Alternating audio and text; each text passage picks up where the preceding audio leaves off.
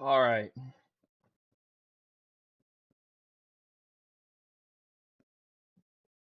Am I live? I think so.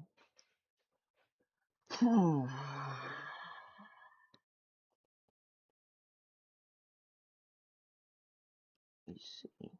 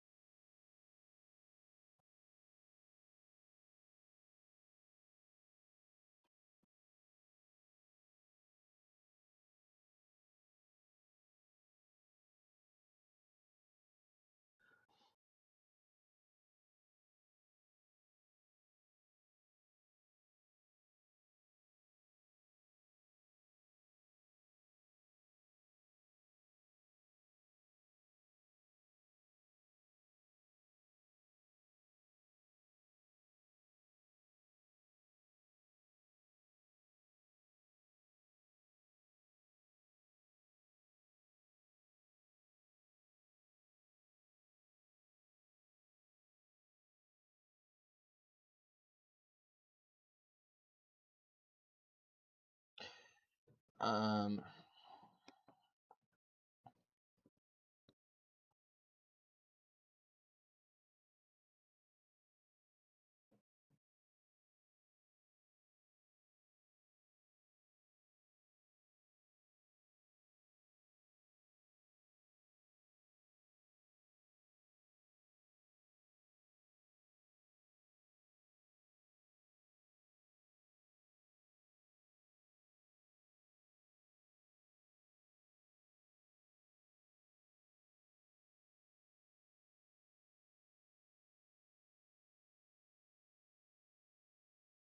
Mm,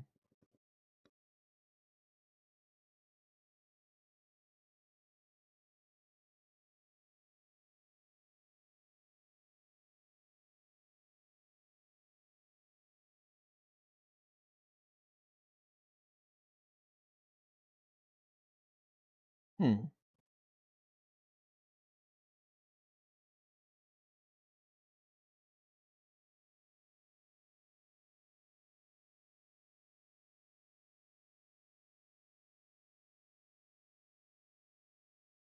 It's not picking up my voice.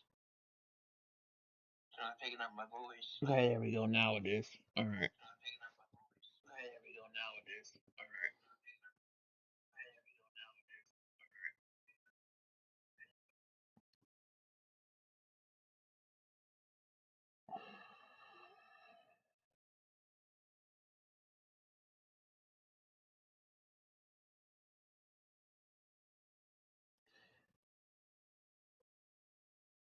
All right. Hello, guys. How you guys doing? How y'all doing tonight? Um, we need to talk.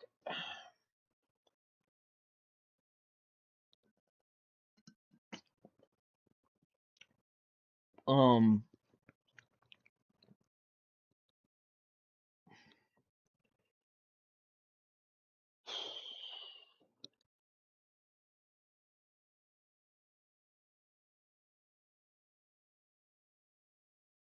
I'm kind of lonely and depressed, bro. These long streaming hours are really getting to me. I might be taking a break for a little while from streaming. I don't know what it is, but I've been really depressed lately. I haven't had anybody to talk to. I've kind of in lonely, upset, depressed, kind of in a bad place. Just haven't really been much in a state to do a lot. Mainly just want to stream and then sleep all day. I mean, I don't have a lot of friends around me to talk to or to be hang out with.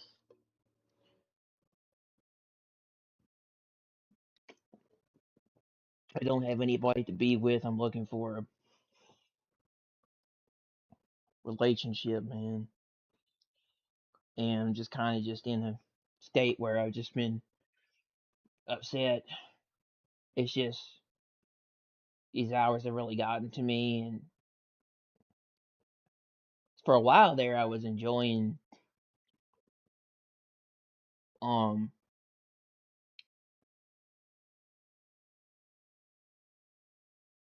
doing stuff like I would go to the pool and swim, and I would go and the movies and stuff, and I would enjoy all that. But lately, it's just gotten to where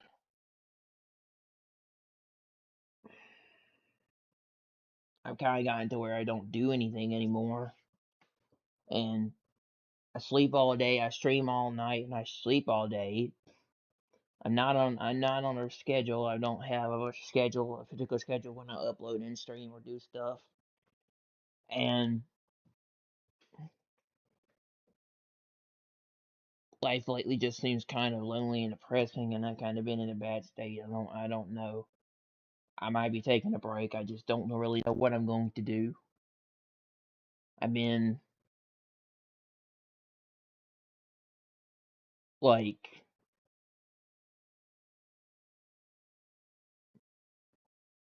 I get on here really late and start streaming, and then I stream till like the wee hours of the morning, and then I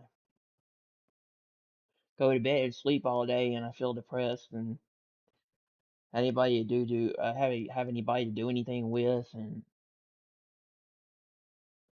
it gets old. And I mean, I don't know, without you guys and your support, I probably wouldn't be in that great of a place, and everything.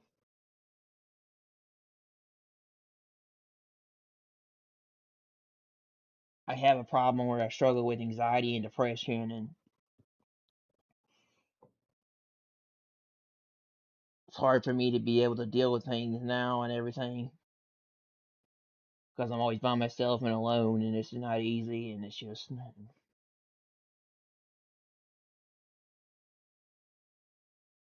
I've been struggling with anxiety and depression for a couple of years now, and I've been going through a lot of hard shit. And been going through hell on earth the last couple of years.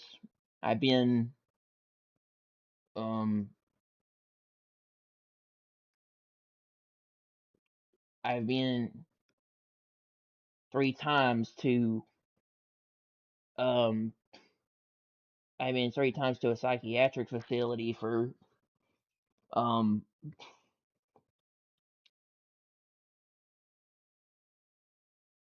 um severe anxiety, manic depression and severe anxiety and stuff like this. I've become I had an episode about a year ago where I like lost my mind. I went crazy, and I about almost had a psychotic break from reality. I don't know if you guys remember, like when the day Charlie Kirk had that rally.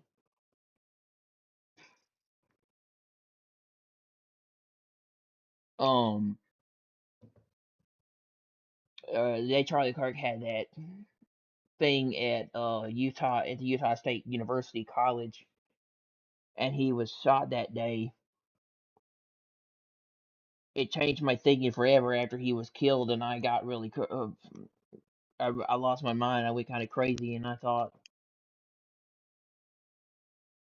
the world was about to come to an end, and people were going to shoot up the place and stuff. And I was like, I was in a bad state. I was in Vegas, and I became very manic and became kind of crazy, and I had to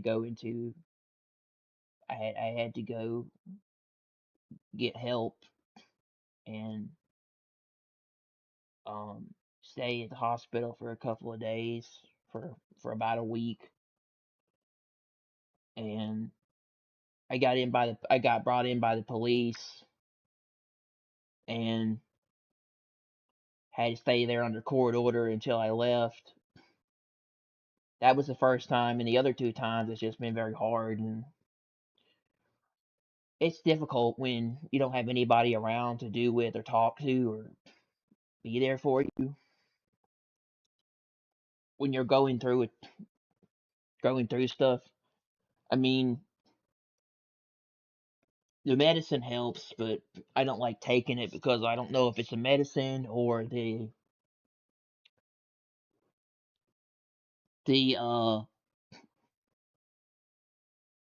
or me or my schedule or me or long streaming hours or me sleeping all day has to do with my depression. But I think it has to do a lot with me feeling depressed because I don't have anybody around or anybody to do anything with or talk to or hang out with, and it's lonely.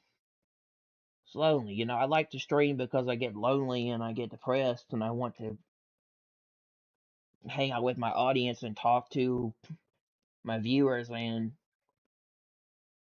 just chill with my supporters. And I enjoy streaming, but it takes a toll on you when somebody promises you something and then you just don't, and then they don't come, and then they say they're too busy or they have stuff to do or they're not around, or they promise you they're going to hang out with you and then the next second they're not around. So I hate when people promise you something and then they don't come through with it. It sucks. Like me and my buddy Trav, we were supposed to play a couple weeks back. We were supposed to play Red Dead Redemption 2, bro. We were supposed to play Red Dead Online, actually. And we never got around to it because either he got sick or something was going on. He told me that his girl was going to be working two jobs and he would have more time, but I don't know. And it's just, I've had several episodes of anxiety and depression.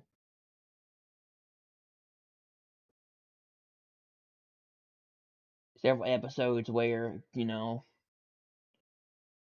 I could be manic and I could have a lot of problems and I could, have a bunch of issues with mental health problems. But my mental health hasn't really been that good since I'd say the last 3 years. I've been better because being on medicine does help a little bit, but I became so manic that they put me on this antipsychotic medication because felt like I was losing my mind, bro.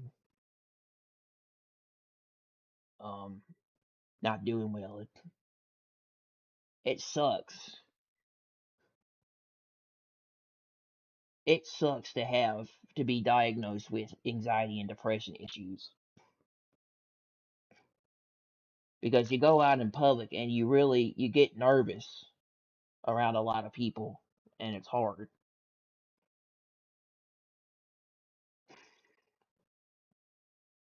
I think depression comes from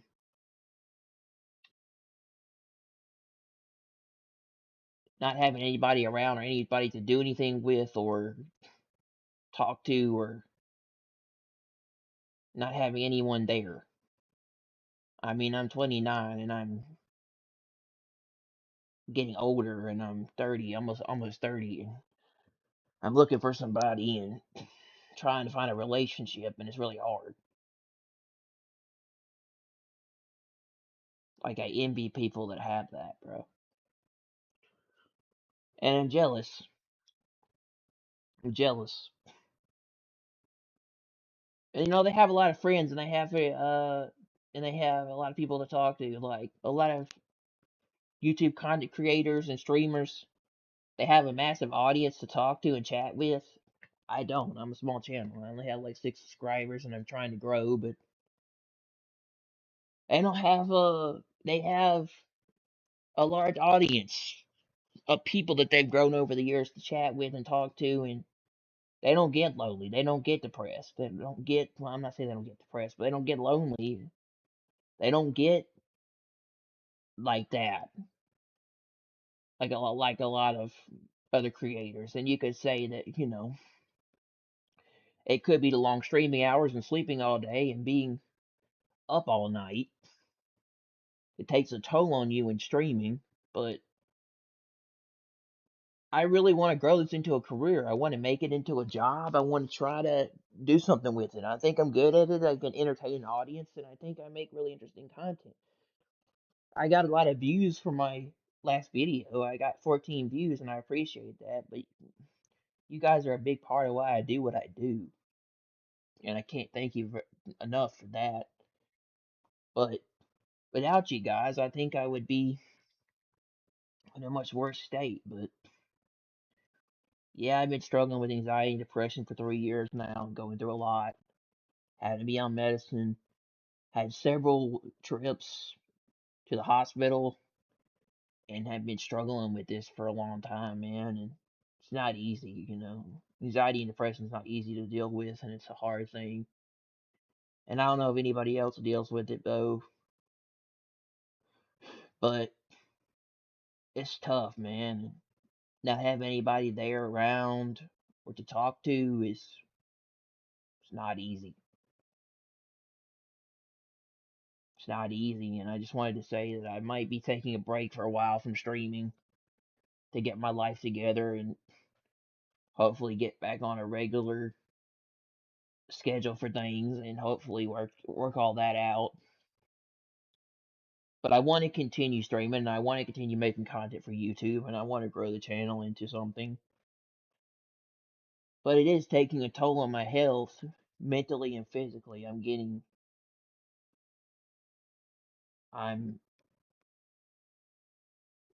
um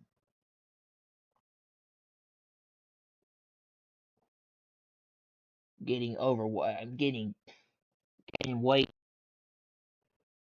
becoming uh to where all I do now is stream at all hours of the night until the morning, then sleep all day, and then do all this stuff. And this is not easy. I've been in an interesting state. I hope me and my buddy Trav can play probably Friday, but I don't know. But I might have to take a break from YouTube for a while or streaming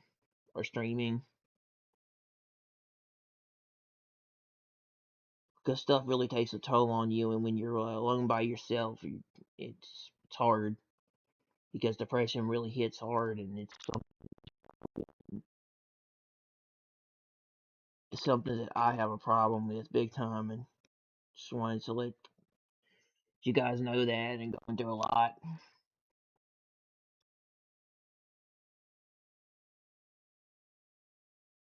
and dealing with a lot of hard stuff, man. It ain't easy. I just got out of the hospital not too long ago, a couple months back, too, and they re-put me on medication, man. I just go, I just have a lot of mental health issues, and struggles with anxiety and depression, and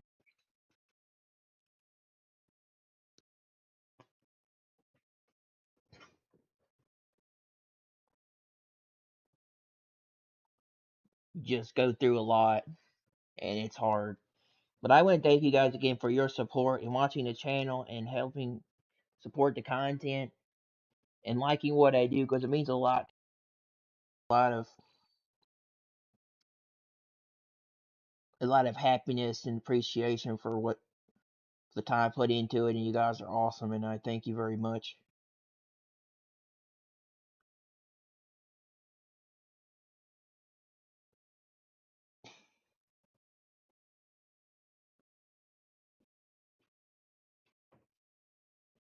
for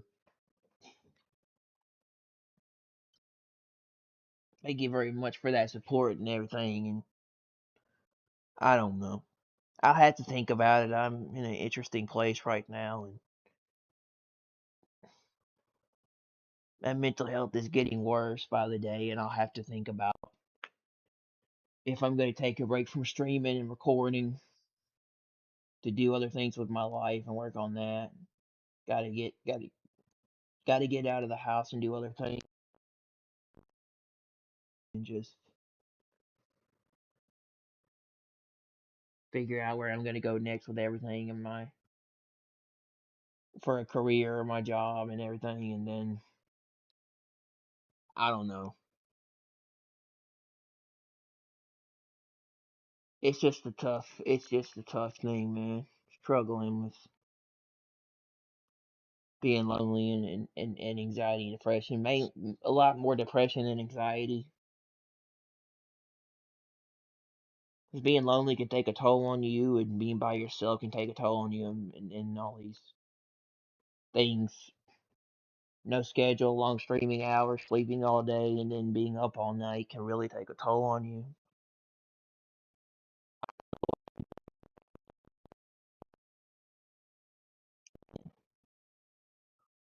But I was able to balance my life out before, and now I can't. And I got to work on that again and figure out what I'm gonna do.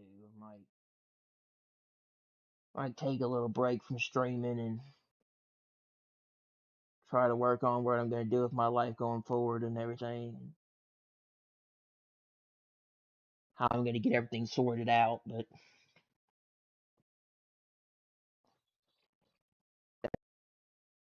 it's hard.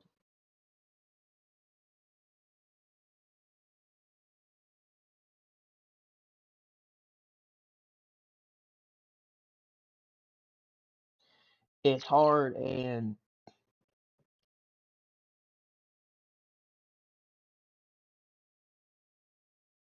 I've got to be able to balance out streaming and recording with other stuff. And I gotta stop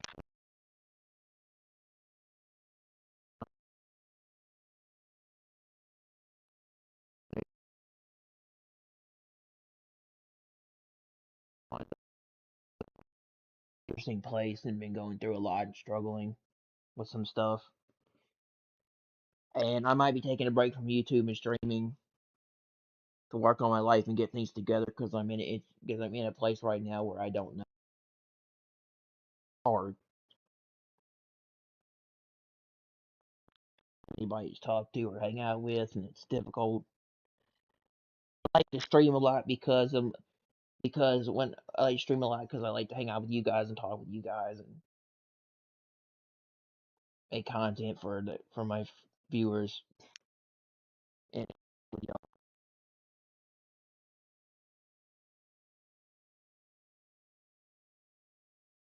I like to do it because I'm lonely a lot and want to stream.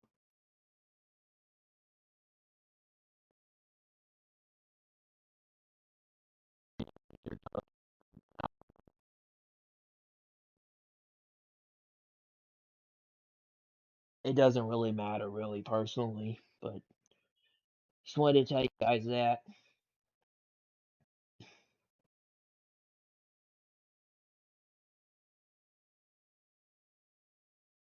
And I wonder if anybody can relate. But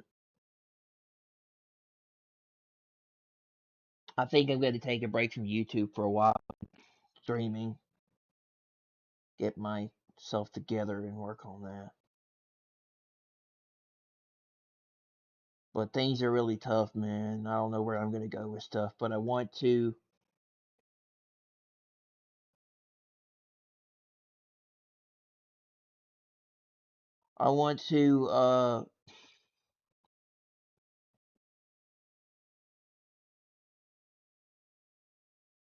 try to get back to doing other things with my life again, and stream and swimming and doing other stuff and everything. Because being on a late schedule and streaming all day and everything and all that, it gets depressing and tiring and old and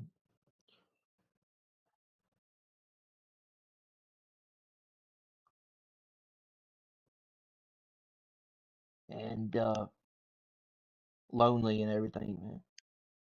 I do like this stream because it keeps me less lonely and depressed, but nobody ever interacts with me in chat and talks to me or comes and joins me when I play games or leaves comments or hangs out with me. So I don't know. Maybe I might just quit streaming and go back to just doing videos and just going back to doing videos and content there instead of streaming because nobody is my audience doesn't seem to want to interact with me or talk to me. So there's no point in streaming if I don't get that if I don't get anything from chat. I mean, I like to stream because I enjoy it and it's fun. But it is getting kind of depressing and lonely and I don't know if I don't know if I'm gonna continue it. I might take a break. It's just old and tiring and I just get sick of it.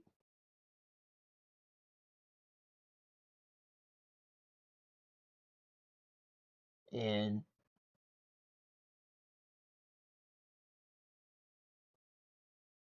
it sucks. I wish I had that audience that a lot of creators have. I'm jealous of them, and I hope I want them. I want to have that type of audience. I wish I had that, but I don't. And I'm trying to work on and grow the channel and make it bigger, make it into a career or something. But I don't know if I'm gonna ever get those type of viewers and that audience that a lot of channels have. I'm gonna have to work on trying to grow the channel and content, but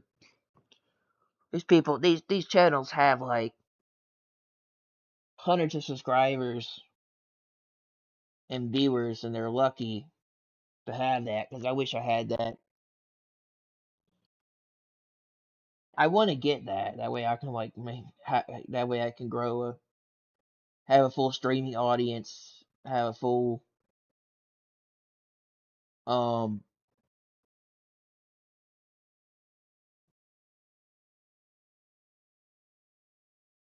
have a full live streaming audience and everything for the channel and try to make content for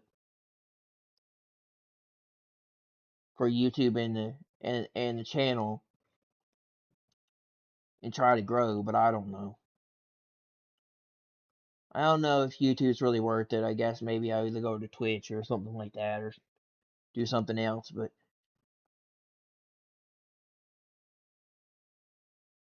I want to grow the channel. I just don't know if I'm ever going to grow that big enough to get that those amount of subscribers. But hopefully I can do that and get something, but I don't know. Anyways, just being lonely and depressed sucks, man. You just want to kind of just give up and quit and stop doing it because there's no point. And it's making you feel depressed and lonely because you don't get that type of interaction that you get that other creators get. So, what's really the point, man? I don't know. I'll see what I'm gonna do going into the future, work on it and see where it goes. But I just don't really want to.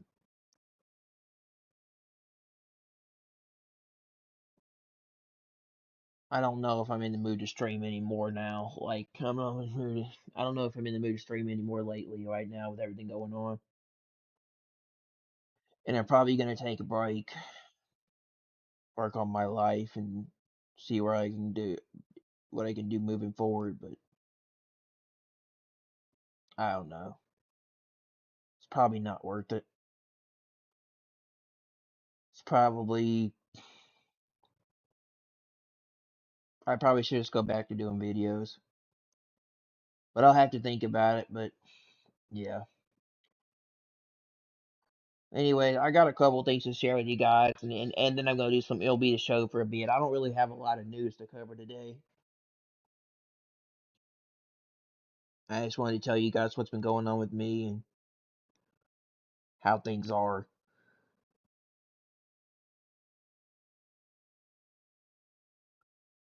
Probably gonna take a break.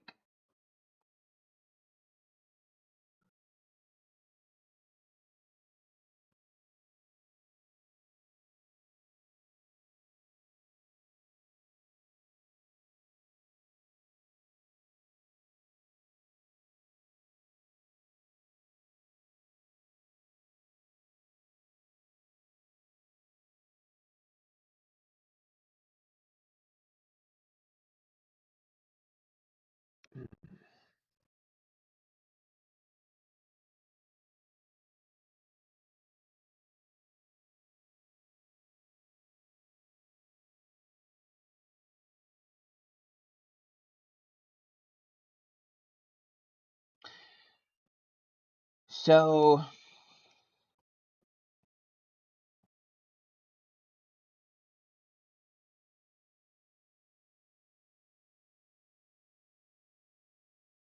hmm, Stuntman Hollywood, Fast and Furious.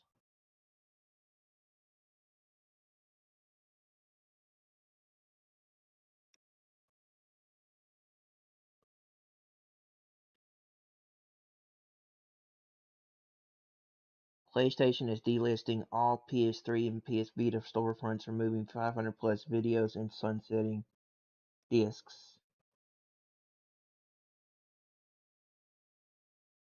Meanwhile, Xbox is getting 25 years old OG Xbox games achievements, making Xbox games compatible with PC. Oh yeah, Xbox games are now compatible with PC. That's what I was trying to say. And giving them a free 4K update, and people wonder why I prefer Xbox.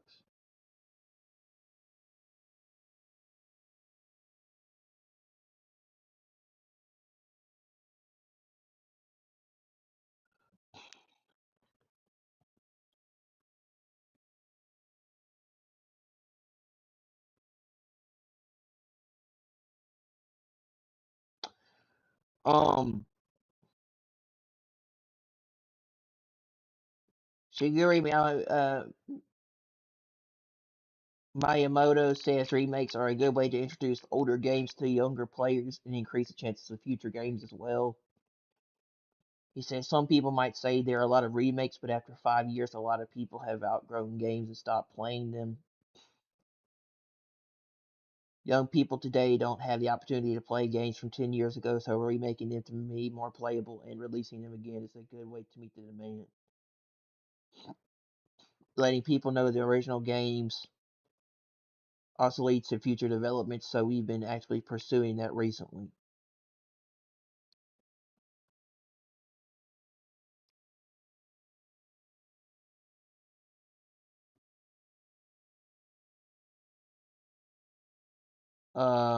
Nintendo Miyamoto has commented on game remakes and recently spoke about the benefits they bring. This year alone, the company will be bringing about two notable ones. Notable ones. We just saw Star Fox last month, which is another version of Star Fox 64: The Legend of Zelda.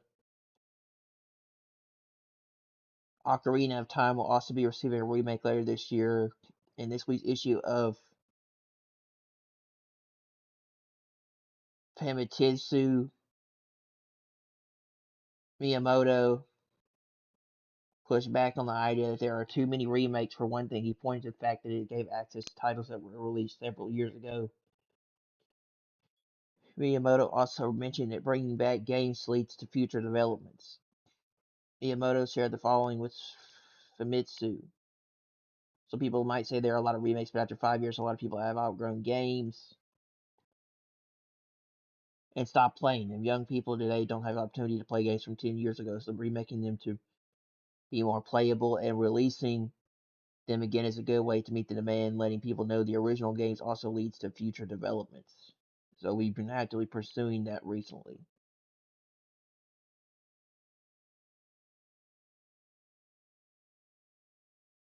Outside the above, Miyamoto touched on Nintendo's game lineup in general and confirmed this year's Star Fox and Yoshi games came about because of the Super Mario Galaxy movie. We've had more on that here. Yeah. So, Miyamoto says that remakes are a really good way to introduce young players to older games that were made 10 years ago, like The Legend of Zelda Ocarina of Time.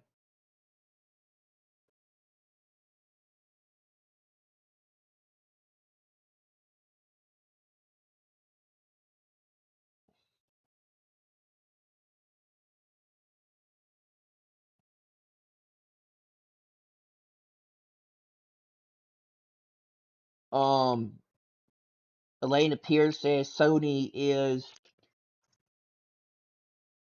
Elena Pierce report says that Sony has introduced its strictest social media guidelines ever ahead of the controversial PlayStation Disc announcement.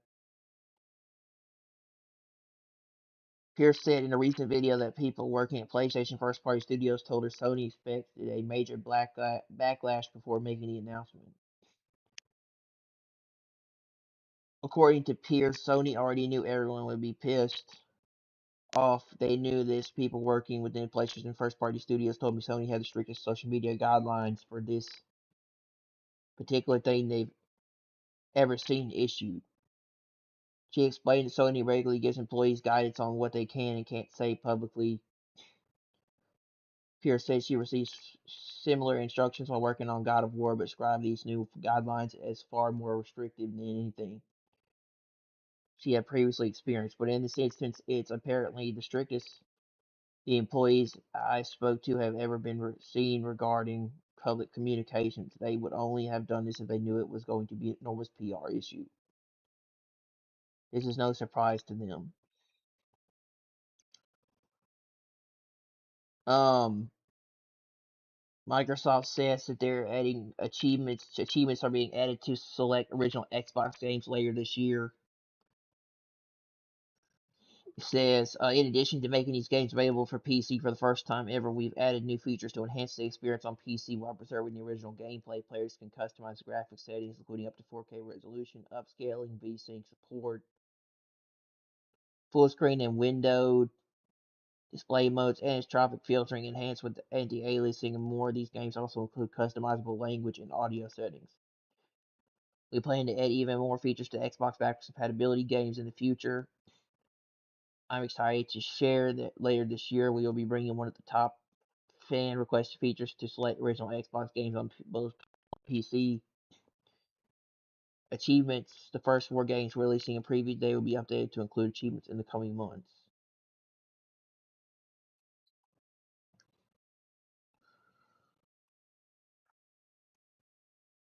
Microsoft with Xbox announced Xbox backwards compatibility on PC, starting with 4 games that said Blinks the Time Sweeper, Conquer Living Reloaded, Crimson Skies High Road to Revenge, and Fusion Frenzy.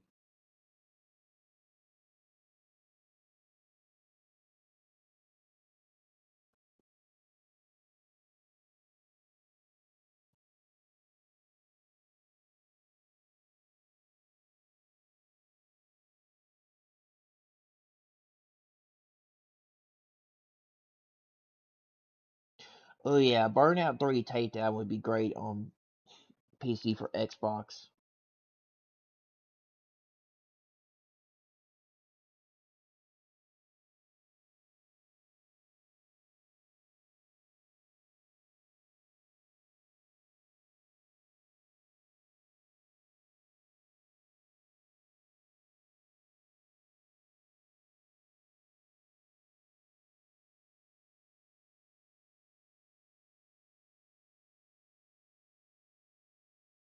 Oh crap, so these games are only via the cloud.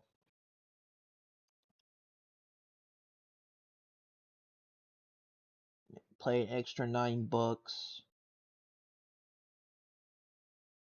a month to play games via the cloud from the 2000s.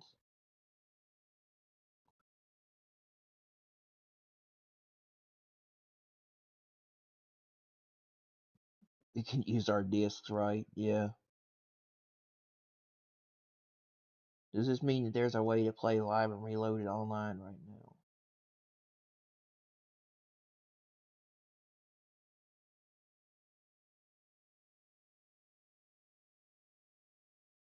I got Bleach Physical last month.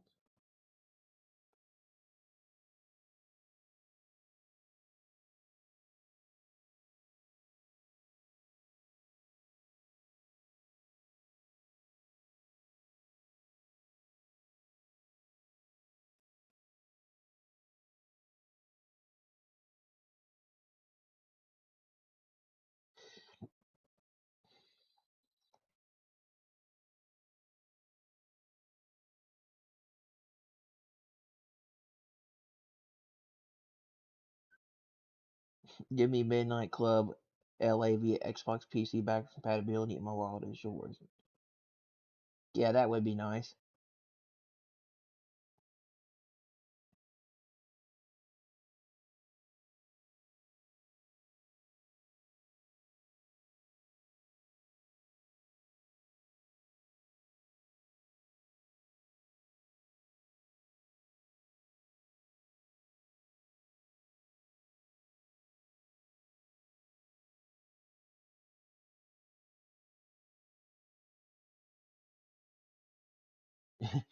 If it isn't off the disc, it's not backwards compatible, so not a fan of their wording, but an official emulator is a better way to start that. Yeah, basically Xbox emulation.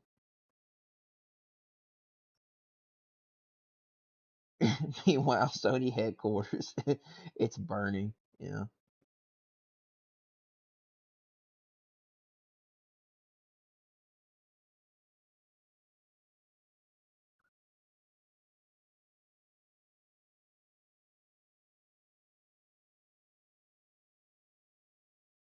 Are they allowing us to use the disc versions of games to play? I didn't see any mention of that. If not, then this is what's somewhat akin to the PS6 not having a disc drive thing. If the games can only be purchased digitally and not played from disc.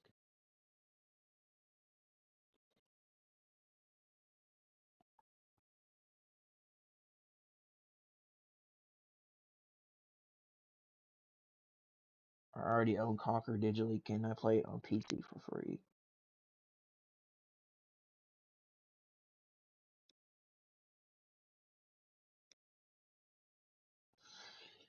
Yeah, that's interesting. Will they be on Steam?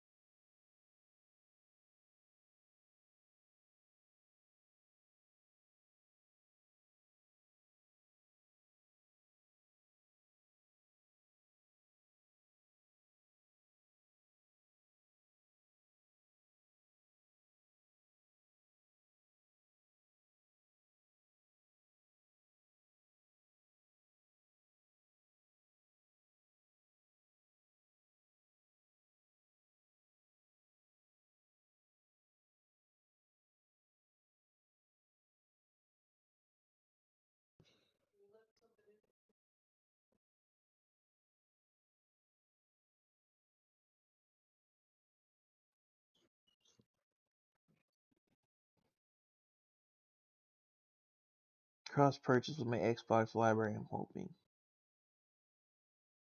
They said if you bought it on console, you can already play it on PC. That that would be really cool to play Xbox games backwards compatible on PC.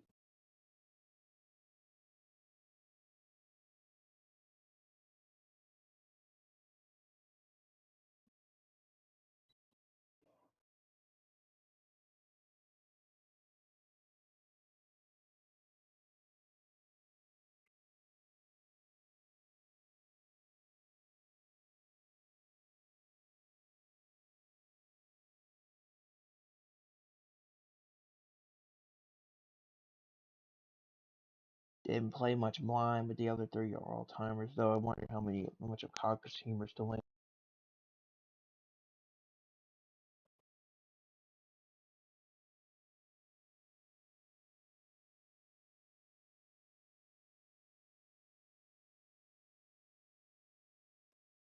Um, Recreation 2 was announced yesterday by um the people behind Criterion and the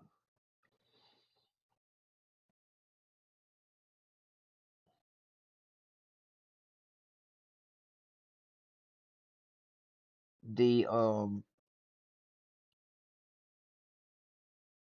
forgot the other studio. Anyway, they went independent after Recreation and is making Recreation 2, which is supposed to be a successor to Burnout, and probably they're saying it's the closest thing to Burnout Paradise 2. And it was announced for PlayStation 5, Xbox Series X, and PC.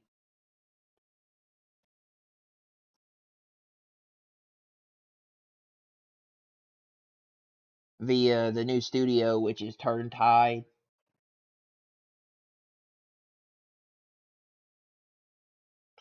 Studios, I think is what it was called. Recreation 2 is hardly the first attempt by ex-Burnout developers at reviving the spirit of one of the greatest and definitely my favorite arcade racing game series of all time. There was Dangerous Zone and then its sequel. Next came Driving, which was supposed to get a sequel that never came out and instead morphed into Recreation, which our racing game guru Luke Riley did not take kindly to in his review. It is the fourth time the charm. Based on a couple of hours I put into the very early preview build of Recreation 2, I can for now at least optimistically say maybe I don't say that to hype this game up too much or judge it too harshly. Rather, studio head Fiona Sperry, herself a veteran of the burnout days at Criterion Games, wanted to emphasize that this is an extremely early version of what they're building. Says with that in mind, I loaded up the demo and its dozen plus events and a couple of upgradable cars, expecting a rough, buggy mess that might have a kernel of greatness at its core. Then the team at When Tides Turn. Yeah, When Tides Turn, that's it. They went independent in their new studios when Tides Turn. Just needed time to build and polish it into a pearl. And to my pleasant surprise, I instead found the section of this fictional Heartbreak City on offer to be pretty solid on my 5080 powered PC, completely devoid of the frame rate hitches and bugs cited by Luke in his review of the first Recreation. Does that guarantee the final version of Recreation 2 will also be polished and free of bugs? Certainly not again. By Sperry's own admission, the sequel is still early in development, but it's making a really strong first impression on me. Road rage events are ripped straight from Burnout. Why just as with the first Recreation, which I confess somehow completely missed when it came out. Recreation 2 is probably trying to build what is essentially Burnout Paradise 2 in all but name. The shiny visual style is very similar. It's a pop punk soundtrack. The flaming turbo meter is identical to the one found in Burnout. Even Heartbreak City itself feels reminiscent of Paradise City. Says, but of course, the thing is Shakespeare once wrote, and the team at When Tight Started recommended I leave the difficulty at its default setting. Hard idea that they were right as I flew around the track stacked out within the downtown area of the city at blindingly high speeds. I was met by equally aggressive drivers who could dash out stunts uh, and takedowns admirably well. Meanwhile, the arcade wide handling of the cars felt instantly familiar and pretty dang good. Handbrake on the Xbox gamepads, X button can get your car around a 90-degree turn pretty quickly. If you feather it too right while stomping on it too hard, you will slow your car down to a crawl, and slamming into other cars feels weighty, as it should, as if you do get wrecked. You've got aftertouch, just like in Burnout, meaning you can nudge your slow motion car, crashing car in any direction to try and take out any approaching opponents along with you.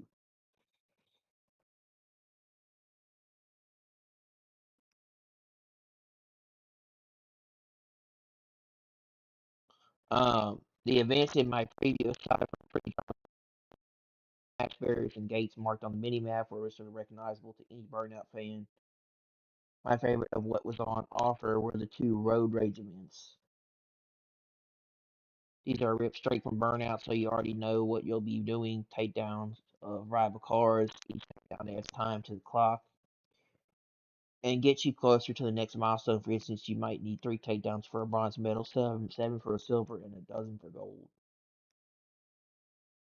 Everything else in the early build were races of some variety, be a lap-based circuit, single lap sprints, or one-on-one matchups that would win you a new or upgraded car. Both cars available the supercar style Dearborn Schaefer Night Tranger and the 57 Chevy like Huntsville, Nebraska have spirited versions you can unlock for your garage. And they do indeed handle quite differently, with the Night Ranger being quicker, faster, and lighter, and thus weaker against the takedowns of the Nebraska being opposite a tanker. Admittedly, there wasn't much to do, just drive around the open world after I had completed every event in the early version, but that's just it. It's early, and so I'm trying to give when tides turn the benefit of the doubt while also keeping my own excitement in check. There's a long way to go here by the team's own mission, but what I've already spent a couple hours with is really fun. If Recreation 2 can clean up the mistakes the first one made while focusing on being a modern day with the reasonable caveat that his attempt will probably won't have nearly the manpower budget behind it that Burnout did in its heyday at EA, then we might have the closest thing we've seen to a proper Burnout Paradise. That's the ceiling here. The floor is unfortunately another flawed and unbaked attempt like the last one was, but I'm genuinely optimistic that we're heading for the better outcome here, particularly after the earlier preview version already addressed some of the criticisms of the first Recreation. Recreation 2 will be developed out in the open for fans to see, so seek out when tides turn Discord to follow along. If you first, the controversy plan to follow. Fingers crossed that the fourth time's charm to finally fully recapture the magic of Burnout.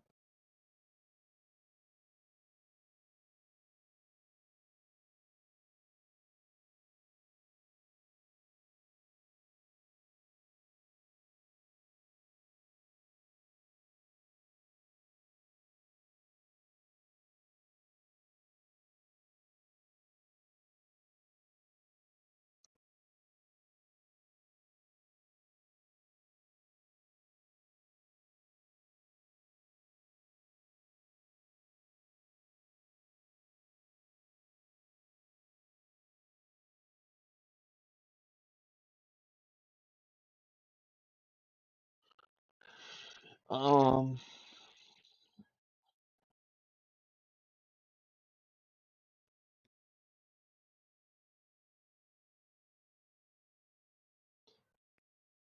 Defoe's 71st birthday. Here's footage of him having a blast on the set of Spider-Man 2002 in the Green Goblin suit.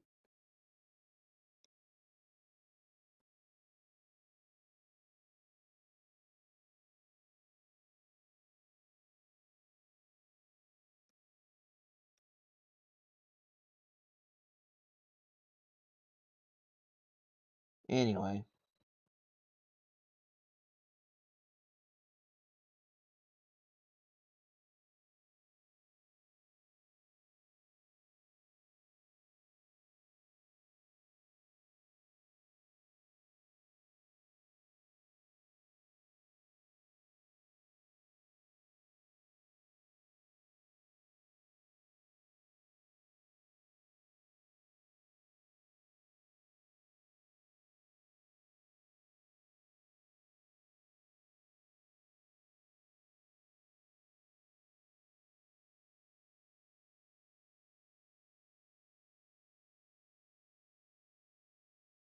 anyway,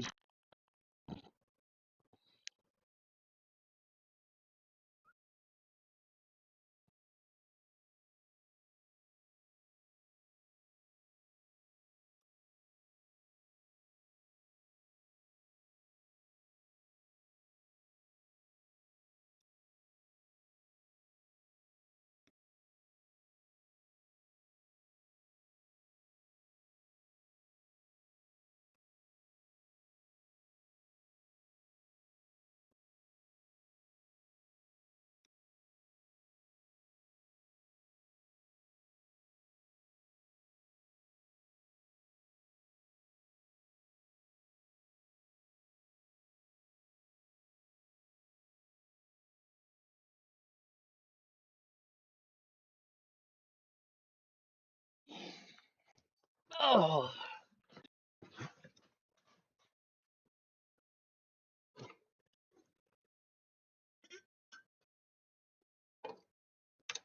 Let's see if we can make a run for the World Series. Well, I mean, I've already captured the division, but I need to see if I can finish out the season and then try to make the World Series.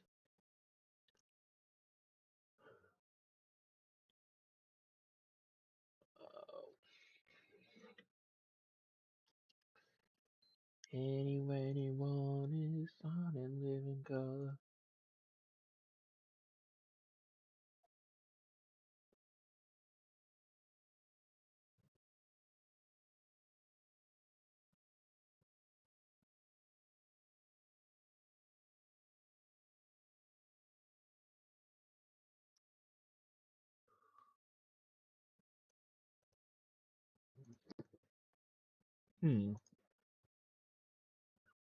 Kicked his old habits, he began experimenting with rapping and DJing. Electronic music, particularly dubstep, was exploding in popularity at that time, and Oliver began making a name for himself in the Santa Cruz music scene under the alias Criff. Meanwhile, he was also releasing online under the moniker Tree, through which he put out his earliest rap projects. One very early career boost was a collaboration with a local DJ called Minnesota, when they released a song and accompanying music. While it failed to see any major mainstream success at the time,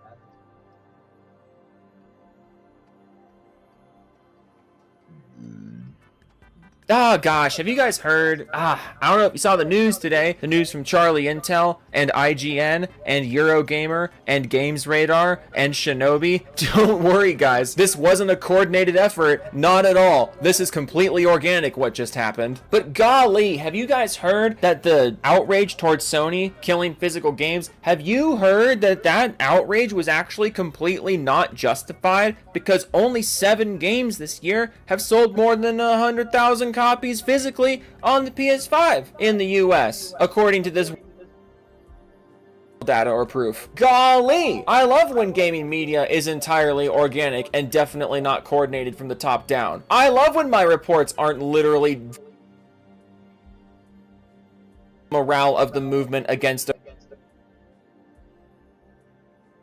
This was literally the most blatant example of media coordination I have ever seen. Because I'm sure you've seen the reports about how only 7 games released on the PlayStation have sold more than 100,000 physical copies this year. And there is no reason to post a story like this, especially not a story like this across gaming media all at once. There is no reason for this other than to kill the morale of the rallying against Sony. Not just because the information exists, but also because the information, if you look into it, is not real. And yet, nobody vetted the source, nobody vetted anything. Every single major outlet ran with this story all at the same time. Conveniently, on the 3-week anniversary of the announcement that Sony's killing physical media. I love organic news flow. So all of these reports come from Circana, specifically Matt Piscatella of Circana. Who's Circana, you ask? Just the analytics firm who has been caught multiple times just... Never mind. They rejected the trade. Oh, don't worry, guys. All of gaming media is going to run with this one Blue Sky post from this one Circana guy, and it's totally not manufactured. I promise. And what is the post? Well, Matt Piscatella posts on Blue Sky. Are they called? I don't want to call them tweets. Are they called blueies? Are they called skysies? Are they? This new Wolverine trailer flooded with 10,000 comments about discs. And then Matt Piscatella, completely unprompted, like there is no reason for him to say what he's about to say other than to paint a picture. He says, quote, 2 PlayStation video games sold more than 10,000 physical units in the US during week ending July 11th. 7 have sold more than 100,000 physical units year to date. Source, Circana Retail Tracking Service. Mind you, this guy is Circana, so his source is himself. He won't tell you which 2 games sold during that week. He won't tell you which 7 games sold more than 100,000 on the year. He won't tell you any more details than this, but all of gaming media ran with this story, and I'm just going to put this interaction on screen here in case you have comment section and say that he's a legitimate source. This is how he interacts with people asking for more information. He tells you to go to Sony and says he's showing the data that he can show. I just show the data that I have that I can show. So nothing is what you're showing here. So you have no data. And I also love that conveniently he says, oh, only 7 games have sold more than 100,000 physically on the year.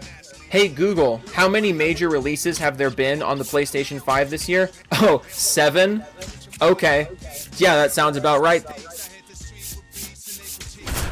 Also, what number is over 100,000? Because 100,001 is a number higher than 100,000. That's over 100,000. But you know what else is over 100,000? 1 million, 2 million, 3 million. You need to give more information than this. But you're not giving more information than this because you have no information. Or, best case scenario is you do have information and are being intentionally manipulative with how you are portraying it. Because let's just say we have 7 games here that have sold over 100,000 physical copies on the PlayStation 5 this year in the US. Mind you, he's also saying this is just the US, and the US tends to be the most internet dependent market. Conveniently just the US here. But also, let's just say that only 7 games have sold more than 100,000 copies. Ugh, that's so terrible. I mean, all 7 of them have sold over 1 million copies. All 7 of them have sold over 5 million copies physically. But those numbers are all over 100,000, right? So, how can I twist this information? Like, you know what I mean? This is what happens when you don't give actual information. You are blatantly spinning the numbers that you have, assuming you even have numbers. And yet,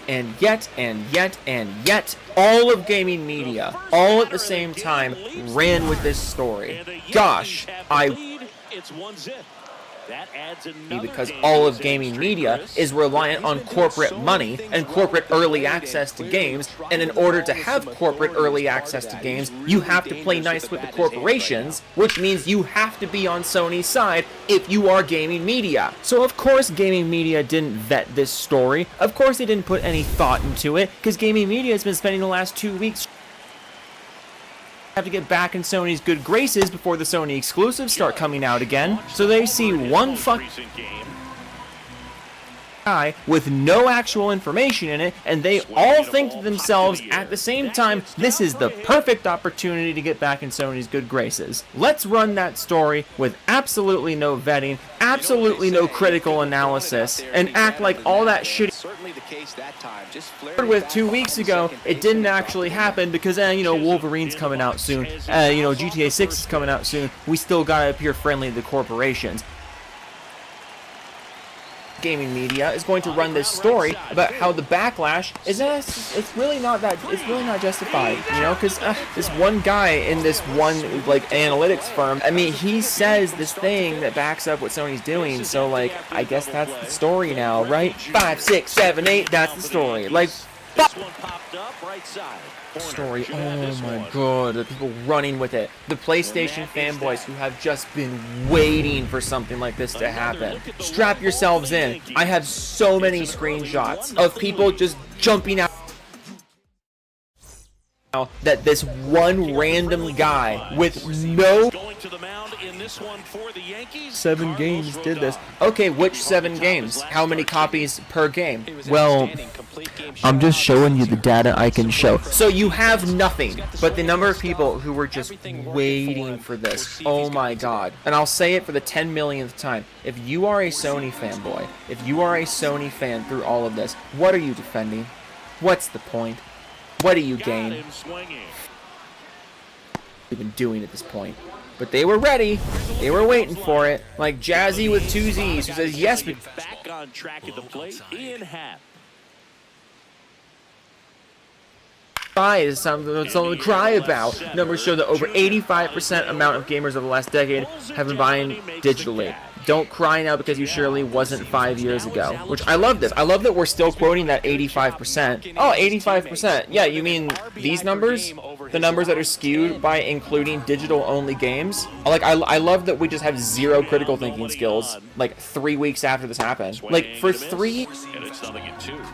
saying, hey, that 85% number is not accurate because it includes digital-only games. When you are looking at games that have a physical and a digital option, the numbers are much more even, and in many cases, physical dominant. But because a bunch of digital-only games exist, we're going to argue that digital games need to stop existing. Like, all arguments of game ownership aside, this is just on its face a terrible argument. It's a terrible way to look at things. And you're going to see a common theme here. The people who are the most vitriolic about a digital future, people who are the most enthusiastic about physical games going away, also just seem to be the most vile, just inconsiderate, selfish people you will ever see. Just keep that in mind. That the Venn diagram between people who want physical to go away and people who you would never want to spend any actual time with in real life, because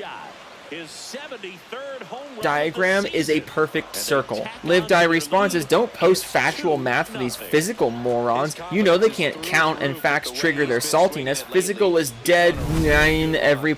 Another look at one of the most impressive. Physical is dead, guys. Physical is dead. Don't post factual math. What's that meme of the numbers don't lie, the wrong numbers? Like, that's you're doing the meme. Don't post facts, even though the facts that I'm talking about are literally not facts. But also, physical media is dead, which is why Mortal Shell 2's physical. For Mortal Shell 2. It's a game that I forgot existed. Because whenever you say the words Mortal Shell, I think of that movie Mortal Engines. That movie that was like that movie that was. Remember that movie Mortal Engines? Like, I put Mortal Shell and Mortal Engines in the same be the only one. Unkworks says the disc holdouts won't hear it. They will say Circana is making it up. They will come up with conspiracy theories like Sony is lying, making illegal false statements on their investor earnings reports. Interacting these imbeciles has been what the has quickly become as exhausting as talking to a flat earther. I love that. Like, oh, they'll say Circana is making it up. Well, Circana has been caught the conspiracy theory about how Sony is lying. Well, Sony routinely lies to you. They'll say Sony's making false statements on investor earnings reports. Yeah, because Sony has never smudged the data on investor reports before. They've never done that. It's like you're just listing off reasons why people wouldn't trust this and being like, people won't trust this because of these reasons. It's like, yeah, I'm glad we... As yeah, gamers did this to themselves. I should know. I haven't bought physical in 10 plus years. Last physical I bought was GTA 5 for 360. Shocker, the GTA player doesn't care about physical media going away. Shocker, the GTA player doesn't know what...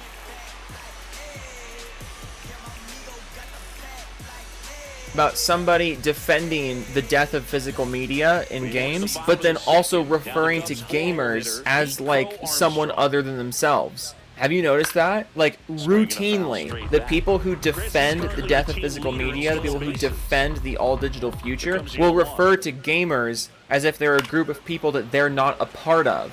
And yet here you are talking good about something in the games industry. So, are you not telling on yourself here?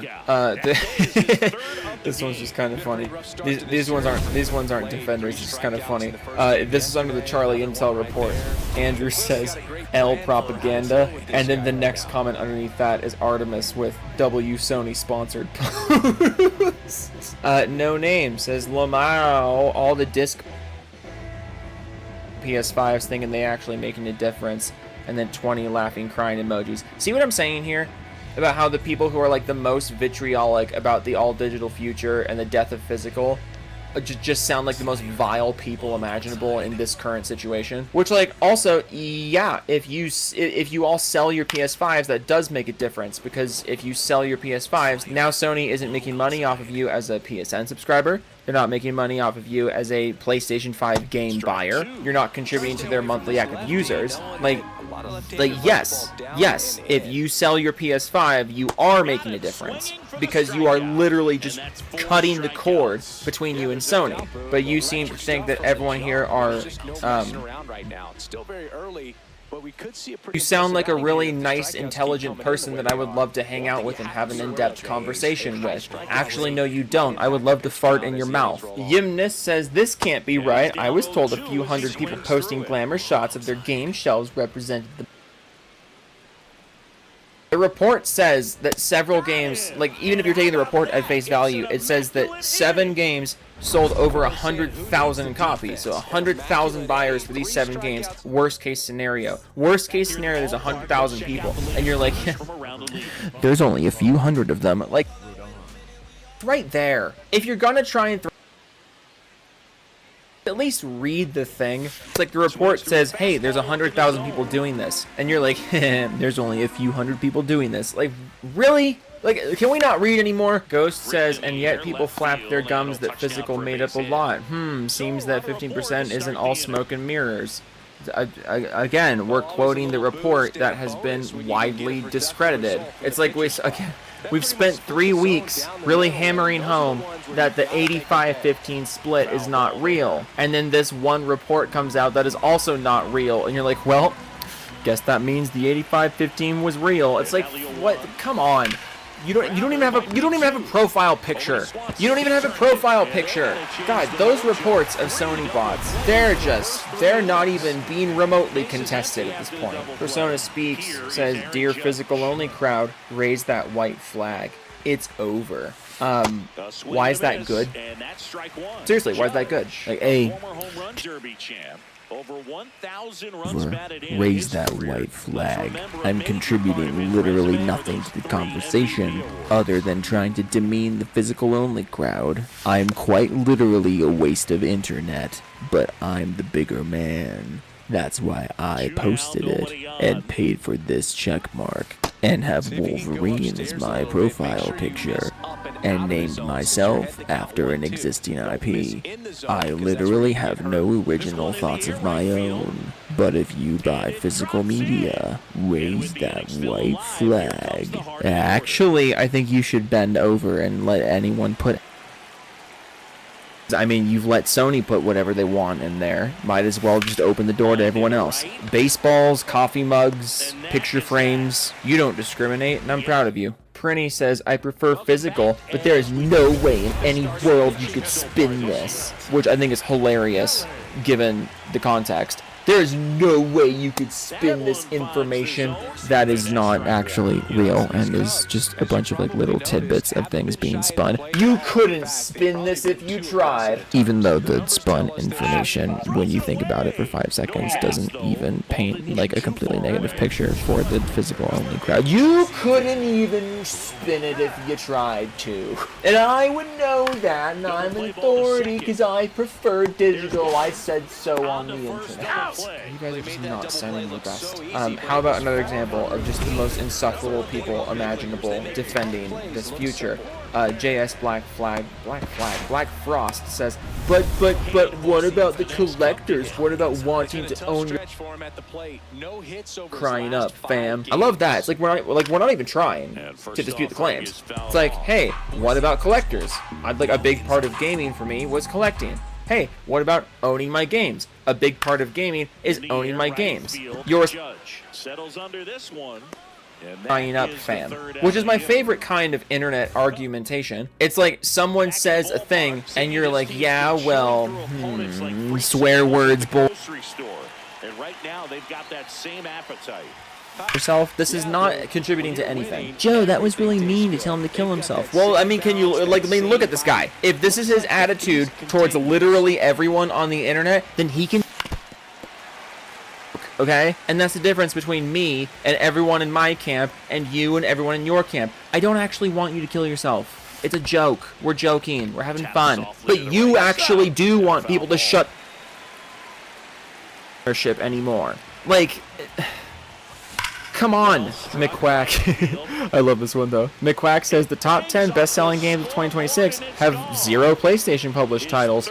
Maybe they should stop making games, too.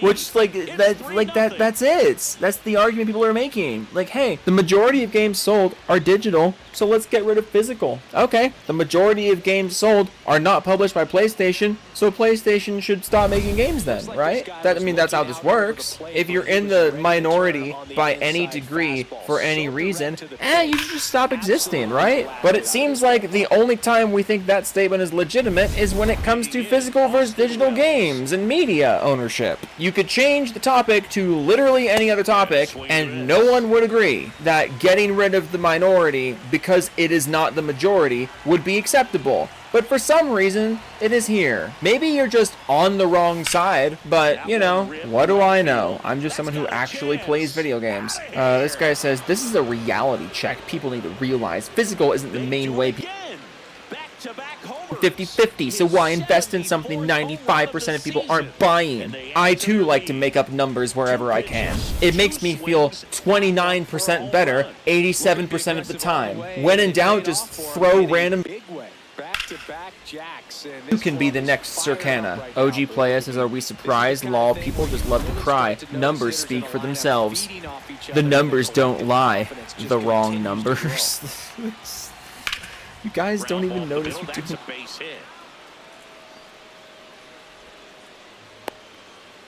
Knew it. Laughing, crying, laughing, crying.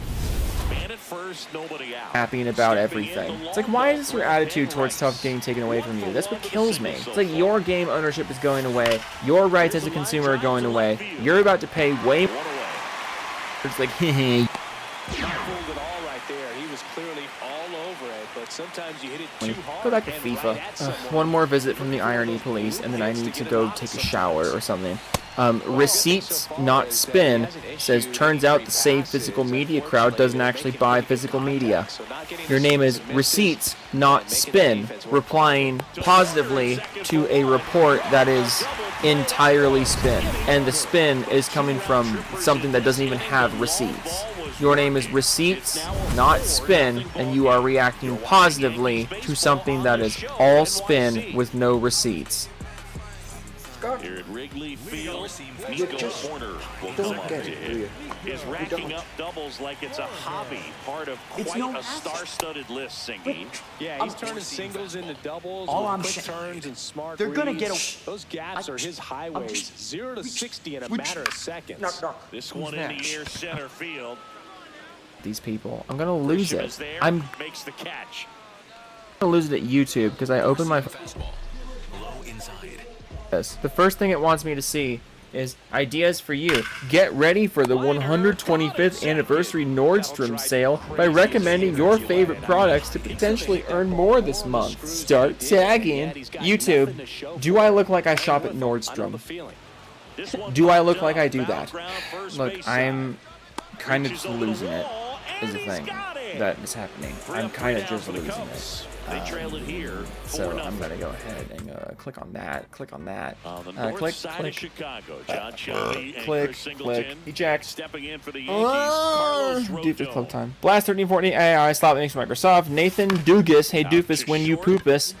Poopity. Unicorn Rocco, Joe, usually play crab, champions, mechanical residents, halfway nuts, ghost ho, random boy, physical for life, multi, wanna be color, dirty, making the bullies, people at the bowler, have bid at 310 char, Jaguar 4763, failure to crowd. in her situation that she bruises easily. As for her claim that he was controlling towards her regarding what she would wear, he claims that it was due to him trying to mitigate the stalking that she would get from viewers. For a little bit of added context for the unfamiliar, it's not uncommon for someone in Emiru's position to have stalkers. It's a sad fact that when you're an online content creator, certain people with mental health issues will begin to perceive that they somehow know you. Schizophrenia in particular will often cause delusions where the person afflicted will feel like media personalities are personally talking to them. I personally have been getting emails for around 2 years from someone who believes that I am a part of ISIS. Shout out to you, my goat.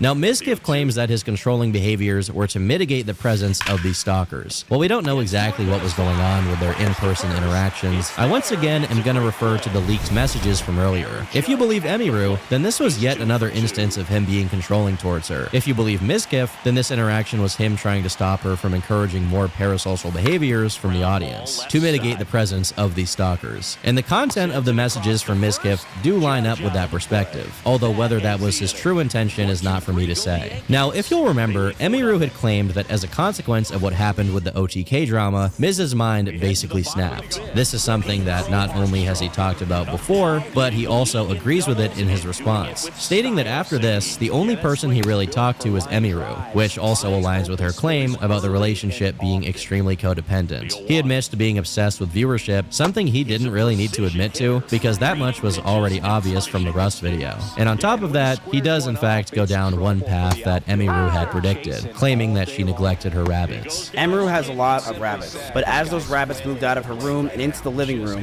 they started to see disgusting neglect. No food, no water, sometimes not having clean bedding for weeks. And my brother once came over and said, and I quote, "If you ever marry this woman, I'll never forgive you." Here is a video up close of Emiru's rabbits. These are small little mites that are inside the rabbit cage, and she didn't care. She completely neglected these animals, and I'm not going to sit around and let people say that she didn't. She left them to die. I would tell her to take care of them all the time, but to no avail. She completely neglected those rabbits, so much that many died just over a year or two of being around in my house. When Maya came over during my cancellation, she actually commented on Emiru's rabbits and said, "These rabbits are completely neglected and this is disgusting." Now, I'm no rabbitologist or whatever you call someone who likes rabbits a lot, but with that being said, off-rip, looking at Mizkif's streams, this definitely looks bad. It sparked a lot of debate on social media, where people have brought up some other clips from her streams where people then play rabbit expert, trying to determine if the living conditions are suitable for these animals. I'm not going to weigh in too heavily here on this particular thing. It's possible that these animals were mistreated, and I just don't know enough about taking care of them to say one way or the other. But as far as Miz's intentions with bringing this up, it's worth saying that he's including this in a response that has nothing to do with what's being discussed. Miz claims that the last 9 months of their relationship got worse and worse, essentially painting a picture that both of them were toxic towards each other. She says that he would threaten to end his own life. He says they both did it. She claims that she had to get her cat out of the house because Mizkif was mean to the cat. He claims that he wanted her and her cat to leave because her cat would attack his cat. Now, in response to the claims of going juggernaut mode on the house's walls, this is what Miz has to say. "I'm ashamed that the situations got so bad, but Emmy was also violent. She would throw clothes or plushies at me, and I punched holes in the walls or slammed doors in aggression." Now, I can see the point he's trying to make here, but ultimately, as the audience pointed out, these two things are not really equal. Miz also responds to her claims of sexual assault. While Emiru claims that she was crying during the interaction and she let him kiss her, he claims that they were kissing outright, which is when he put the moves on her. We cuddled for about 30 minutes and started to kiss. She said that she was okay with this on her stream, and I started to advance to the next stage because I thought that's what she wanted. She yelped, and I immediately sprung up and was scared if I did anything wrong. I got scared and left the house. I apologize if that made Emmy uncomfortable for me not saying sorry, and I wish I said sorry back then. Now, this particular part of his response has caused a lot of debate on Reddit and other sites as to whether or not what she describes is assault, whether his retelling is assault or not, etc. XQC, for example, seemed more understanding towards Mizkif, while other streamers like Dante have heavily disagreed. Mizkif claims that after this interaction, Emiru had told Miz that she wanted to marry him, but he knew that the relationship was too toxic to continue. With that being said, we do know from Emiru's messages from him since then that this wasn't necessarily something he remained consistent on. As of me writing this, Mizkif has not released anything on these other streamers as he initially promised. Instead, he's turned off the comments on his entire channel and gone silent on most of his social media. But that doesn't mean that all of the developments have stopped. As confirmed by both Miz and Emiru, in the wake of the 2022 drama, Mizkif's mental state deteriorated rapidly. After his response was posted, he took to his offline chat to speak about this a bit, stating that during that time period, he did in fact take steps steroids, took shrooms every day, and at one point took acid. He even specifically clarifies that the steroids gave him anger issues. Now, if you've done a little bit of reading online, or you watch Trend Twins videos, you're probably familiar with the term roid rage. Without getting into the science of it, you can become irritable, snapping at things that wouldn't otherwise make you upset, and flying off the handle into physical violence. Given that Mizkif's mental state was already poor, steroid use definitely didn't help, and probably contributed to not only the violent outbursts that Emiru described, but also the Mitch Jones incident. As I said earlier, we don't know exactly what led up to this incident, and given what's said, it's possible that Mitch had goaded Miz into beating him up. However, this is just another drop into the bucket of the broader picture that is Mizkif's perpetual crash out after the 2022 drama. And I'm sure doing psychedelic drugs like mushrooms and acid didn't help either. Now, up until this point, I've mostly avoided talking about the reactions of the broader community to Emiru's story, but it hasn't been great for Miz. Another girl accused him of assault, although she says in the post that they had a consensual relationship afterwards. Adriana Lee was obviously happy to see Emiru coming out, considering her story from back in the day. Ethan Klein came out in support of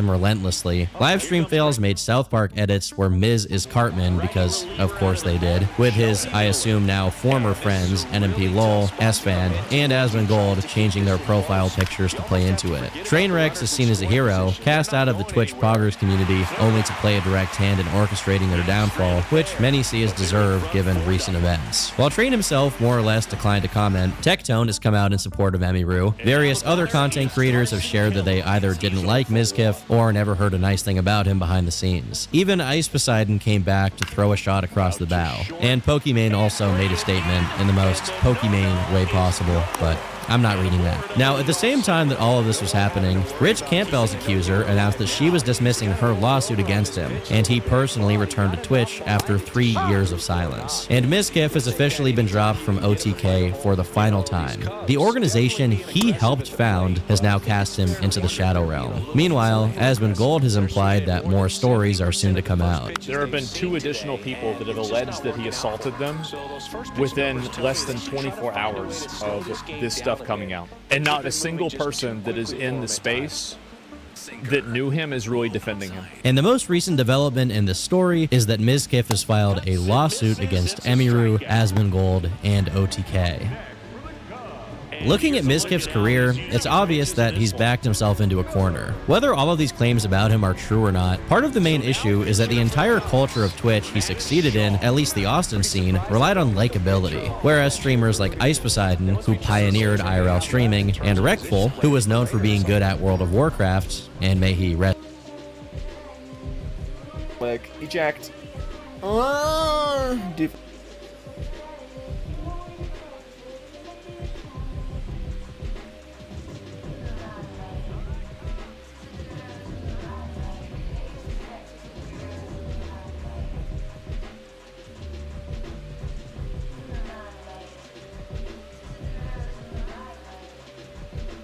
Illuminati is a video essay channel about scams and other hot button issues, and if you know who I am, then you probably know who she is. There's some obvious similarities between our content. We both produce fully scripted documentaries, for lack of a better word, about topics people find interesting. She's called out Autism Speaks, SeaWorld, PETA, Andrew Tate, and The Right. It's time once again to stop pyramid schemes, scams, and other forms of corruption. A noble pursuit, no doubt, but recently, a boatload of information has come out about Illuminati that has painted her as a manipulative, vindictive individual, who in many ways is comparable to the people she criticizes. Leaking private information to discredit someone, lying to her audience, paying people to sift through her ex-collaborators' content to find dirt on them, and running an alt account to try and ruin their career behind the scenes. All of this and more has led to the destruction of her reputation amongst viewers. The most ironic part is that she started it all herself, by calling out another YouTuber for supposed plagiarism. This is the turbulent story of Illuminati. If you're an infielder, you know they used to say, charge it. Crazy. Could be a chance here for them to start clawing back into this ballgame. The first video on Illuminati's channel, uploaded at the beginning of 2019, is titled, What is an MLM? The History of Multi-Level Marketing. It introduces viewers to MLMs, a controversial marketing strategy where salespeople earn income not only from direct product sales, but also from sales made by others they've recruited to the business, rather than receiving a fixed salary. While that may sound like a nebulous definition, an easier way to understand the concept is by thinking about it like a pyramid. At the highest level, you have the person who either created or sells a particular product. This person then recruits others underneath them to sell the product as well, and those individuals in turn recruit others below them to sell that same product. The people at the bottom of this structure contribute a portion of their earnings to those above them, as each salesman or woman receives a share of the money earned by their recruits. If you haven't already noticed, the triangle shape is what's caused many to label multi-level marketing as a pyramid scheme, with some going as far as to call them scams. Blair set out to expose these MLMs to her audience, with this video in particular being an introduction. Her channel art even reflects this theme, with the recognizable triangle-shaped head with the large eye in the middle, based on the Eye of Providence, which you're probably familiar with from seeing it in pop culture. Or if you grew up when I did, your obvious introduction to it was Bill Cipher from Gravity Falls. However, even in her first video, it's obvious that this isn't Blair's debut on YouTube. She welcomes back her viewers. Hello everyone, and welcome back to the channel. If this is your first time here, my name is Blair, or the Illuminati, and today I'm super excited to talk about the subject that made me make this video. We're talking about... That's because the channel creation date is actually May 9th, 2013,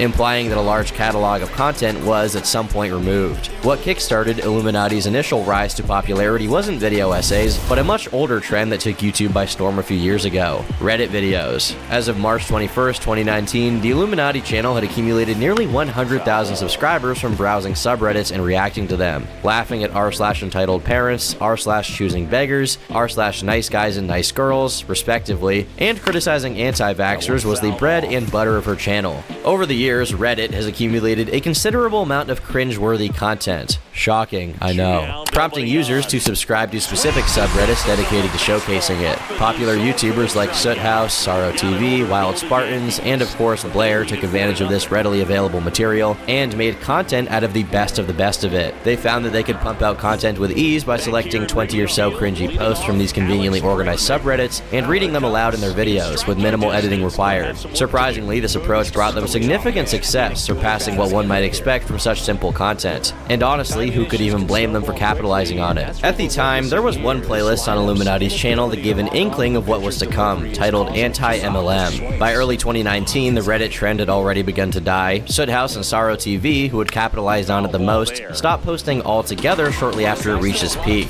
Others who hopped on the bandwagon, like Call Me Carson, quickly hopped right off.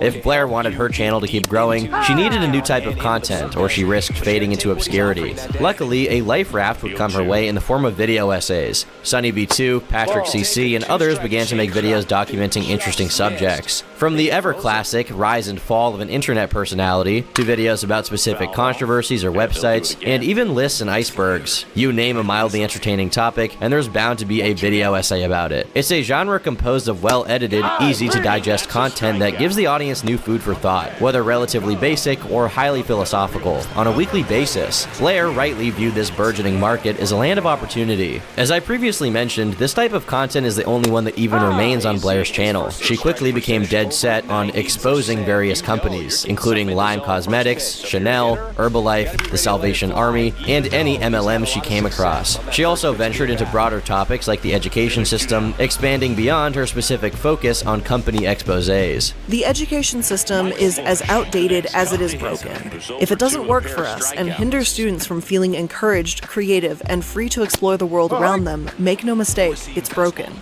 However, it's important to note that Blair's approach to exposing these companies comes short of proper investigative journalism. Instead, she gathers information from news articles and other documentaries and presents it in a condensed format for her audience. This doesn't mean her content lacks legitimacy, but it does indicate that her videos don't necessarily go above and beyond what typical YouTubers like myself do. By 2020, Blair had ditched Reddit altogether, and who could blame her? The video essays were vastly more successful. By the middle of that year, she had earned nearly 500,000 subscribers. Her videos were averaging averaging more than 250,000 views, and she was uploading every few days. She was easily one of, if not the most prolific video essayist on YouTube. The output was unheard of. Each of these videos were fully researched, written, and edited in full without cutting any real corners. Videos on her channel were now broken up into categories such as psychology, history, shady businesses and charities, and, of course, MLM deep dives, which were still a tried and true method of getting clicks. Faceless companies that profit off of recruiting others to sell a product many consider useless are easy to hate, and for every hateable MLM, you can be sure there was an Illuminati video to cover it. Now, you may be wondering how Blair managed to produce such an incredible amount of content on such a regular basis. There's no way she's doing everything on her own, right? Well, the simple answer is no. Even if she were taking 60 milligrams of Adderall every day with 3 Starbucks orders on the side, it would still be too much work for one person.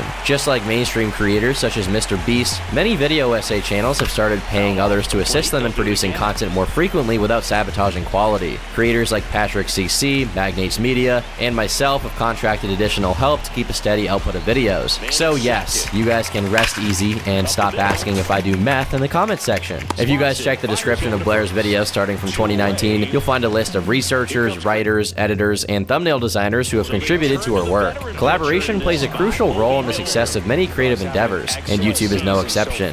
Hello and welcome to The Corporate Casket, a bi-weekly series where bad businesses go to die. We will discuss any and everything from bad charities, terrible CEOs, and businesses that have a lot to hide. I'm the Illuminati, and today we're talking about an industry that has come up quite a few times before: supplements. But those helping her with her content, for the most part, didn't have online followings of their own. Instead, they were seeking behind-the-scenes employment. At the same time, Blair was also collaborating with other creators who wanted to grow their brand. The Sad Milk channel was launched in December of 2019, is a collaborative project between YouTubers, featuring Flinders, Illuminati, One Topic at a Time, Oz Media, Salty Reddits, The Click, and Wonderstruck Guy. It was essentially a reaction channel that posted similar content to the Reading Reddit videos that made Blair blow up in the first place. The food truck sign said, fries $5 and cheese $2, and I only realized the cheese was meant for hamburgers. You want cheese fries? Here you go, sir. They're not wrong. This channel would be a successful venture, boasting over 200,000 subscribers. It also helps to boost the careers of those who contributed to it, who could now cross-pollinate their audience to share viewers. The channel posted videos throughout 2020, despite a community post outlining that a few of its members, namely Salty, OT, and The Click, would no longer be appearing in its videos. At the time, the only explanation given for this was that they had some creative differences behind the scenes, and that those leaving wanted to focus more on their own streaming careers. The post assured the viewers that the channel was not done for, and will still be posting videos with the remaining cast, even teasing some IRL group content. But on December 24th, 2020, its final video was posted, starring Illuminati, Oz, Damian Lee, and Wonder. After this, the channel was dead in the water, with fans wondering why they left it behind. But at the end of the day, creative differences was as good an explanation as any for the initial breakup. Blair continued posting content, refining her editing, writing, and topics until her channel was running like a well-oiled machine, as did her peers. The Click's channel grew to more than 1 million subscribers, and Oz Media similarly grew to more than 500,000. Blair's channel, meanwhile, peaked at 1.7, a level most creators can only dream of.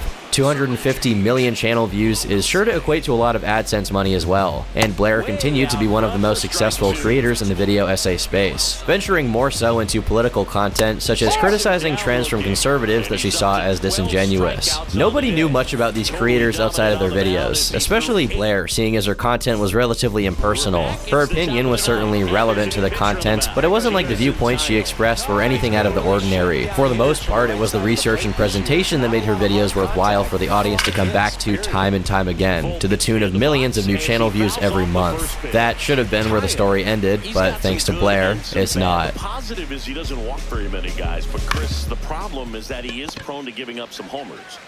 In time to Bush, now one gone in the ninth. And The first domino in toppling Blair's empire was actually pushed by her. On April 20th, 2023, Blair tweets out, "Not at Legal Eagle broaching my editors to take my video style," and when they didn't give up the info, they literally copied, and by the way, I have the messages from my editors, and found an email from them too. Just change the color from purple to blue, huh? Interesting. This is an allegation of plagiarism. She claims that someone from another YouTuber's team tried to steal her editor's style, had been caught fishing for information about how to execute said style, and when the information wasn't given, they just figured it out themselves. She followed this up with an email from the editor in question who wrote, "I work as an editor for Legal Eagle, and I was wondering if there were some After Effects plugins you guys use for things like the intro to the first NFL video, where the lighter color appears to stick out in 3D. We could recreate it, but we figured there was probably a faster method you guys were using. Here's the video I'm talking about so you know what I mean. Thanks, Danny." Blair then states that he also went to my Discord to try and get more to copy the style. Here we have the editor, Danny, asking if he's allowed to post a video essay he made inspired by Blair's channel, since he wouldn't want to break a no self-promo rule. 8 minutes later, he asks if there's some way he can talk to one of the editors, because he'd like to know how they did a specific effect. Another user tells him he has to be a higher rank in the server to post links, and then directs him to the proper channel. He follows up again by asking if he could speak to the editors, but this is where the screenshot ends. Blair then shows the two videos side by side, first hers and then Legal Eagle's, as evidence of this plagiarism. She follows this up with another example of a highlight effect being used on text to add to her narrative that Legal Eagle's editors were stealing her style. Blair concludes by saying, "To be honest, I wouldn't have believed any of this was trying to replicate my videos if not for the email and Discord stuff that was done preemptive to their video coming out. Like, talk about, can I copy your homework? Yeah, but just make it a little different." She finishes with this meme about copying schoolwork to illustrate her point. Now, while Blair's initial tweet did get more than 700 likes, every follow-up tweet she made on the thread was increasingly less popular, as many realized how ridiculous this allegation was as they read on. Firstly, any points about editing is hard to justify in the first place because every video editor draws from inspiration when creating content. On top of that, people's editing style on YouTube usually just comes down to basic effects and presets, which the video editors don't even make. They come stock with software like Adobe Premiere, Sony Vegas, and DaVinci Resolve. But not only is the initial premise shaky on its own, the actual examples she shows, being the ripped paper and highlighting effects, are extremely common visuals for video essayists to use on YouTube. Thousands of independent creators have employed these two techniques. The highlighter effect in question is commonly referred to by many as the Vox highlighter effect because of the video publisher Vox using it in their videos often. There's plenty of tutorials too, both old and new, that inform aspiring editors how to create the look. The same goes for this ripped paper effect, with thousands of stock photos being available for commercial purchase that showcase the same thing, and plenty of YouTubers and documentaries have used that background for its simple, appealing look on thousands of other occasions as well. Tedious details aside, the intentions of Danny, Legal Eagle's editor, just don't come off as malicious. It's as simple as that. He even states he could recreate the effects himself, but thought it was more convenient to ask for assistance. For someone like Blair, whose channel contains almost nothing purely original and is, like many channels, a melting pot of various ideas and influences from all over the place, to complain about her editing style being copied, something she isn't even particularly known for, is strange. Many creators in the replies express their confusion. Your example is highlighting text? Vox would like a word, as would my videos from 2015, and just about a million other creators. You think you invented the highlighter animation and have a claim to it? We've been using that effect before your channel even existed. Just to clarify, one of Legal Eagle's editors asked one of your editors what plugin they used for a personal video they were working on for their own channel. I take plagiarism really seriously, so I'm interested in an explanation of what exactly is wrong here. Furthermore, some began questioning if this wild and baseless accusation was just a one-off incident or part of a larger pattern of behavior from Blair. Legal Eagle himself responded the same day in confusion, reiterating the points many had already made before he managed to address the controversy, stating, "YouTube is great because it's collaborative and the rising tide raises all ships. My team and I always try to provide original, high-quality, informative content. We try to help others when they ask for it. There aren't really any trade secrets around here." Blair quietly deleted the post and didn't make another public statement for the time being, seemingly backing off on her prior stance. However, the floodgates had been opened. Bomber Guy responded with his own accusation, saying that Blair had plagiarized the documentary on her own channel and in a much more egregious way. Professor Hugh Gutenberg, Professor Freudenberg has long been controversial. A man named Hugh Freudenberg, a former immunologist who has been long controversial.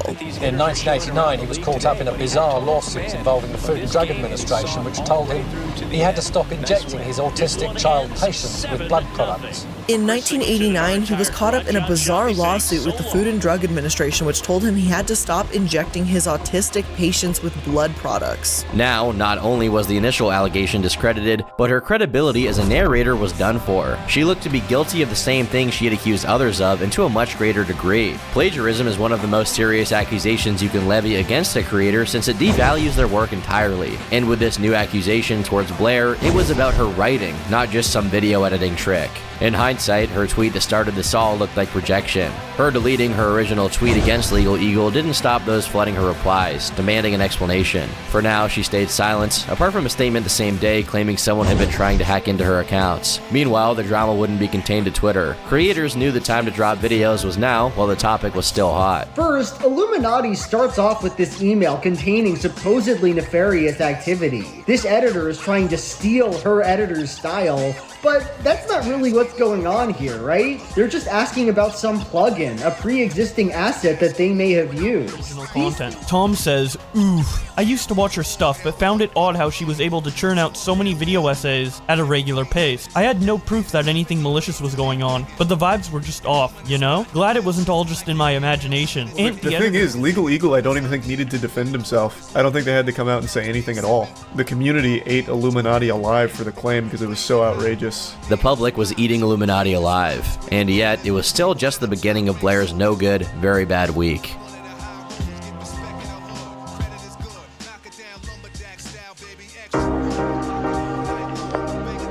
As it turns out, the former members of Sad Milk were watching the situation from a distance, and it was becoming increasingly apparent to them that they couldn't stay silent about their own experiences with Blair for much longer, in light of this new drama. As such, the Click and Wonderstruck posted their own extensive threads about Blair with a slew of claims, which at the time were unsubstantiated. Click began by clarifying that his departure from their collab channel was not an amicable one, but that he left because of Blair's behavior. He lists her typical behaviors as lashing out at friends and fans, paranoia, and generally poor anger management, to name a few. Eventually, I believe pretty much the whole group left her. The last meeting I ever had with her, she spent half an hour screaming at me for an array of random things, calling me a bad friend, lazy, and a bunch of random accusations that didn't really have anything to do with me. There's no way you can have the resume you claim and be this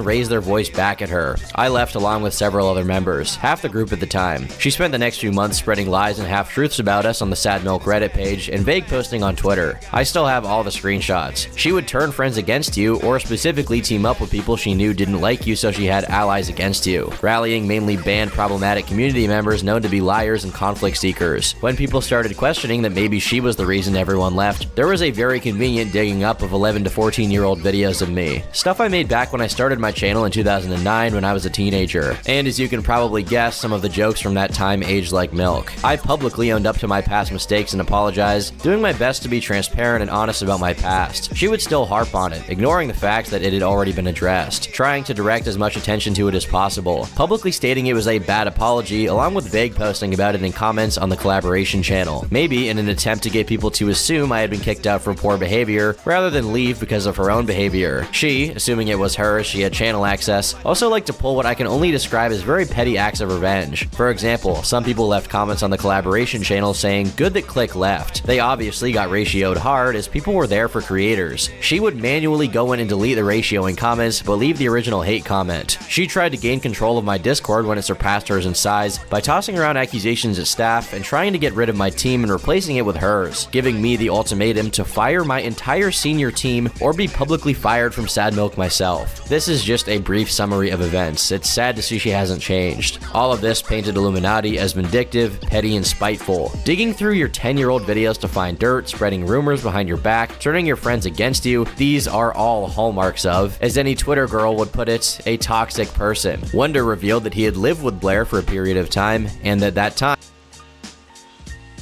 threatened with a breach of contract for speaking out, I can confirm that the behavior Blair exhibits is entirely accurate here. Sad Milk at the time was the nearest thing to family I had, which sounds pathetic, but the content creator space is a very isolating one. The amount of hours I would spend online making drafts, editor tutorials for new hires, staying up trying to get some editing in if editors were shorthanded. I missed Christmas with my brother and father fixing the mistake of the editor she hired, and I didn't even get a thank you, and it took me more than half a month to even get paid. Meanwhile, she delays payments to editors so she can purchase expensive clothes, visit BMW dealerships, and spend hundreds on food in a day. While I do hold my beliefs towards certain matters, every month or so there's a new villain of the week. And they would one second be a normal person in our lives, and the next second, suddenly a hidden monster through, you guessed it, Blair's mouth. To say Sad Milk split on creative differences is a joke. It's a flat-out lie. Again, I'm aware of the bridges burned, but I can confirm that call took place where she screamed, cursed, and had a meltdown towards the clique and one topic. It was a train wreck. I tried making us schedules. I motivated Blair during another mental breakdown of hers not to delete the channel or the Discord, since I actively read through the comments on both. And we had people who we mattered to. After months of behind-the-scenes insults towards clique and OT, it became so stale and negative.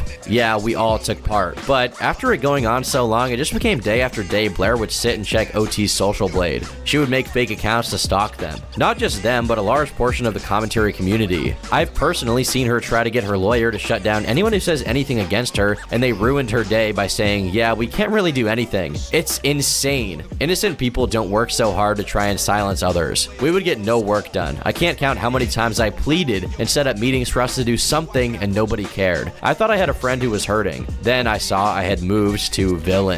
Blair, you can't hide anymore. Sooner or later, you are going to push everyone who cared about you away, and you'd realize the world isn't out to get you. But you made your fears a reality all on your own. Oz Media posted a similar call-out thread, reiterating much of the same sentiment about how she was a toxic, vindictive person. Given their prior public collabs with Blair and the photos of Blair's house that Wonder provided, there was some credibility to these accusations. If these claims, along with the accusations of plagiarism, were true, a more clear and sinister image of Blair's character was forming. But for the general public, none of it was easily verifiable, and without actual evidence showing that these events took place, who was to say what really happened? These threads were both posted on the 23rd of April, and 5 days later, Blair would apologize for what she described as jumping the gun on Legal Eagle. Despite everything that was said about her, this was the point where she could have just walked away. Neither the clique nor Wonder said they would be posting anything to their channels about it, meaning whatever allegations existed could have died then and there, and this could have been a forgotten footnote in the plagiarism drama. Instead, Blair tempted fate with a new response video.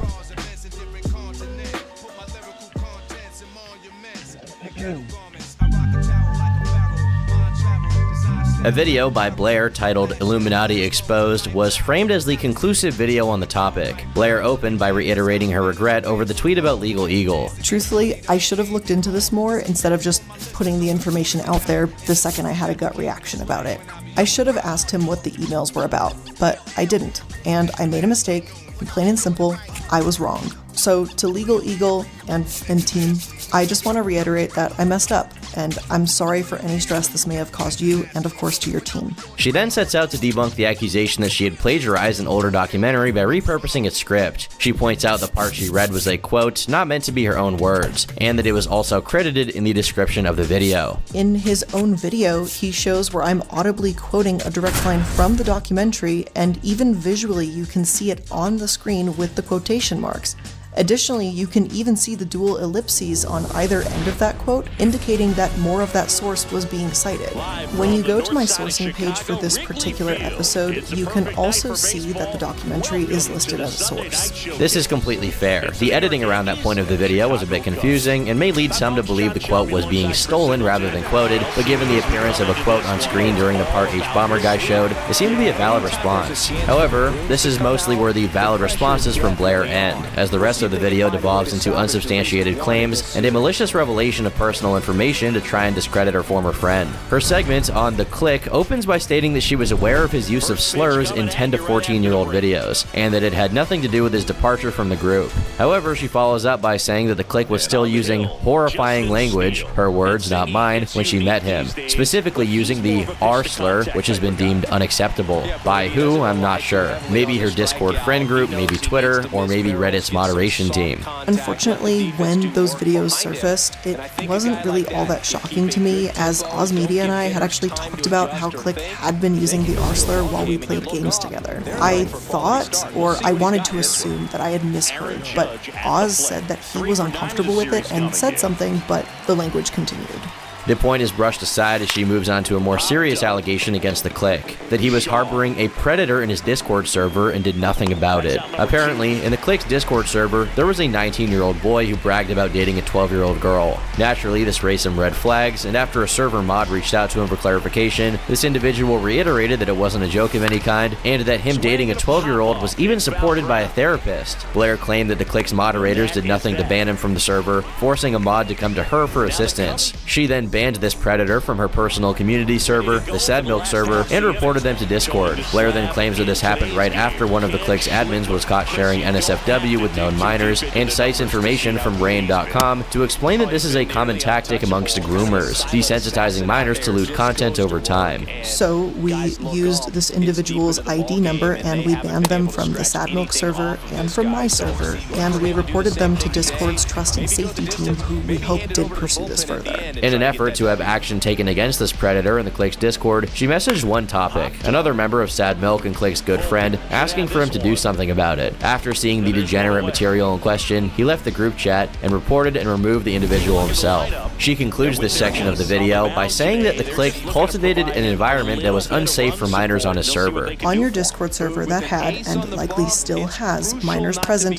you as an adult need to do the right thing and actually pay attention to what goes down in your server, or ensure a team will take action against inappropriate behavior. I am sorry to those minors who were spoken to in such an inappropriate way. Now, in this video, Blair never states that this was the reason why she stopped working with the Click. In fact, she doesn't address the vast majority of the points he raised in his thread. Instead, she focuses on highlighting that he used the R-slur and is supposedly indifferent towards files being on his Discord. She gives a 2-minute diatribe passionately discussing why grooming children is bad, as if anyone needed that explanation. She even states that this situation made her regret trying to get his channel reinstated when it was previously deleted for some old content that violated terms of service. She claims she spoke to YouTube directly and implies her efforts are the reason why the channel still exists today. But because of his mishandling of his community, she now regrets that. Many were quick to point out the ridiculousness of the allegation, especially with no screenshots to back up the notion that the Click hadn't tried to help. Given the server had 40,000 members, there were bound to be a few bad apples in the bunch. Nevertheless, the section paled in comparison to the issues present in her response to Wonder. It similarly avoided most of what was said in the thread, instead pivoting to attacking his character as a means to discredit his claims. Blair begins by claiming she never neglected to pay Wonder, which was one of his allegations, where he said that payments to editors were delayed while Blair visited BMW dealerships and ordered Uber Eats. He says that it took more than half a month for him to be paid, while Blair claims that this was just the way she and many companies pay their employees on a bi-weekly basis. She then says the reason Wonder lived with her was because she generously extended him a job offer for an easy editing gig and allowed him to live under her roof for a time. According to her, despite this generosity, he trashed the car she lended to him. Within 1 month of using the vehicle, the car was visibly soiled.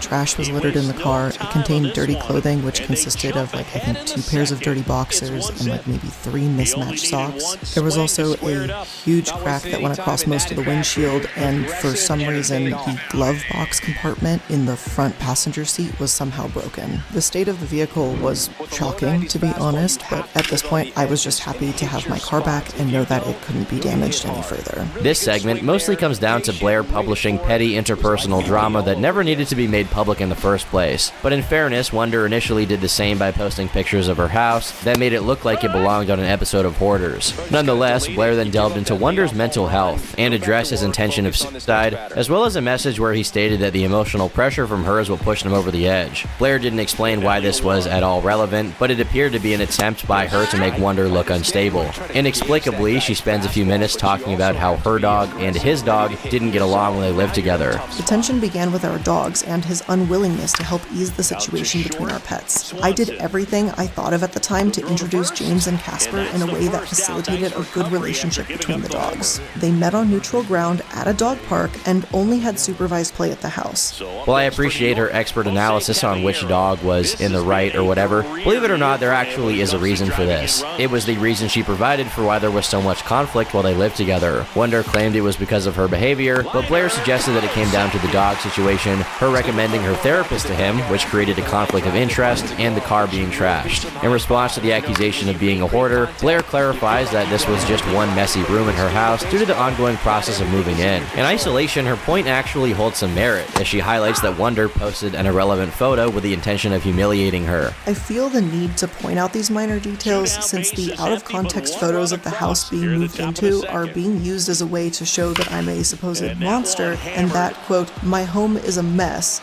like hoarders bad. And just, what was the point of this, Wonder?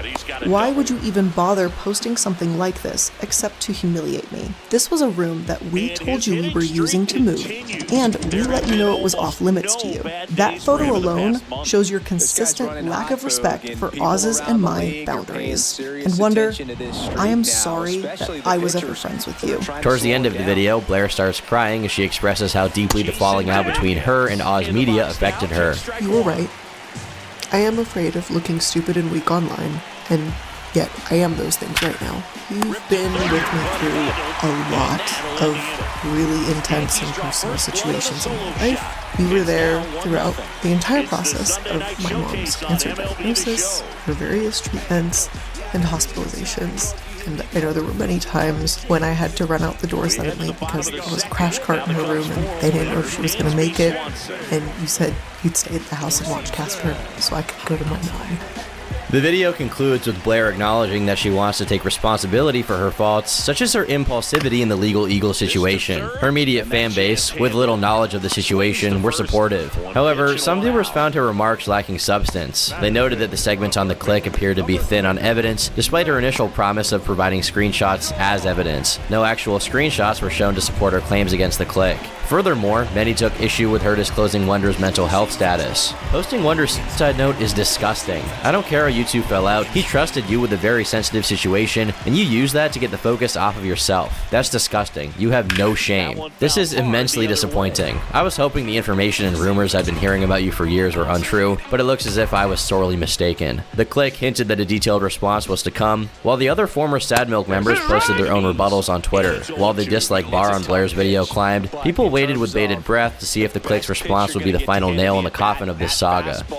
Was down enough where you're going to catch up to one, that's the one. When he elevates, hitters aren't touched it.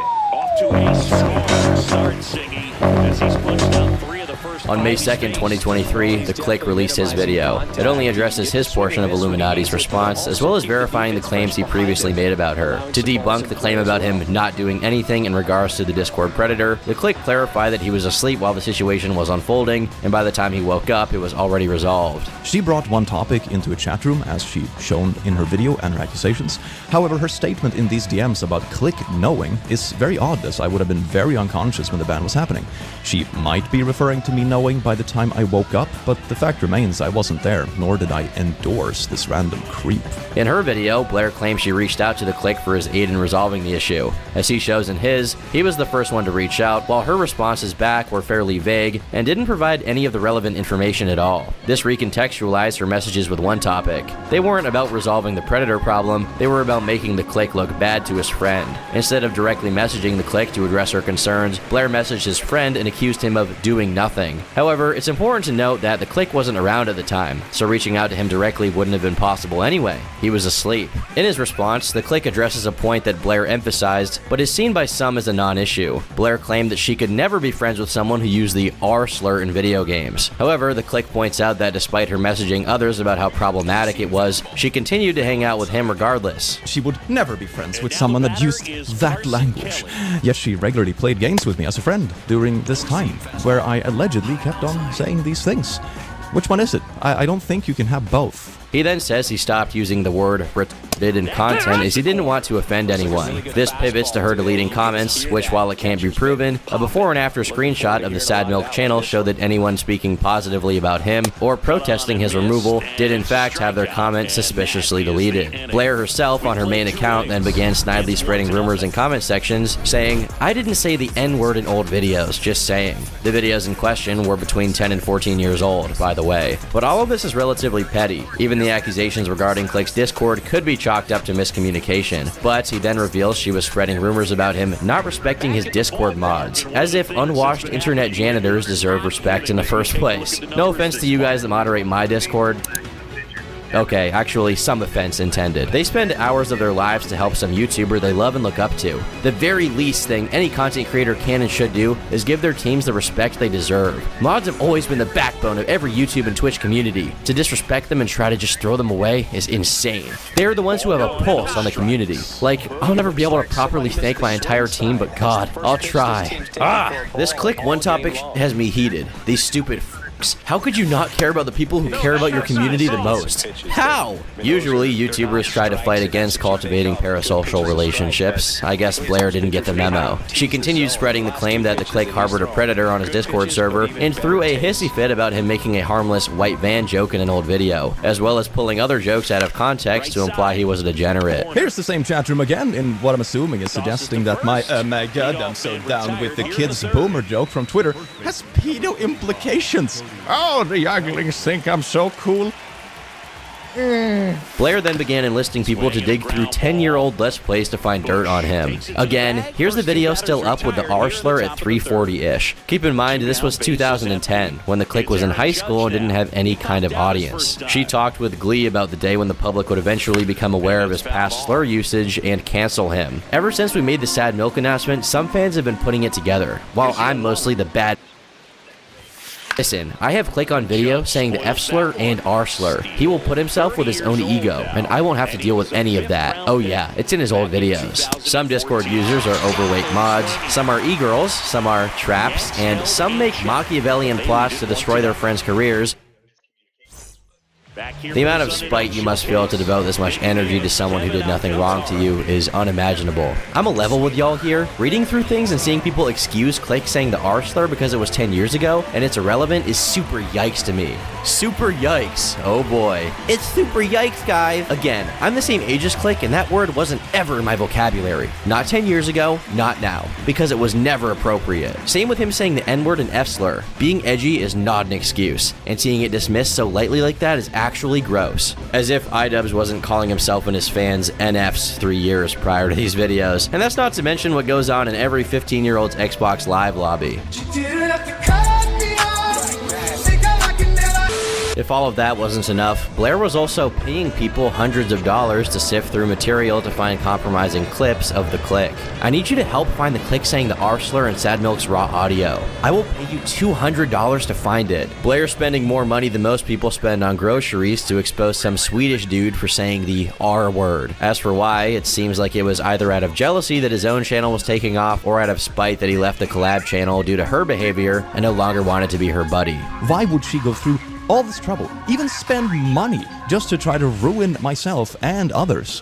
Why would she do all of this to someone who considered her a friend? However, this wasn't even the worst part. Got Click saying the N-word apparently, and here we have a YouTube link, 16 seconds in. The alt account is gonna love this one. This was in reference to an anonymous Twitter account Blair was running with the intention of sowing dissent among the Click's viewers and damaging his reputation. She carried this out not only on Twitter, but also on Reddit, because of course it was on Reddit. She made the following post pretending to be a random Click fan. I saw the Sad Milk announcement. I follow all the Milkmen on their social media. I'm seeing the comments on their new announcement and I feel there's a big piece of the puzzle that's missing. We don't know what happened. I made an account on Reddit to see if this subreddit is active and I see you're still talking about this too. I think this is a very good place to vent and rant about what I figured out because no one else was talking about it. So I'm really wondering if I'm just freaking out over nothing. Like, it really looks like creative differences is dumb AF. Blair tweeting about being stabbed in the back, one topic leaving his supporter server and then watching so many of his mods disappear, and Wonderstruck talking about how he hates his friends fighting, and even Clicky not streaming as much and deleting some of his streams and clips. I think something happened, guys. I think I figured out what really happened. I was a big fan of Click. I thought his streams were a great way to interact with people like me, even if I couldn't donate as much. This post goes on to claim that Blair must have seen Click's old slur usage, and that's what actually caused Sad Milk to dissolve. After Blair posted to Reddit with her official account, she then used this alt account asking if this was some kind of cover-up and claiming to be disappointed that Blair would hang out with someone who used the R slur and F slur. The Doobie Schmerz Reddit also replied to other users saying the clique needed to apologize and that he couldn't erase the past. The same scheme of having all her alt accounts interact with one another was repeated on Twitter. There, her bio simply read, "I know the truth." Her tweets included, "Blocking me to run away from the fact that the clique said the N-word doesn't make you look good unless you're okay with this language." And imagine not apologizing for saying the N-word. The account was even responding to Def Noodles at the peak of his popularity, trying to get him to cover the clique's horrifying language. Keep in mind, all of this was Blair. On her official account, she would tweet about how non-POC creators shouldn't use that word, and then respond to herself on the alt account showing her former collaborator using it a decade prior. When people would tweet about being unproblematic streamers, she would respond with the same, even to her fellow collaborators on the Sad Milk channel. The account went inactive in November 2020, the same month it was created. After a full week of spamming friends, colleagues, YouTubers, and anyone she thought could kickstart a significant controversy, Blair shelved the project. Regardless, the proof of her intentions remained on Discord. Here is the same account, Doobie Schmerz, on Twitter. This was an account I remember distinctly from 2020, 2021, that was relentlessly harassing myself, my friends, my colleagues, my streaming colleagues, past colleagues, ex-Sad Milk members, community members, you name it. You name it. At the time, I wrote it off as a disgruntled troll with a little bit too much time on their hands and tried my best to ignore it. This was Blair all along. She was making alt accounts to spread her stuff because she probably knows deep down inside that the stuff she was digging up on me and all the stuff she was doing was so petty that she could never actually make a public statement of it. So she did this just to get back at an ex-colleague. She did this. She paid people to dig up dirt, make alt accounts, harass me for months. Why?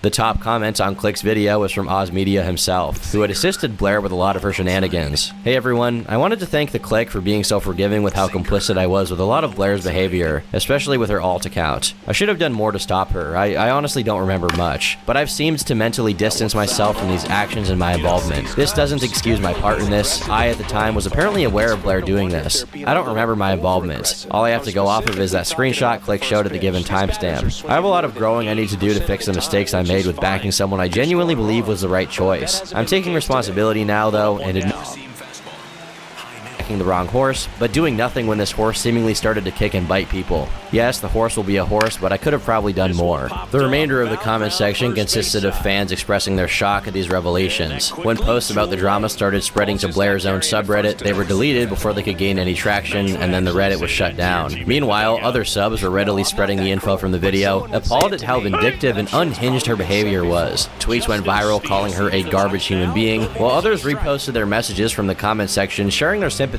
for those she tried to hurt. As public distaste for Illuminati grew, her subscriber count fell, in excess of 10,000 to 20,000 per day. On May 11th, Wonderstruck released his own video, detailing his own experience working for Blair, reiterating everything he said in the thread. While his claims were less shocking, they still added to the overall narrative of how unstable Blair was and still is.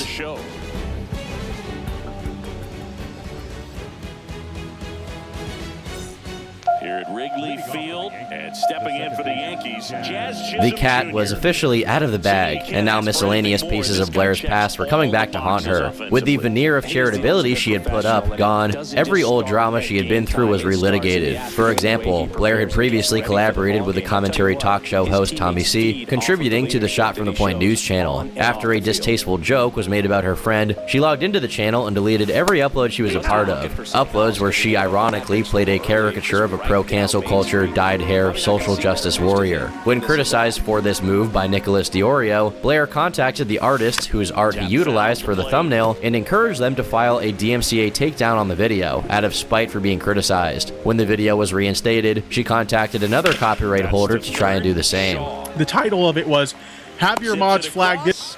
And one gone in the fourth. So it's funny that he titles the video that, and then the video gets flagged down. For the time, this drama was swept under the rug. Tommy C, Nicholas Diorio, and Tipster didn't exactly have the pull to get it into the drama news cycle, and Blair had moved communities to a new audience of 160,000 subs. But now, people are finally discussing this 4-year-old drama, since it shows Blair's behavior is not a new phenomenon. Ever since the revelations about her behavior surfaced, Blair has remained silent. Her videos continue to receive around 100,000 views per upload, but many of the top comments now focus on her off-screen conduct rather than the content itself. Her subscriber count is in freefall, and so far, she's given no indication that she'll be responding to her critics anytime soon. Given the magnitude of the drama, it's difficult to imagine any kind of response to it that'd be satisfactory. A comparison many have made is to Creepshow Art, another female commentary YouTuber known for criticizing others while presenting herself as morally superior, despite later being revealed through leaked private messages to be a pathological liar and manipulator, as well as borderline stalker. However, one key difference is that there were hints of Shannon's deceptive behavior in her videos,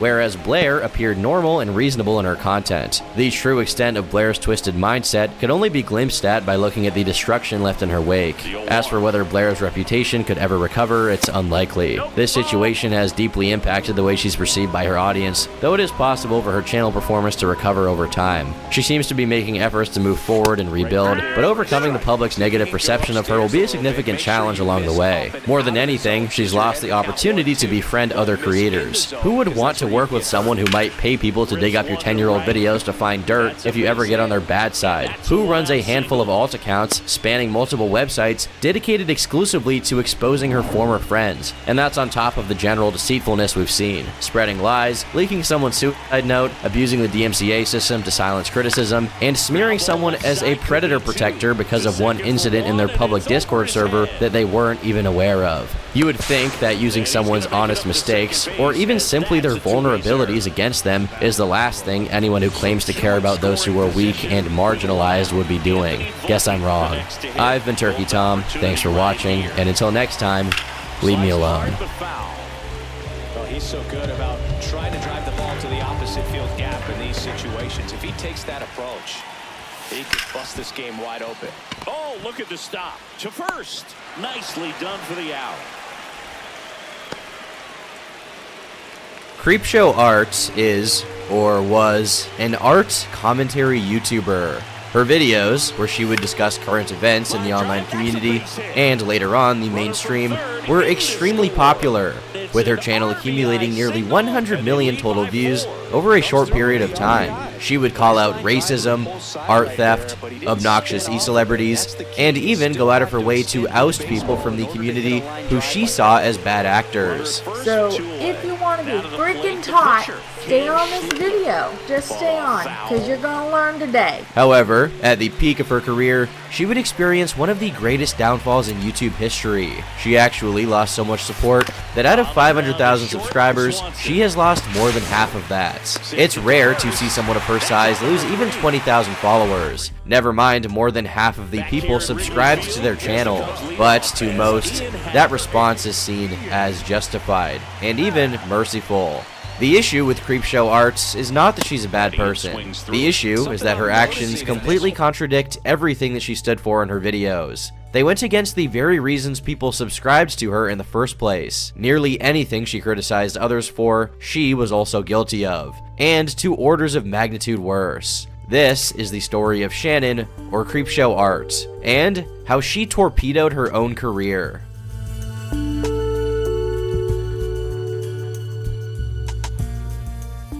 Though Shannon created her channel in 2016, she wouldn't upload for nearly 2 years. In fact, it wasn't until March of 2018 that she published her first known video. Hey guys, it's Shannon, and today I'm here to admit something pretty dang important about myself. I am a narcissist. That's right, I was.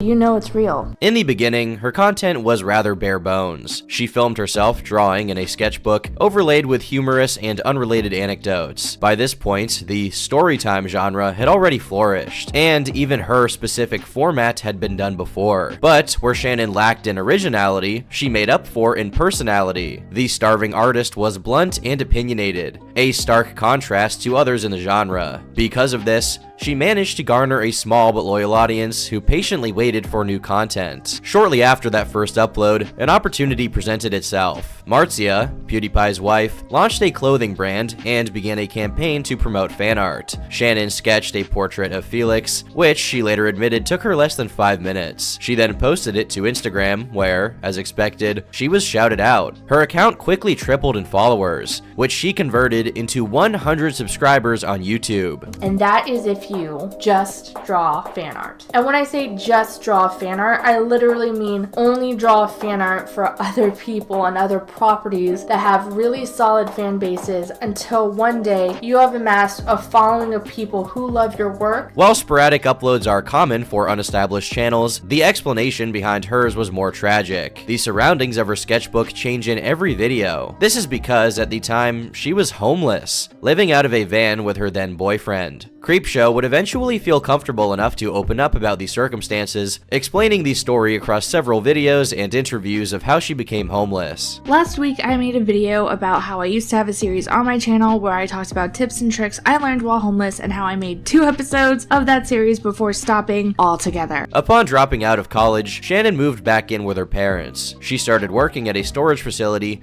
maintaining the job for a year and a half. However, this came to an abrupt end when one of their clients allegedly assaulted her. She promptly reported the incident to her boss, demanding that he be prosecuted, but her superior refused, as the man was a valuable customer. In protest, Shannon quit, much to the dismay of her parents. Reasoning that she no longer had a job and wasn't attending school, they subsequently kicked her out. Thankfully, she and her boyfriend had already discussed plans to move in together. The couple packed their belongings and decided to drive up north to Oregon. They only intended to live out of a van temporarily until they could find stability, but this proved more difficult than expected. Oregon had a high cost of living, and jobs were difficult to come by. Employers in the state are allowed to deny applicants based on their credit history, which Shannon had struggled with in the past. And the application fee was upwards of $50, meaning that you both lost time and money upon rejection. In one video, Shannon recalled losing $200 in a single day due to 4 separate rejections.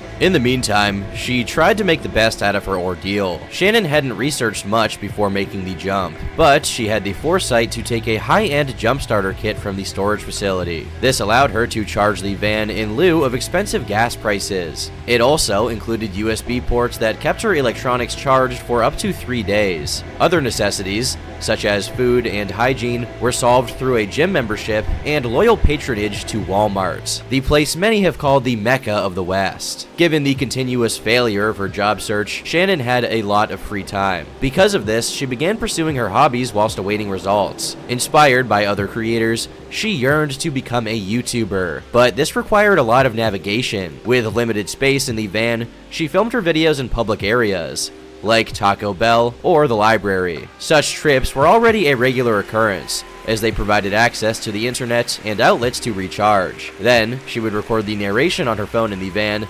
before editing the footage together on her laptop. Finally, Shannon would return to one of those spaces in order to upload the final video. With that in mind, the poor quality of her content is somewhat excusable, as it's impossible to deny the ambition was there. I was catfished before catfishing was even a thing. When I tell you like the details of this story, you're gonna you'll know. You'll know as soon as I knew.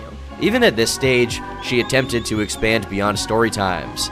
The first deviation would be tours of her sketchbooks, showcasing drawings from over the years. But the second, and far more popular spin-off, was a series titled Art Rage. The idea was simple. Instead of telling a story, Shannon would rant about subjects she felt strongly about. Over time, this series overtook the channel, as viewers found her abrasive tirades extremely entertaining. While it started with somewhat boring subjects like pop music, they slowly pivoted closer and closer to internet drama, and as a result, her audience grew. The channel's first major breakthrough came in May, following a video titled "Tumblr Hates Artists." But for this video, I am going to be talking about my experience and my art-related hatred of Tumblr. But, the Fire Nation of Tumblr is essentially the SJWs and the Snowflakes, and they did attack, and they descended on my art blog. And let me tell you,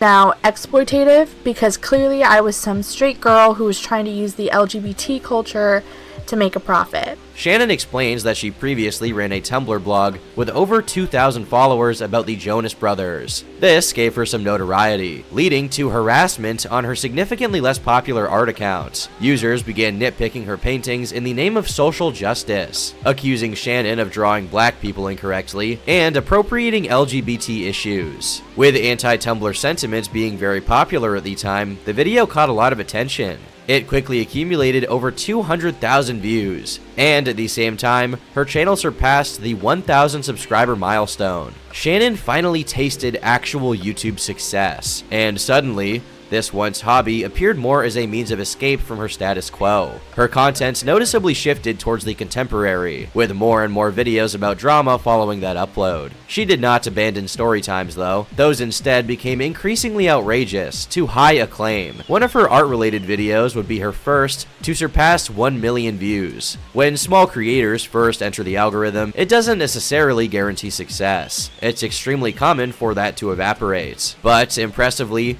Shannon was able to transform this initial traction into a healthy fan base, retaining an average of over 20,000 views on each video. By early 2019, Shannon had garnered over 67,000 subscribers. The channel became more like a business, with clear investments made to improve the videos, such as purchasing an iPad to draw digitally. Her videos also began to include sponsorships, another important step towards building an online career. She was clearly earning a substantial amount, though not enough to be considered a full-time job. Thankfully, behind the scenes, she'd finally managed to get employed, which, in addition to her YouTube revenue, was enough to afford an apartment with her boyfriend. Over the span of less than a year, Shannon managed to pull herself up by her bootstraps and lift herself out of homelessness, a feat that many found inspirational. Because I am a lazy loaf of bread, I did what all lazy artists do during Inktober to stay on theme but also have a day off.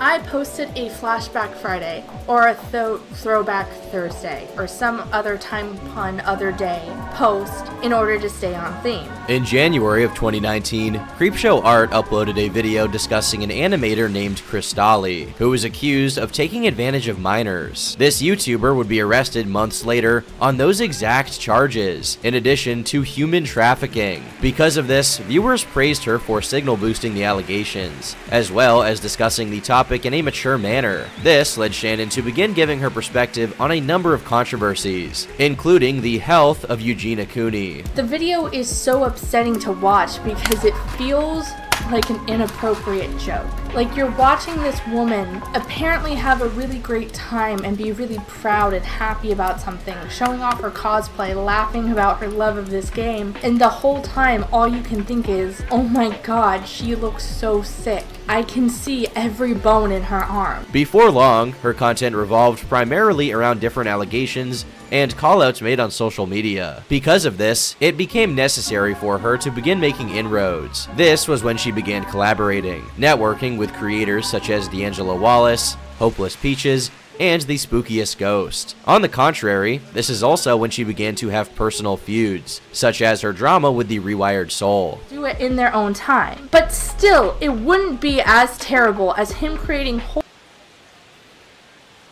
products meant to dole out mental health advice. As of recording this, he has made the program that used to be $100 called The Science of Addiction completely free, which to me is great. I mean, he follows me on Twitter and tries to publicly befriend me. Like, that's not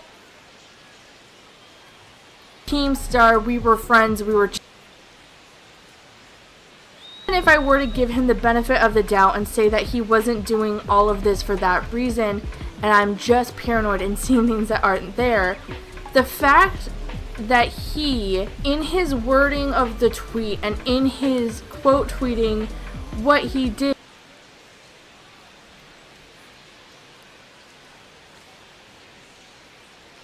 me for a while and made it a way to brand himself further and kind of take credit for it in a way, like, that struck me as annoying. But she wasn't a commentary channel. This was the start of a new community that favored appeals to emotions and the moral high ground. Rather than stir drama, they spilled tea, and were later aptly named the tea community. Though she wasn't the first, Shannon was certainly one of the most notable, and she became a principal player in the discourse surrounding figures such as James Charles, Shane Dawson, and Onision. With the Creepshow art channel growing at a rapid pace, Shannon decided to give back to the community. She uploaded videos instructing viewers on how to gain followers online, recounting how she did so herself by drawing fan art. Additionally, she started ending her videos with shoutouts to artists in the fanbase. On the contrary, Shannon's own artwork became less important, often being neglected in favor of still images or stock footage. Eventually, she began taking viewer submissions to use as B-roll instead. Would you ever start showing people's fan art at the end of your videos? Oh, now I'm using their speed paints in their videos, so cha-cha-cha. If you want to see your speed paint in one of my videos, or your any video, send me an email at... By the summer of 2019, Creepshow Art surpassed the 100,000 subscriber milestone, and just over half a year later, that number doubled. Through sheer determination and consistency, Shannon had cemented herself in a rising genre. But this is where the cracks started to form. In covering such controversial and sensitive subject matters, it's important to have a strict adherence to the facts, or at least try to get close to the truth. This is especially true of potentially damaging allegations, which is a responsibility every creator with a platform upholds to some degree. But with Shannon turning these issues into her content, she now had to find stories to fill a quota, rather than out of genuine concern like she may have in the past. Because of this, her abilities to accurately represent situations began to falter in dangerous ways, which takes us to the first significant criticisms against Creepshow Art. Jake Yonce is a YouTuber who made commentary videos about drag show culture. In July of 2019, his entire channel was demonetized for reusing content. Despite this being demonstrably untrue, YouTube ignored his appeals. Being a fan of his, Shannon decided to make a video calling for the decision's reversal. Because in all honesty, this is bigger than him, and it's bigger than his channel, and the effects of this is going to hit all of us. All of us on YouTube, all of us who watch content, and not just him. Less than 2 weeks later, his channel was remonetized in full, and the two subsequently became friends. While a very altruistic act, this is important to understanding what happened close to a year later. In April of 2020, Jake Yonce was accused of sexual harassment after a series of intimate text messages were released online. The allegations were then signal boosted by several prominent drag queens, who began airing out other grievances they had. It quickly snowballed into a full-fledged cancellation, with the hashtags #CancelJakeYonce and Jake Yonce's Overparty trending on Twitter. Now, to be clear, this allegation had little substance. Even if the evidence is real, there was nothing predatory about it, and he was only 17 years old at the time. But Shannon took a different angle to defend her friend. So if there is one thing that I know about me personally, is that I am a ride or die friend. I am very loyal. I will stick up for my friends through thick and thin, and there is literally nothing you can do or anyone can do to stop me from doing that. On May 2nd, Creepshow Art uploaded a video titled, "We need to talk about cancel Jake Yonce." Because Jake was a minor at the time, she decided to fabricate the claim that they'd shared his underage nudes. Because a dear friend of mine is going through absolute being torn to shreds, all because of people he looked up to and admired are trying to expose him using fake screenshots that are notably fake evidence, and oddly enough, because their points are so lackluster, they are resorting to using images that were leaked when he was a minor. Images that, so you know, are less than legal. And these people are sharing them all over their platform of over 200,000 followers. If your argument is so bad, so stupid, that you have to turn around and try to expose that person who you're arguing against for having their privacy invaded and having images of them when they were minors exposed to the public, then you, my friend, are gross. Point blank period. This is blatantly false. This issue here isn't the entire drama of, oh, the screenshots are fake. I mean, yeah, but Shannon gets pretty angry in the videos saying how these two drag queens should have known that these were fake. However, if you don't really know anything about like Photoshop, or you don't do Photoshop or any kind of art or editing kind of software, no, these two images don't really seem to be fake at first glance. And you can't really expect these two drag queens to be Reddit detectives about everything that they retweet. However, I obviously do think they probably shouldn't have retweeted, because why? But we're not talking about that. I know that's petty. I know that they're being stupid. We're not talking about that. We're talking about Shannon. In her video, she goes on to frame these two people that they are retweeting child pornography, and she frames it and she says it as if these two are spreading around pictures of this person. Shannon explicitly accuses Ariel Versace and another drag queen of spreading CP, and if they did that, that would obviously be very illegal. But we have no indication that they spread any of those images at all. Much of her audience took this at face value, and even today, several tweets accusing them of being files still exist. 5 days later, a user named Louis Adamson called out Shannon on Twitter. He writes, "Creepshow Art's video about Jake Yance was a complete mess. She falsely accused them, being the drag queens, of spreading CP and misinformed her audience. You can't publicly falsely accuse someone of that on the internet. And her being a YouTuber, she should know that." In the response, Shannon claimed that she literally said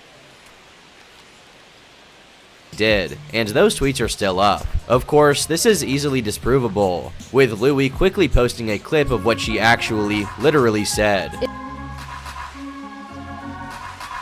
Nudes Revenge was posted by and then retweeted by Shea Coulee and Ariel Versace, two people with massive platforms. And these were posted in direct response to them calling out Jake and trying to spread hashtag cancel Jake Yance. Shannon never replied. The Twitter user would end up making a video about the situation, though it didn't gain very much traction. Ariel Versace would also tweet vaguely about pursuing legal action following allegations Shannon made about him in the video, though this went largely unnoticed. Despite how serious of an accusation it was, and the fact that it was outright fabricated, Shannon got away with it, and escaped with her reputation unscathed.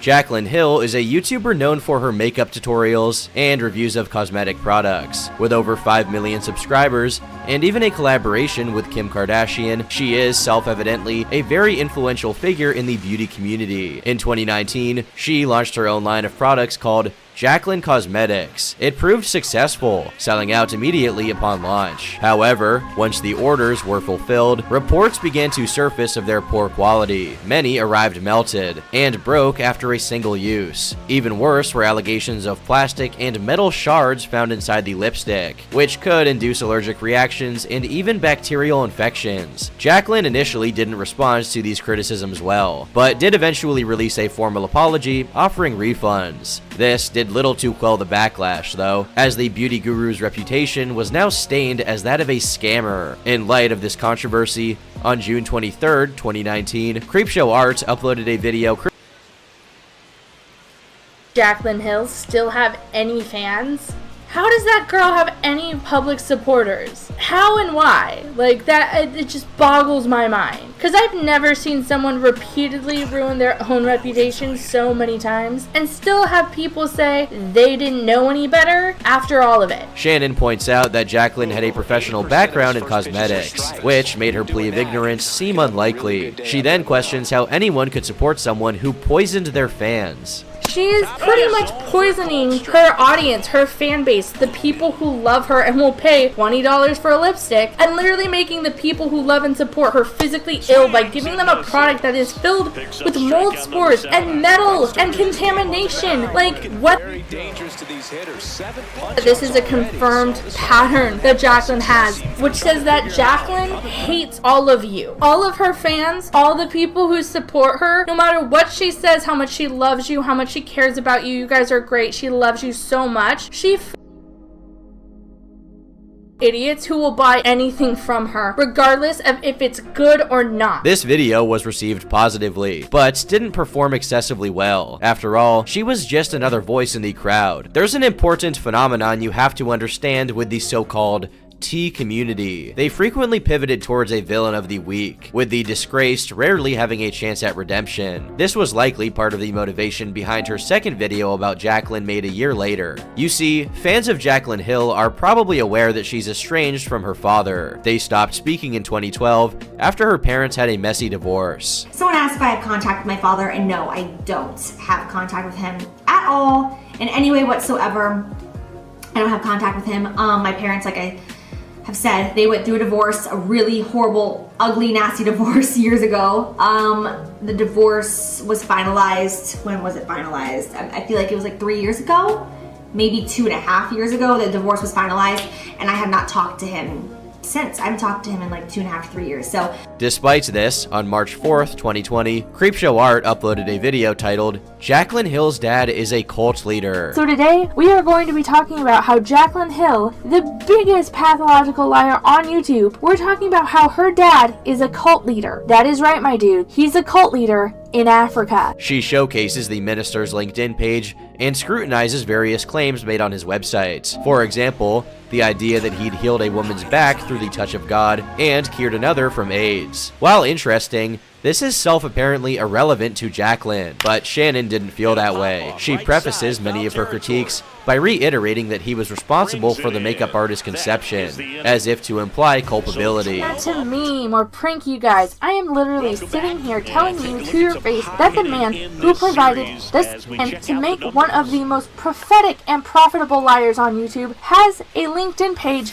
where he says his current job is that he is God. His job is that he's God. He's just God, which is a completely fine and normal thing to put on a resume, on LinkedIn, anywhere. It's something that I will probably now, till the end of time, put on all my resumes after seeing this. The video ends with Shannon questioning her claims of estrangement, as well as why she'd never disclosed the information publicly. This is insane to me, and it's even more insane to me that Jaclyn, despite being apparently estranged from him since about 2012, has never mentioned this. She has talked about her and her family and how they used to travel to Africa, and she traveled so much when she was younger, and she's talked about how they went there like 9 times, but never once has she talked about doing it because her father convinced a group of people in Africa that he was God and could cure them of any disease like AIDS. Many of the comments praised Creepshow at first, with one even exclaiming that no one else would make this video, but others weren't as positive about that sentiment. They felt it was indicative of the hate mobbing going too far and shaming her for something out of her control, and some also disagreed with the cult leader framing, as he was simply an evangelist. I must admit, it's a strange expectation to want someone to call out their own father publicly for, well, I don't really know, to be honest, being too religious. 3 hours after the video was published, Jaclyn publicly called out Shannon, writing, "This is absolutely disgusting. I refuse to watch this video, but just the title and thumbnail is so awful. What is wrong with you that you think it's okay to even speak about my birth father when I haven't even spoken to him in 10 years? I understand that people don't like me, but seriously, it's gone too far." In response, she defended herself by stating it was public information and that anyone who behaved like her father deserves to be called out. While that's valid, this wasn't the concern people had with the video. Everything, down to the title, framed it as something Jaclyn had to answer for, which it wasn't, because they were estranged and had been for nearly a decade. You made a comparison between the two that crossed a line. It was not okay to make the comparison the way that she did, and she just doesn't address it, like, at all. Like, obviously people were pretty disappointed by this. Following this back and forth, much of the discourse turned against Shannon, with several videos and articles written about the controversy. But, like the previous drama, after a certain point, Shannon decided it'd be best to quietly move on. However, one person wasn't willing to let her. On March 22nd, 2020, a small YouTuber named Toby uploaded a video discussing the fallout. Toby was a former fan who'd become disillusioned with Shannon's recent behavior. The Jaclyn Hill drama was the final straw, as Toby felt it highlighted her misrepresentations and poor handling of criticism. Having anticipated backlash, she was surprised to instead find the comments in agreement with her. In fact, once the video hit the algorithm a month later, people began sharing even worse instances of Creepshow spreading misinformation, seemingly on purpose. Because of this, Toby decided to begin compiling the evidence to create a cohesive, long-form video summarizing the many faults of Creepshow art. But before I go any further, a message from today's sponsor, Scentbird. Scentbird is a fragrance subscription service with a mission to empower each and every person to express themselves through scents. They have a vibrant community of fragrance aficionados and beginners, stories of fragrance houses, and up-and-coming perfumers. Whether you are a beginner or just building a collection, they'll cater to your needs. And if you're looking to expand your horizons, just take a simple quiz, which, alongside your preferences and past purchases, will be used to recommend new products. This month, I received Aventus by Creed, Charmer by English Laundry, and Libertine by The Maker. Aventus really gives off an aura of power and success, with scents like bergamot, pineapple, and patchouli. Charmer, meanwhile, is a pretty light one, which hits on more natural smells like grapefruit, apple, and orange blossom. Last, but certainly not least, Libertine incorporates a lot of citrus smells, including mandarin leaves and starfruit. I gotta say that Aventus is my personal favorite for feeling like a boss. They carry Prada, Gucci, Versace, and niche brands like Skylar, Heretic, and Confessions of a Rebel. So if that sounds good to you, then use my coupon code TurkeyTom55 to get 55% off your first month at Scentbird. That's just a little over $7 for your first month. Once again, use the code TurkeyTom55 to get 55% off your first month at Scentbird. On June 9th, 2020, Toby uploaded a 30-minute video titled The Faults of Creepshow Art. While her main concerns have already been discussed, there are a few other points that are worth mentioning. In a video about a Twitter artist who drew NSFW art of underaged characters, Shannon put a link to the page in her description. While this was for the express purpose of mass reporting, it came off as irresponsible. And in another video, Shannon called out an ASMR channel for being anti-vax. This is despite the YouTuber having long since reformed from those beliefs. In reality, the video was only made due to a petty argument the two had on Twitter, which Toby felt was indicative of her immaturity. And finally, she revealed that many of these complaints had been brought to Shannon directly in private, only to be ignored. These comments Shannon made in her video are kind of very much over the line and in very poor taste. And many other people felt the same way. Even a fellow creator friend of mine told me that she'd brought it up to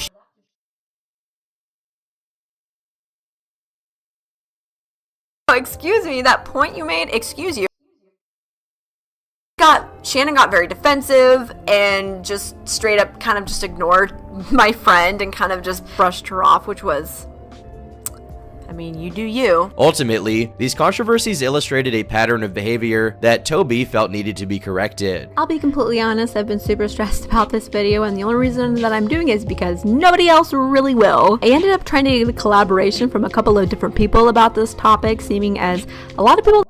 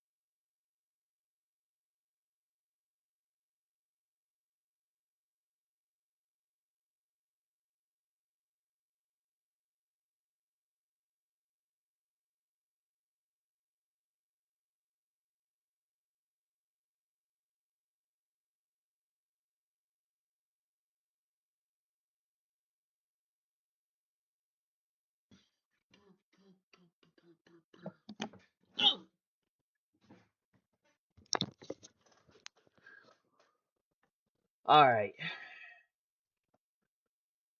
I was going to play MLB Show and I was done.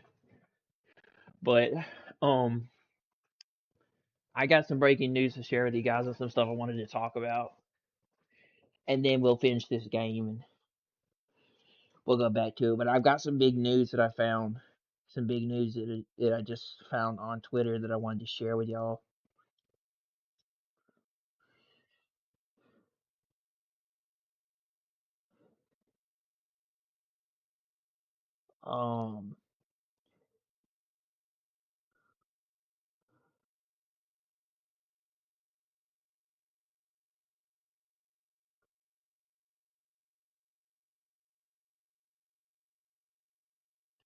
It says the Nintendo Switch is breaking barriers from becoming the supreme console. It says the modder Naga simply ported the Nintendo Wii U emulator C-Move to the Switch, running directly on the HOS without needing Android and Linux. It says results are impressive and it's already including the following features: cover art automatic via Steam, Grid DB, per game settings and graphic packs, control reconfiguration, input for multiplayer gyroscope and vibration, amiibo reading via Joy-Con, TV and Wii U gamepad, audio, hardware H.264 decoding through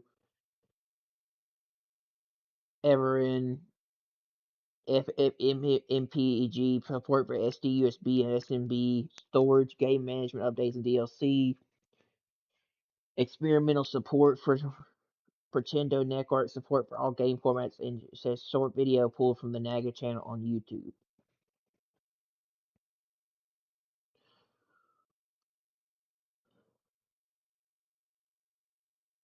It says September is absolutely nuts. Marvel's Wolverine, Aminusa Way of the Sword, and Control Resonant, and The Blood of the Dawn Walker are all coming out in September. And September is going to be a really good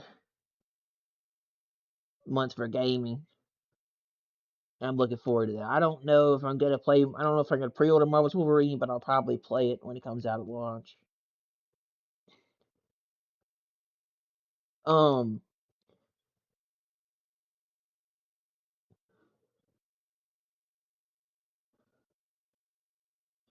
It said that I've said it before and I will continue to say it. The main objective of the new Xbox leadership is to make their platform cool and badass again. It needs to feel attractive and fan service oriented. So far, they seem to be getting ideas. This is a good start. Yeah, bring Xbox compatibility, backwards compatible to PC was a really good idea, and that's going to probably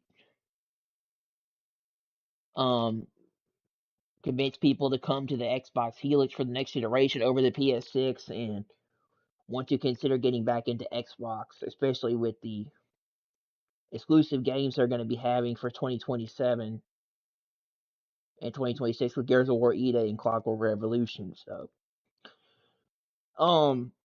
Activision just announced more news for Modern Warfare 4 beta. It says Modern Warfare 4 beta will officially feature open playlist options.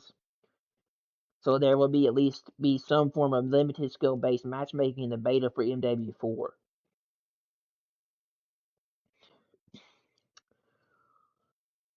This drop, this was kind of interesting. It says, according to a new interview with the developers of Marvel's Wolverine, the upcoming game takes place in a universe where the X-Men don't exist yet. I'm sorry.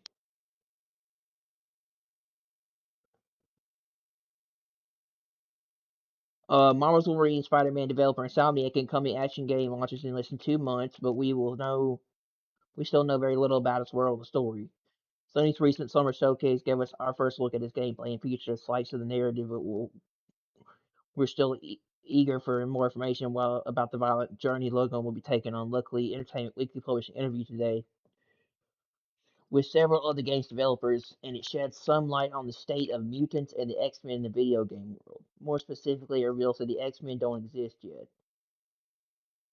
Marvel's Wolverine, which will release on PlayStation 5 consoles this September 15th, is set in a world where the X-Men don't yet exist. The article reads, while humanity knows about superheroes like Spider-Man, hence the events of previous games, mutants are still largely in the shadows.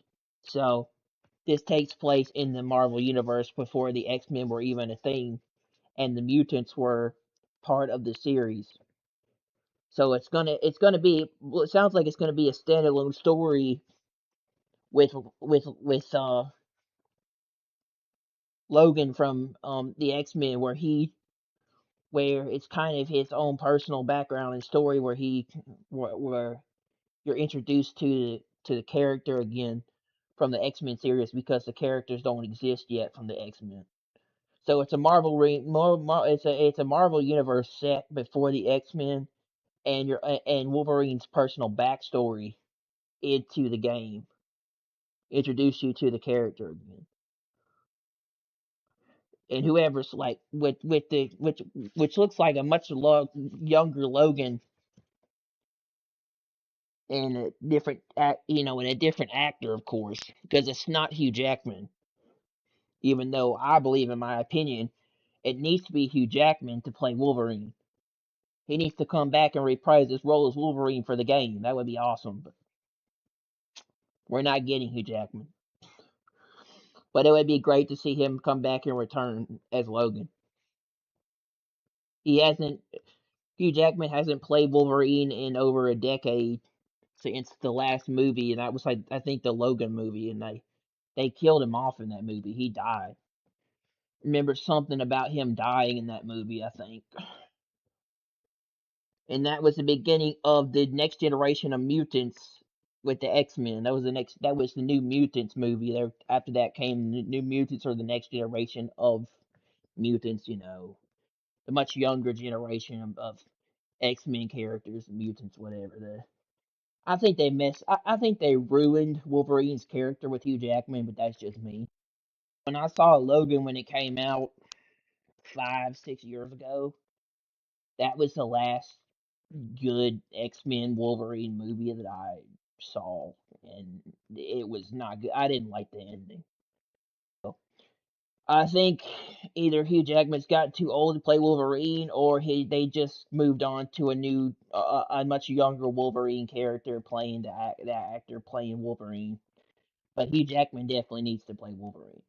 He should come back and be the actor behind Wolverine. I mean, it only makes sense that you should have the actual original actor to play Wolverine. I feel like if you're gonna make a Spider-Man game, I feel like if you're gonna make another Spider-Man game, you need to have Tom Holland come and play Spider-Man. But we don't have Tom Holland playing Spider-Man in the Marvel Spider-Man games. It's a different actor. It's a different character playing the role of Spider-Man. If you're gonna have it, have the original actor play Spider-Man. And everything like you did in the old Spider-Man movie games, where they had Peter Parker. They had the actual Peter Parker. They had Tobey Maguire reprise the role of Spider-Man in the movie games, in the Spider-Man movie games, the old ones, Spider-Man 2 and Spider-Man 3 and Spider-Man. It had Tobey Maguire playing the role of Spider-Man. I mean, if we're gonna have Wolverine, you gotta go with Hugh Jackman. That's a way to make the game authentic. But that's just me, bro. I grew up with Hugh Jackman as Wolverine, so I'm old school. I still like him as an actor. I mean, I'll always remember him as Wolverine. Just like I'll always remember what's his face as Black Panther. I don't like the new Black Panther in the. I mean, I didn't watch that new Black Panther movie, but I don't like him. I always remember what's his face as the original Black Panther, not the guy now. Just like if they were to replace James Bond with a different actor, I've always preferred Daniel Craig as the modern James Bond, and Sean Connery and Pierce Brosnan as the old James Bond actors. You just can't beat the great acting of those characters and how they reprise those roles. That's like trying to get rid of Tom Cruise in you know, in the movie business, you know, he's such a good actor, you know, and I'm just saying, it's like trying to get rid of Tom Cruise as an actor. He's such a good actor, but you know, you just can't replace these icons. It's really hard to replace them. I mean, they're trying to, but you just can't replace them. They're just considered they've gone gold as far as like some of the best actors of all time. That's like, even though Sean Connery's dead, he'll still be one of the best James Bonds in the history of the series. So, you know, it's like me. Remember these iconic I always remember these iconic actors, just like Paul Walker. To me, will always be one of the greatest actors who ever was in Fast and Furious. When Paul Walker passed away, when Paul Walker passed, Fast and Furious wasn't as good as it used to be when he was around. It's still a good series, but what's his face cannot carry the legacy of Paul Walker in the Fast and Furious series. What's his face? Don from Fast and Furious cannot carry Paul Walker's legacy, which was, I don't remember Paul Walker's character's name, but yeah, just like, you know, if you're gonna have Indiana Jones, Harrison Ford is obviously you gotta have Harrison Ford's Indiana Jones. I mean, I know he's getting really old, and at this point, he's probably gonna stop making movies because he says his last Indiana Jones movie was going to be on the Dial of Destiny or whatever it was. I think that movie. But yeah, you don't need you. I mean, all you got to do to have Hugh Jackman come in and play Wolverine is just do mocapping. Take his face and put him in with technology and have him do the voice acting over the character. He doesn't need to do anything that hard to voice a character to be Wolverine in a video game. They have technology capable of being able to bring in the actual character to play Wolverine, the actual voice actor. Different if it's a movie, because you're on a real film set performing stunts and actions and stuff and things, and you know, some of the actors we used to know, they're getting old. Come on, man. It's not that hard to have Hugh Jackman come in and play Wolverine. I think they should have him play the actor, or they should have him play the character of Wolverine by voice acting him. Be right, bro.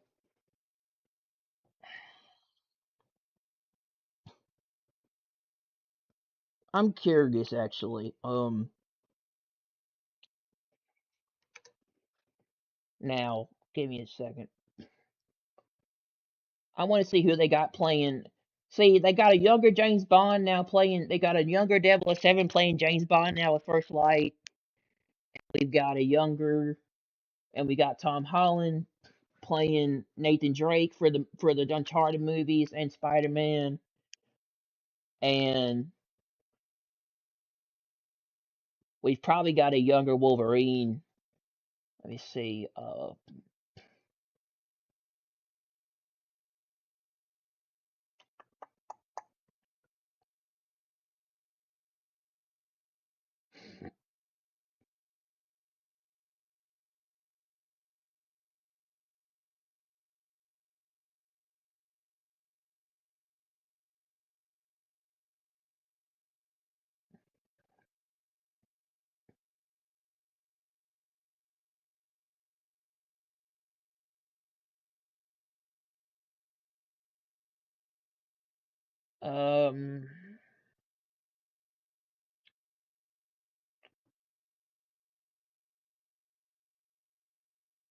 No.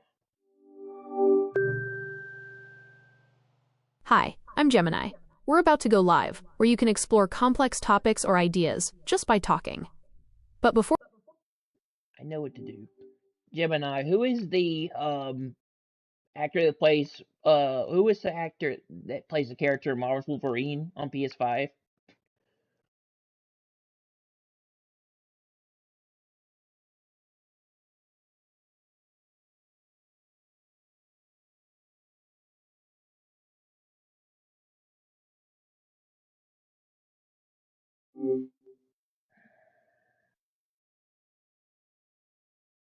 Who is the actor that plays Marvel's Wolverine on PS5? Let me look into that for you. The actor playing Wolverine in the upcoming PlayStation 5 game is Liam McIntyre, who you might recognize from his work on Spartacus or as the voice of JD Fenix in the Gears of War series. He's bringing a lot of energy and that signature gruffness to the role. Are you looking forward to seeing his take on the character? Yeah, I don't know who that is, but I think he's supposed to be a much younger Wolverine. I think I've seen that Spartacus movie. I don't remember that character from Gears of War, but it's been a long time since I played that game on the 360 or even the Xbox One, but I would prefer Hugh Jackman to come back and play the authenticness of the character Wolverine would be better as Hugh Jackman, because it makes more sense that his character should be that he should be the one playing that role instead of the other actors. But that's just me.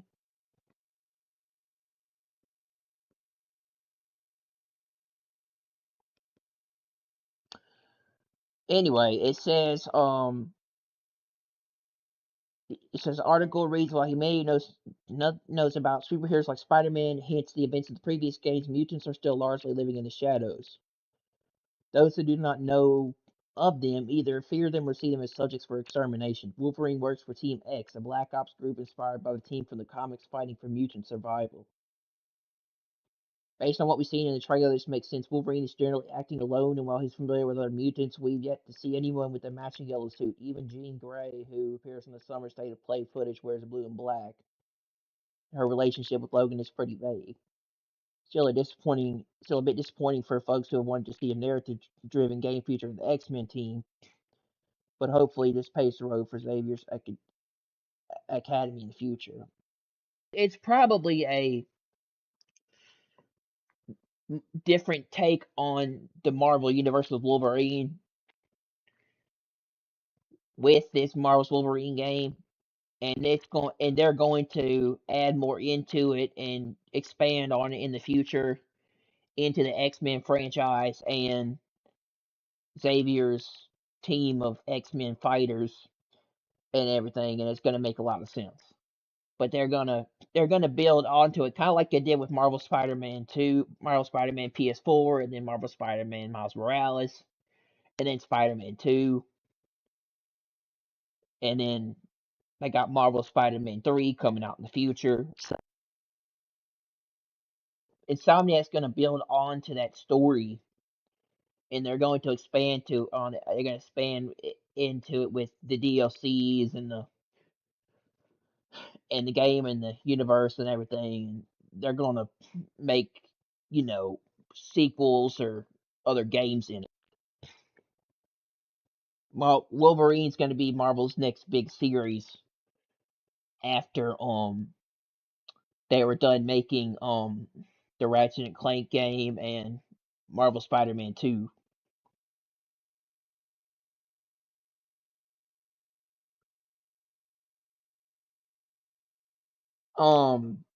It says as for Team X, the Team Wolverine is a part of in the game. It's not clear exactly who's on the roster. Sabretooth, Omega Red, Lady Deathstrike, and Mystique have all been members in various adaptations of the group, and they're all confirmed to be in the game. But Wolverine also seems to be battling each of them at some point or another, so either he has a falling out with his teammates, very likely, or they're enemies of Team X, also likely. Says aside from the detail, the interview largely focuses on Insomniac's take on Wolverine as a character as well as actor Liam McIntyre's performance. McIntyre tells EW that he watched footage of rabid dogs to get in touch with Wolverine's feral side, a level of commitment his collaborators called terrifying. And it said, I guess that's a good right, being terrifying. McIntyre told EW, but suddenly I was like, I'm really scared to go all out with this, but they're such a good team. that you feel safe. They will help me if it's not going to work. They will tell me they won't just let it happen. So I got to take some really huge swings with my character as a result of being able to trust them so much. Later in the piece, animation director Brian Wesser says that trust makes the final product look good. Miles Wolverine launches on September 15th as a PS5 exclusive. For more detailed breakdown, check out previews of the game analyzing its extended gameplay trailer. For more Marvel games, read how to sign up for the open beta for Marvel Token Fighting Souls. I was thinking if they were going to make a authentic Wolverine game, it would be nice if they had Hugh Jackman, but I guess makes sense that they're going with a much younger Wolverine in a universe where the X-Men don't exist yet, and they're going to build on it into the future of the series. But Insomniac did that with Marvel Spider-Man PS4, so it doesn't surprise me they're going to do it with Marvel's Wolverine and beyond that, because they're doing it with the Spider-Man story too. They've built on Marvel Spider-Man PS4. They built on the Marvel Spider-Man PS4 game to Spider-Man 2, and now they're going to be working on Marvel Spider-Man 3 in the future after Wolverine. And well, now they're going to be working on Venom after the Wolverine series, and then Marvel Spider-Man 3, and so on. Insomniac's got multiple projects planned in the future for their games. They're working on they're going to come out with Marvel's Wolverine, and then they're going to make Venom, and then they're going to make Marvel Spider-Man 3, and then they're going to make the next Ratchet and Clank. So they've got a lot they're working on. But I expect them to build on the Wolverine universe. I expect them to build on the Marvel Wolverine universe, and work on probably including the X-Men in future games and stuff like that from the comics and everything. They're gonna build on Logan's legacy and where he came from, like the comics and the story of Wolverine from the Marvel universe. That's what I expect them to do, because that's what they did with Spider-Man. They built on the game, and they added in a bunch of characters from the comics and the Marvel universe and the Spider-Man series, with characters like Doc Ock and the Lizard and Rhino and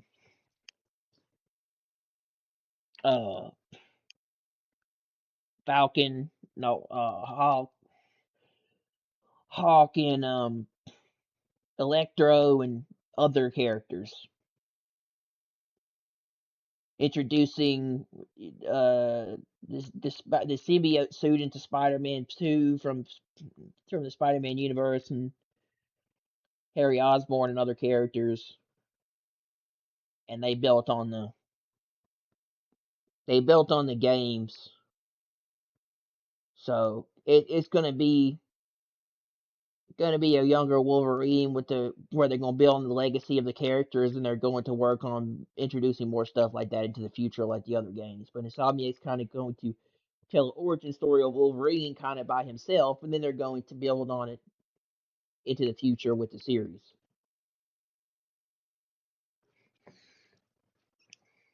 Which I expect to see the rest of the Wolverine iterations probably on PS6. Which I don't know if I'm gonna play them with the way Sony's going with the all digital future and what they're doing with their games. So, but we'll see.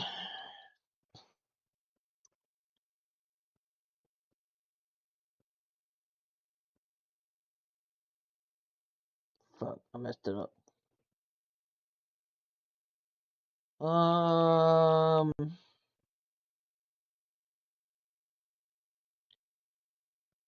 Said a Baldur's Gate 3 player threw away a 60-hour honor mode run with just 2 fights left because he says he got too horny while exploring the House of Hope. He accepted Harlop's offer just to see what would happen. fully give yourself to the incubus instantly kills your character, and in auto mode that means game over, with only Raphael and the Elder Brain left, one dialogue choice left out the entire run. He later said he was gutted because he doesn't have enough time to start another 60-hour run.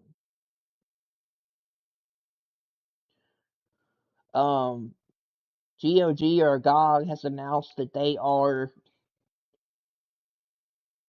allowing you to keep your games after you buy them due to digital ownership law in California.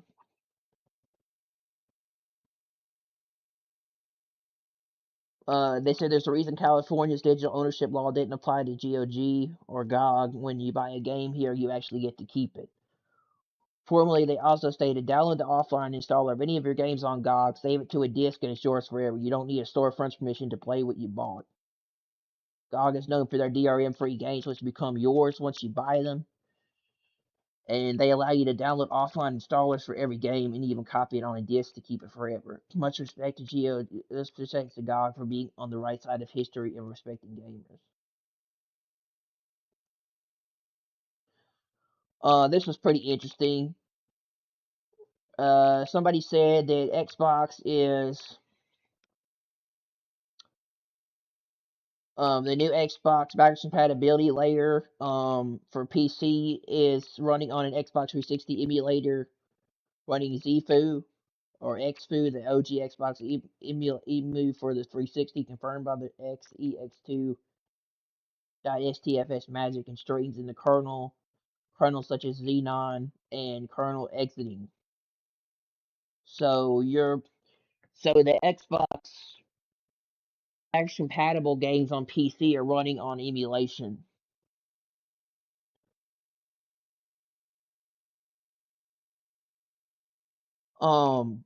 Activision rolled out updates for Call of Duty, and it says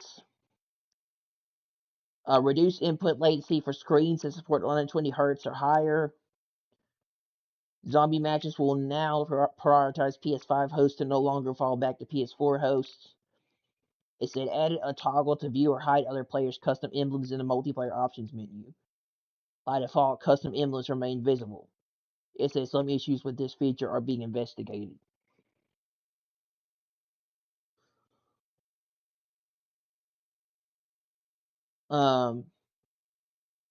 Says this Miyamoto quote below is why Nintendo will probably long outlive PlayStation Xbox. He gets it, and all these boom and bust cycles seems incompatible with game development. The people are funding these projects are doing it to make a fortune, so I celebrate things like we recouped our investment on or short-term profits. To me, if you burn through the talents of so many people just to achieve that, that feels like a massive failure. I might sound a bit arrogant saying this, but if you make things while consistently asking, will this make money right way, you can't create anything truly unique or with broad appeal.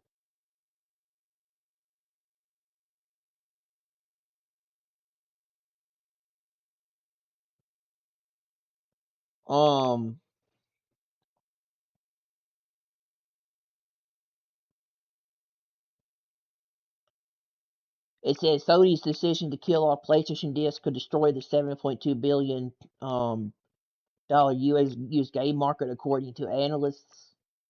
This is from Eurogamer. It says the second-hand video game market stands in jeopardy in the wake of Sony's decision to end the manufacturing PlayStation discs by January 2028.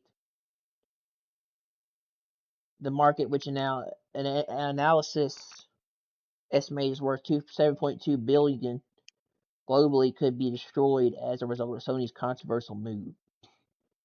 It says that according to analysis by DeTenello via CNBC, which said the figure represents pre-owned games, console hardware, accessories, and peripherals involved in transactions in 2025.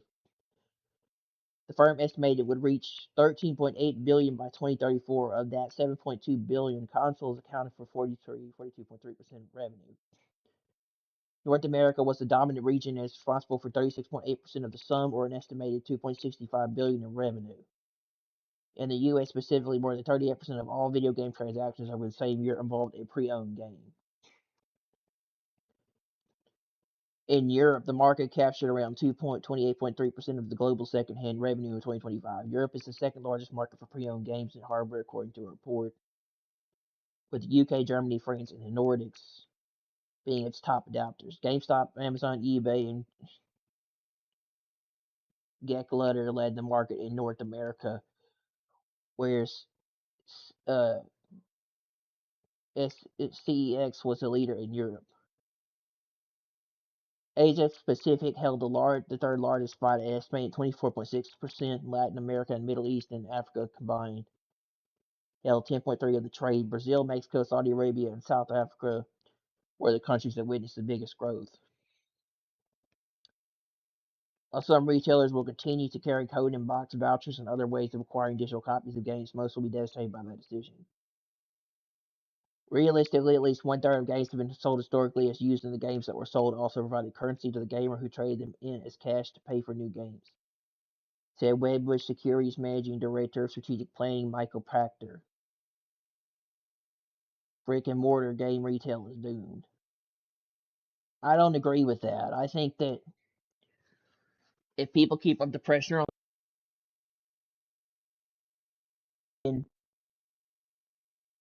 PS6 next generation,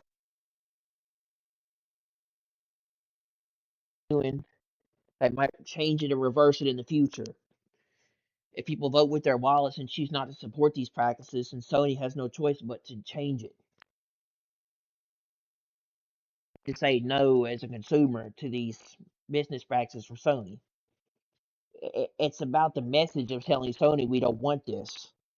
Not necessarily not necessarily the money, but it's about people standing for wanting to still support physical games and everything into the future, to still have deals. And if we say no to these practices and support this, maybe Sony will change it. But we got to keep up the pressure on them, and we got to make sure we tell them that we don't want this. Consumers got to fight for their rights and with their wallets, bro. You got to tell Sony that you're not going to support their greedy business practices in their all digital future, bro.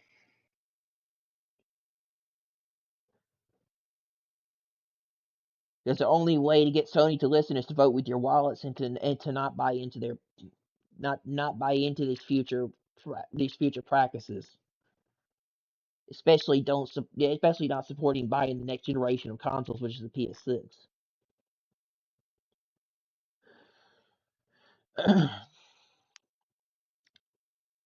As a report points out, affordability is the biggest reason that pushes players to the secondhand market, although its reach also extends to retro games and hardware.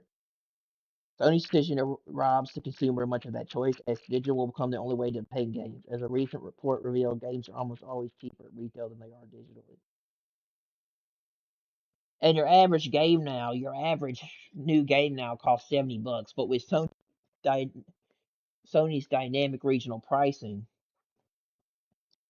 there's no telling what they're going to charge for their games into the future, going into August and beyond 2028.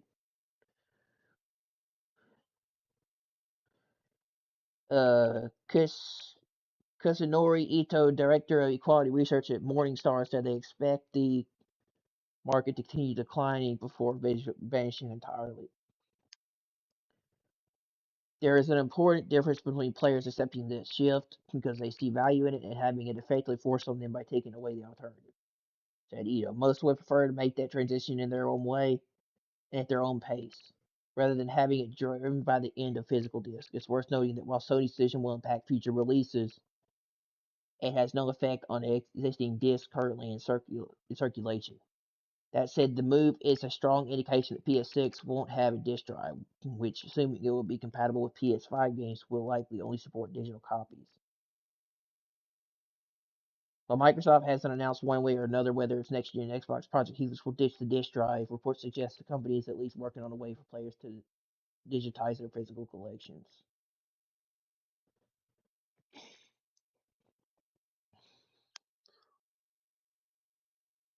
People got to continue to support this thing where they say no disc, no buy. And not buy into Sony stuff and say no to these digital practices and vote with your wallet, bro. That's the only way they're going to change it. And keep up the petition and keep putting the pressure on Sony to change it to go with it, to not go with this all digital future, and to say that we still want disc and physical to keep physical alive and to preserve the future of gaming and being able to give this stuff to other generations. That's why I like emulation, because emulation allows you to preserve some of the old classics to play for the future of all these releases when the market probably goes down in value. So I prefer supporting the emulation than in the preservation of games than just getting rid of it altogether with going all digital and getting rid of the physicalness of the physical copies and the physical media of everything, because it's about keeping that stuff alive for the next generation and people being able to use it and passing it on to your son or daughter or the next generation, and letting them experience that for themselves, and just getting rid of it altogether. And now you just get a code in a box and no disc. It takes away the fun of it. It takes away the fun of just going in there and just picking up a game and buying it and trying it out, seeing how it is, and having a disc to play. Now it's gonna be like interesting. So you can't even give this stuff to. You won't even be able to give this stuff to your to the future, bro. Your future generation who might want to try this out, might want to try it out and see how it is. Introduce generations to these older systems and these older games. They might be into it. Get them into retro gaming. You're taking away you're taking away being able to pass on this stuff to future generation by getting rid of it altogether. And I get physicals dying out and it's going the way of the dodo, but still, people want to have the option to choose between physical and digital for consumer rights, and it's only right that you should be able to. You should be able to have the right to. And Sony's taking that away, and I don't, like I said, I don't support that. And you should have the option. You should be able to trade it, sell it, pass it on to the next generation, or give it to whoever you want to give it, and let them experience it. That's why it's fun. That's why it's good to still own physical copies and have discs and being able to do what you want with that media, because you own it. With the digital license, with an all digital library of future games, there's no telling what's going to happen to it if you lose it. So that's the difference between physical and digital media, is that you have something that you own in your hand that's yours, that you can do with anytime you want, compared to digital, which you can't, because Sony has the rights to do whatever. It has rights to take it away or revoke it, or choose to do whatever they want with it, or can you don't own it, so they can remove it or get rid of it anytime they want, depending on what happens to you. And if you stop using PlayStation, if you stop using PSN, they can get rid of your account and shut it down altogether. That means that you'll lose everything you have. But with the physical collection being on disc, you could just do whatever you want and use it anytime you want. Being on disc, you can just you can pass it on to the next generation. You can play it, you can trade it, you can sell it, you can do whatever you want with it, because you own the physical disc and a copy because you bought it. It's yours, and you have the right to use it anytime you want. And they can't take it away. They can't take it away from you. They can't physically come to your house and take away the disc. Now they can technically do that with digital, but they can't do that with a physical copy of it. You can't do it they can't do that with the physical media that you bought with your own money. You own it. It's technically yours. And you have the rights to it because you pay for it. You pay for that product yourself, so you own that product.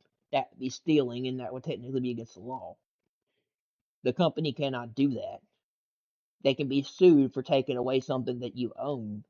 that you physically bought with your own money. So that's why that's why people still like physical media, because you can do whatever you want with it and still preserve it and be able to pass it on to future generations. Let them try out these games and these things, or introduce them to these types of things. You know, you start a family, you'll be able to introduce this to your kids or the future generations, you know, as you get older. Make those kids gamers and and into those future types of things, and then they become collectors and they like retro, and then they're into that stuff, and then they start that stuff, and then they become collectors and they start buying into that stuff. So you get them interested in that stuff because they were introduced to those physical games and that media and those consoles and those things at a young age, because you passed them on and you still had them and you own them, and you could show them, and you could allow them to experience that. But with digital, you really can't. You really can't, because if something happens to your digital games, you're out of luck. PSN shuts down, you're out of luck. You're out of luck. You lose access to your library and your games. You lose your license and you no longer can use that. Access to these games. So that's why people still like physical disc and physical media. Because you are the one who has the rights to do whatever you want with it and own it. And you control what happens to it. So you have the right to do whatever you want with that physical media, and nobody can tell you otherwise what to do with your own what to do with your own stuff and the product you bought with your own money, because you own that. You own that outright. It's yours. Because you bought the physical disc and you bought the physical case and the disc, and you own that. You own that outright.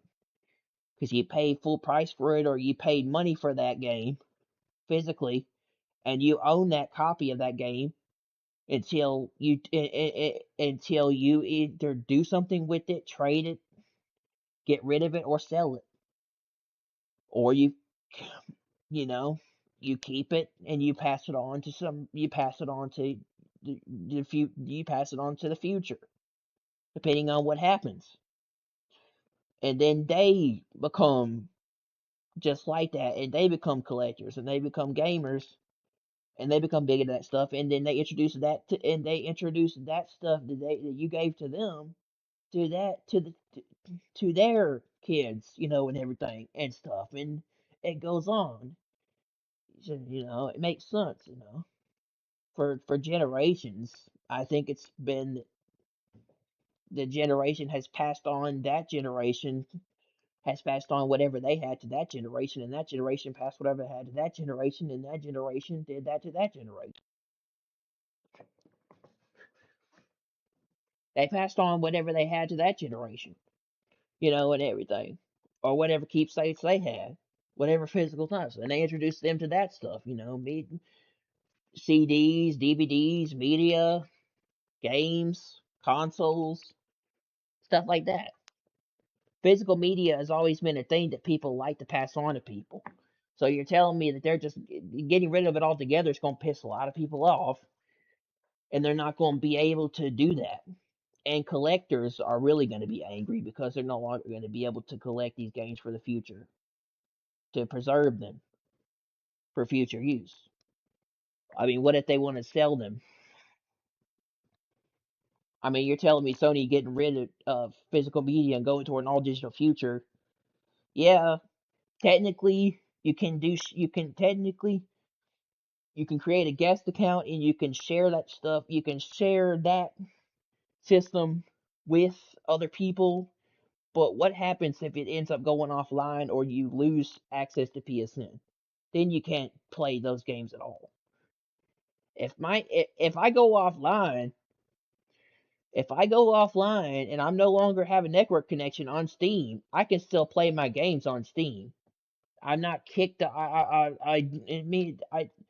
I'm not disconnected completely and can't play my games on Steam. If I don't have a network connection, I can still play my games on Steam through single player. I don't have to be on the internet to play Steam games. I don't have to be on Valve's website with the network connection to play Steam. You can play Steam offline. With PSN, that won't happen. If you get disconnected from Sony servers, you have to be online always to play those games. Your whole entire digital library is gone. So owning physical media there's still a reason to own physical media, even though a lot of people are making fun of people for some reason. And I don't get why they do this. It's mainly Sony fanboys who are just young and don't understand jack shit and don't know nothing about marketing in companies and businesses and how things work. Kids who don't know jack shit about anything, who think it's funny, who think it's funny for some reason to make fun of people for not having consumer rights and choices to choose between digital and physical media heading into 2028 and have the option as a consumer to still want to collect discs and have access to these things and be able to own your stuff and have control of your media and your games, do what you want with heading into the future from Sony. And I think it's funny to make fun of people who still support physical media into the future. And I get it. I get digital's the future of everything, and we're heading toward that. But there are still a lot of people out there that preserve these types of things for future generations and want to have these things still around and want to be able to use them because they're old school or they still like these things.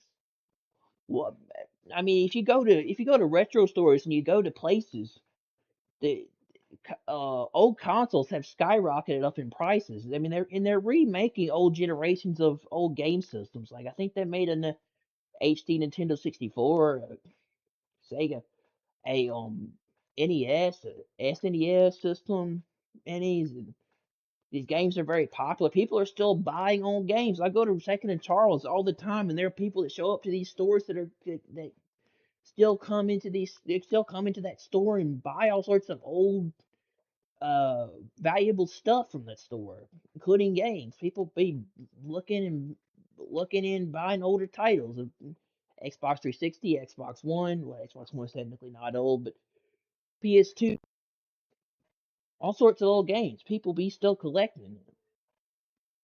There are still people that are huge into physical media. Physical media is still a thing. I mean, why wouldn't you want to own? Why wouldn't you want to be able to own your stuff to pass it on to the future generation? I don't know. There are a lot of people old school. People still collect CDs, collect DVDs, collect Blu-rays. There are still a lot of people that love physical media. So you can't blame them. I don't get it. Like this video here, for instance.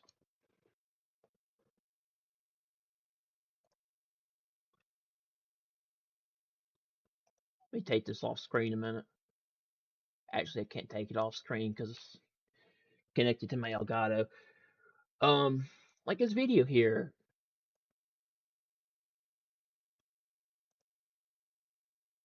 People think it's funny to make fun of people that still want physical media. What's wrong with having an option as a consumer to choose between physical and digital? Why do people insist on making a mockery out of people who want choice? I don't get it. Either they're stupid or they don't have any common sense or they're idiots. One of the two. Or they're a bunch of dumb Sony fanboys that are kids. But they don't have any common sense to understand what they're mocking, I guess. Or they're just too young to understand that in the future, if you take away options from the consumer, it's going to make the choices and practices Sony's doing a lot harder for gamers. And shit, games are going to be way too expensive to afford now with Sony's dynamic pricing going forward. So I don't know how people can support this, but there's still people on Twitter somehow making fun of physical gamers. Let me bring it up.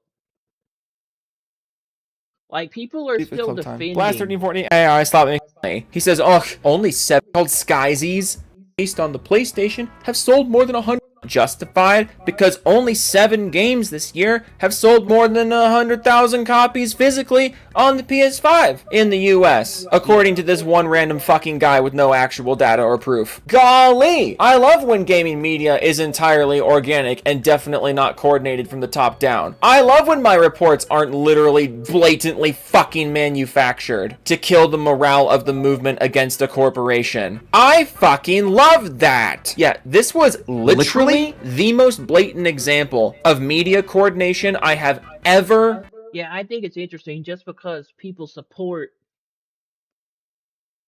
Just because they say these 7 PlayStation games have sold more than 1,000 physical copies means that basically physical gaming is dead. And there's no point to support it because more games have sold physically. More games are sold digitally than physically, even though that's a lie. I think Sony lied about that. 50% physical games, so a lot of people still buy physical titles. So I don't know how you can support that. I know you can support Sony taking the right to where you be able to own nothing. You don't even own your games anymore and have the rights to it. And you can lose anytime they can take it away anytime they get ready, and you can lose it because it's on a license. I just don't know how you can support that, bro. Have sold more than 100,000 copies physically on the PS5 in the US, according to this one random fucking guy with no actual data or proof. Golly! I love when gaming media is entirely organic and definitely not coordinated from the top down. I love when my reports aren't literally blatantly fucking manufactured to kill the morale of the movement against a corporation. I fucking love that! Yeah. That I was reading about it said to stop crying about physical media and that nobody cares anymore about it, but it's not true. Like 1,000 something people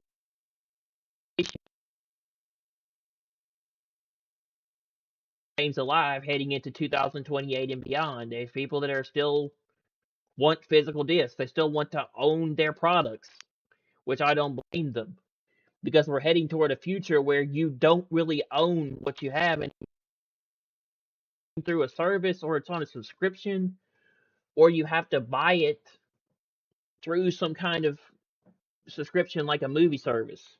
So it's on a digital, it's on a license, or on a particular it's on a time limit that you only have a certain amount of time to use it, and then it's gone. You can't just get it out or do whatever you want with it when you want to and use it when you get ready, unless you buy it outright, which you can still do that. You can technically still buy outright movies. You can purchase them to where you can purchase the movie without renting it. They're taking away the option for you to be able to, do what you want with your own games. But now everything's kind of on a time limit where they take either, where they have it around for a certain amount of time and then it's taken away and you can only use it for a certain amount of time and then they bring in something else, like Netflix. So everything's kind of done through streaming. So people still like to own their media. I'm sure there's a lot of people out there that have a big collection of Blu-rays and DVDs still. Maybe even still collect CDs, even though technically CDs are kind of gone away and people kind of stream everything through Spotify or whatever now. But there's a minority of people out there that still enjoy collecting physical media and being able to hold something in their hand that's theirs of value. It makes a lot of sense. This was literally the most blatant example of media coordination I have ever seen. Because I'm sure you've seen the reports about how only 7 games released on the PlayStation have sold more than 100,000 physical copies this year. And there is no reason to post a story like this, especially not a story like this across gaming media all at once. There is no reason for this other than to kill the morale of the. They're doing it to get in Sony's good graces, and it's propaganda news story. Yeah, rallying against Sony. Not it's to go with Sony's it's to go with Sony's to end physical media. Just because the They're information jumping on the bandwagon for heading toward that digital future shit. Exists. They're jumping on the bandwagon to get clicks and views and to get hype on shit. But also because the information, if you look into it, is not real. And yet, nobody They're basically saying because there are 7 games now that only sold 100,000 copies, that means that physical media is dead and nobody cares. Added the source, which is not true, because if you look at the facts and you look at a lot of the gamers, they're incredibly upset with Sony, and there's a lot of people on social media and Twitter that are pissed about about Sony ending physical media, and saying they're not going to support them because if there's no disc in the future, they're not going to buy it, not going to support it.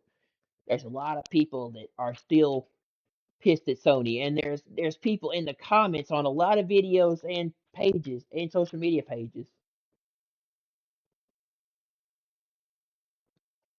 There's people on there's a lot of people on social media pages that are upset that they can't own their own products. And why would you not be upset? You pay for something, you deserve to be able to do whatever the fuck you want with it. And a company can't tell you what to do with your own products. They don't have the right. That's a monopoly, man. And that means you're taking away the rights of the consumer. And I totally agree with people who still want to support the idea of having something something physical to own and use. You're taking away their rights, bro. Nobody vetted anything. Every single major outlet ran with this story all at the same time. Conveniently, on the 3-week anniversary of the announcement that Sony's killing physical media. I love organic news flow. So all of these reports come from Circana, specifically Matt Piscatella of Circana. Who's Circana, you ask? Just the analytics firm who has been caught multiple times just fucking making shit up. But no, don't worry, guys. All of gaming media is going to run with this one blue news outlets that have confirmed this. But I think it's a load of crap. If they're just trying to get people to jump, they're trying to get people to jump on the next generation for PlayStation 6. And to buy into this Sky post from this one Circana. They're trying to say that physical media is dead. Why not just go toward digital? Guy, and every news outlet jumps on the same story and they cover the same shit. It's basically what Trump calls fake news. It is. It's spin, bro. It is. And it's a story that they all covered. That's why when you go to the same modern news outlets, they cover the same story. They don't tell you the real truth about things. They tell you what you want to hear, bro. Totally not manufactured, I promise. And what is the post? Well, Matt Piscatella posts on Blue Sky. Are they called? I don't want to call them tweets. Are they called blueies? Are they called skysies? Are they called shit flying out of your? They're in it for the views and the clicks. Your asshole. So Kotaku posts an article that says new Wolverine trailer flooded with 10,000 comments about discs. And then Matt Piscatella, completely unprompted, like there is no reason for him to say what he's about to say other than to paint a picture. He says, quote, Shit, I don't blame him. I mean, 10,000 comments about discs for on a Wolverine trailer. PlayStation video games sold more than 10,000 physical units in the US during week ending July 11th. 7 have sold more than 100,000 physical units year to date. Source, Circana Retail Tracking Service.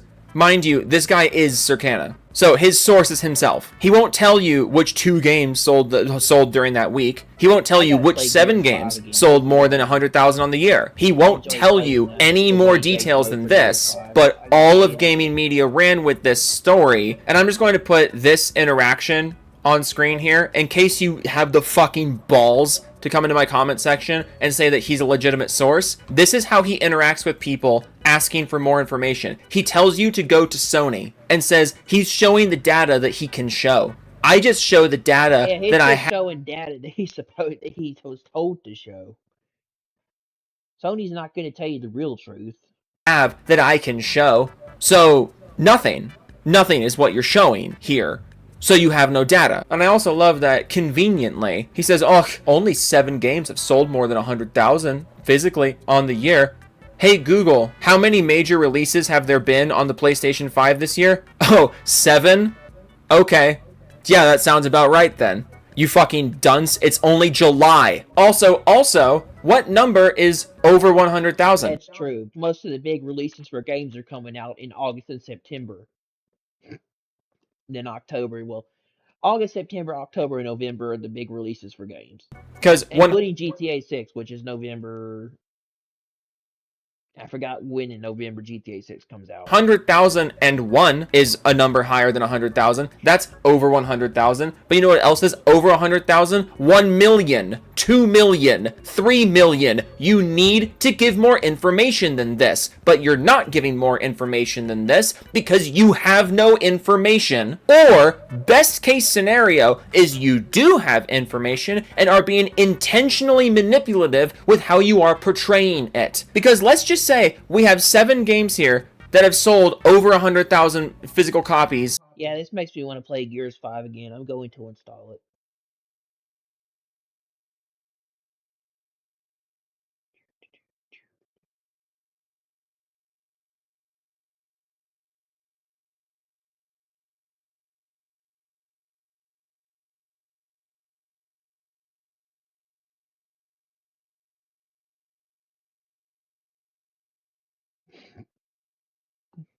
There we go.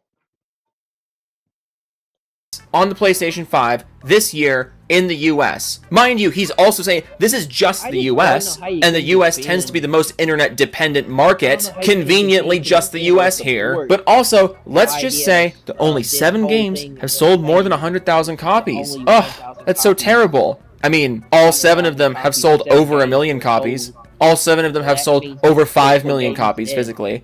But those numbers are all over 100,000, right? So, how can I twist this information? Like, you know what I mean? This is what happens when you don't give actual information. You are blatantly spinning the numbers that you have, assuming you even have numbers. And yet, all of gaming media, all at the same time, ran with this story. Gosh, I wonder fucking why. It couldn't possibly be because all of gaming media is reliant on corporate money and corporate early access to games, and in order to have corporate early access to games, you have to play nice with the corporations, which means you have to be on Sony's side if you are gaming media. So of course gaming media didn't vet this story. Of course they didn't put any thought into it, because gaming media has been spending the last 2 weeks shitting on Sony for clicks, and now they have to get back in Sony's good graces before the Sony exclusives start coming out again. So they see one fucking Blue Sky post from one fucking guy with no actual information in it, and they all think to themselves at the same time, this is the perfect opportunity to get back in Sony's good graces. Let's run that story with absolutely no vetting, absolutely no critical analysis, and act like all that shitting on Sony that we were totally on board with 2 weeks ago, it didn't actually happen because, Wolverine's coming out soon, GTA 6 is coming out soon, we still gotta appear friendly to the corporations. It's fucking pathetic. So of course gaming media is going to run this story about how the backlash is it's really not justified, because this one guy in this one analytics firm, he says this thing that backs up what Sony's doing, so I guess that's the story now, right? 5, 6, 7, 8, that's the story. fuck you. And the people running with this story, oh my god, the people running with it. The PlayStation fanboys who have just been waiting for something like this to happen. Strap yourselves in. I have so many screenshots of people just jumping out of the fucking woodwork to defend Sony now that this one random guy with no fucking data to show. Hey guys, I'm not a Sony fanboy, bro, but I like PlayStation, but I can't defend the idea that you won't have access to this stuff if something happens to your games. Being all digital. I just still like to own something. I still like to have something in my hand that I can own. only 7 games did this. Okay, which 7 games? How many copies per game? Well, I'm just showing you the data I can show. So you have nothing, but the number of people who were just waiting for this, oh my god. And I'll say it for the 10 millionth time. If you are a Sony fanboy, if you are a Sony fan through all of this, what are you defending? What's the point? What do you gain? Fuck me, what are you even doing at this point? But they were ready. They were waiting for it. Like Jazzy with 2 Z's who says yes because nobody gives a flying fuck about no damn physical copies. Nobody has the past. That's not true, bro.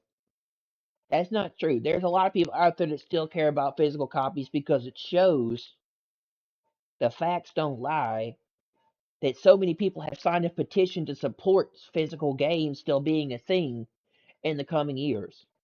They're against Sony trying to kill physical media. They are. There's a petition going on online that a lot of people have signed that has gone viral and is huge. So many people still want physical media. No, that's not true. Physical copies are still a thing. There's a lot of people. Just because 85% of 85% of gamers have been buying digital doesn't mean that people still not supporting physical media. There's so many people out there still like to own their own games. But I agree digital's the future of gaming. And more people buy digital now than physical, but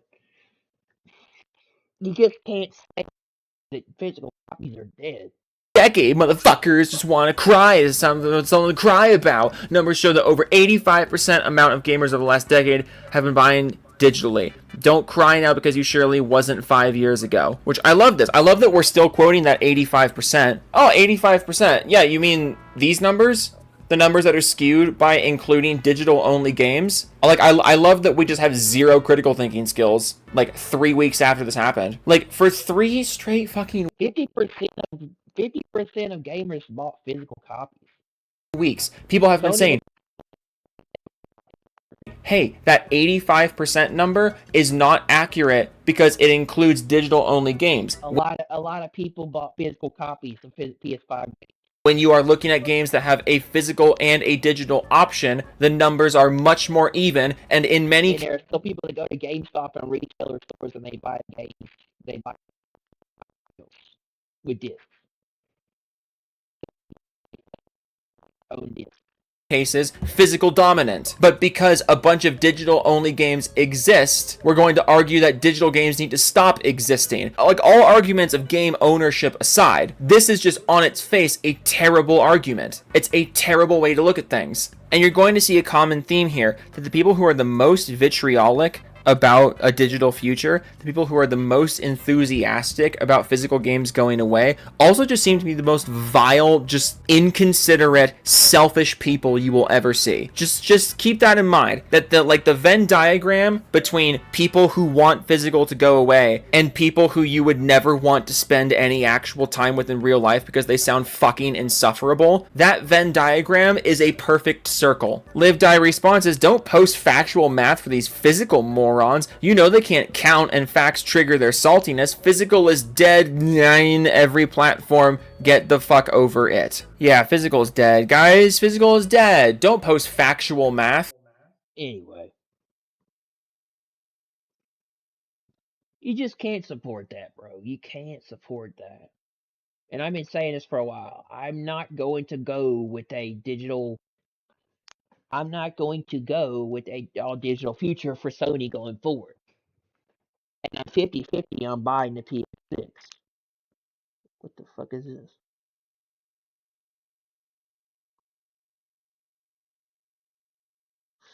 Oh. 50 on buying a PS the next generation. Because they have good enough game PC to run most games.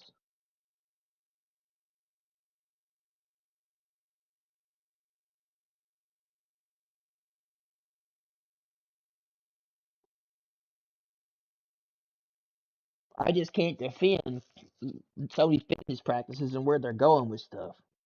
And I don't know how people defend it. There are so many people out there that still want to own their physical media and their games and be able to have control over what they do with it. They don't like the you'll be able to own nothing and be happy thing. They still like to have their rights over what they have with their products. I don't blame them. That's why people probably voted mostly for Trump as president. That's why Trump won in a landslide the 2024 election. Because people are tired of companies and the news media lying and not telling the truth, and they're sick of it. So they want somebody to tell somebody to tell the public the truth and what really happened, like election fraud in 2020 that's been uncovered. Yeah, they won't tell you that. Fuck them, they lie, bro. That's why we got a president now that is telling us that is doing his job and telling the truth to the American people. Letting the people know what really happened. Uncovering the lies and the shit behind all these fucking political corporations and everything they do. They're a bunch of shitbags who just want to make money and want to control you. Fuck them. Get out of my life and stop. Fuck you and fuck you twice. Get out of my business and stop. We don't want you telling us how to run our lives and tell you what we can and can't do with our stuff. And we don't want you telling us what we can't do with our rights. So fuck you. We don't want you in our... We don't want them in our fucking business. We want them to stay out of our business. And the government and all their corporations can go bye-bye and go fuck themselves. We don't listen to those types of people. That's why most people have gone to independent journalism and stuff like this. We don't want this type of shit in our life. We don't want communism running. We don't want communism taking over our country. And them saying, "Oh, you don't have the right to do whatever you want with your own stuff and your products. We can tell you whatever we want." No, you can't. Go fuck yourself. We tell you what to do. You don't tell us what to do. We're the consumers. We're the people. We vote for our rights and what we do. And as long as we're able to vote, we're going to tell you to get the fuck out of our business. And you can't control us. Try and keep thinking you're going to control us because we're going to keep, because when November comes around with the midterms, we're going to keep the House and the Senate, and you can go fuck yourself because we're going to win the midterms. And in 2028, we're going to win the election too, so you can't do shit about it, including cheat, because we're going to make it to where elections are going to be more integral. They're going to pass a law to where they can't cheat in elections anymore, and they're going to make it to where it's a lot harder for these people to get away with their fucking shit now. So good luck in 2028. I was going to have a whole bunch of people against your ass. Country domination and control. No, you're not. No, you're not. You can go fuck yourself. Your 2028 agenda is going to be destroyed. Your whole agenda has been destroyed by Trump, and it will be continued to be destroyed by MAGA. You hate him because he exposes you for what you are, liars, and don't tell the public the truth. Nope. You're gonna lose in 28. You're gonna lose in 2028, just like you lose in 2024. This country will never be a communist country in your life. it will never turn into communism. As long as we have a say over it, we will fight for this country and make sure that nothing happens. We will not have an agenda or a country where they tell us what to do and control us. We will not have a country where they put communism in our fucking lives. Nope. As long as we control what happens. Y'all don't. Y'all can go fuck yourself. Good luck in thinking you're going to take over and control the masses with your shit. You're not. We will never be a communist country. We will never be a socialist country, and we will never be a democratic fucking controlled country. So go fuck yourself. How about that? How about that? And you won't be able to cheat anymore the elections because we now know what you do. You've been exposed, motherfuckers. And all your media's been exposed too. By several sources. You've been caught with your pants down and lies. And that puppet you call it, and that puppet Joe Biden you had, oh, he's been exposed too for being a brain dead idiot who couldn't run the country to save his life. So keep thinking that you're going to control us and introduce socialism and communism into our country. And somehow you're going to introduce Sharia law and you're going to have all this shit. You're going to turn our country into a communist country. No thanks. As long as we have a say, this country will continue to be free and support our rights and our freedoms. We'll fight for our rights. Even if you want to come take away our arms, good luck with that. It'll be just like 1887 all over again, where we fucking have to fight for our rights. Good luck with that. Good luck. It'll be a modern civil war in America if you think that's gonna happen. Never gonna happen in a million years. They ain't gonna do shit. And they know it. They're scared. They're scared of Trump. They're scared of MAGA. They're scared of the people. They are fucking scared because they got exposed. And January 6th also got exposed. They have been exposed with their pants down. They are scared as all get out for the next election. That's why they wanted to shoot our... They are scared to be exposed. Liars, bro. They are scared. They are scared of 2028 and what's going to happen. They know their plans have been exposed. But as long as we have to say this country's not going into communism.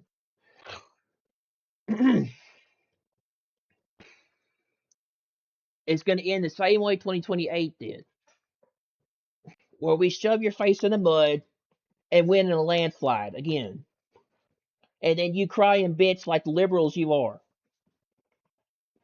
So good luck with that. I will continue to fight for my rights as long as I'm still alive. As long as I'm living, I am not giving up. I'm not giving this country to a bunch of liberal, fucking democratic socialists and communists.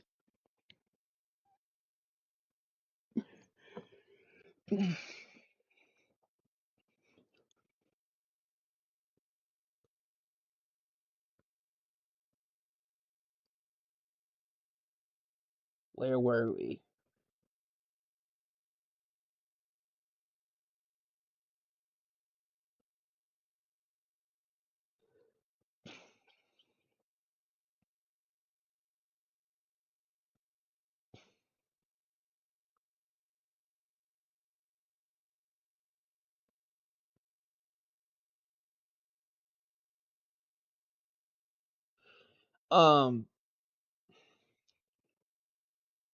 Shigeru, I've already read that.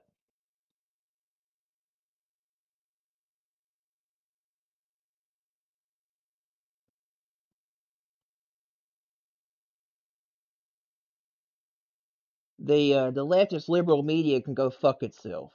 We know they lie. And we know they've been lying for years. They lied about 2020. They tried to cover up the 2020 election being stolen, bro. You know they lied.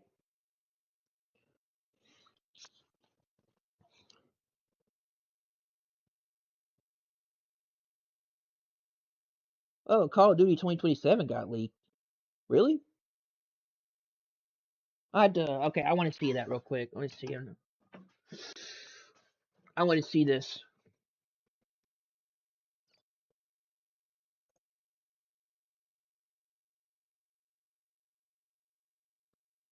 I mean, if motherfuckers think we're gonna give our country over to a bunch of liberal, democratic, socialists, and communists, they got another thing coming. As long as we have the right to vote, we're going to keep this country free, and you can't do shit about it. You never will control nothing. You won't control shit. You won't be able to do nothing. You will continue to lose and lose and lose and be pissed about it and mad. All you can do is cheat now, and that's how you're going to win.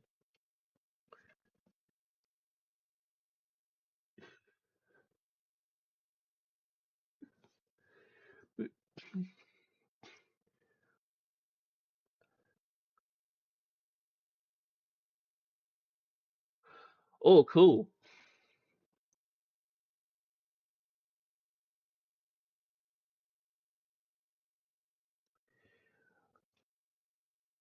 So they have another PlayStation 5 emulator for Demon's Souls. PlayStation 5 emulation on PC has reached another milestone. The developers behind Sharp Emu announced that the emulator can now boot Demon's Souls Remake far enough to display the opening cutscene and reach the main menu. According to the team, the game's logic and EU are already functioning, although major visual artifacts and texture streaming issues remain.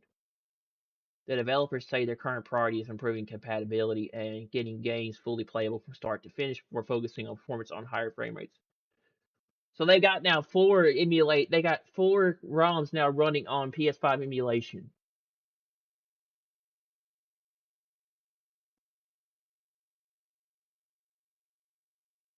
Dude, that's pretty cool. I have to check that out.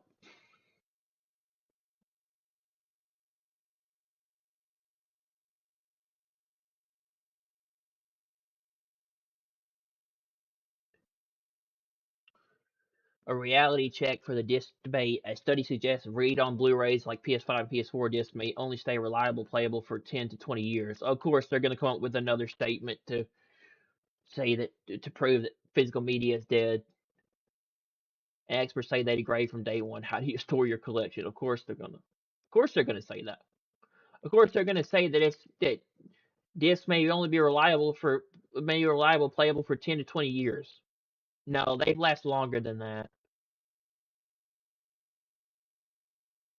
They're really trying hard to kill physical media, bro. Go fuck yourself. How about that? And stop lying. All you can do is come up with a news story for your clicks and your views. It's just sad how modern news media is dead. It's dead now. It's nothing but fake. Modern news media is dead.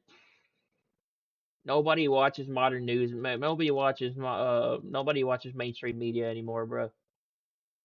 It's dead. It's all fake.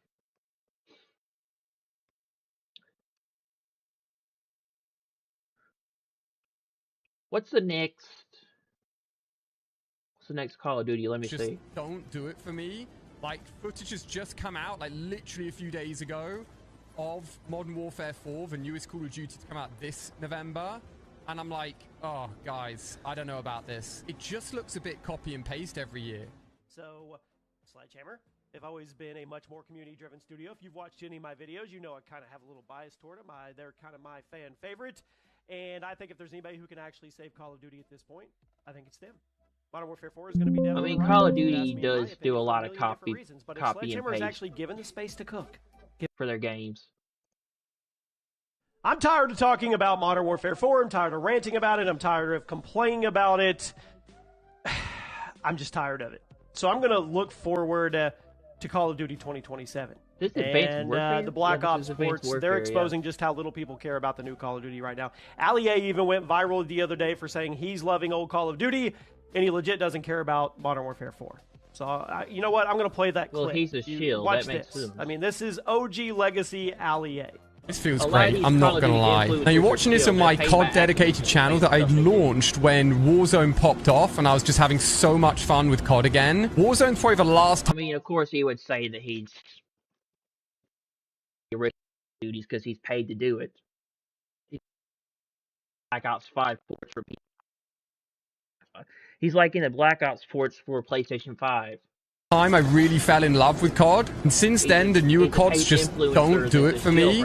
Like, footage has just come out like literally a few days ago of Modern Warfare 4, the newest Call of Duty to come out this November, and I'm like, oh guys, I don't know about this. It just... You got that wrong. Call of Duty comes out in October, not November. November is GTA 6, so October is Modern Warfare 4. Modern Warfare 4 comes out October 23rd, not November. He got that wrong. Looks a bit copy and paste every year. So, Sledgehammer, they've always been a much more community-driven studio. If you've watched any of my videos, you know I kind of have a little bias toward them. They're kind of my fan favorite, and I think if there's anybody who can actually save Call of Duty at this point, I recognize this dude. I recognize him from some channel. I've listened to him before. I think it's them. Modern Warfare 4 is going to be dead on arrival, if you ask me, in my opinion, for a million different reasons. But if Sledgehammer is actually given the space to cook, given a whole kitchen, they could come up with something amazing. I recognize this. And since all of Call of Duty is integrated with Warzone these days, some data miners actually uncovered Call of Duty 2027 leaks. Information hidden in the game files for Warzone and COD HQ. So we have something to talk about and hopefully look forward to next year. Welcome to the channel, everybody. Jimmy or Chaos. Talk about and hopefully look forward to next year. Welcome to the channel, everybody. Jimmy or Chaos, because we have something to talk about. Oh, it's Nero Cinema. Yeah, I recognize this dude's channel. And hopefully look forward to next year. Welcome to the channel, everybody. Jimmy or Chaos, because in case you can't tell, I've kind of written off Modern Warfare 4. I hope it proves me wrong. I really do. Oh, yeah, this is Chaos Gaming. I remember. Yeah, I know who this dude is. It just doesn't look like a game I'm going to enjoy. He's also a shield for Activision. And I'm going to be one of the many people just playing the Black Ops ports and maybe the World at Warport when it comes out, assuming that leak ends up being legit, which I think it is. But today, we have new stuff. So I'm going to catch you up to speed on everything that's already leaked about Call. We have new stuff. Call of Duty World at War is coming to PlayStation 5 next. Call of Duty World at War is not currently available on PlayStation 5, but data miners have discovered back-end database references hinting that 2008 Classic may receive an official port. If rumors are true, the port could release as early as September, developed by Iron Galaxy. So 2027, I'm guessing then? So 2027 of September.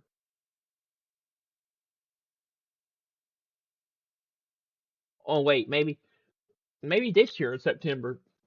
Maybe September 2026 is when World of War is coming to PlayStation 5. Ooh, yeah, I would definitely play that again. Until an official World of War release is confirmed, there are the ways you can currently play World of War themed titles on PS5. That'd be awesome.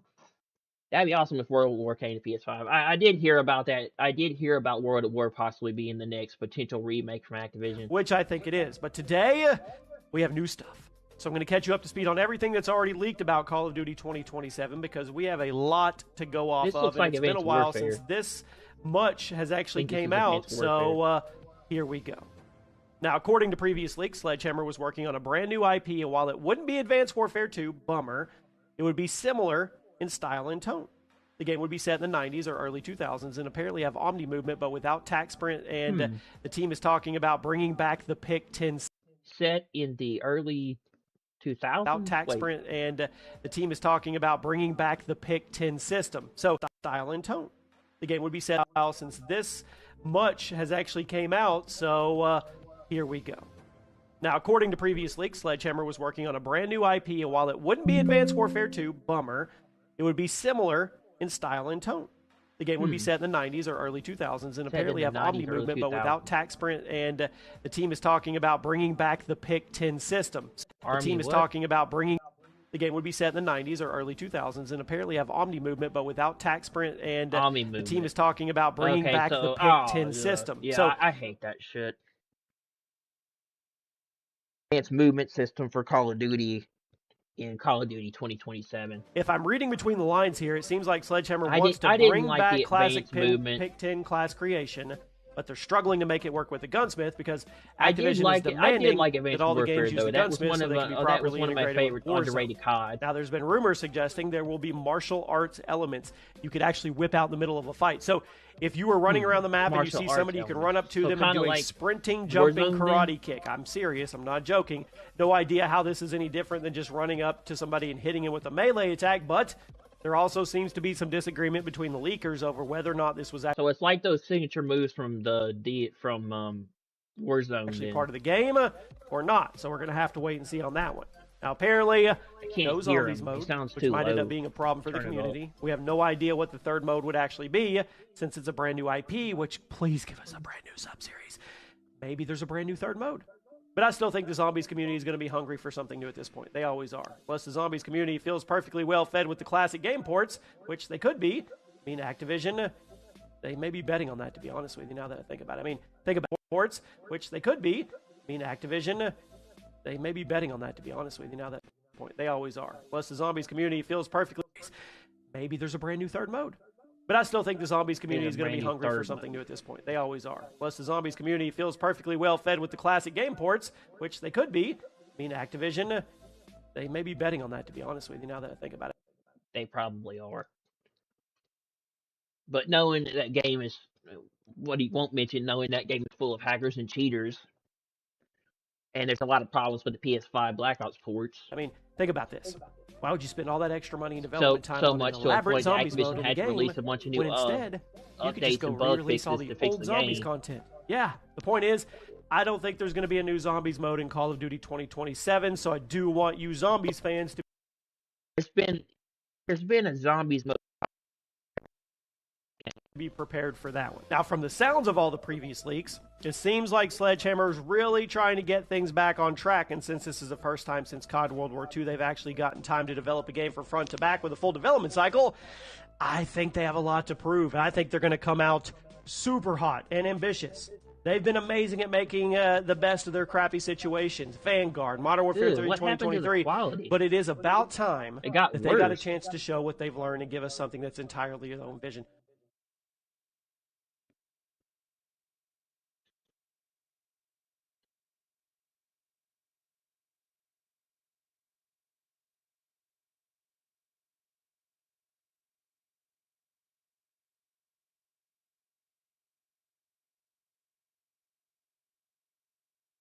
Time that they got a chance to show what they've learned and give us something that's entirely their own vision, assuming Activision doesn't kick the door in and demand they put certain things in the game, which is unfortunately already seemingly happening with the Gunsmith and Warzone integration. But hopefully there's a compromise.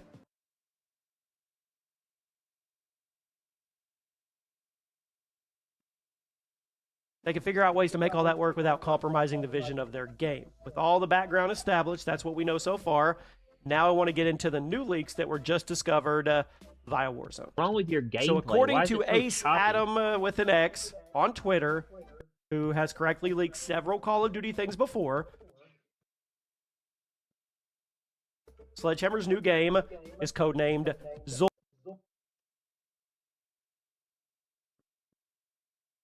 Z-U-L. And there's a bunch of references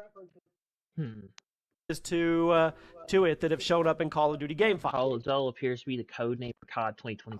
Now, there's a few things we could take away from that because, as you guys know, the code name for these things often exposes quite a bit about the game's theme or setting. The prefix Zul, Z-U-L, actually has meaning. You World of Warcraft players probably know that in WoW, Zul means Voodoo Master. But in the real world, it typically translates to owner of...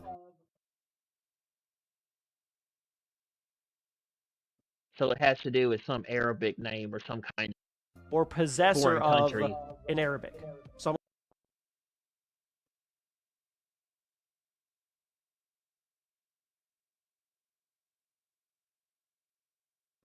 I'm going to let you guys take your own meaning from all that. Stop Put your doing tinfoil that. hats on.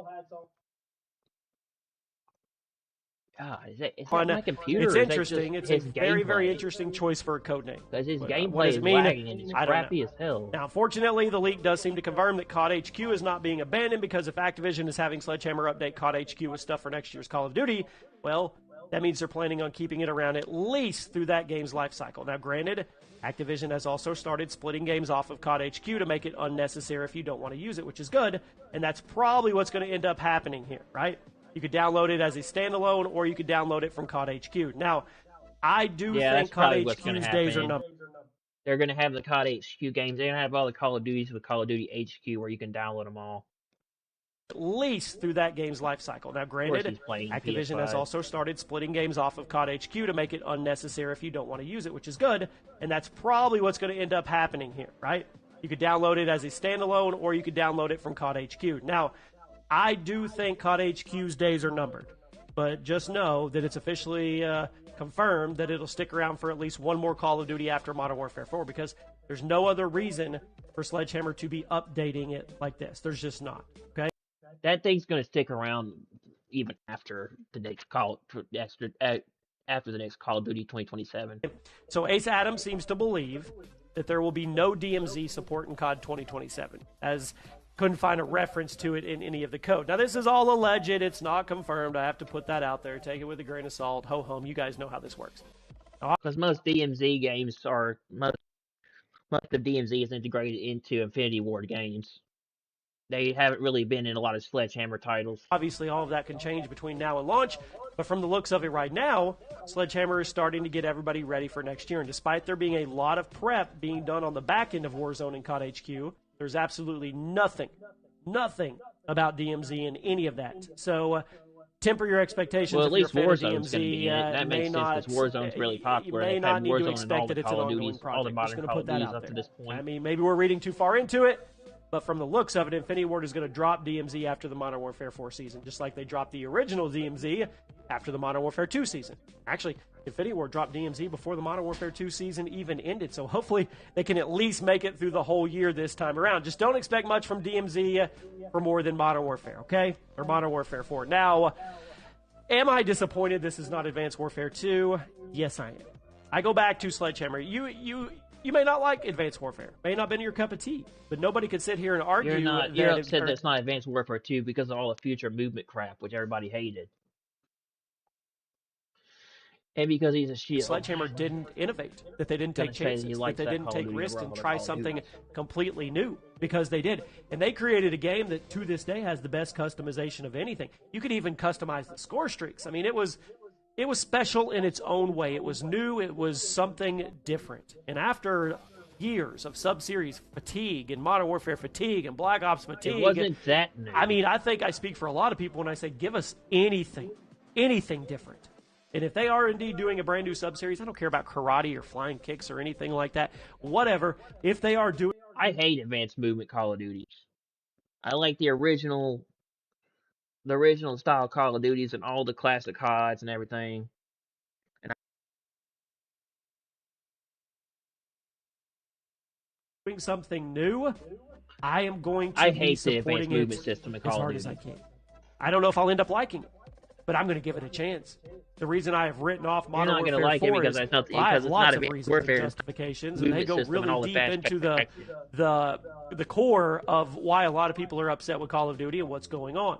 But if Sledgehammer's going to come up with something that actually had People are 3 upset with years Call to of cook Duty it up because and it's brand new, it's got to same give it a shit every year chance. and paste I want to give it a chance. It may be the last Copy and chance I give on this pasted. channel. I don't know. All And good they things hate have to the come to an advanced end movement. sometime. People don't want to right? go back to We the can't advanced make movement. Call of They'd Duty rather top play the 10s modern forever. They'd rather play the If old we Call don't of enjoy Duties the with game, Black Ops 1 and 2. maybe we can. I don't know. Anyway, that's what I know. I'll keep you guys posted. Then if play anything another comes. Call of Duty. People rather play the advanced Call of Duty. They rather play the Black Ops 1 and 2 ports for PS5 than play the next Call of Duty and all this stuff. People are just pissed with the hackers and the cheaters and the negative XP and all the problems with the Black Ops 5, the Black Ops 1 and 2 ports and everything. And there's a lot of problems with the games and everything. Call of Duty just... I wouldn't say Modern Warfare 4 is dead on arrival. I think it's going to be a good game. It looks pretty good. The movement system is fairly smooth and fast-paced, and it looks pretty good. And it looks like it's going to be a pretty good game to me. I'm not going to pre-order it, but I'm probably going to play the open beta and try it out and see how it is. But I think MW4 is not going to be bad. But it does look like it has similarities to Modern Warfare 3 and Modern Warfare 2, the remakes. But that's just what I think. I think the game is going to be okay, but it's not going to be worth $70 at launch. If I was going to play a Call of Duty that I really liked, it would probably be Black Ops and Black Ops 2. I'd probably get the ports if I was going to play Call of Duty. But yeah, I mean, they're okay.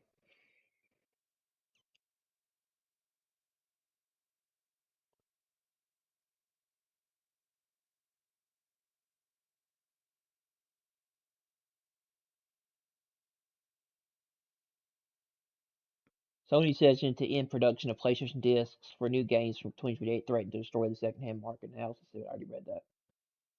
They may as well eliminate the hardware too. Japanese dev says Sony doesn't understand the feelings of fans. Well, it looks like this August is time to go back to Ghost Recon Wildlands. One of those games that, without having anything special and being guilty of repetitiveness, has something that makes you enjoy it. I have very fond memories of it. It was one of my first platinums. If it's true that the next year version is coming, it's time to replay it 100%. This time with the squad. Have you played this one? Breakpoint, I think, was way more lackluster. No, I like Breakpoint. I think Breakpoint was better than Wildlands, personally. Breakpoint was a way better game than Wildlands.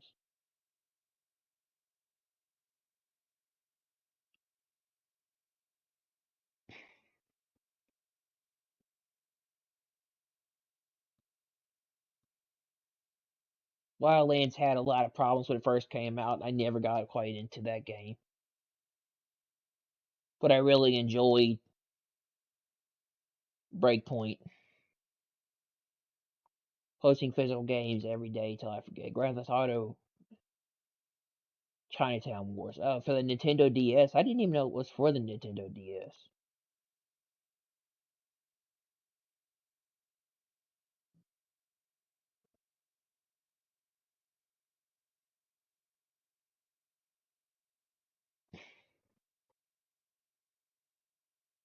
Wow, I love this idea. Putting sticker discs on top of the actual discs. Yeah, that's cool, bro.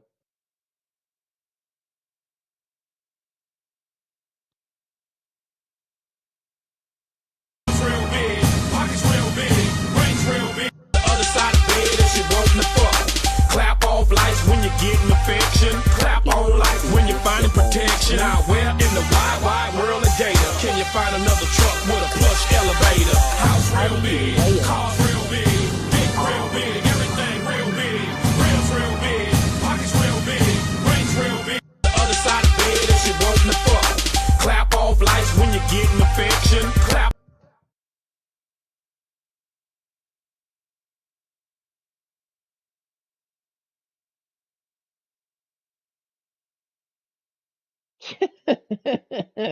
Yeah.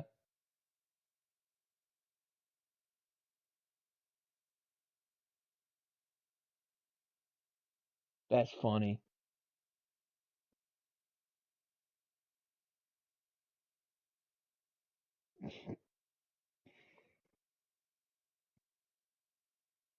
Resident Evil 5 in real life. Chris and Sheva actors. This was a fun skit we filmed during the production of Resurrection and Biohazard Story. Big thanks to the actors for doing this with us. We hope you enjoyed it. Chris! You can't be serious. Chris! You son of a bitch. She locked him. He locked her out the door and she was saying, "Come unlock the door." Chris! Hurry up! Chris! Chris! Hurry Come up. on! Chris! Hurry up! Chris! Resident Evil Chris! 5. Come on! Chris! Hurry up! Thank you. She opened the door and then he Chris! locked her out the door. You can't be serious. Chris! You son of a bitch. Bro, it's... Chris! Hurry up! Oh yeah, that was what it was like in co-op in Resident Evil. Chris! Hurry up! You had to wait on the other character to open the door. Chris! Hurry up! So you had to tell him to come to the door and to wait. Open the door. Chris! You can't be serious. Chris! You son of a bitch.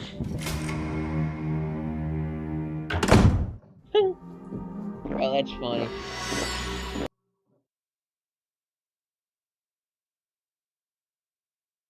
A 9-year-old DoorDash driver delivers to the wrong house in Caramel, Indiana, and the homeowner straight up refused to give the food back. He shows up, explains it's a mistake because the app sent him to the wrong place, says he's just a broke kid trying to make college money. Escalates fast, threatens to break all their shit, name calling, so on, and Hillside threatening to call the cops.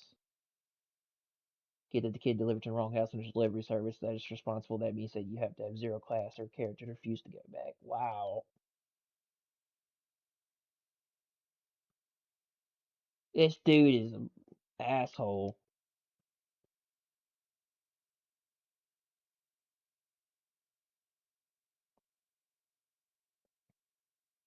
The wrong house and these people won't give me my food back, knowing damn well they didn't order shit. So I'm giving them a couple more seconds to come bring me my fucking food back before I break all their shit. No, I need my food. I need my food. I delivered food. I delivered food to the wrong house. I just need my food back. You fucked up. You go away. Why are you taking my food from a 19-year-old kid trying to get up. college money? Go away. I'm trying to get college money. No, I will call the police right now. I'm not trying to be disrespectful. I'm not trying to be disrespectful. No, I'm just trying to get my food. I'm just trying to get. I asked nicely 5 times. Can I just get my food back? And you're gonna fuck my shit up, right? Yeah, I promise you I will if I do not get my food back. Do you have any idea what the Give me fuck my I food will back. do to you right Give now? me my food back, please. I'm asking you nicely. No. Go. Hit the road. Promise you it's not gonna happen. Stay right here. I'm telling you what. It's either if you I go touch out there and anything call. on my property, I promise you, if I do not get my food back, I am calling the cops. Do you understand that? Go away. You are stealing food. Go Why away. are you? Are He you? is Dude, a- you live in a he is nice an ass house. asshole. Why are you stealing food? Look at this. You have pillars. You have pillars and shit. Why are you stealing food from a 19-year-old trying to make money? Are you that much of a fucking loser? Why can you not deliver food to the right house? It's a simple mistake. Everybody makes mistakes. I'm a 19-year-old kid. You can't just give me my food? Go away. How old are you? How old are you? How old are you? I'm telling you. You're a fucking loser. A fucking loser, dog. How old are you? How old are you? You talk about you recording this shit. You committing a crime, dumbass. No, I'm not. Come on, y'all. I'm just trying to be nice You're here. on and our just do- property. To deliver food. It took me to the wrong house. Slammed. All right, bet. I don't give a Wow, fuck. bro. I can stay out here all That's day. crazy. I promise you, I don't care. Matter of fact, I'm gonna call the cops. I They don't just give a fuck. stole his You was a food. lame They ass stole old the bitch, food you from the fat fuck. DoorDasher, and he was trying to get it back, and they took his money. Wow, bro, that's shitty. Oh god, that boss fight in Uncharted was annoying, bro. God, I hated having to fight him. I mean, I beat him twice. I beat Lazarevic twice. Once in the original Uncharted 2 on PS3.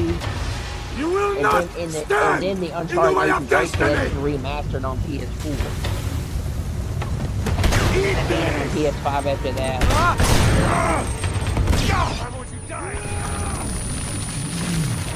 But it was so annoying to have to shoot the red to kill him every time you were going.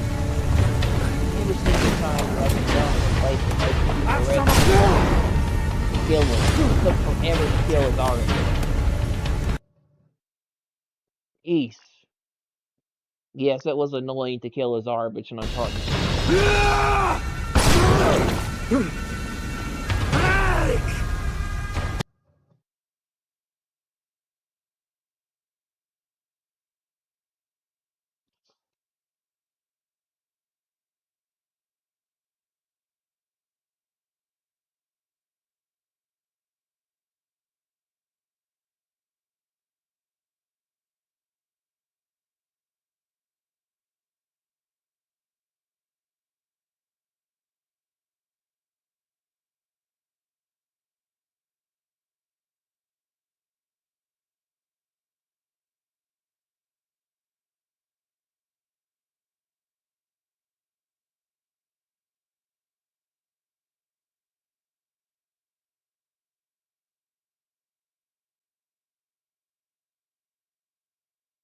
that was probably one of the hardest boss fights of the Uncharted series.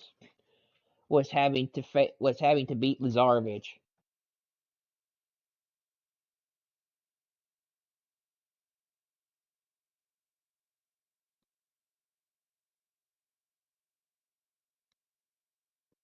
Man, bro. But Uncharted 2 was one of the best Uncharted definitely in the series, and I still like it to this day. It had really good multiplayer too, when it was on PS3, and then they took the multiplayer away with the Uncharted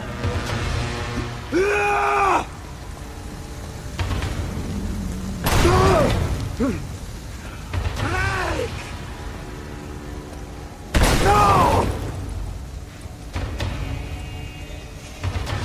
You will not stand in the way of destiny! Hey! Eat this! I want you dying! Ooh,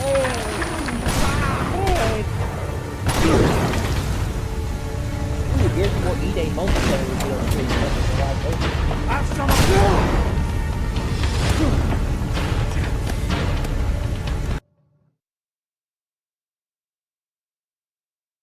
Which cancel game do you wish had been made? Time Splitters 4, probably. Or PT.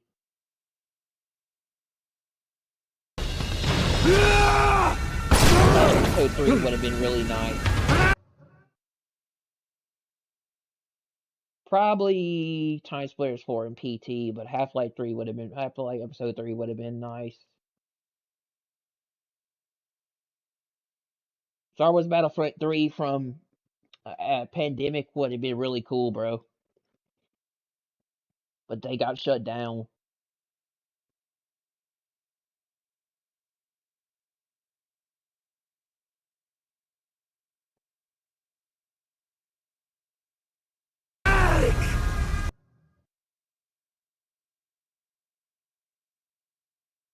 Yeah, Mercenaries 3.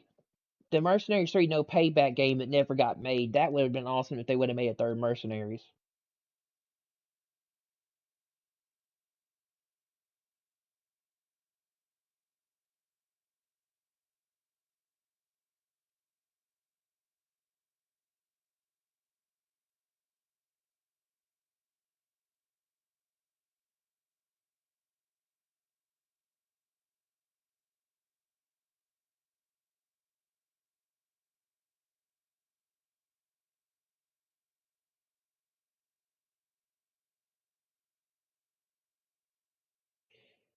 Yeah, exactly. Mercenaries 3 No Limits, man.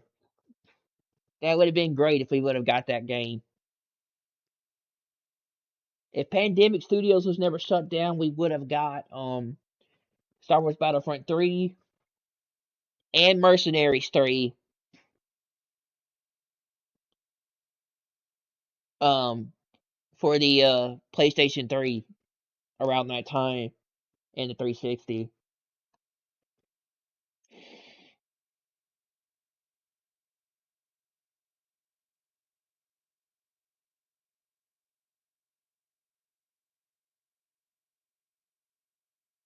Prey 2.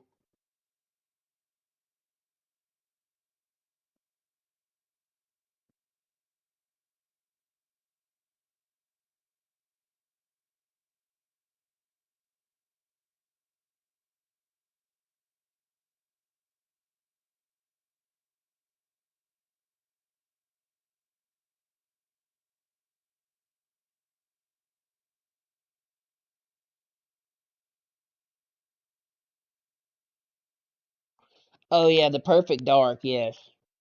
Perfect Dark, definitely. Tomb Raider 20th Anniversary, yeah, definitely that one too.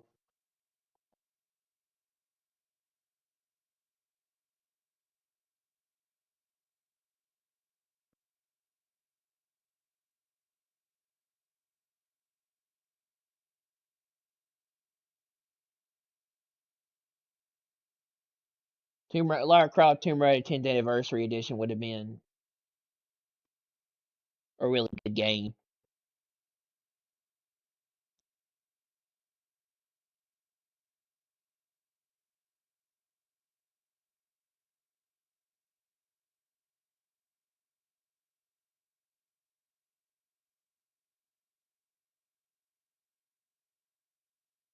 Yeah, I would love a Half-Life 3 too, but I don't think Valve's gonna make that. They made Alex.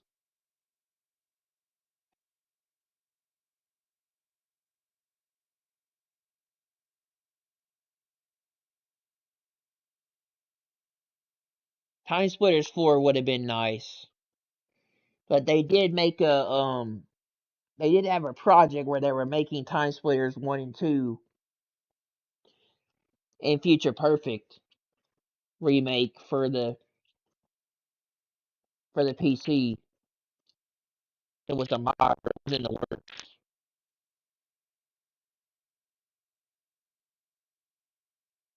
Time traveling to different settings, collecting guns and equipment from different eras, meeting new characters constantly while keeping the fun. Yeah, the vibe would have been awesome. Resident Evil 4, but that was already made, so.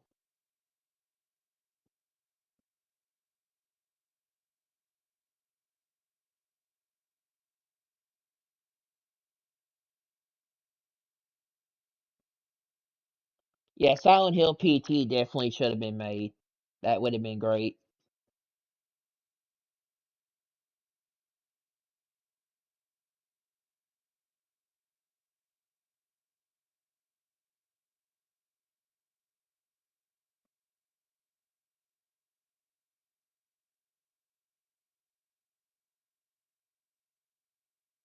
Gateway 3. Yeah.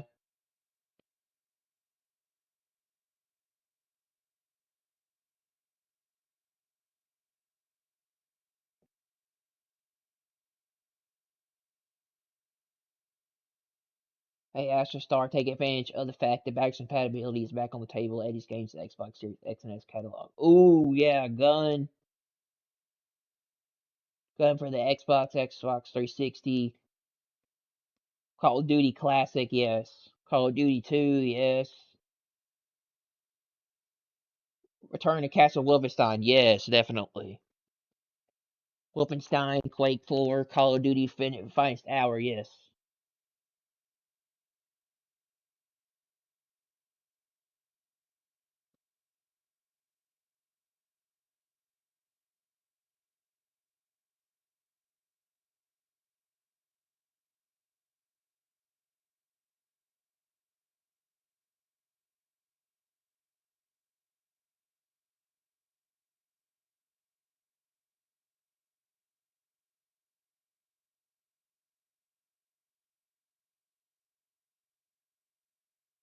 Stay off the fucking mound, that's my fucking mound. Rocky's pitcher Kyle Freeland had words for Nationals DH Andres Chaparro. You're golfing, you just don't do it. A step onto the dirt in the back is consistent with what you do throughout a game. That is the back part of the mound, and it's not more than one step. Sensitive much? Justin Lawrence, the former Rocky, Bo wrestling out there with one of his former teammates. Do you think Andres Chaparro hitting 3 balls hard against Kyle Freeland today, including a 3-run homer, factored it all into that? Yeah, after we ran across the mound, just, asked, hi, how you doing, how's the family? And, the good stuff. What happened? Squared up again out to left center. Chasing after it is Carrig. He'll get there. Mead back to the bag at second. He'll tag. So a productive out for Chaparro. He's hit 3 baseballs well. Oh, he's gotten stepped Mead on the over to mound. third with 1 out. Whoa, and what do we got here? Andres And they got in a Chaparro fight. and Kyle Freeland coming together. Kyle took exception to Chaparro walking across his mound. That's a big no-no. No matter what level you're at, no matter what level walking across his mound, that's a big.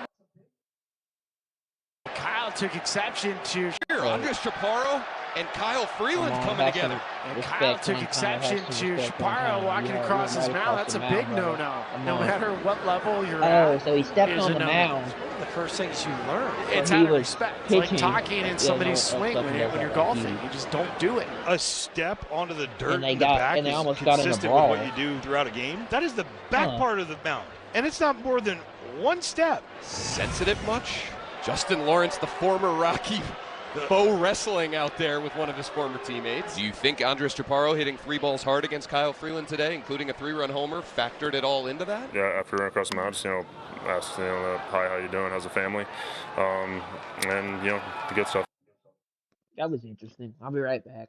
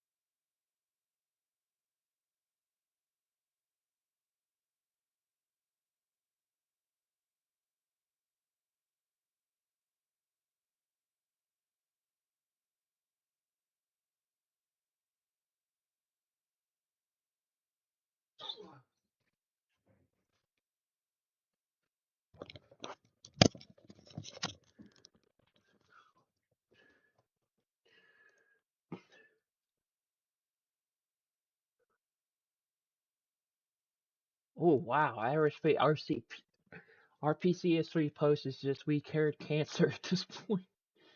PS3 games can now run on older GPUs. We now support ATI Radeon HD 2000, 3000, 4000 GPUs from 2007 to 2009, bringing down our PCS3 minimum requirements once again.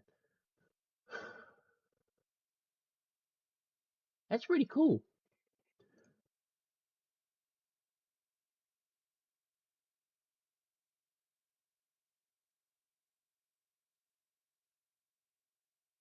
Huh. Huh.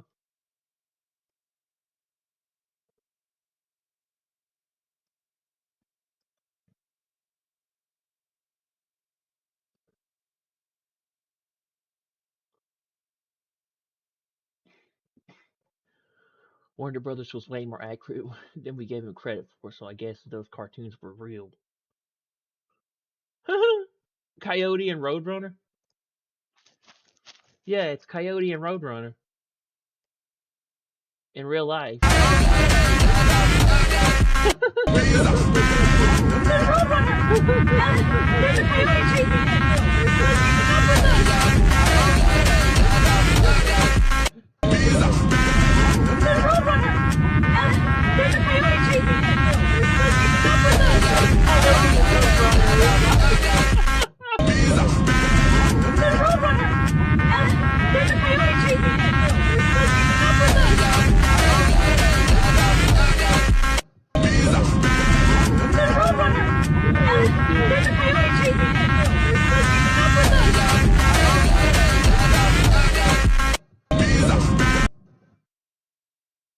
You just put a frozen pizza in the oven and crack open a can of Mountain Dew. You take control of Master Chief on the Pillar of Autumn. No school tomorrow. Your parents don't care if you stay up all night at Perfect Summer Night. The year is 2026. You are 31 years old. Yeah, good times, bro. Back when gaming was in its golden age.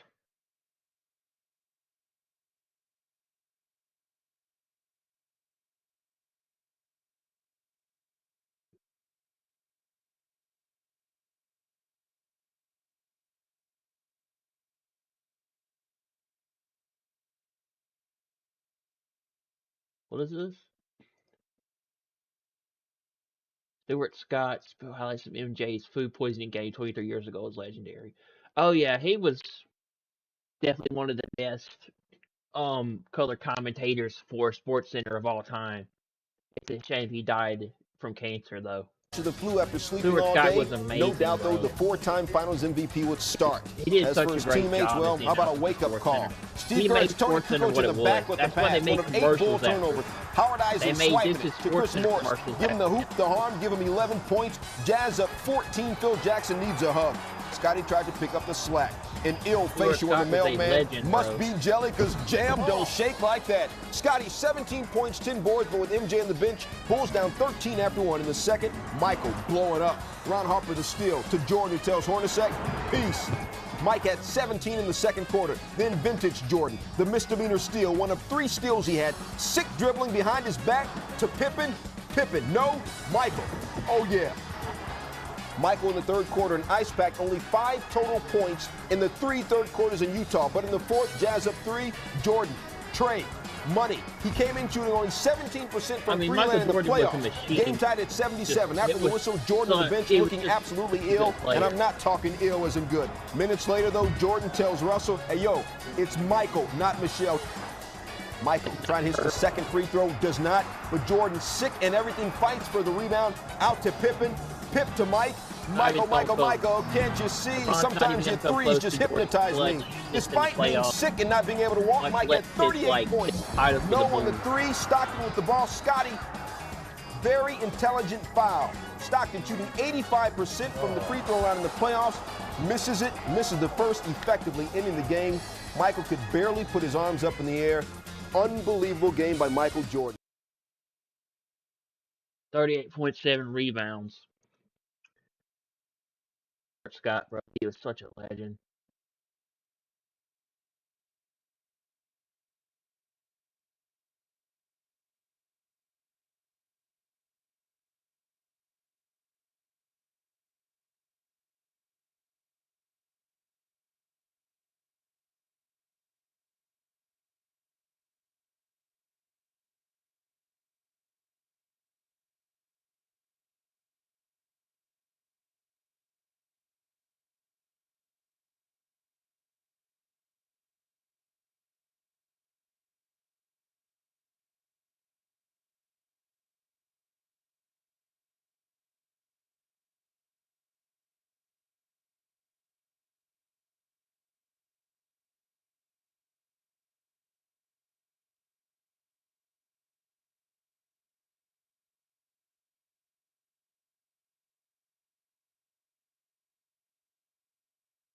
Yeah, we had it back then, bro, compared to now.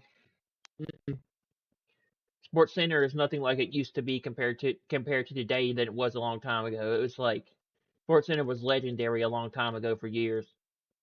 All the way from the mid 2000s to the 2010s and maybe all the way to maybe 2014. But after Stuart Scott passed away, Sports Center wasn't the same as it was. Sports Center wasn't the same anymore when he died, bro. He's such a legend, man.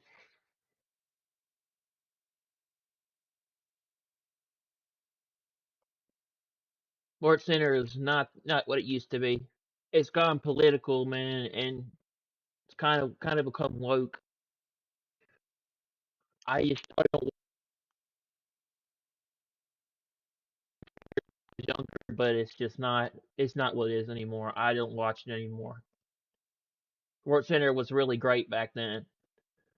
When you had Around the Horn, you had Sports Nation, you had all those great shows, man.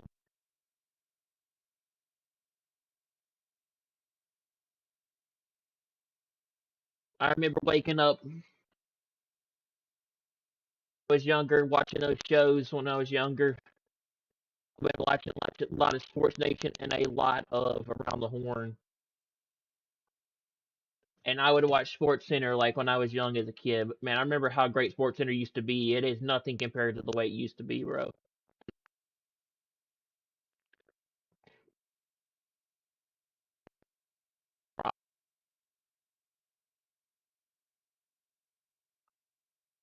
It's sad what's become.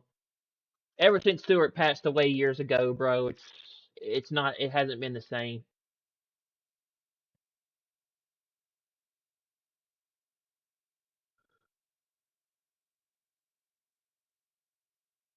Ozzy Osbourne World of Warcraft commercial 2009. The Lich King is the Prince of Darkness, Ozzy.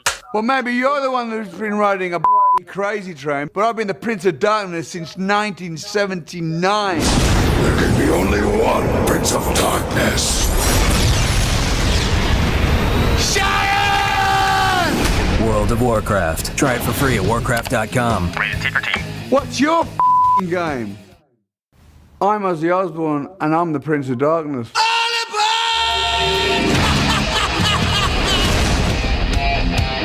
The Lich King is the Prince of Darkness, Ozzy.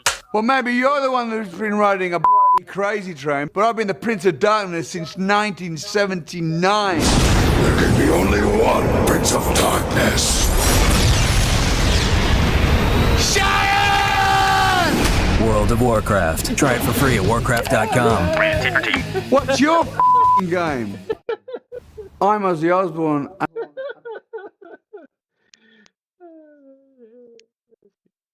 What is this?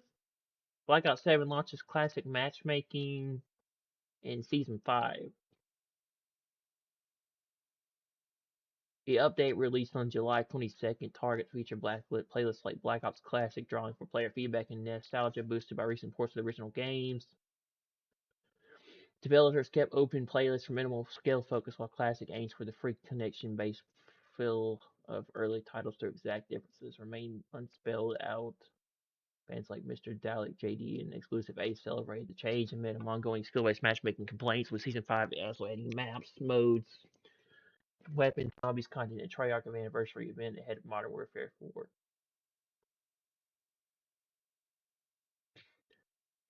Call of Duty will now have a classic matchmaking system, which they state is a new system inspired by the original Black Ops and Black Ops 2 systems alongside the open matchmaking playlist. Both will be in Black Ops 7 and MW4 beta.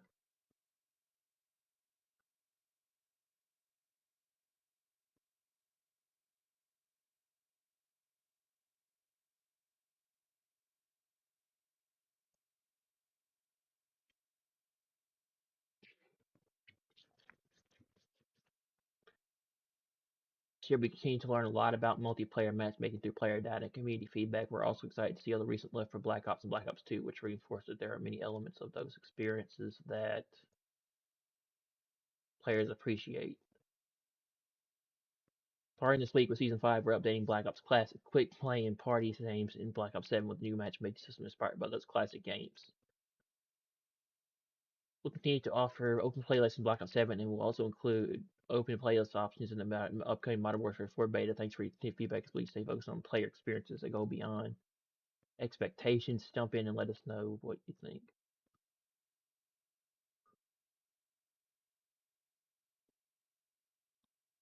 Yeah, what is the difference between open and classic matchmaking?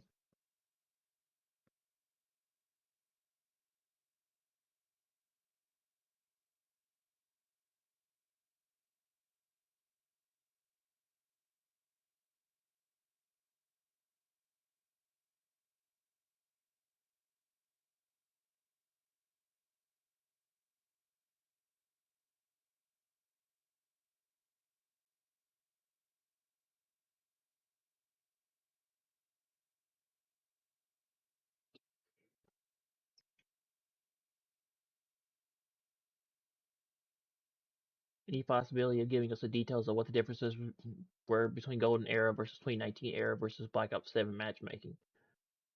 Transparency would make more people in the community trust you guys.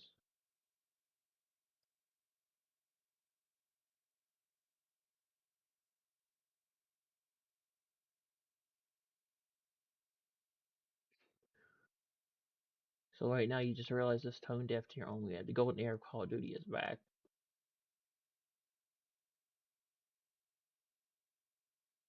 Call of Duty announces they're removing skill-based matchmaking, arguably one of the most hated features of the game ever.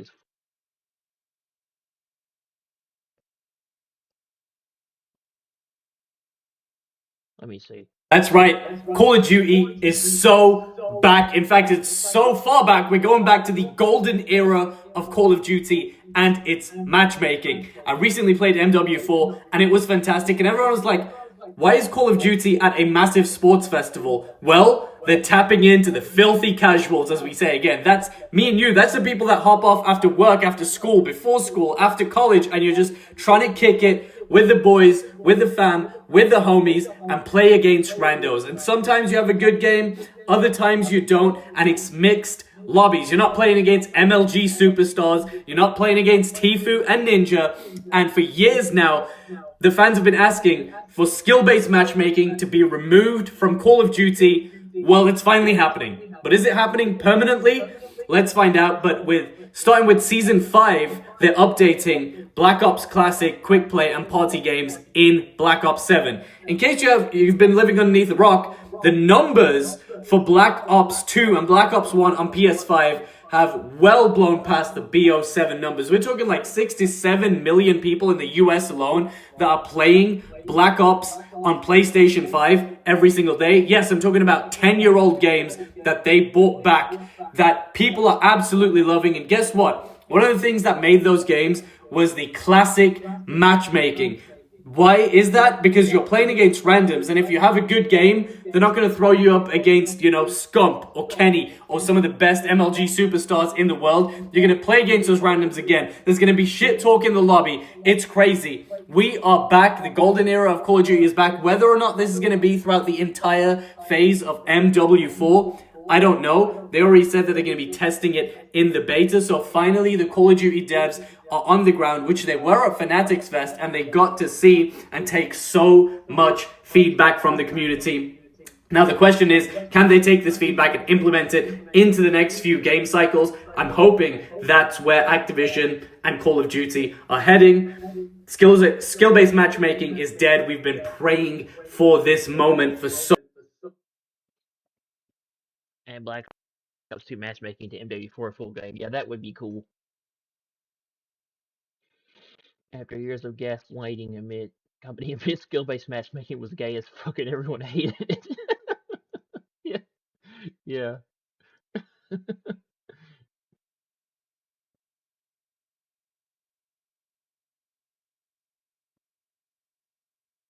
OG Black Ops 1 and Black Ops 2 matchmaking in MW4 would beat peak. Yeah, that'd be cool.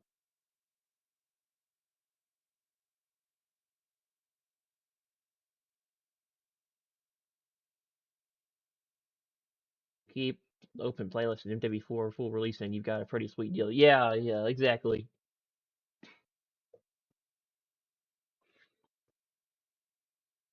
Yeah, it's not normal of Activision to do that to give players what they want, but it's nice to see that. That means MW4 is probably going to sell well and it's going to be a good game and the beta is going to be interesting.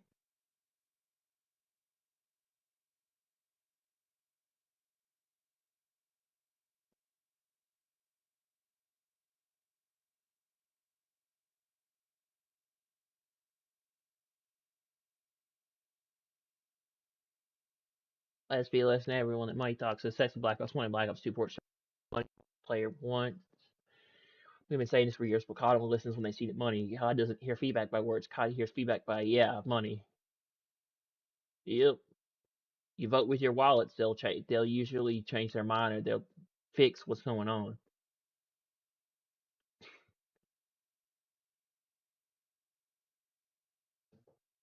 I heard people wanting skill-based and hit the arm. Yeah, true. Probably a lot of influencers said they don't like skill-based matchmaking and they changed it.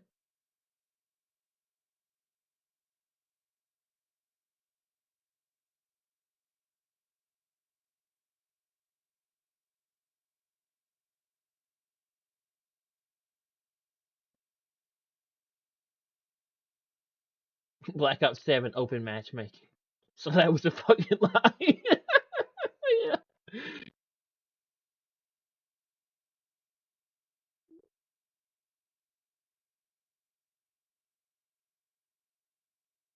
Yeah, Activision bans players for stupid reasons now. You lied about open matchmaking, panic dropped. Ports we've been asking for decades old games are outperforming the current sensitivity with old games. Now all you want to make adjustment you knew the player base once wanted.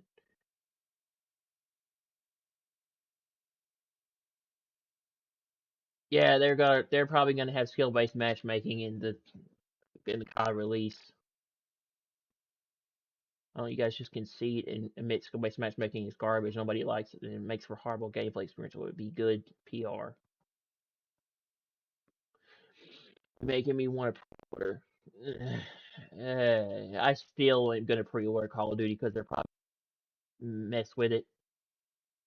I think we should just add rug pull classic matchmaking versus current matchmaking, just course in the COD lifecycle because they'll do it again for Modern Warfare 4, probably so.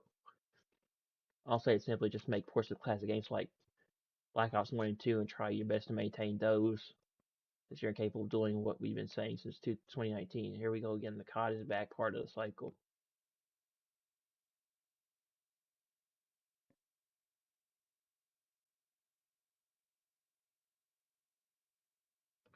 Wallhack aimbot boost SR was ruining your game. Other glitches, AFK and plunder, leveling BP without the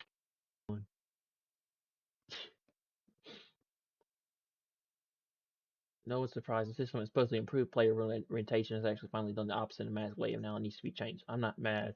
It's just disappointing. Why I even lie about it in the first place like you guys did from 2019 to 2025.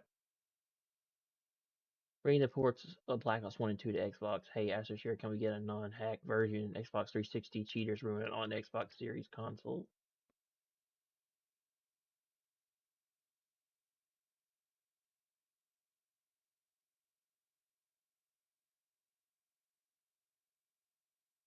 We want the original concepts of COD from MW4 Warzone, Rig Activision, Activision matchmaking it, algorithms plus the implementation of console versus console and PC versus PC for a fair and even playing field for competitive modes. The Black Ops 1 and Black Ops 2 ports are proof in the pudding for success.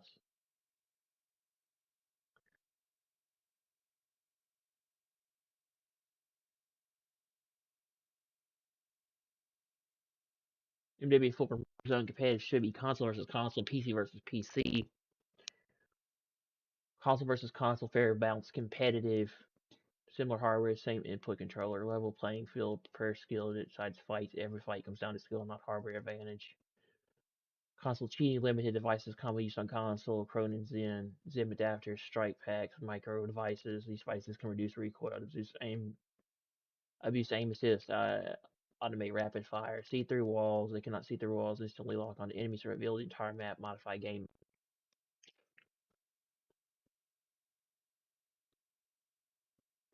Black Ops 1 and 2, Black Ops 1 and Black Ops 2 ports players are loving the console experience. Community settlement has been overly positive.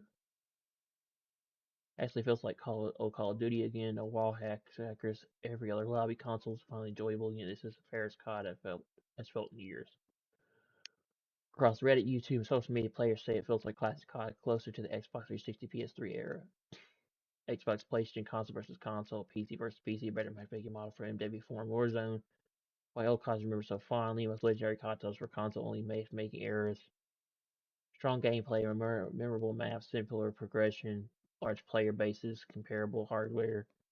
These are part of the reason why classics like MW 2009 and Black Ops are still loved today. Keep crossplay for casual, keep competitive fair. A fair future for Call of Duty.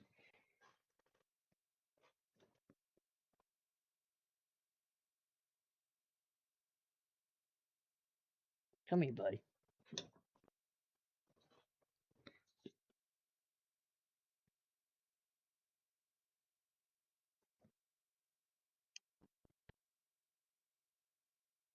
A fair future for Call of Duty for everyone. PC versus PC, high performance, same ecosystem, higher FPS, 240 to 50 Hz, lower input latency, keyboard and mouse precision, custom graphics and visibility. PC players enjoy their advantages against other players with the same setup. Ow! Ow! Ow! Ow! Ow!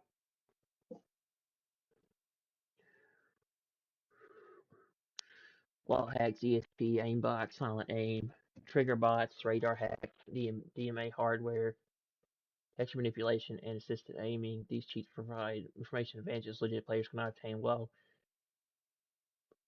Riot Shield anti-cheat has been banned. Millions of cheat accounts. Cheat developers need to create new methods. While this helps in MW4 and Warzone, reduces concerns about advanced PC cheats, creates a more level hardware environment, ensures similar input devices and performance, makes ranked play more competitive and trustworthy, encourages returning players to disable crossplay today. More players will invest time in ranked modes when they know it's a fair fight. Crossplay only for non-competitive modes. PC players also benefit faster cheat detection. Isolate PC consistent high FPS and mouse and keyboard gameplay against similar setups. No more debates about aim assist versus mouse accuracy. Each platform competes on its own playing field. Casual playlists default full crossplay available as an opt-in, so you can play with friends on any platform, play together, just not in ranked. When players believe everyone is on similar hardware, advanced PC cheats are separated and skill decides the outcome. They say, they recommend, and they invest in your game. Fairs keeps communities alive. Yeah, but if you take crossplay away, it ruins the fun of it, bro. If you take the ability to have console, PC, and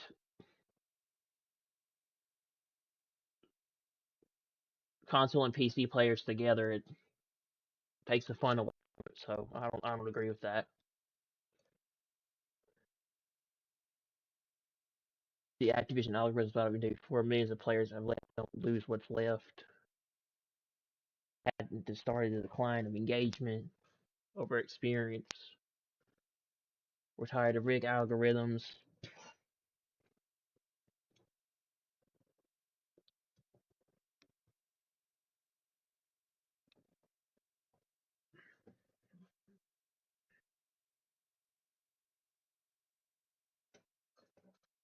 Connection quality, ignore pillars prioritized over ping, leading to high latency lag, hit registration issues. Every match feels like ranked. No casual matches. You're punished for playing well and forced into that lobby. Matchmaking destroys mixed skill groups and makes playing with friends miserable. Manipulated lobby patterns, high and lows are engaged, are engineered to keep your hook, not to create fair matches. No more lobby variety. Every match feels the same. No rivalries, no chaos, no unforgettable moments. Millions have already left. Players' counts, engagement, and trust are at an all-time low.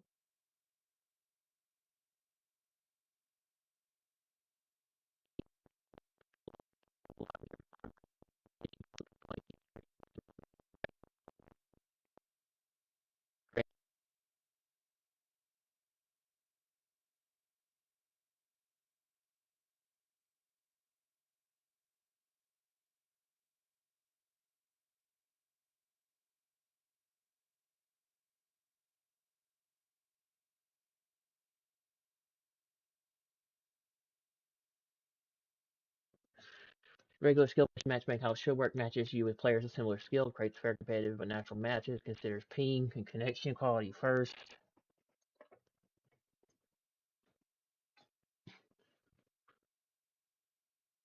Perform in a transparent way.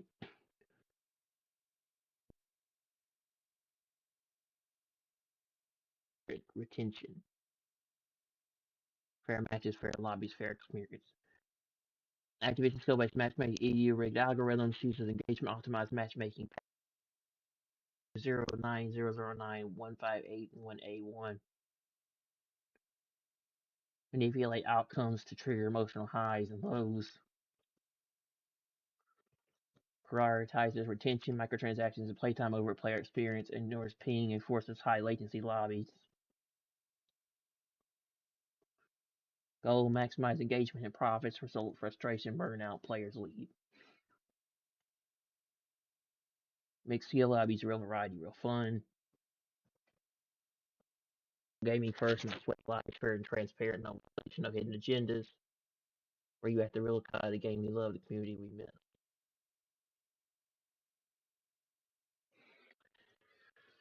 Yeah, I don't know if that's gonna happen.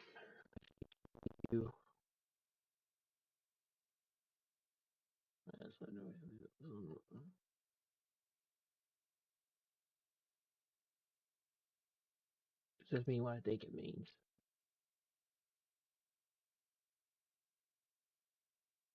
Frame 2 is gonna have a field day with this one. Been playing Black Ops 1 for a week now or so. The difference in matchmaking can't be understood. So West matchmaking doesn't hold up in the real world.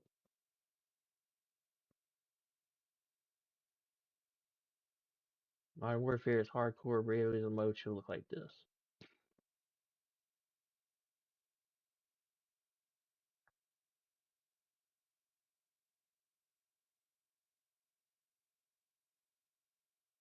Please add Black Classic with hardcore, then hop back on Black Ops 7.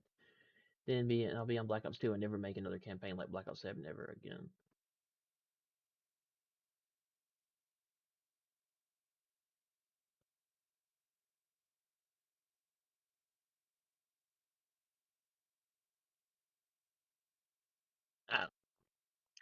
I don't know, bro. We'll see how that goes. It's gonna be interesting to see what's gonna happen with the beta.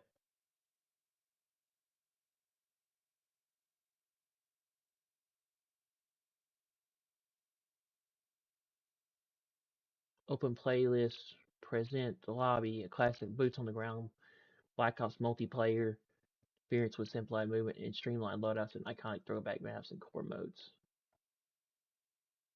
Black Ops 7 Season 5 is getting classic inspired matchmaking update than what was open playlists. I'm glad success is helping encourage Call of Duty in real time.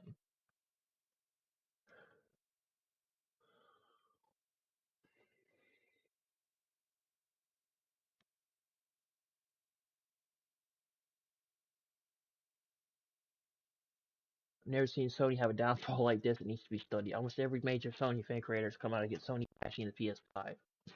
generation. You can maybe say God of War Ragnarok. Ragnarok's good. I'm not even about the cat. Ragnarok is a great game. But is it a generation-defining title? Is it a title where when you look back on this generation of games, you're going to say if you didn't have the console to play this game, you missed out on one of the best games of the generation? I just don't see it. You got to understand, man, it's people who didn't with consoles at all that bought PS4s for Bloodborne and that's it. What the is on the PlayStation 5 that's going to have people moving like that? Nothing. And before you call me a hater, we got El Uno right here. We got the PS2 right here playing Tekken Tag Tournament. Nigga, I got El Tres right here. I do not have my PS4 anymore because my brother left it at this girl house and they got into it, so I will never see that PlayStation again. But I bought that shit launch week in 2013. I was a senior in high school and I was sweeping the floors of the barbershop in Forestville Mall to afford to go half on that bitch with my mom. Shout out Mom Dukes. You not about to tell me. I've been here, bro.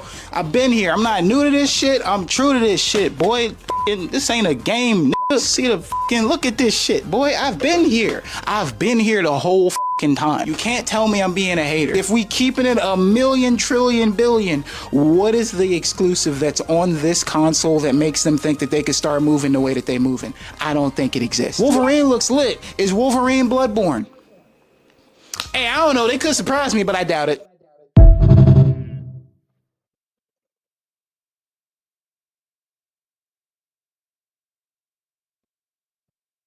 Two things that look and that bounce.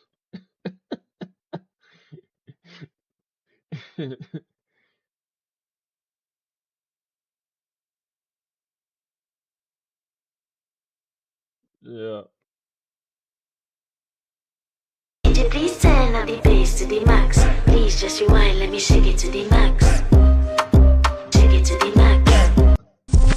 And if you hear the sound, then go bend your back.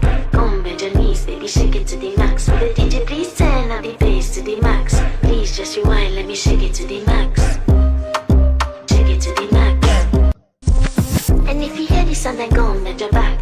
Go bend your knees, baby, shake it to the max. With the DJ, please turn up the bass to the max. Please just rewind, let me shake it to the max. Shake it to the max. And if you hear the sound, then go bend your back. Go bend your Armed robber meets his match an ex-military driver. Oh, really? Need to get out. What? What the fuck is this? Oopsie. Stop paying me. Where that money at? I don't have any money. Stop paying me. Where's that right now? I don't have cash. It's digital world, bro. Man, give me your wallet. I don't have it. Give me your wallet. Right now. Give it to me. Bro, stop. You gonna shoot me? Get the fuck out of here. You don't want to get shot? Come on, man. Give me that wallet. No. Bro, stop playing me before I hit you right here. Give me that wallet, bro.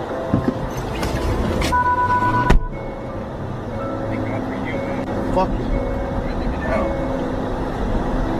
I got him on camera too. Oh, look at you. Fucking awesome. I'm not gonna lie, I'm super grateful for you right now. Well, ex-military, fuck him. Yeah, I mean, that's insane. Mark, you're the man right now. Can I help you? Where that money at?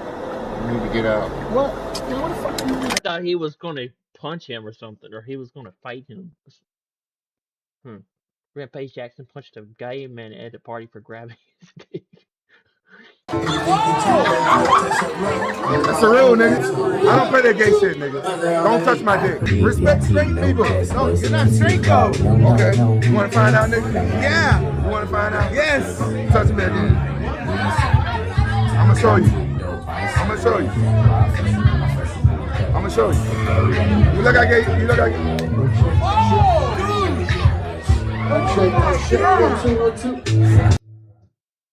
You look like don't touch my girlfriend. We always remember this, wet, yeah. I don't think I ever played that for PS3, bro. Robert Pattinson when he cosplayed as Clark for GTA 3. What's your favorite South Park reference? Video games and South Park. Guitar Hero. Guitar Hero? That's it. Screw this game. No! Leave me alone! World of Warcraft.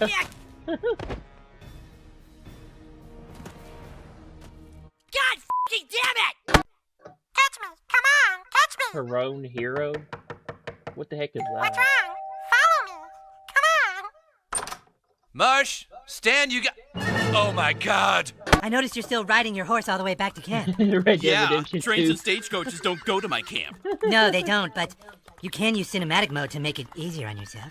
Ooh, yeah, chase after me in the car, Kenny. PGA Tour 11. What are you guys doing? Dude, check it out. It's EA Sports Tiger Woods PGA Tour 11 for Xbox. Dude, are you on America's side, Stan? No, I'm on the Japanese side. When Tiger Woods was on his... Who just shot me? Woods was on his... Man, you guys are good. That's it. Screw this game. No, leave me alone. Don't leave me. Owner to told Coca-Cola 6 to kick rocks, and I believe they had it coming. Guy gets a massive soda fountain that can run both Coke and Pepsi. Nice. Coke VPs come in for lunch and lose their mind, and customers had a choice. They berated him for it. So he immediately rips out the Coke, hands them their bag, and says, "You all can take this with you. Now it's Pepsi only." The man is not afraid of completion of Coca-Cola.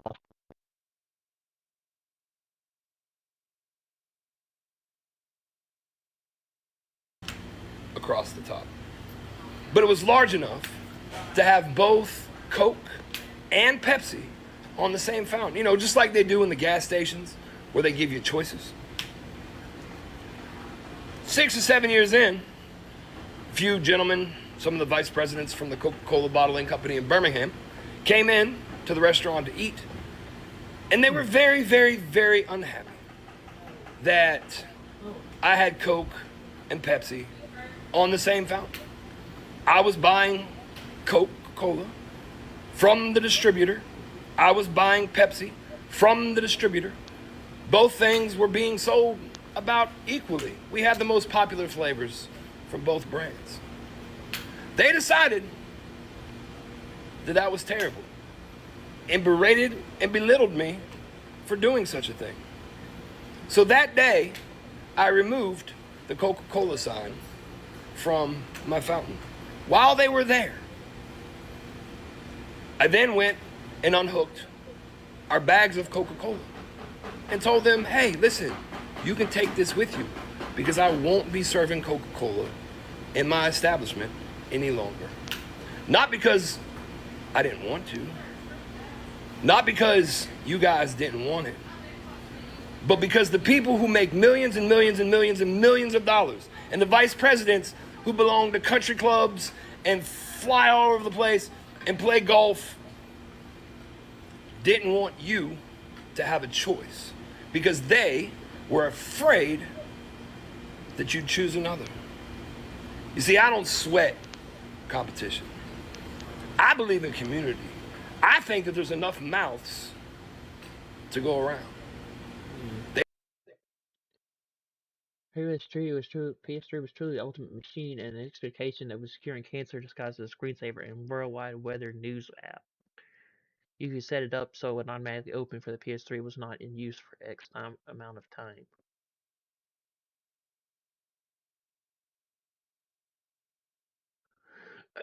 Oh wow, that's just cool. U.S. Tesla owner caught playing Fortnite and taking swings with Jack Daniels while his car drove itself on full self-driving. Oh, it's a Tesla. Ooh, that's pretty cool, bro.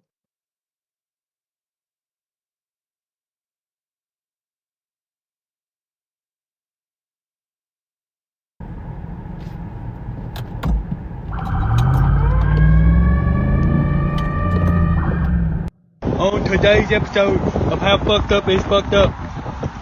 That's fucked up.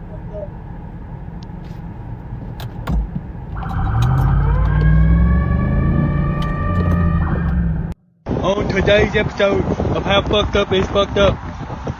That's fucked up.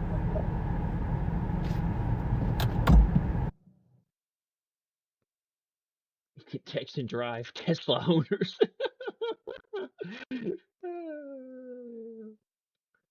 You can't call this call. He'll show you and he don't care. Yeah. Every generation has a sentence that would have sounded insane 20 years earlier. This is one of them.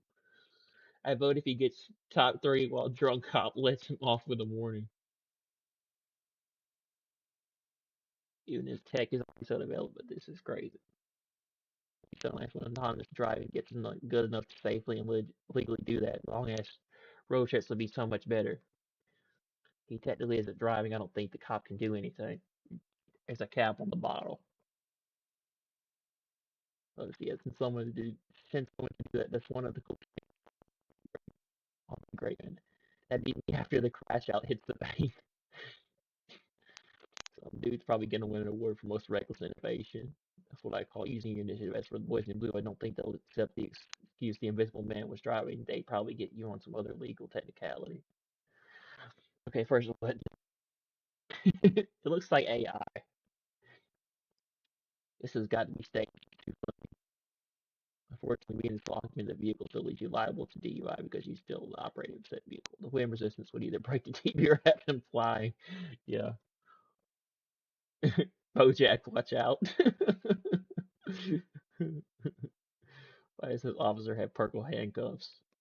I know something alright, but I can't prove it. Found your new setup to piss off Floridian cops. I want this car ASAP. Yeah, me too. It's so reckless and irresponsible.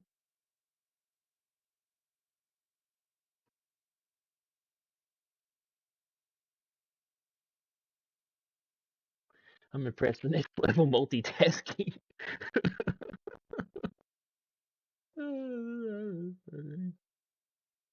This is prime. That's not confidence. That's a speed run in your life.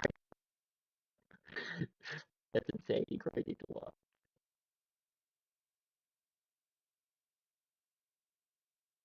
Oh wait, this is real. Exactly what I am with Blue.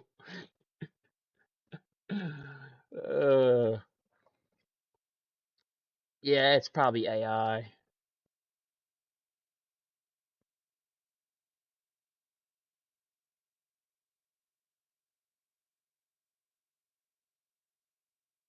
Yeah, that is the future right there, definitely. I want that car.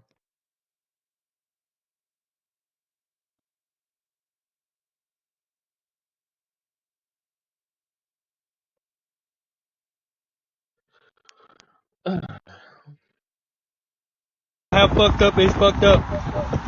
That's fucked up.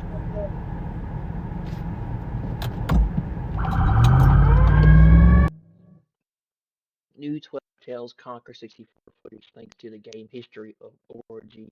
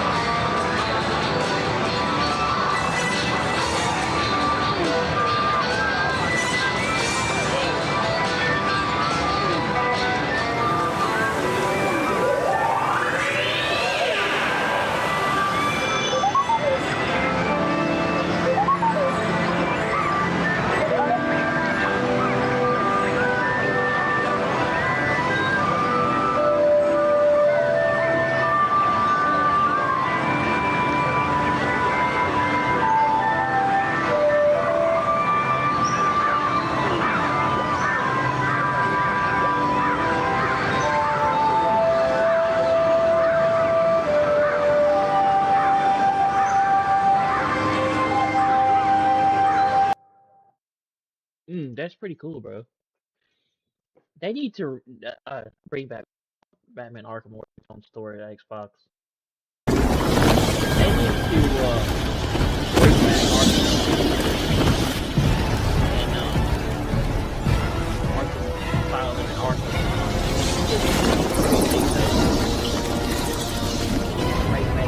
and emergency services are urging Gotham residents to stay off the roads and in their homes tonight in light of the severe winter storm still banished island routes. You've been back for almost 2 years now. You can't expect me to believe that Gotham's most eligible bachelor is spending another Christmas alone. You just ran out of time.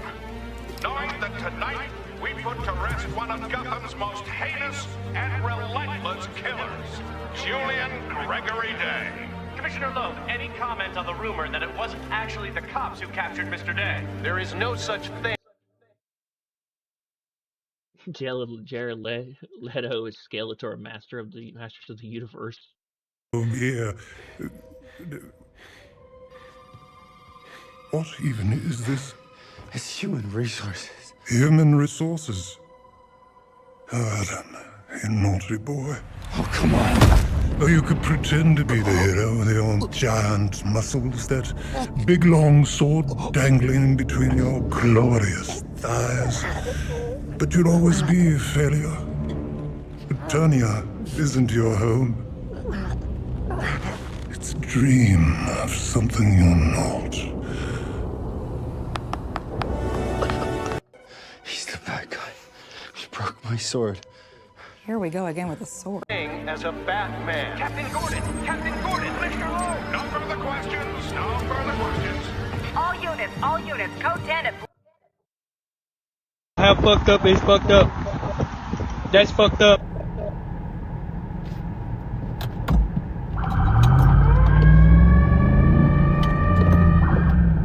On today's episode of How Fucked Up is Fucked Up. That's fucked up.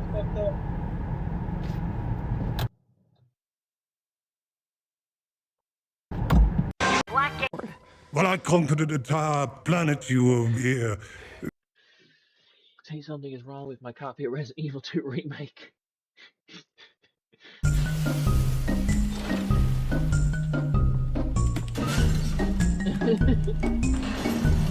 What the fuck?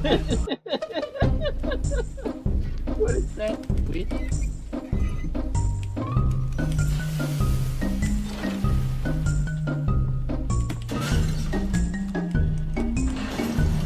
What the fuck?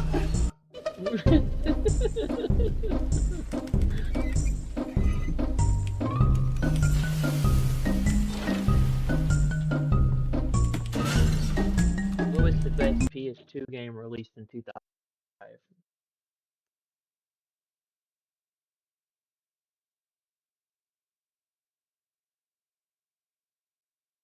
Time Splitters Future Perfect was pretty good, bro. Mercenaries, Soul Calibur 3, Star Wars Battlefront 2 is a classic. Destroy All Humans, that was a really good one too. Need for Speed Most Wanted.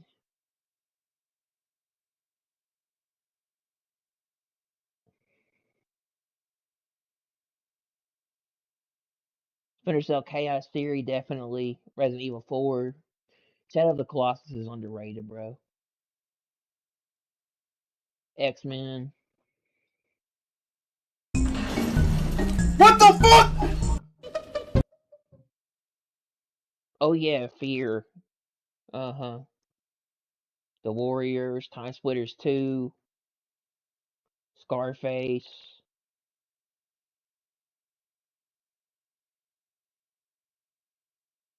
But SOCOM 3 was really good too. GTA 4, yeah.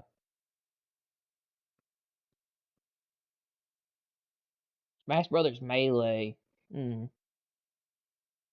Mortal Kombat Deception was underrated, bro. That's one of the best games in the series. And Armageddon.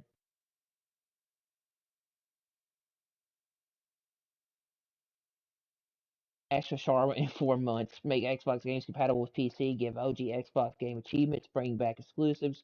Kills Copilot. New Xbox logo. Cut Game Pass price. Kills This is an Xbox ad. Updates achievements. Adds and gamer badges. Announces Helix.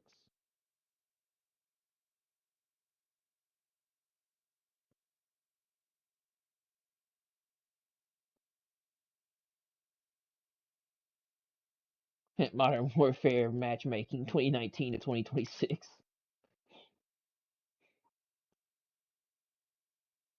Oh, a man went to adopt a cat, but it wouldn't leave his brother, and he ended up having to take both. Oh, that's cute.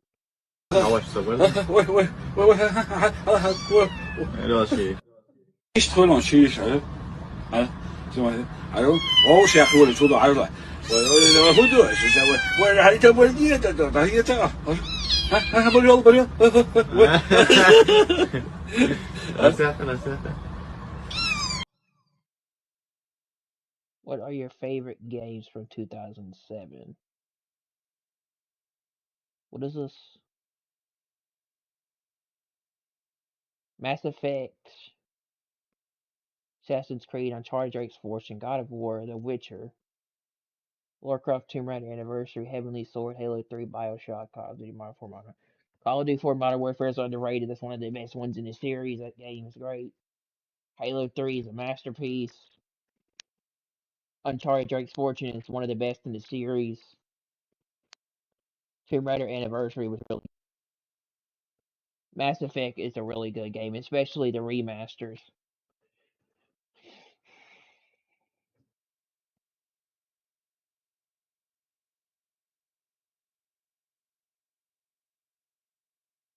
Assassin's Creed, yeah.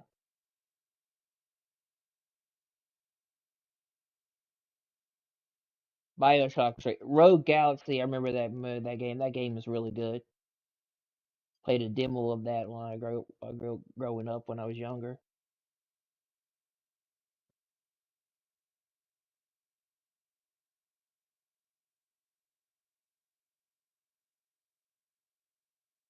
Oh, Ace Combat 7, bro. Yeah. Mass Effect, Halo 3, and Modern Warfare 4, definitely.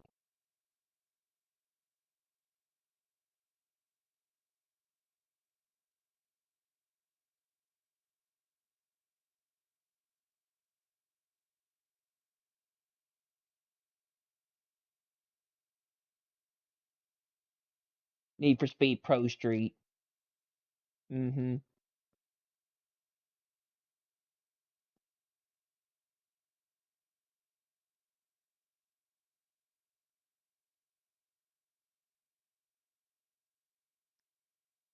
Super Mario Galaxy, Tomb Raider Anniversary. I can't think of a lot of games from 2007. But yeah, definitely Uncharted Drake's Fortune.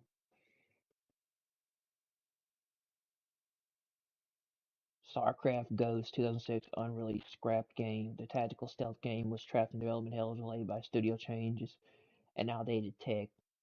Blizzard shelved it in 2006 and officially canceled it in 2014.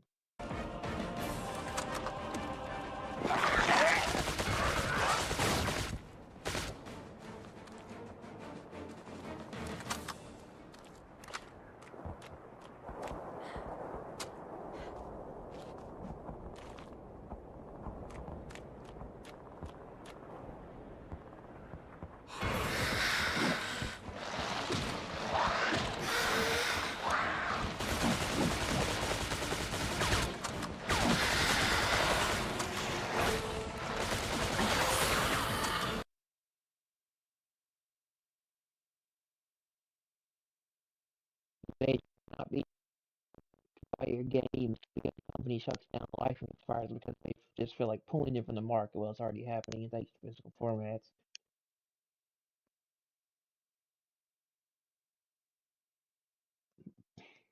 Many of these titles can be preserved and played on the physical format.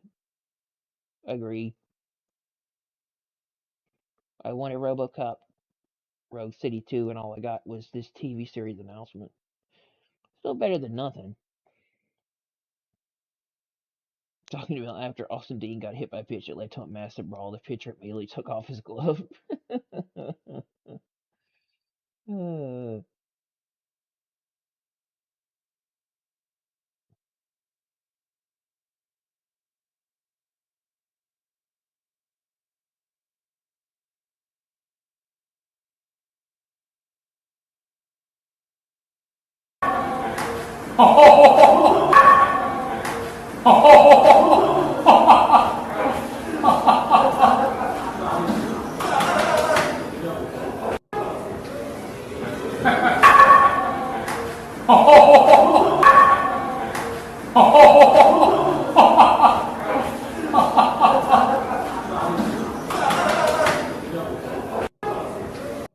Damn, Matrix Path of Neo, bro. I haven't seen this game in years.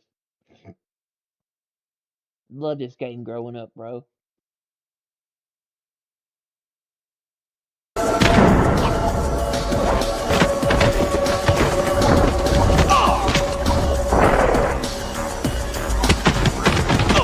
You're going down!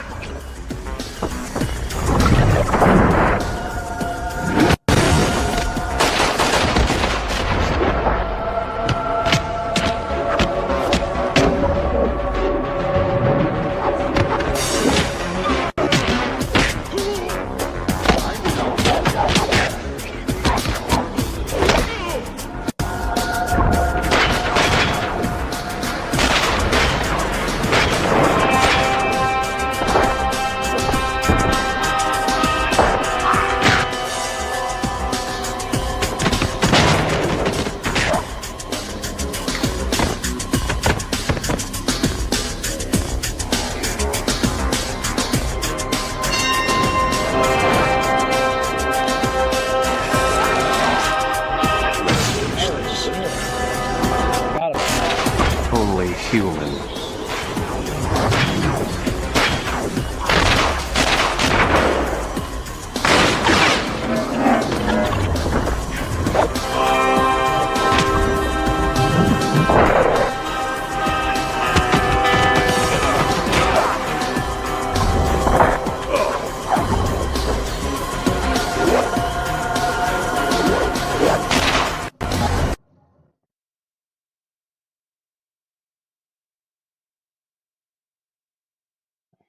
Man sucker punches a security guard and gets eliminated for a lethal spinning kick.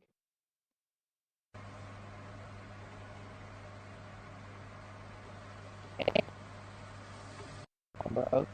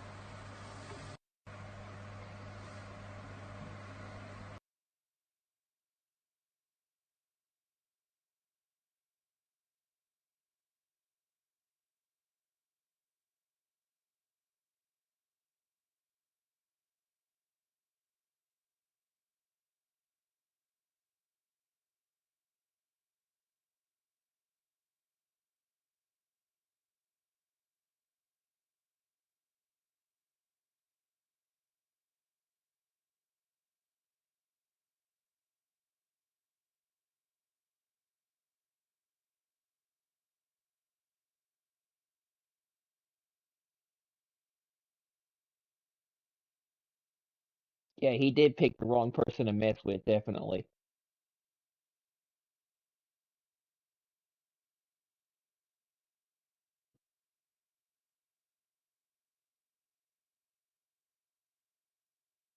He learned to not mess with that guy.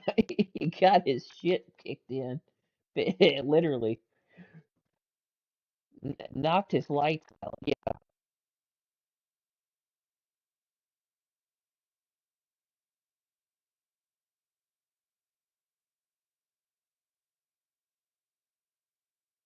Need to sign that guy up for UFC. I agree.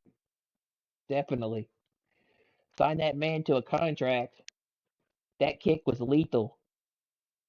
Whew. Well, like one of those spinning kicks they do in the MMA, bro.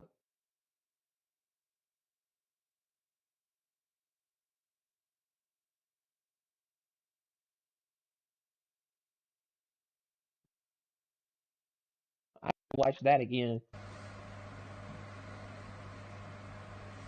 Not.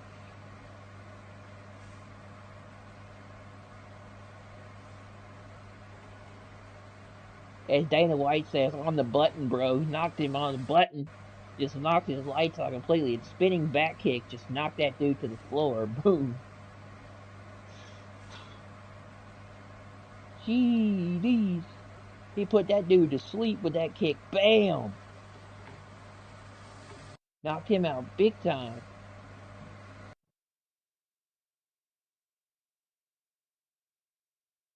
Oh, wow. $175, $125, $199. You think the second-hand mark will be effective? Well, let's already start looking at this shit.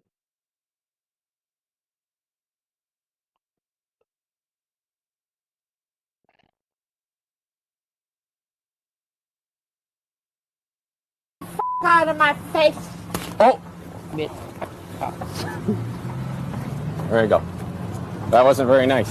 Hey, I'm sorry, officer. I won't do that again. You walked into that one, didn't you? You called the cops on me. Yeah, I did. Yeah, get the out of my face. Oh! She punched him in the face. There you go. That wasn't very nice. Hey, I'm sorry, officer. I won't do that again. Wasn't very nice. I'm sorry, officer. I won't do that again. She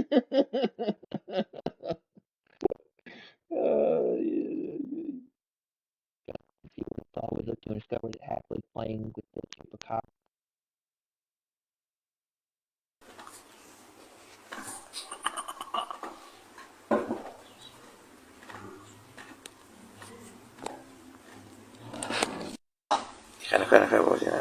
Lucero. Tiene una agilidad la gorda para la bola.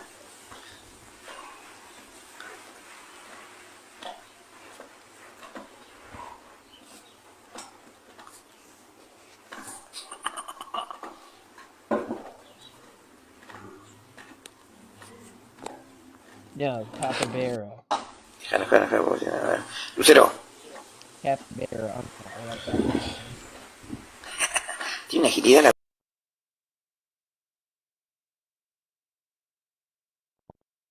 They're gonna keep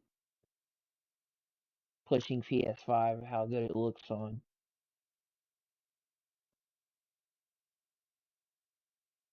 Because of the physical disc thing.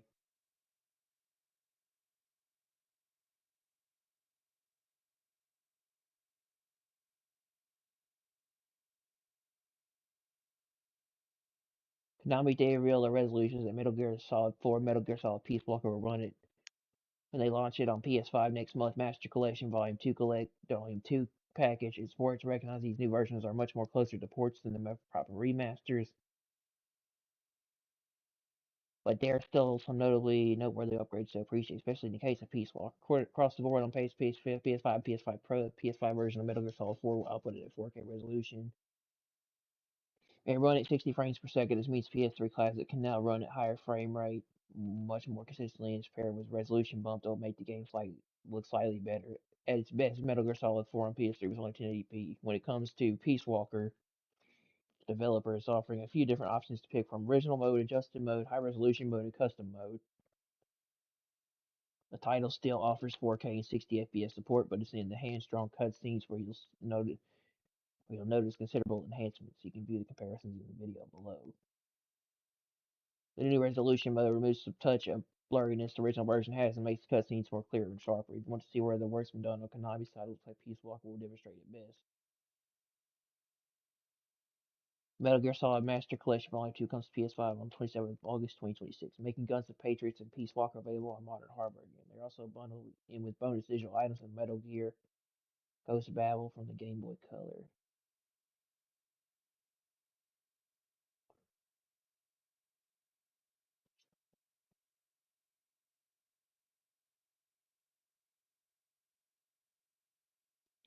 Batman Begins 2005. Oh my gosh. That game was a classic. Okay, bootlegger, I can see your profile and you trashed every single one of us. The folks feel free to fuck this guy over now. Japan has never had free speech. This is literally a common practice everywhere. Badmouth your employer and see how fast you're unemployed.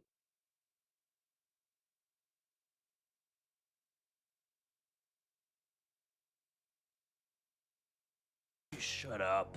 What if the only thing that makes me smile is slowly sawing your head off? KB, shut up. What if the only thing that makes me smile is slowly sawing your head off? KB, shut up. What if the only thing that makes me smile is slowly sawing your head off? KB, shut up. What if the only thing that makes me smile is slowly sawing your head off? KB, shut up. What if the only thing that makes me smile is slowly sawing your head off? KB, shut up. What if the only thing that makes me...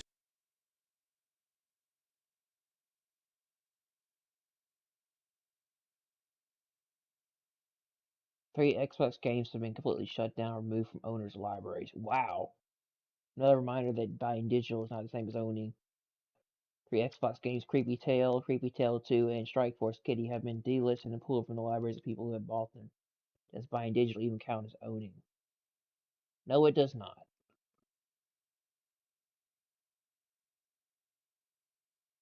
Picked up Halo campaign Evolve. First excited to see how this remake pans out. Halo Z is one of the all-time FPS games, so I'm really hoping they nailed it. Will let y'all know my impressions if plus review soon. I would really like to know what this game is like. New tech shouldn't mean leaving behind old games today. Xbox is launching new tech so you can play the OG Xbox games you own, but now on PC and handhelds.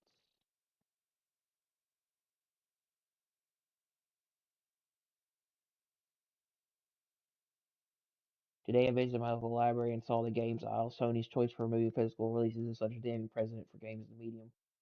We're watching the real-time erasure of our consumer rights and cultural assets.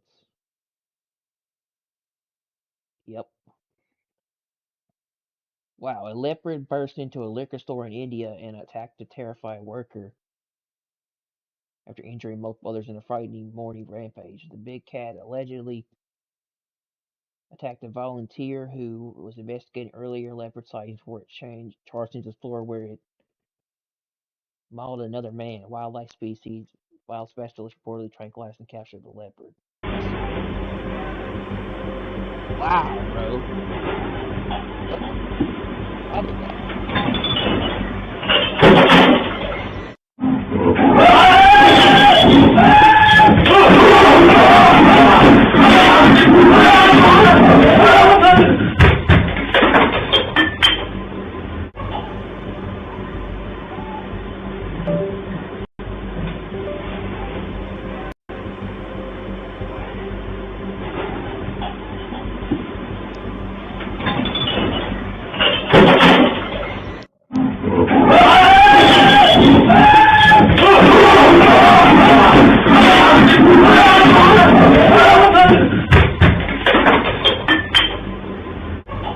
Yeah, that's crazy, dude. A petition calling on Sony and Bungie to greenlight Destiny 3 has hit over 400,000 signatures.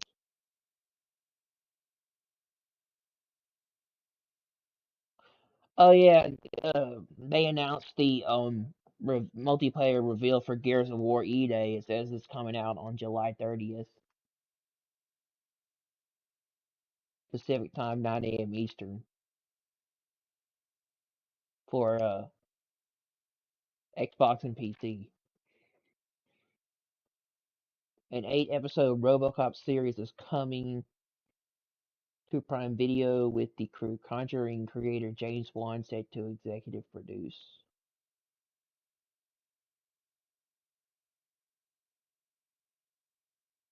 Oh my god, that's classic nostalgia right there.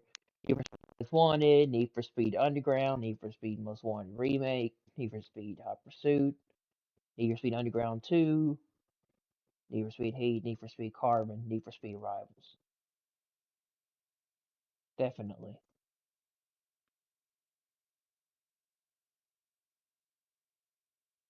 Resident Evil Code Veronica, if it had been created by Sony Major Studios. Yeah, definitely. Santa Monica Studio, Naughty Dog, Gorilla, Insomniac Games.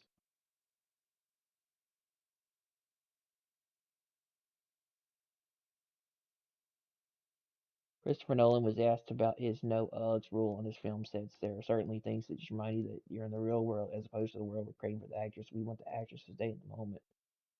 For me, Ugg boots are a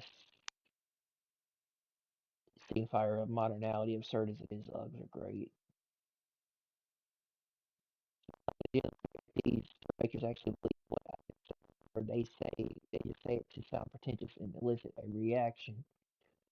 I can't even tell which one is worse. Apparently, a giant IMAX camera in your face and a whole crew around you don't take you out of the moment, but a pair of Ugg boots does. Yeah, that's kind of very interesting. New PC 1080p monitor, 4K gaming.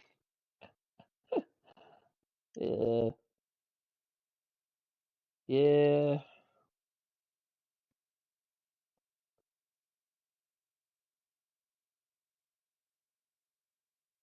History of our country, and Americans are working today more so than ever before. We have more jobs today than we've ever had. This is with this skirmish we have with the Islamic Republic. He's mocking him. This is scary. No context, humans. What is this?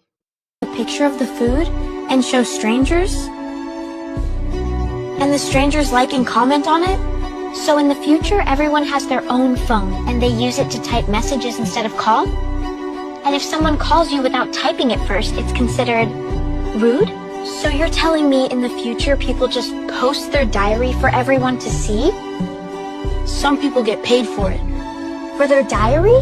And in the future a little box just tells you where to go, turn by turn, and people still get lost? If you want food from a restaurant, you just tap the box and a stranger brings it to your door, and you pay extra for that, and then you rate the stranger? Our moms always say don't talk to strangers. But in the future, everyone just talks to strangers all day on the little box and shows them their house and their kids. So in the future, nobody ever just sits with the quiet, like ever?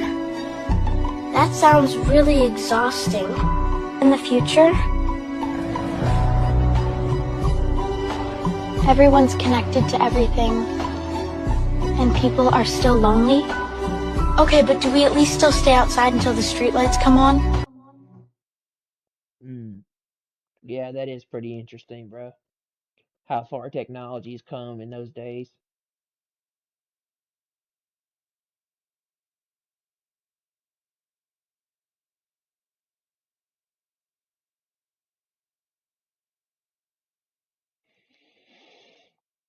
I'm not gonna lie, what I really liked about this update was finally fulfilling my wish to get rid of those tacky Xbox icons. KKK for real looks way better now.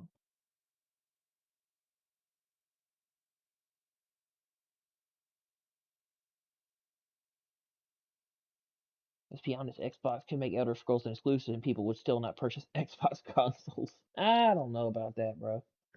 There are a lot of people out there that want to play Elder Scrolls 6. Something bigger and a bigger, cleaner swing than that. And so just the strategy of like, if we just had fewer people on the payroll and more exclusives, maybe we'll be okay. Like I'm not seeing a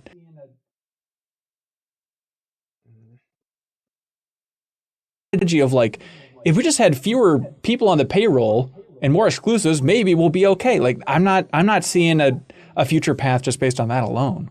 Yeah, I mean, I think that's right. I think that the kind of what's hard to square here is that it's like a lot of different competing kind of mission statements. Like selling hardware is almost like a Sisyphean goal at this point. Right. Like you might try to be like, Gears is exclusive, so we're going to sell Xboxes because of that, which is kind of an asinine concept for a few reasons. One is because it's not exclusive, it's coming to PC. Exactly, so that already cuts out a massive swath of your audience. But two is because they're losing money on every piece of hardware they're selling in the first place. And this memory chip crisis, like their hardware was in a bad place before, like the cost of storage and memory went up tenfold.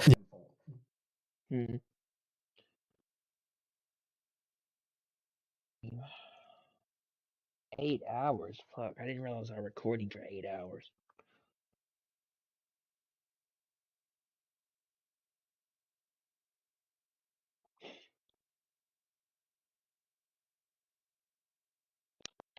$3 each. It includes PS5 and Xbox.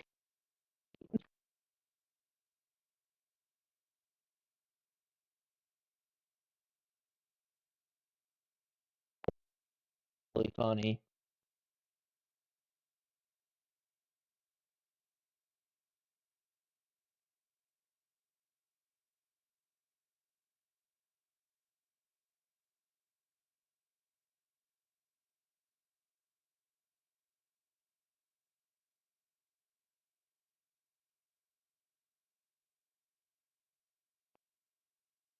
Been added to Black Ops 1 PlayStation port in the new update.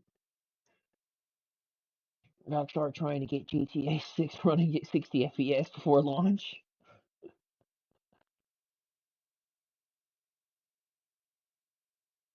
It will stabilize. It's under control. I'm in charge here. It's my money. I'm in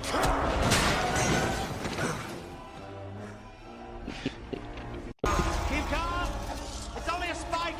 It'll soon stabilize. We have a containment breach.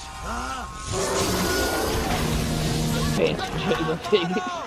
Advanced jiggle figures. Stabilize. It's under control. Rockstar GTA 6. Rockstar Grand Theft Auto 3 trailer. Grand Theft Auto 6 trailer 3. We have a containment breach.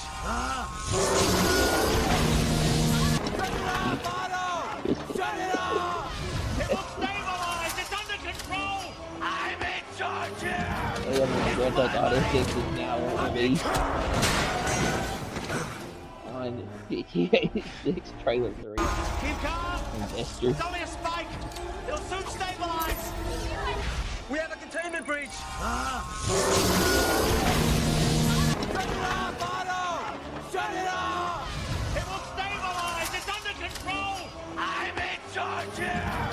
It's my Grand Theft Auto 6 now released on GTA 6 trailer 3 Investor. Keep calm. It's only a spike. I was trying to read that thing, so let me see what that We have a says. containment breach. Shut it off, Otto! Shut it off! It will stabilize. It's under control. I'm in charge here. Hey everyone, Grand Theft Auto 6 will now release on It's my money. I'm in trailer 3. Keep calm. It's only a spike. It'll soon stabilize. My man brought the gun We to have a the beach. containment breach.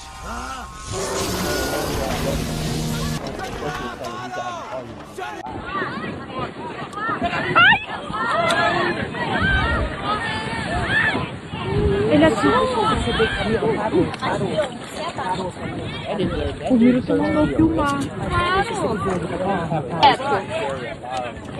Ô, Beto! Beto, não, Beto. Vai! Saiu lá de Caxias pra me passar isso.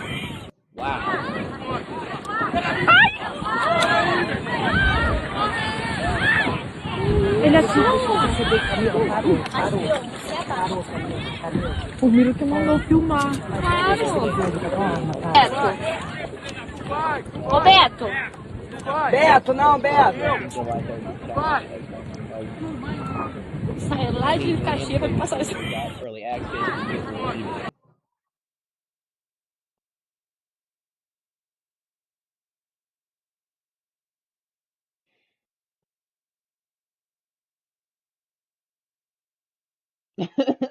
She gave her a wedgie.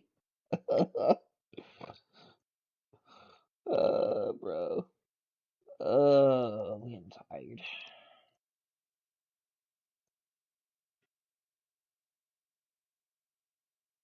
This.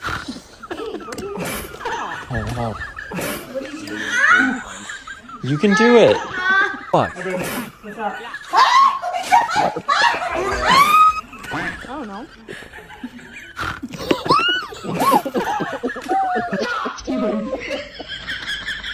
Drop the water balloon. Classic. Drop the water balloon on top of her. No skill break place compilation in a way.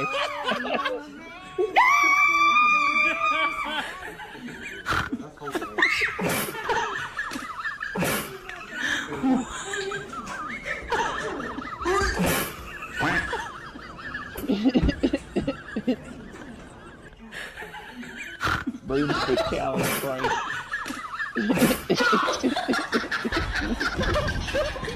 Oh, I'm gonna put a little itch powder on my wife's underwear. Powder on wife's undies.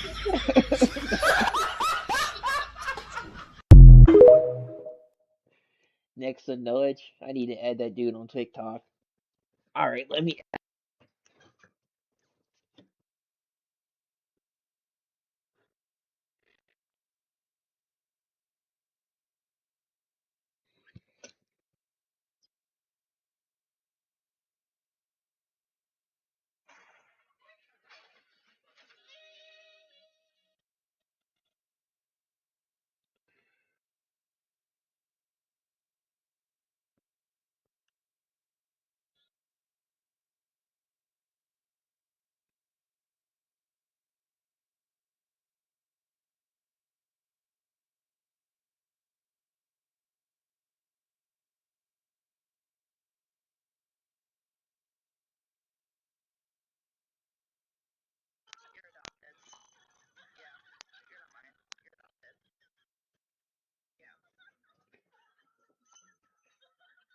There we go. Hey, Grok, who is this girl? Why is she trending all over my timeline? Yeah, who is this girl? That's what I wanted to know.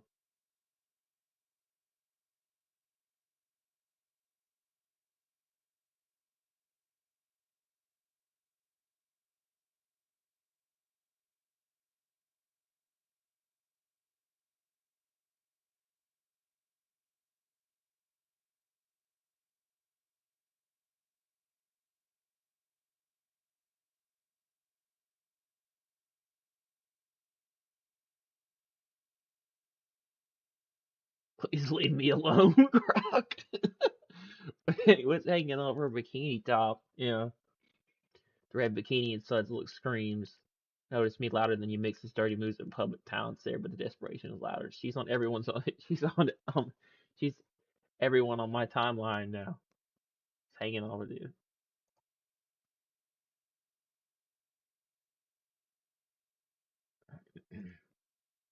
Because someone was shaking and it wasn't because of an earthquake. This nasty from Russia. She's trending because she's like this quote girl. We look way more alike than people probably realize, and I'm being completely serious. I promise I'm not imagining. We have an insane amount in common appearance-wise. Her expressions are beautiful. That's so very me. Anyone else see her in a black bikini the first time the video started gaining views?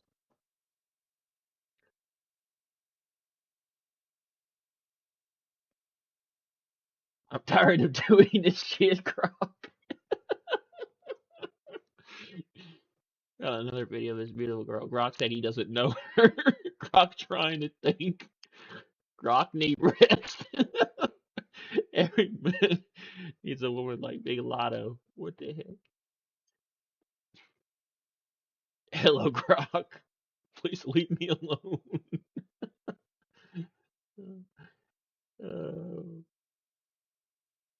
Me trying to work.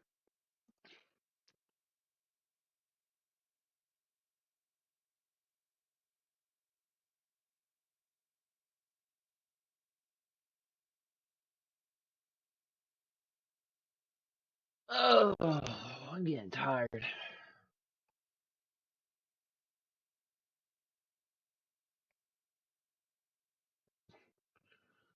Helena Velas performing her 9-quarter belly dance act 1979.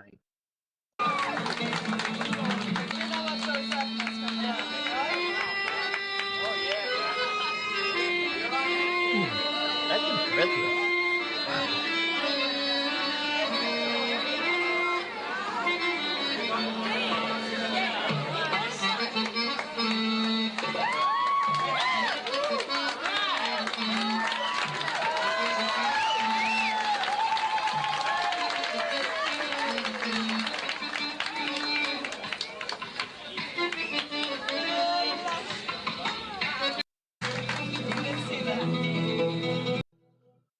I'll take a look at this early Banjo-Kazooie 1997 has Ken Lom showing off the Temple Festival level early, Spiral Mountain in Gobi's Valley.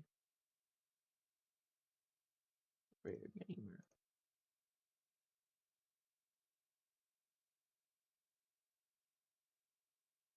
Xbox Chiefly has OG Xbox games later this year. This includes support for OG Xbox games via PC. You might be able to get 1000G for games like Elder Scrolls 3, Morrowind, and Jade Empire. What games do you want achievements for?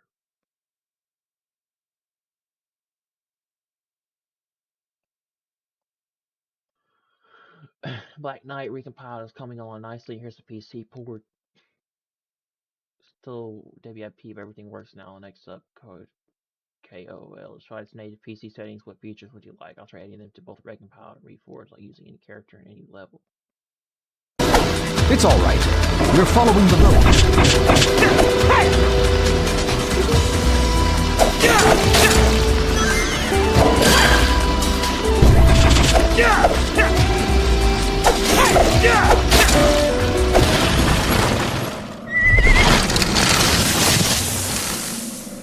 It looks like we've run right into the forest. Is this the right way? Yes. The lake is said to lie in the remote part of the forest. That's huge! Indeed. This sacred tree protects the forest. If I get too close to that nest, the hornets will come. I don't want to get stuck.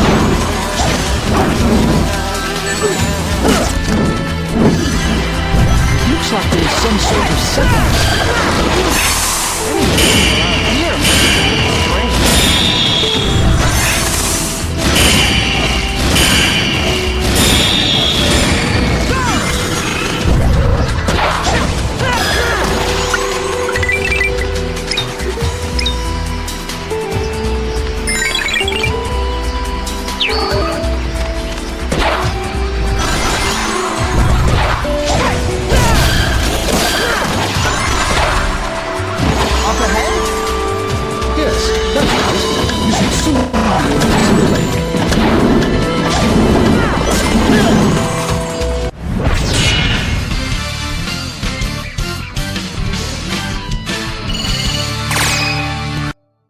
Pretty cool, bro. Any game developer working on Project Reforged Sonic and the Black Knight fan remake. Oh, cool. That'd be nice.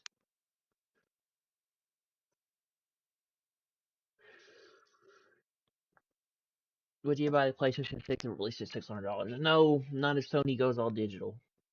And EPG is a Sony fanboy, so I'm probably not going to read this.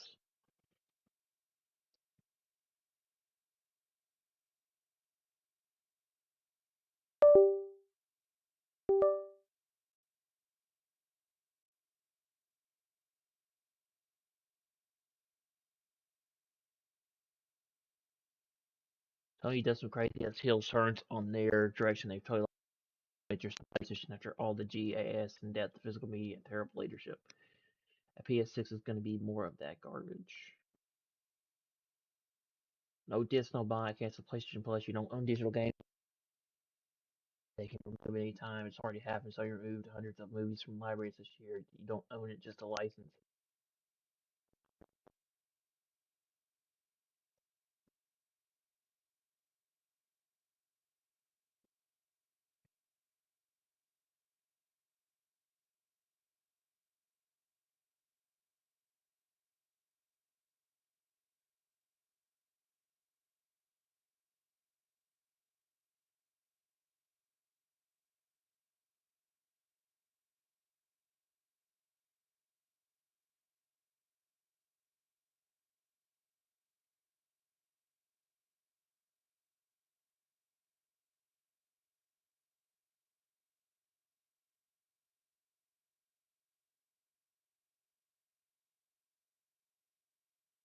That's because he's a Sony fanboy.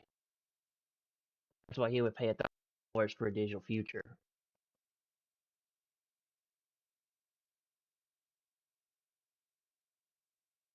And he has the Sony logo because he's a fanboy.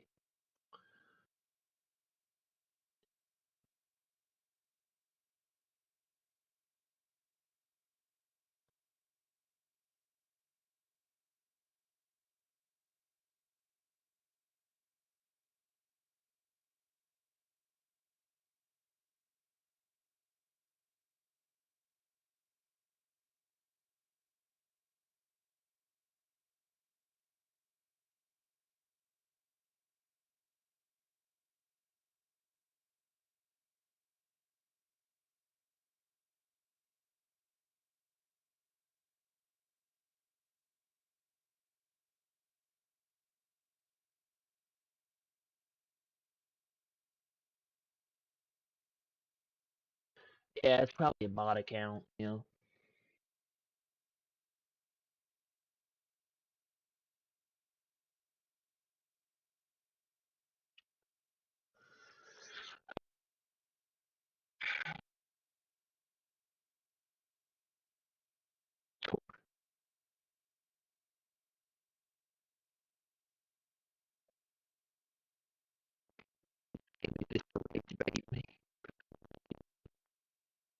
Sorry, baseball.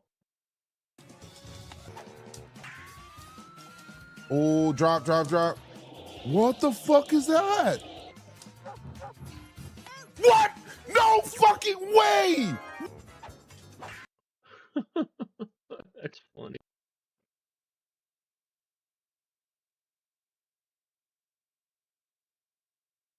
Is that gone? Oh my god, Yoshi with the what? Oh, drop. What the fuck is that?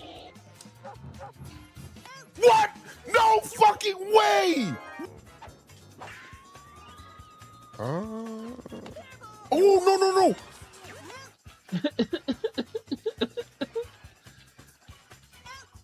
Oh, you got a double play off of that. What?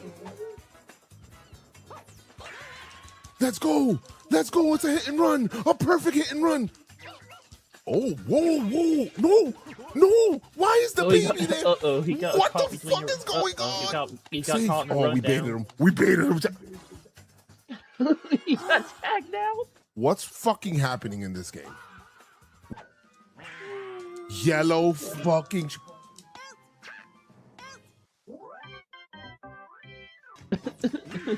Oh my god, are we coming?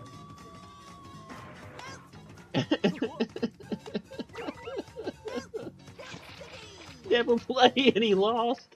Oh my god, this game is a piece of shit, bro. We was gonna come back.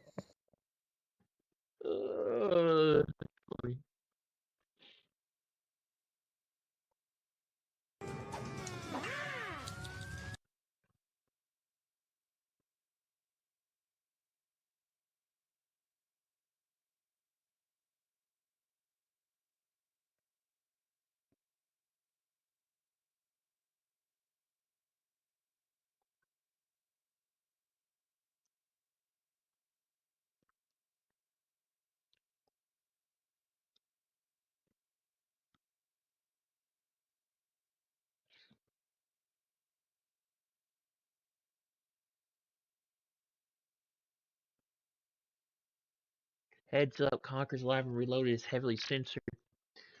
If you're on Xbox and have Game Pass, the rare replay collection has Conker's Bad Fur Day in all its original glory.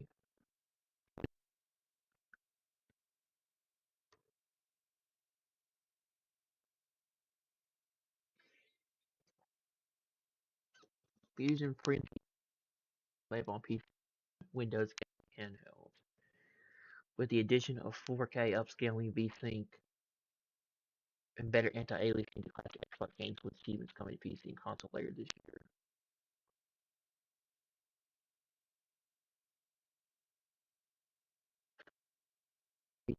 Picked up AC1, Assassin's Creed 1, Major 1 plus 2, plus 6, Final 13, Part 1, Part 2, Miss 1 and 2, PlayStation All Stars.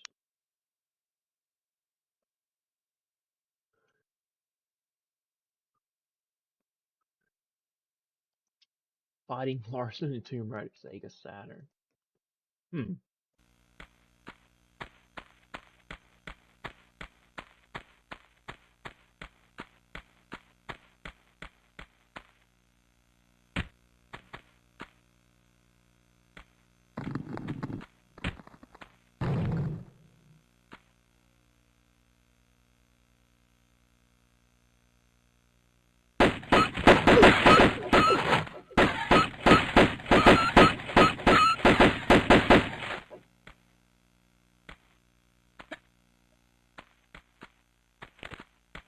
What Tomb Raider is this? Is this Tomb Raider Chronicles or Revelations?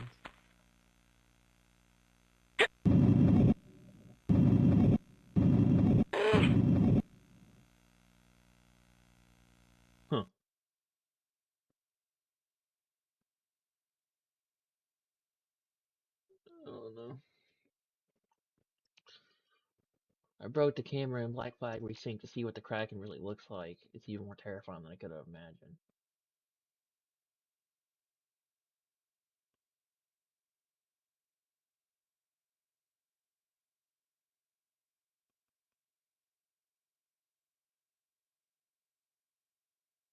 Oh, wow.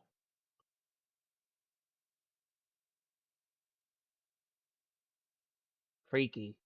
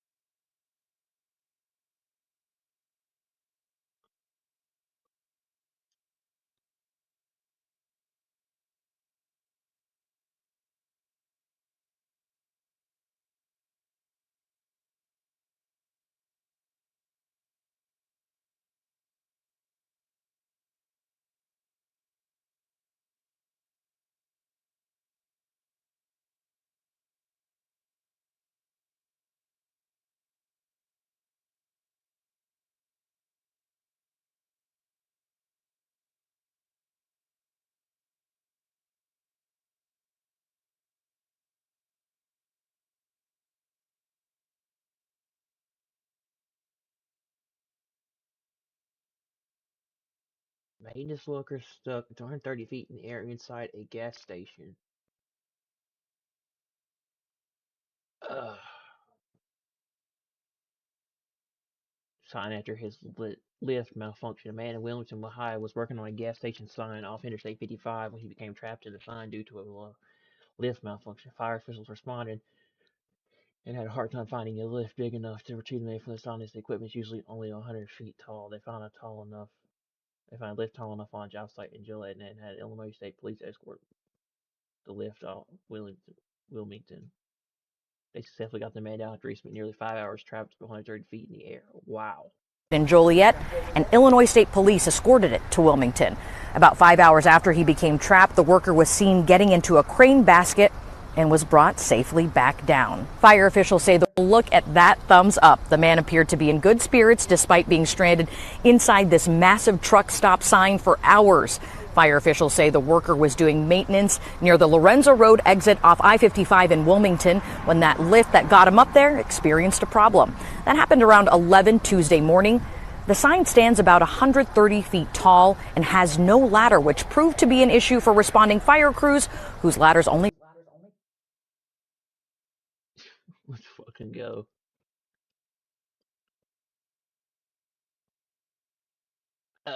Me.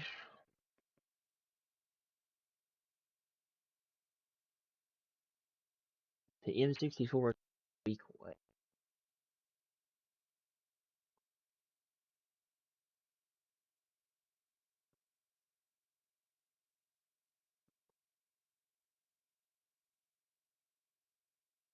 GTA 5 trivia. A dog that appears in the cemetery at 11 a.m. comes to visit its owner's grave. Based on Great Fear.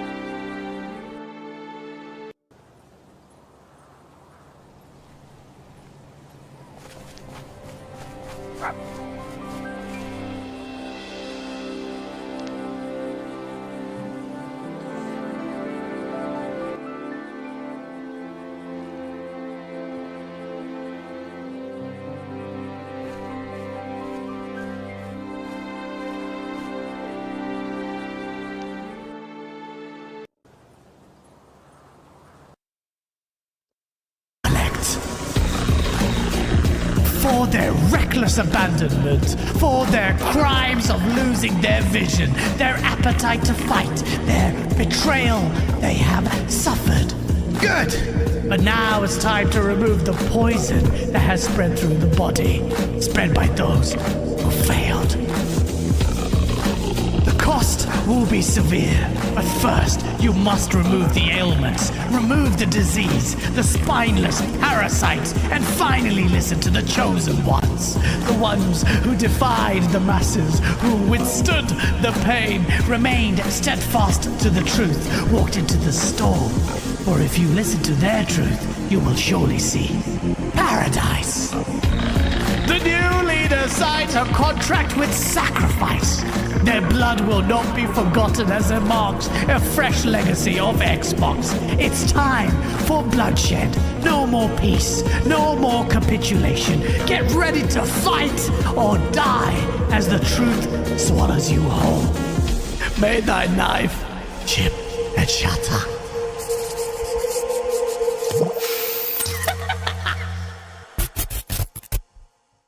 Septic salts.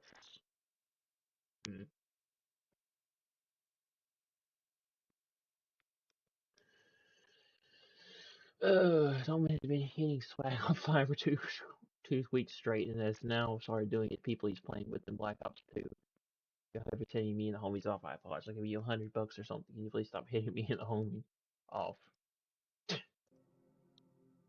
I appreciate it, I man. like that. I'd actually play it. I'll even play now. If he just does it again, he's just an asshole, bro. He just does not fuck with you. I just can't believe he don't fuck with me so much. He went in Friday. All y'all should. Like, god damn. Yo, you was talking. All of a sudden, I hear like a robotic voice. I said, "Oh fuck." Yo, Like, honestly, bro. yo, whoever's hitting me off and me and the homies off, please just I apologize. Another video of the trading girl on a different angle. Yeah, who is this girl, bro?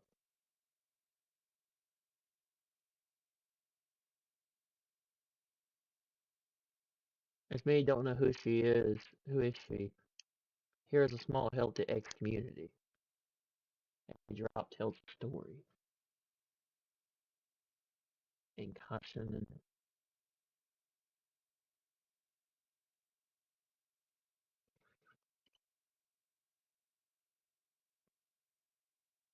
huh.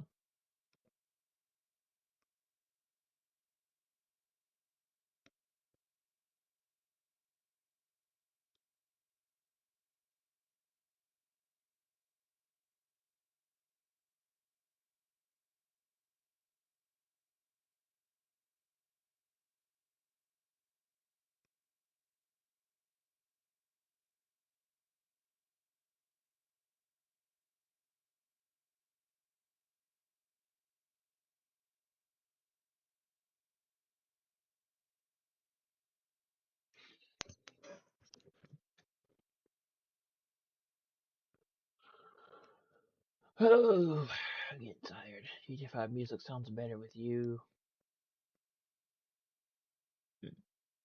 Her attitude in court changed the entire room. Wait, watch it.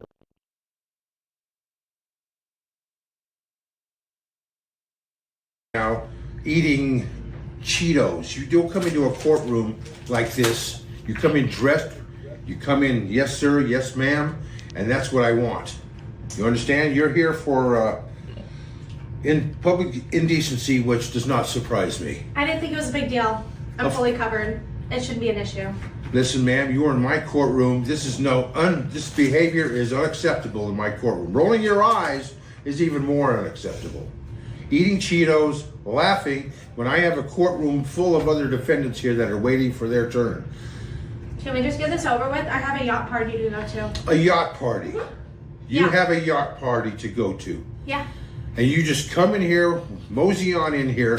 Where's your attorney at? You're here representing yourself? I don't need an attorney. You don't need an attorney. I can pay any fine. Let's see it. All right, Miss Watkins. You know, I was going to make it easy on you today, but because of the way you're dressed and your attitude towards the court in the state of Nevada, I'm going to sentence you to 30 days in jail. There is no yacht party for you today. That's The ridiculous. your plans have changed. That is ridiculous.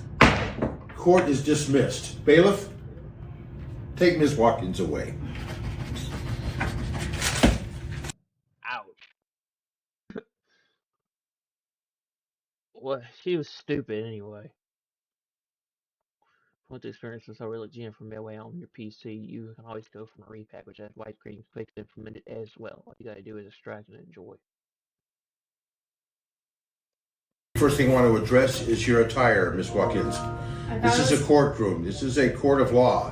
You cannot just come in and come in like you are now, eating Cheetos. You don't come into a courtroom like this. You come in dressed. You come in, yes sir, yes ma'am, and that's what I want. You understand? You're here for in public indecency, which does not surprise me. I didn't think it was. Mind's Eye adds a grenade football multiplayer mode for some reason. Huh.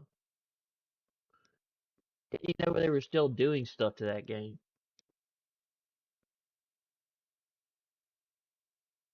Select original Xbox games on both console and PC will receive achievements. Oh.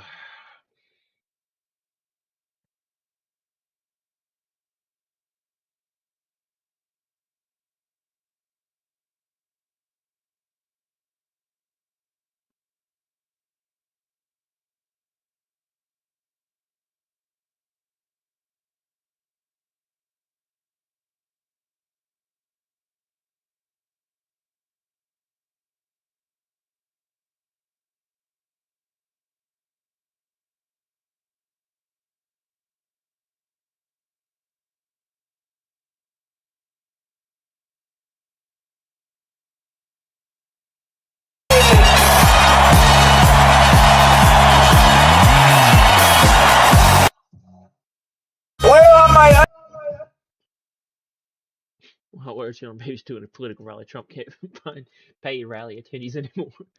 That empathetic keys is so boring. And more money is being invested in the United States.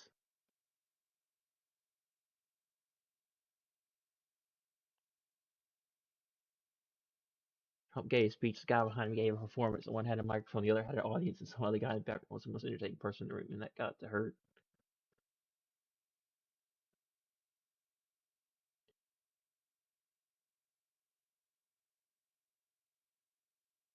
Reminds me of the plaid shirt guy.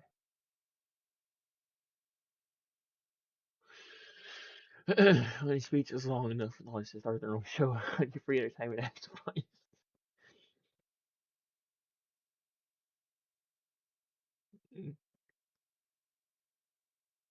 Maybe you heard about him, the late great Hannibal Lecter.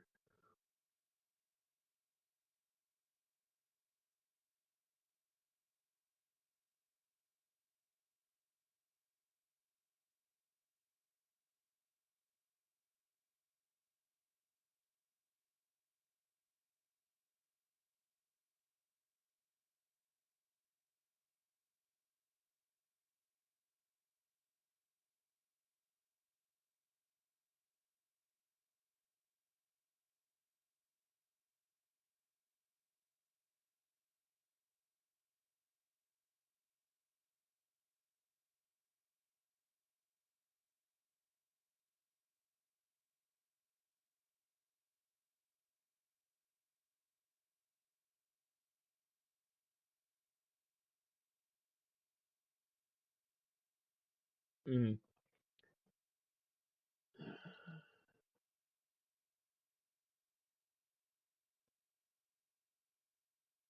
Black Lake is the first person horror game set in an abandoned floating orphanage. First trailer and details.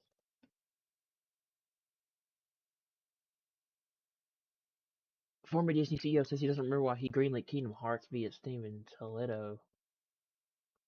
Asked him if he can recall saying okay to a game called Kingdom Hearts. No, he replies, you were pitched the game in Tokyo, told him it was Final Fantasy plus Disney characters.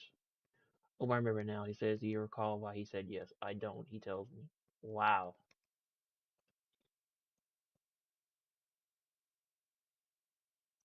Sonic and Black Knight is coming PC. Black Knight recompiled now works with native PC settings, a major step for the ambitious port.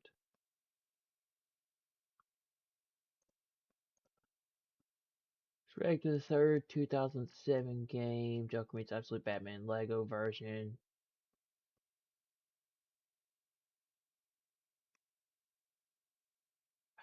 Best banning a bill banning members of Congress and their spouse individual stocks in a 232 to 198 vote. so good at audition that they cast you instantly and hand you $1 million, and that was the case with Robert Trujillo and Metallica. The new James Bond First Light game, instead of heading to the last chapter, it really has me thinking again.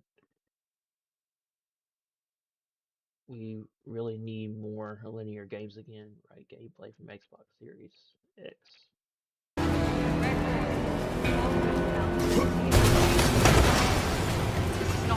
There. She's going for the boat.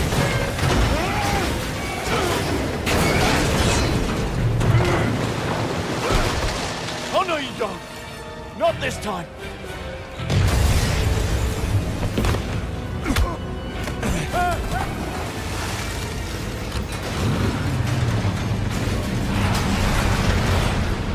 We need to flush!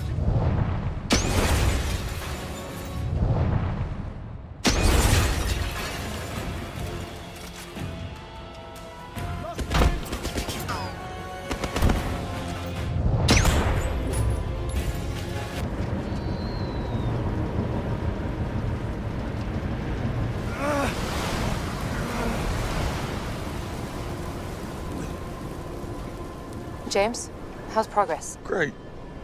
I'm progressing. Glad to hear it.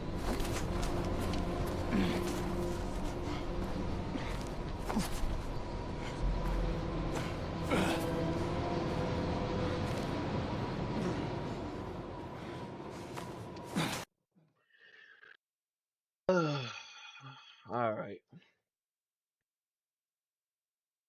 Your mom ready to go on night with Nintendo 64, you pause the game to eat pizza rolls, and this song comes on.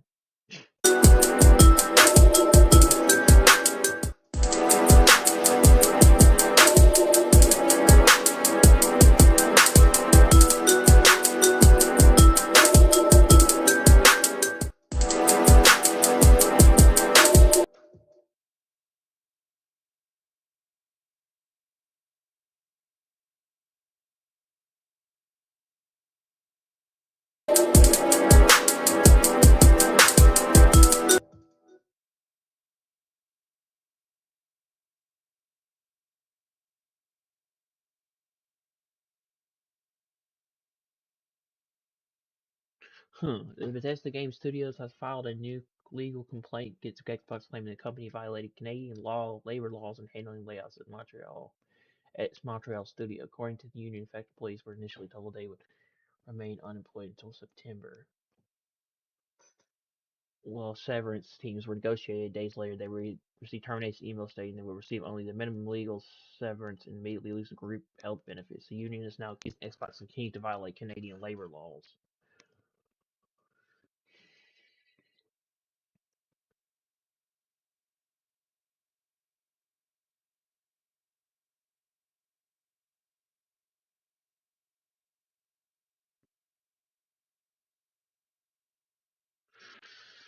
Alright, I'm done. NFL Blitz was a great game, bro. It was a classic sports game. It will always be one of the best arcade sports games ever made.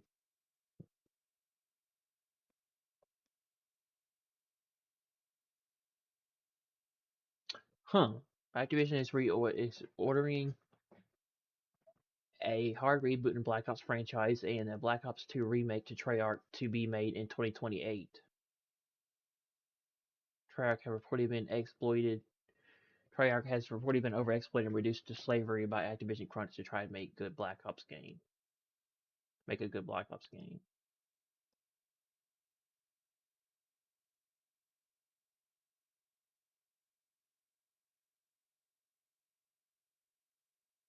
I miss PS2 save icons.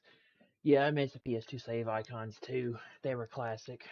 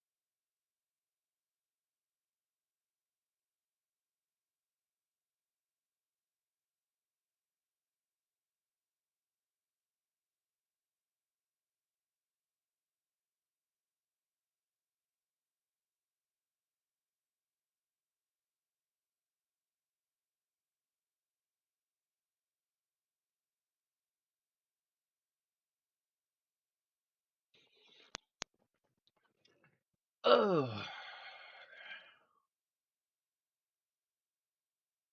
Rowdy needs to improve their refund policy if they're set on going all digital. As soon as you hit download on a game, you can't request a refund anymore, even if you haven't booted it up once. So if you buy a digital game, it's clearly broken. Too bad. Wow.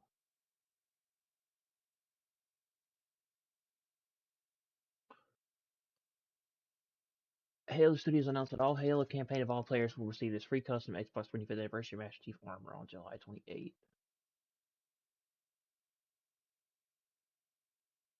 Yeah, it would be cool to have another Sifu game.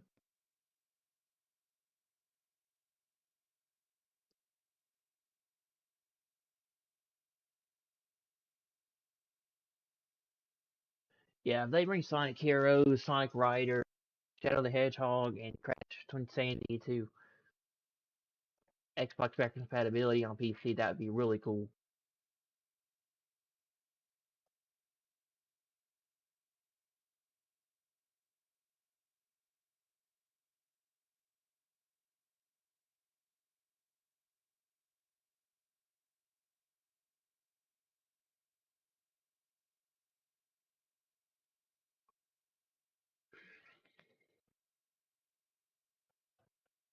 I'm done. I'm gonna finish this MLB The Show game in bed. I'm getting tired.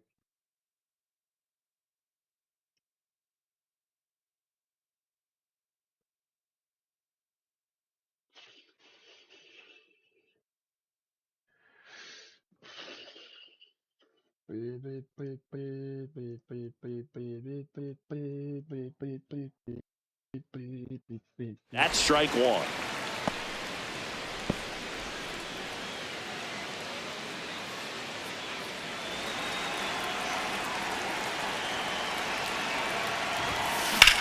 That's out to center field. Alcantara pulls it in on the run. Another look at the long ball for the Yankees. It's now a 6-0 ball game. You're watching the Sunday Night Showcase on MLB The Show. And we're back with a series sweep very much in play, Siggy. Sizable lead, so keep those brooms handy. A sweep can really send shockwaves through a clubhouse, Boog. One team surging forward, the other left searching for answers.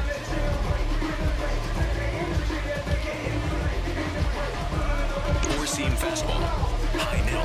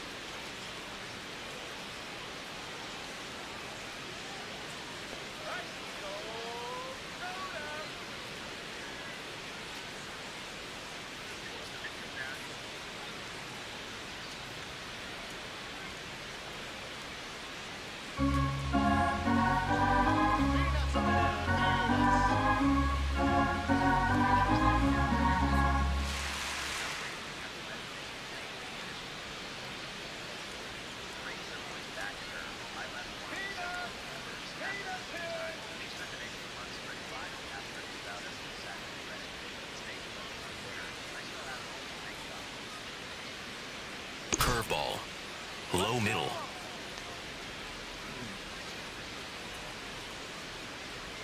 You know, these Cubs, they're not going to be happy with the at-bats they've been having so far. We're in the back half of the game, and they're still searching for a base runner. He's been great out there on the mound, no doubt, but it's also been a disappointing performance at the plate to this point. Low inside.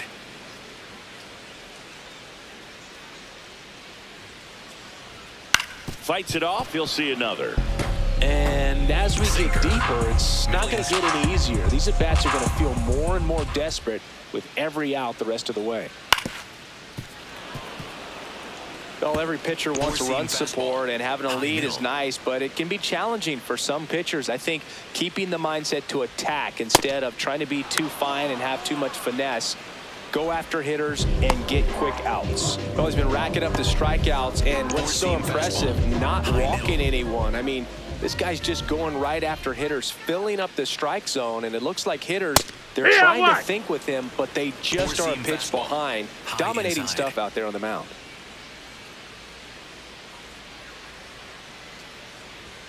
That's a strike. He doesn't seem to like the pitch up. Hasn't offered on either one of those pitches. 0-2 count now. I think the guy's going to climb the ladder out there. Low outside.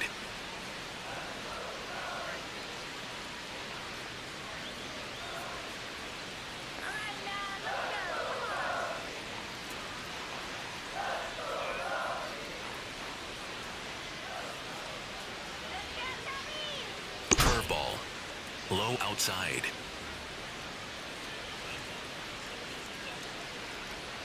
Strike three, and that's 2 in a row. Man, he had the stanky leg on that one right there. That curveball just locked him up. 2 outs, base is empty. And now the catcher comes up to him. Carson Kelly. That's a bullet, but it goes foul. A little early on that fastball. I'm sure the pitcher taking a note. Look for an off-speed pitch in this next one. And that is out of play. Now this offense has just been locked down. Almost 5 full innings of shutout baseball.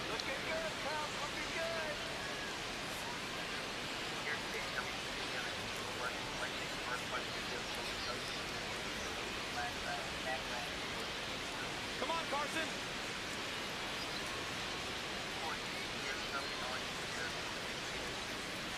Come on, Cubs. Get out of my store. Weirdos are not supposed to go in there. Hey, man, bring out these games for me, would ya? This is a lot of games, little man.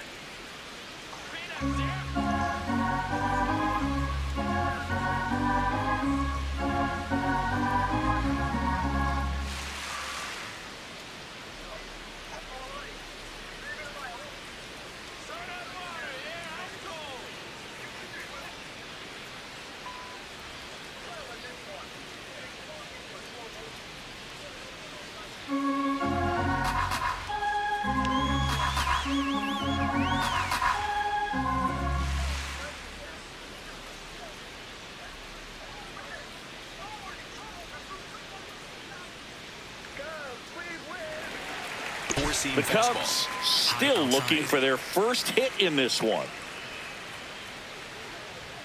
Got him looking. The big righty strikes out the side. So 5 perfect innings in the books. You're watching Major League Baseball exclusively on the show.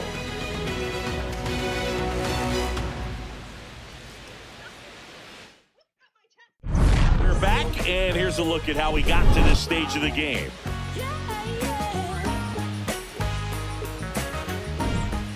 Jose Caballero will hit next.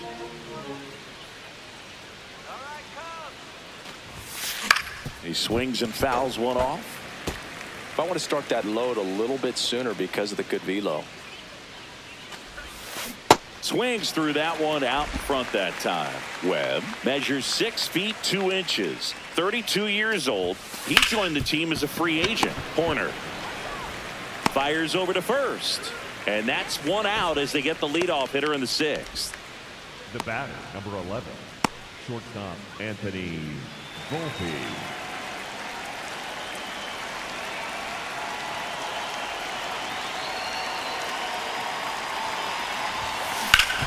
Sharp grounder. That's through for a base hit. So a man aboard now with 1 away. Up next for the Yankees. I know that was a ground ball, but it was absolutely hammered through the infield. That's not one you're excited to get in front of if you're an infielder. You know they used to say, charge it. Crazy. Jason Dominguez stepping in now for the Yankees. Dominguez having a lot more success on the road this season.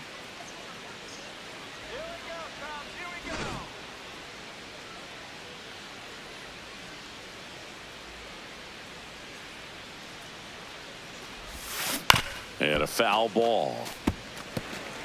Man at first, one away.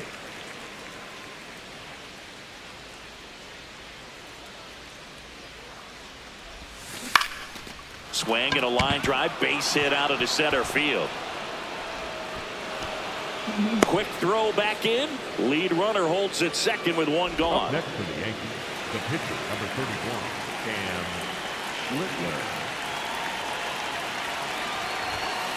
And first offering is fouled off.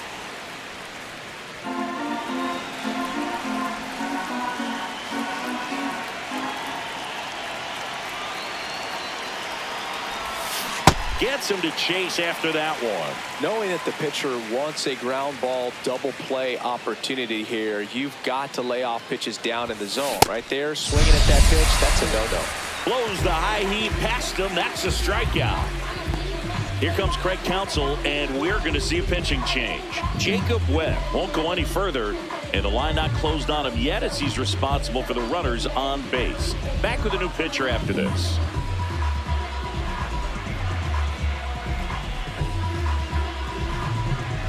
Now pitching for Shelby Miller gets the call from the pen. I think it's got to be a little tough coming in out of the pen when your guys are trailing so big on the scoreboard. Just doesn't have the same intensity to it, but he's got to find a way because these batters count the same for his stats, obviously, regardless of the score. Back to the top of the Yankee order. Cody Bellinger getting ready to hit. 1 for 3.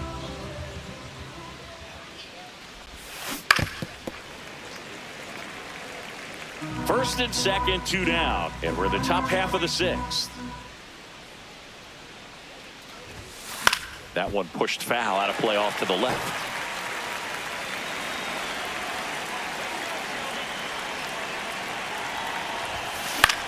Swing and a ball lifted in the air. Hat on the move to the gap. And that is that. Yankees back in the ballpark, and in this series it has been lights out on the mound as we take a check of the numbers. Bounce to the right. He'll do it himself. 1 pitch and 1 out. Now it's the right fielder. 0 for 1 as he popped out foul to first. High fly ball, and that one curling foul down the right side. The Cubbies with a lot of ground to make up here in the bottom of the 6th. Foul ball. Cutter, high outside.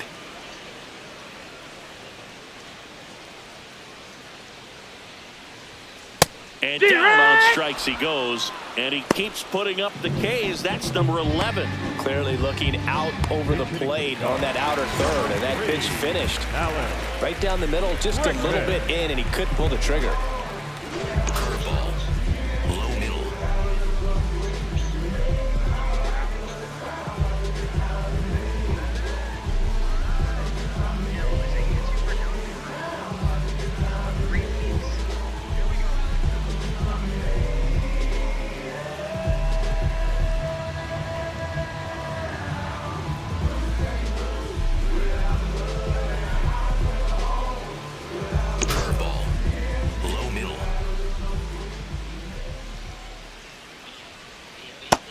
That's a ball. They've got a potent lineup. And when you think about teams capable of rallying from this kind of deficit, they're right at the top of the list.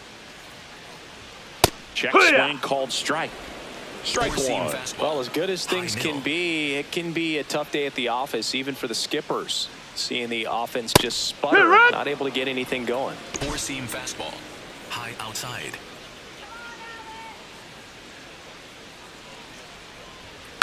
Chopped left side. Volpe to first, and they get Bregman for the out. And the Cubs go. Caleb Thielbar comes on now. Well, he's having an excellent season so far. ERA is under 2. A lot of flexibility coming out of the bullpen. This one in the air, center field. Alcantara gets under it. And there's one down. Woo! He was all over that first pitch fastball. Just barely missed it. Man, this guy was ready to hit. Chisholm at the plate now, and that's strike 1.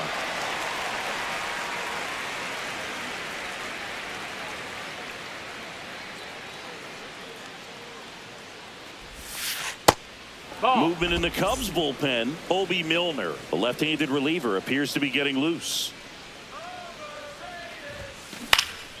Out to center. And he makes the catch. And there's 2 away.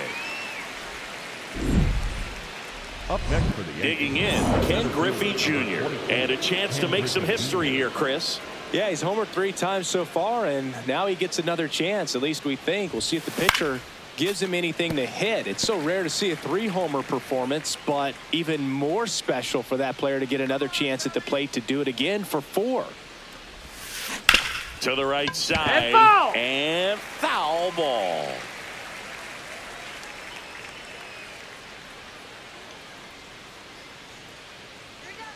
Two down, nobody on. Keeps the at-bat going with a foul ball.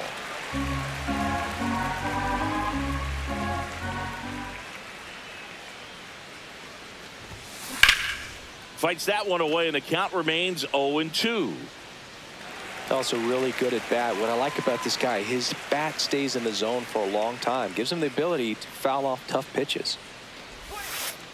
Well, this is a guy that can be frustrating for pitchers because he fouls off so many pitches and grinds out the at-bat. I'm sure there's some times where a pitcher would rather just give up a first pitch single than have to waste 6 or 7 pitches on one hitter. 1-2 now. And down on strikes. And that's the 3rd out. 1-2-3 go the Yankees. But they're on top by a count of 6-0.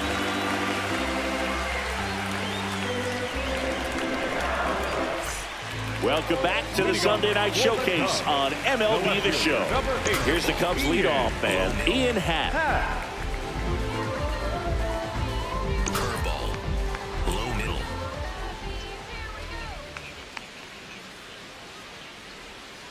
Pretty amazing. His first pitch strike percentage over 90%. You know you're getting something in the zone first pitch. So if you're a hitter, got to be ready to let it fly, even though he's had a lot of success on that first pitch of the at-bat. Seam fastball. High inside.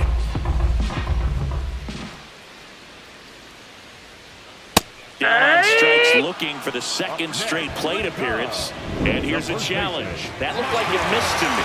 Barely a hair out of the zone, but it was a ball. So they've still got both their challenges.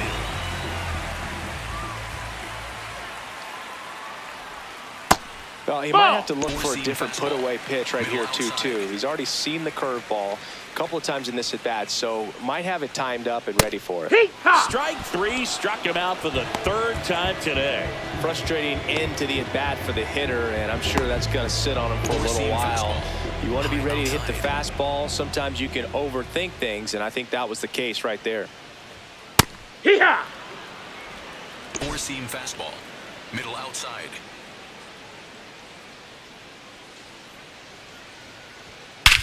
Oh, this one's hammered, and it's not coming back, and there goes the bid in history. And there goes the perfect game of the homer, and they've got their first run. It's 6-1. That gives this offense something to celebrate for the first time in this one. Power versus power right there, like 2 locomotives colliding. Who's going to win? But a really good job there by the hitter, getting the top hand working. Powers that fastball out of here. Here's Nico Horner. Nope, that's in. 1 out, base is empty.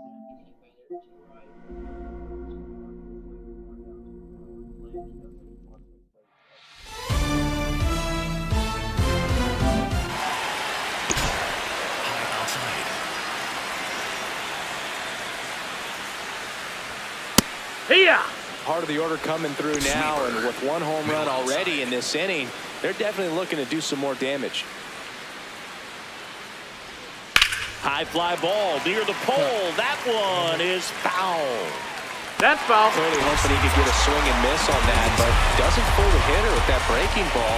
Nice job, just couldn't keep it fair. Struck him out looking. No, that's not the best two-strike fastball I've seen, but certainly got away with the location there. You know, sometimes as a hitter, when you're down in the count, you're so focused on a pitcher painting the black, and you just get a little bit locked up on something down the heart of the plate, not expecting it, and it just kind of freezes you. Four-seam fastball, high inside.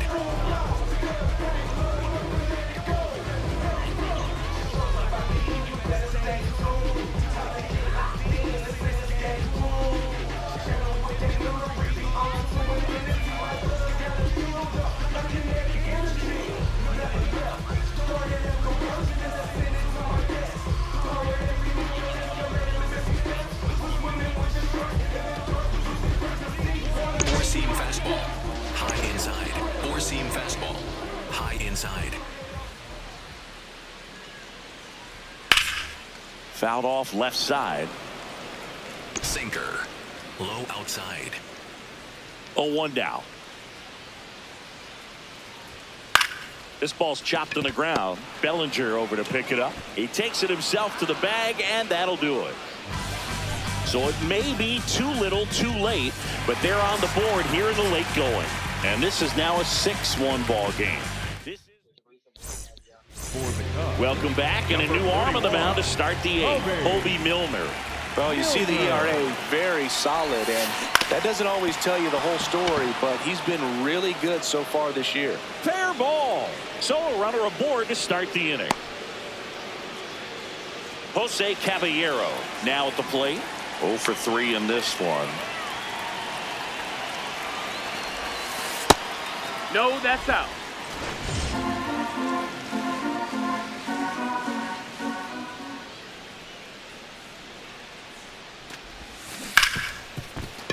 Nice stop from his backside. There's Out of one there. on to first, safe. Hey, So they throw. get one, but a really nice try there. Anthony Volpe.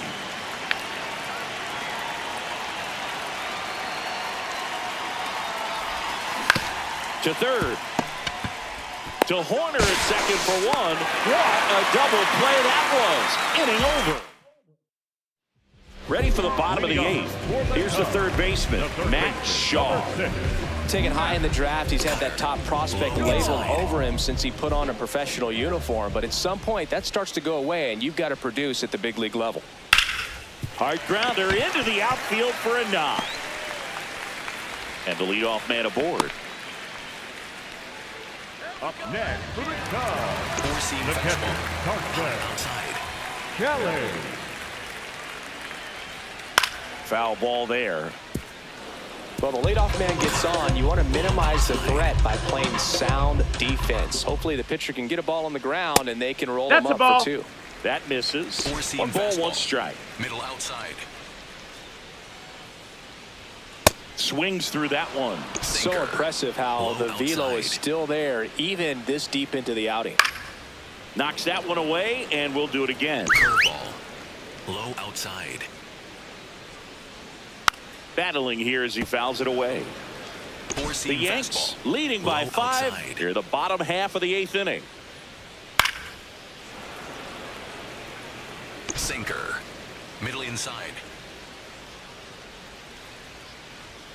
That one 95 to finish him off. Let's take a look at his pitch usage in this one, Siggy. Well, he's known for that four-seamer, Boog, and we've seen plenty of it from him today. You don't throw one pitch this much without having plenty of confidence in it. And he's been pretty solid till now, so he may stick with this strategy. Right through there for a strike. Curveball, low outside. Stays alive. Four-seam fastball, high outside.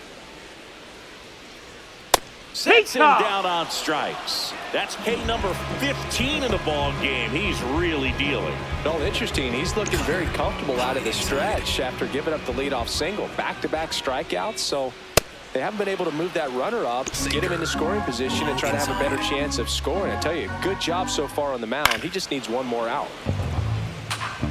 Curveball. Low outside. Here's the 0-2. Really good take, especially with 2 strikes. Sinker. Low middle. See ya! Strikes him out for the second time today. Cubs leave 1. They trail it 6-1. Back here at the friendly confines. They put themselves out in front with a nice display at the plate. Take a look at the spray chart for where their hits have landed. Yeah, when a team has this many knocks, a lot of the time it gets clustered to one side or another. Not today. They're hitting it all over the field. And a good start to the inning. Definitely found a perfect spot. Those could be hard sometimes. We talked about in left field. You're kind of anticipating cheating in for a ball.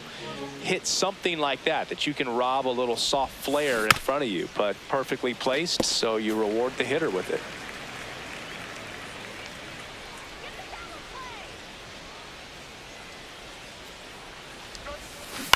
Grounds 1 to short. Swanson off balance feed. There's 1 to first. Double play. Nicely done. They made that double play look so easy, but it was far from routine. That's the one thing about big leaguers. They make tough plays look simple. Jamison Taya on to pitch now, and he'll slide into the 7th spot in the lineup on the double switch. Number 50. Pete Crow Armstrong. He'll move into the 9th spot in the lineup. Batting 9. Makes a nice running catch. And that. Welcome back as we take a peek at the starting pitching so far this year. Number 4, Pete Crow Armstrong. Hee-haw! Sinker. Low middle.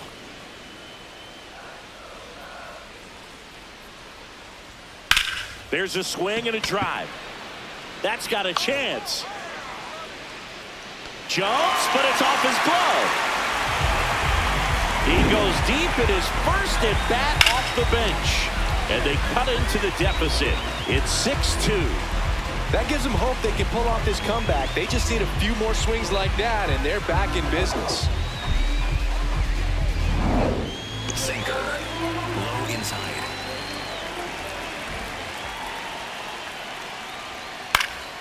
Foul ball.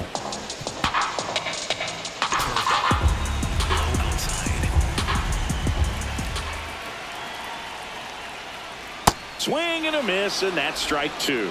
The real threats are coming up. Already given up a home run in this inning. He's going to really have to bear down. Swing and a miss for the strikeout. And that's the first out. Nice recovery after giving up the homer. Now, this pitching staff has been merciless against him in this one. I mean, he struck out 6 times in this series, and we've seen no adjustment out of him so far. That's a ball. Stands in here, takes ball 1 low. Low middle.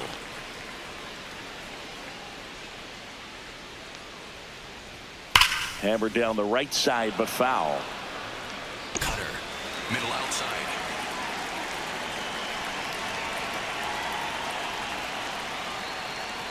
Swings through that one for strike 2. Four-seam fastball. Low outside.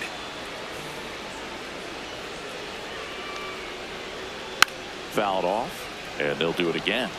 Sinker. Low middle.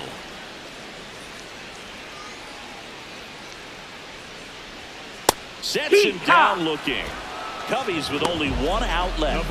Well, he's going to have some thinking to do when he leaves the ballpark after this one. That was his 3rd strikeout, and this one rookie, obviously, so he's been a little overmatched. He's got to find a way just to be more competitive up there at the plate. Ball. 2 down, nobody on. Here in the last half of inning number 9.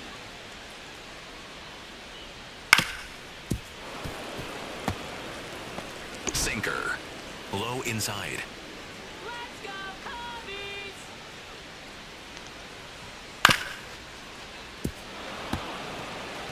Curveball. Low outside.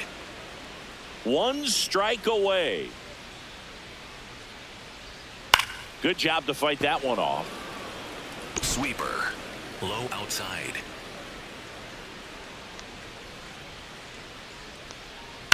And they'll do it again. Four-seam fastball. High middle.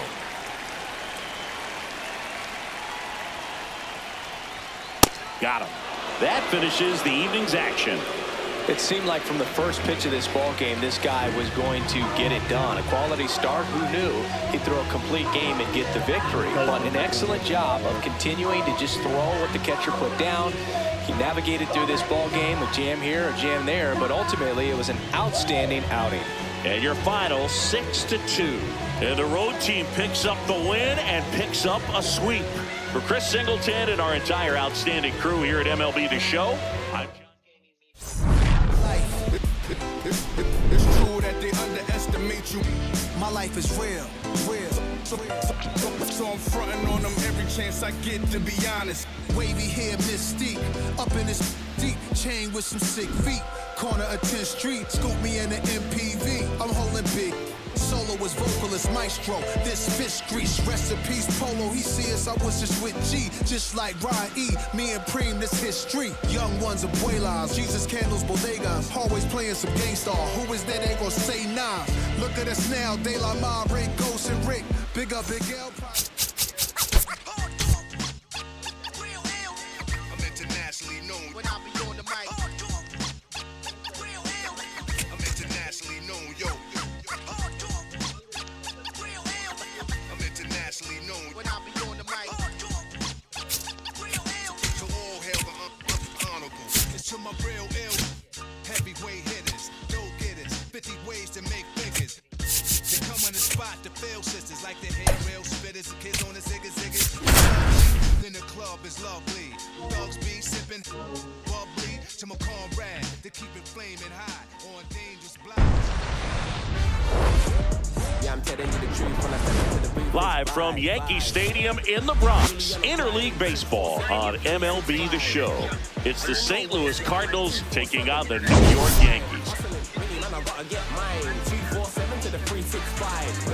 So what you know about life? 24/7 to the 36.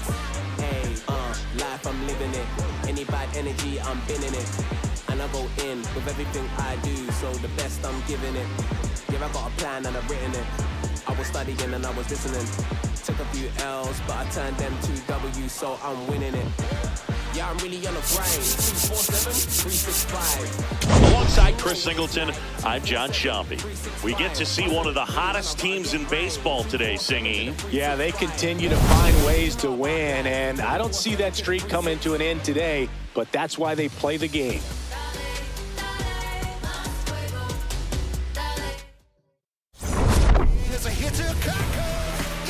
First pitch coming your way next.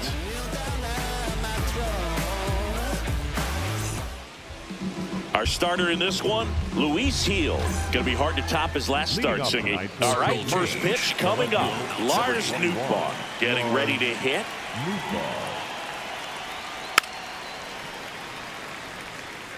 Four-seam fastball. High inside. Deal one. Swing and a miss as he was out front that time. Middle inside.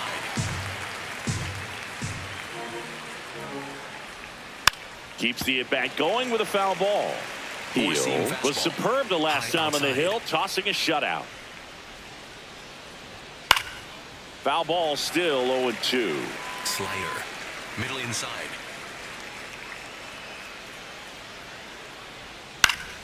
Fouls it back with 2 strikes. Boog, that shutout he threw is very impressive in this day and age. We probably won't see anyone ever get close to Walter Johnson's 110 career shutouts. Still, it's always fun to see a pitcher go out and shove the way he did. Stays alive. Slider. Low inside.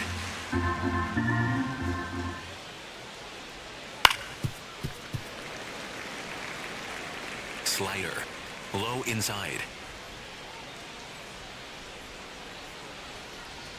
Swing and a miss. Struck him out. He battled for a long time, but it finishes with a strikeout. You can't be mad at yourself after an at-bat like that one. Top of the zone for a called strike. Four-seam fastball. Middle inside.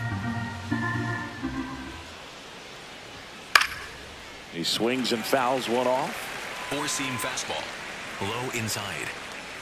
The 0-2. Straight 3, and that's 2 in a row. Well, he's got great strikeout stuff on the mound, doesn't he? I mean, double-digit strikeouts in his last start, and he's just racking them up again in this one. This guy can really dominate a game out there. Not a fun assignment for any lineup. Here's Nolan Gorman. And first offering is fouled off.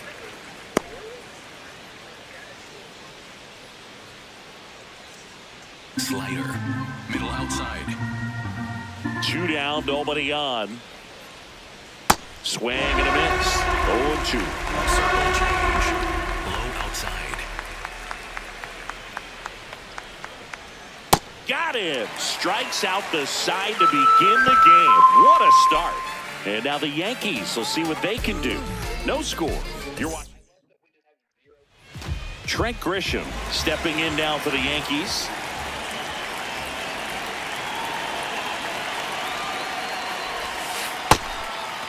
Grisham was named Player of the Month recently, and that's not the first time that's happened this year. Ripped right field. That's back there. That one way back, and it's gone.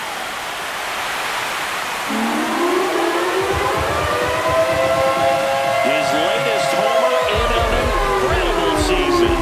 The Yankees score first. It's 1-0. You can't ask for a better start than hitting a home run in your first at bat to give your team the lead.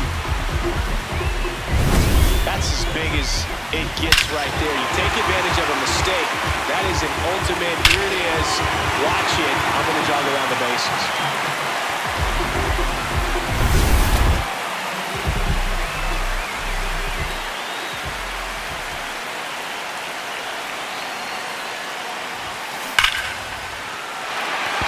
Hammered on a line to left, base hit. And a man aboard. So up next for New York, Brooks Robinson. I'm liking the power he's shown recently. 3 home runs over the last 5 games. On a line out towards center. He's there. He's got it. 1 down. Batting fourth. As we take a look now at the New York Yankees lineup. And a big factor for them in recent games, Aaron Judge. This one popped up. Foul ground first base side.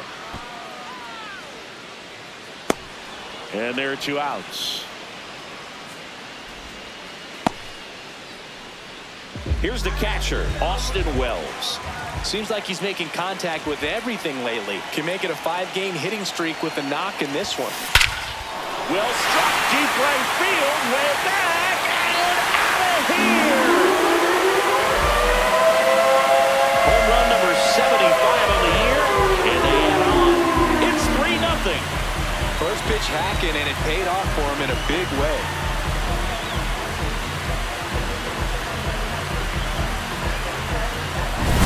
Looks like this guy was looking out over the plate, but he was ready to turn on the inside fastball. So direct to the pitch. Absolutely blasted out of this ballpark.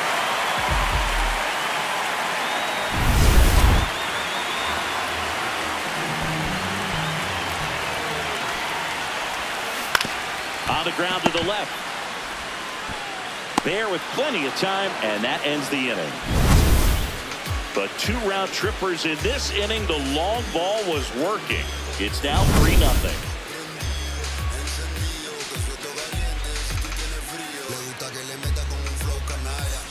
Here at New Yankee Stadium in the Bronx. Second inning set to go.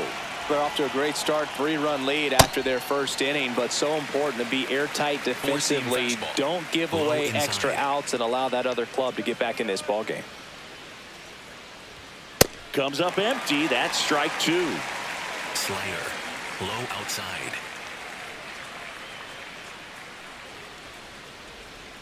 Making 4 strikeouts in a row. Just cruising along. Well, that at bat seemed to be over as soon as it started. 3-pitch strikeout. You've got to be better at the plate right there, at least to foul something off, extend that at bat. Now here is Victor Scott in there for a strike at the top of the zone. Low outside.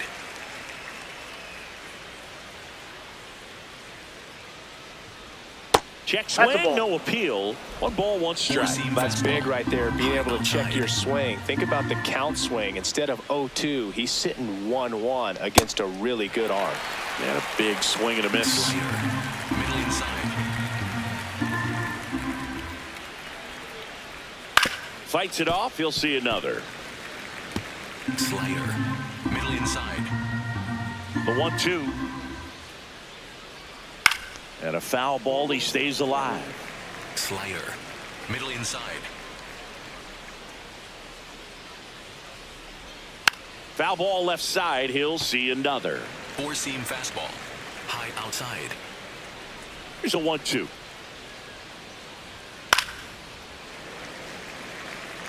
Slider. Low inside. Another one. That's 5 straight strikeouts. Well, not every great at bat ends in a hit. He saw a lot of pitches. That kind of an at bat can be contagious to a lineup.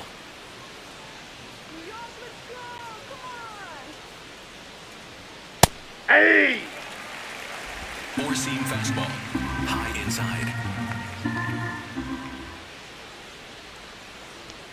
Fastball for a strike. Looks like a really good fastball today. You can hear that catcher's mitt popping. Looking forward to hearing a lot of that one in this one. Strike 3, and now 6 strikeouts in a row. 1, 2, 3 go to Cardinals. They trail in this one 3-0. Welcome back. It's still early, but all signs pointing towards yet another win for this team, riding that hot streak. No doubt, Boog. When you're rolling like this, confidence shows up in every phase of the game. Right now, they look like a group that fully expects to keep it going. That one carrying. And it is gone. His latest homer in an incredible season. And they add a run. It's 4-0. He's been so difficult to pitch against lately. It seems like no matter how you attack him, he finds a way to punish you. Power versus power right there, like 2 locomotives colliding. Who's going to win? Well, a really good job there by the hitter, getting the top hand working. Powers that fastball out of here. So up next, Jose Caballero. Swing and a ball line to center. Takes it in for the out.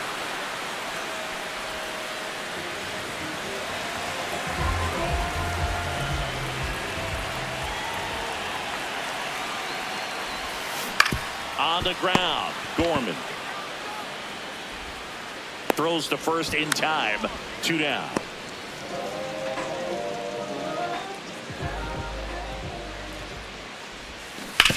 Ground ball right side, and that's a fair ball. So a 2-out knock keeps the inning alive. It's a hit, and the ball hitting the bag definitely played a factor. Those moments can go either way, and it seemed to work out for the offense in that spot. Judge at the plate with 2 away, swings through that one.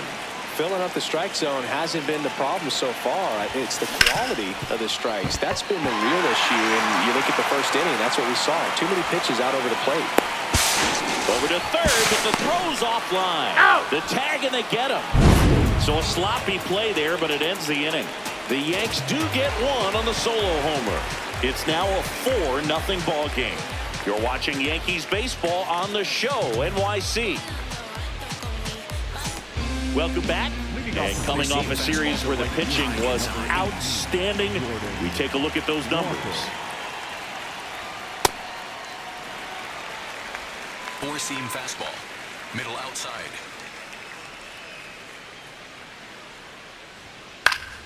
Fought off foul. Slider. Middle outside. The 0-2. Swings and misses, struck him out. 7 in a row by way of the K. Quite the start to this game on the mound. Looking very dangerous to these hitters. 7 punch-outs already. So this lineup hasn't had much success trying to figure him out. I'm impressed with what we're seeing here.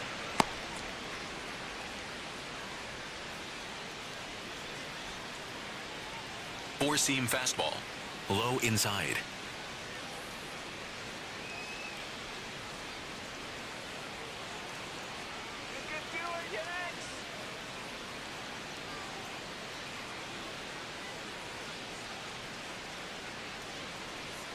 Four-seam fastball. Low inside. Next offering is fouled back. Four-seam fastball.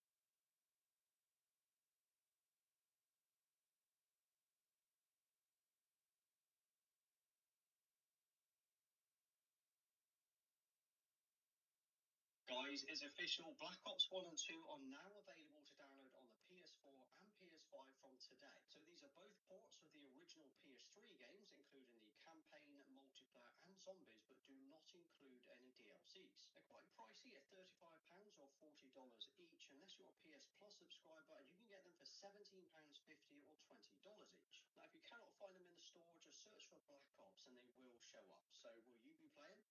Guys, is official. Black Ops 1 and 2 are now available to download on the PS4 and PS5 from today. So these are both ports of the original PS3 games, including the campaign, multiplayer, and zombies, but do not include any DLCs. They're quite pricey at £35 or $40 each, unless you're a PS Plus subscriber, and you can get them for £17.50 or $20 each. Now, if you cannot find them in the store, just search for Black Ops and they will show up. So will you be playing?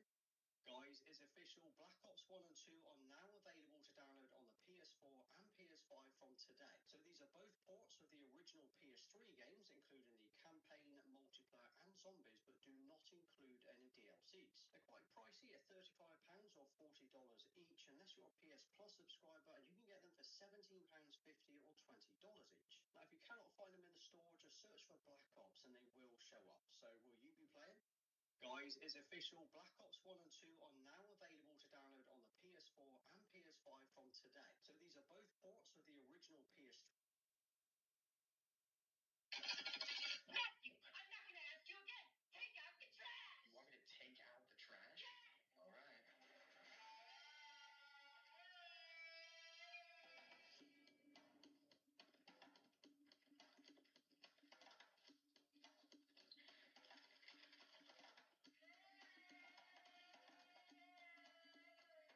Positive ID on the target. 1900 meters, that's too far. HQ, this is Tasking and Bruiser. Request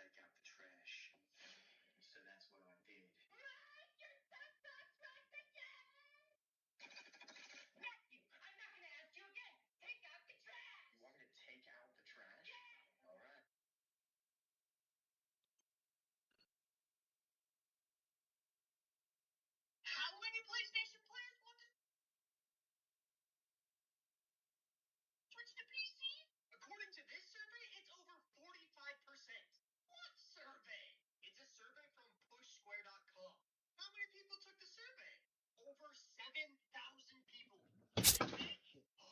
We're good. Bro, how can you say that? Because 45% of 7,000 is roughly 3,200 people, which is a drop in the bucket of the 91 million consoles that I've sold. But what if that's how the whole community feels? It's not. If 45% of your 91 million consoles are put up on the shelf for a PC, you're in trouble. How many PlayStation players want to switch to PC? Call me crazy, but why does everyone love Black Ops 2? It was such a simple game. There's no way it was that good, right? Ask anyone and they'll tell you. The 2012 era is the most nostalgic. But why? It was special, not just because the game itself was good, because 12 years ago, the community was so much healthier and happier. Every corner of the COD community was eating good. Zombies fans, casuals, campaign fanatics, competitive players, even content creators. Van Alst and FaZe Clan exploded in popularity that year. This unanimous happiness created an aura around BO2, a memorable aura that left a mark on us. But now, 5 years after BO2, players were still coming back to the game. 5 years from now, I don't think anyone is coming back to MW3. Simply put, the community makes or breaks the game. And Black Ops 2 is one of the best CODs because of its fans, because of you. Call me crazy, but why does everyone love Black Ops 2? It was such a simple game. I've never played a game in this road to the show where we did this. All right, here we go. Our Phillies debut.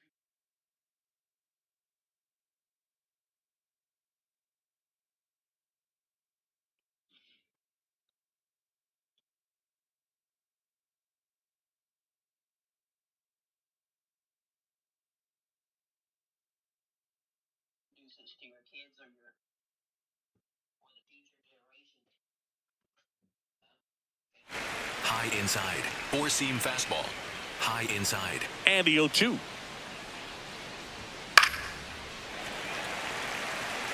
Four-seam fastball. Low inside.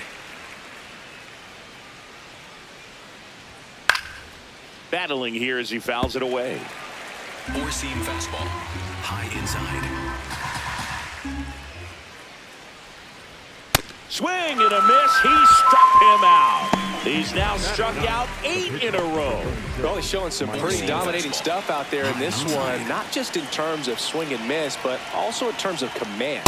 You know, all of the strikeouts, they kind of speak for themselves, but when you don't walk anyone, you're demonstrating that you have the confidence in your abilities to truly go right after opposing batters. 2 down, nobody on. Gets a piece there. We'll do it again.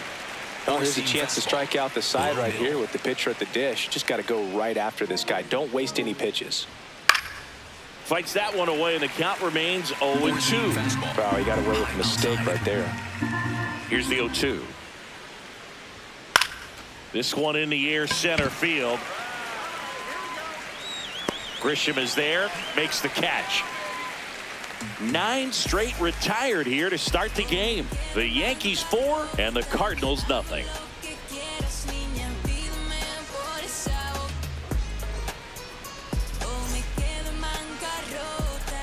Back at Yankee Stadium, set for the bottom of the third, Brooks Robinson stepping in now for the Yankees.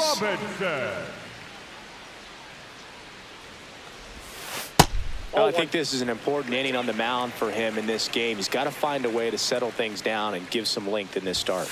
You know, these Yankees doing a good job of putting the ball into play, and that makes things more challenging on the defensive side. They're hitting everything thrown at them. Their contact rate is in the low 90s. It's like they know what's coming, and that's just pretty ridiculous what they're doing right now. Those numbers are well above the major league average.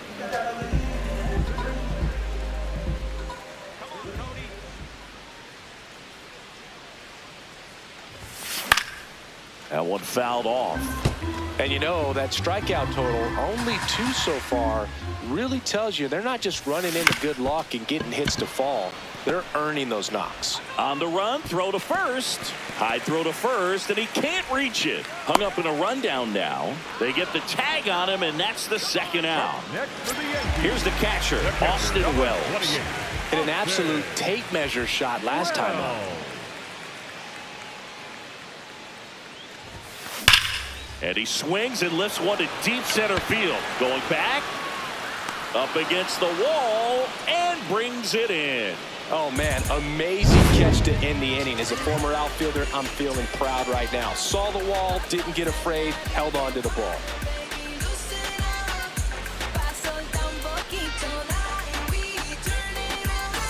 Welcome back to the ballpark as we check out the current playoff picture.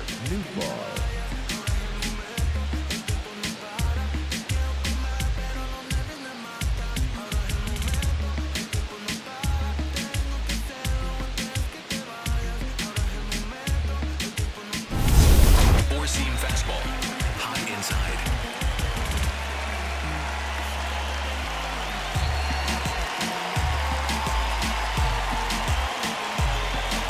Four-seam fastball, high inside. Over 80% of his first pitches are strikes. You're doing that, you could have a really good day out there on the mound. Fly ball down the line, and that drops foul. Four-seam fastball, high outside. Goes down looking. Oh, there's a 3-pitch strikeout. He can do whatever he wants with the baseball right now.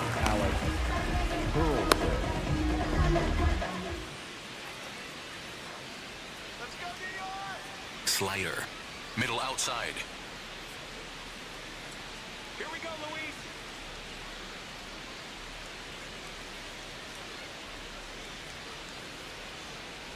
Here we go, Luis.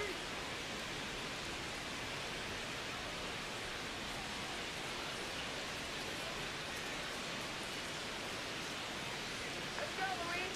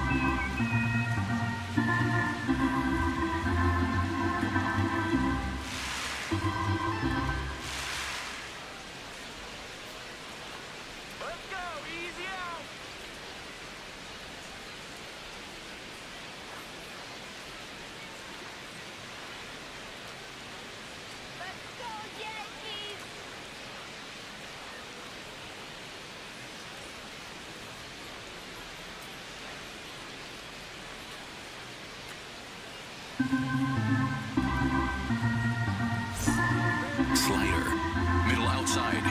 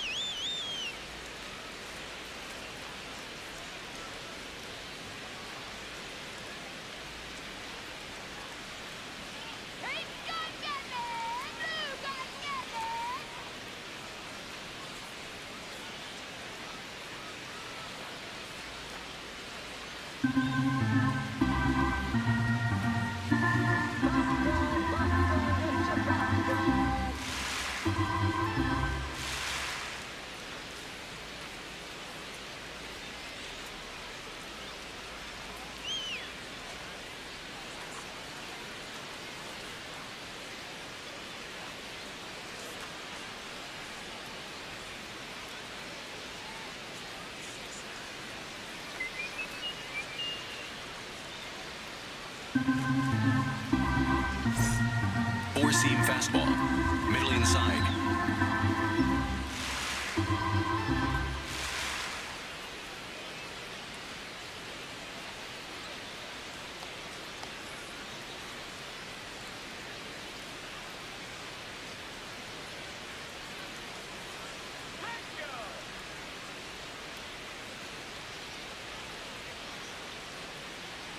Let's go.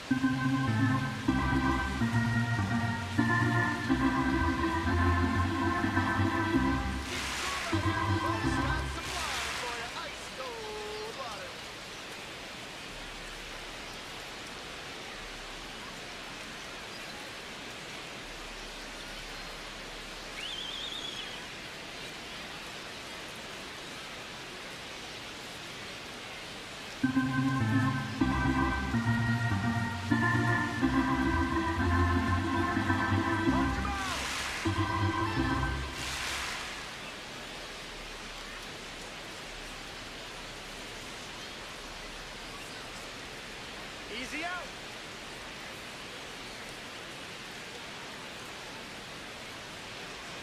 Here we go, defense.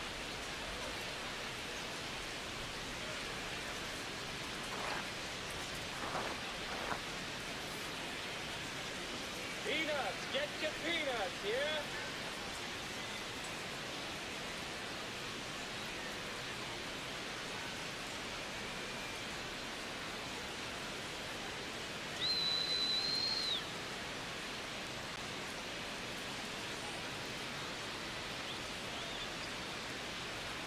Get your water here.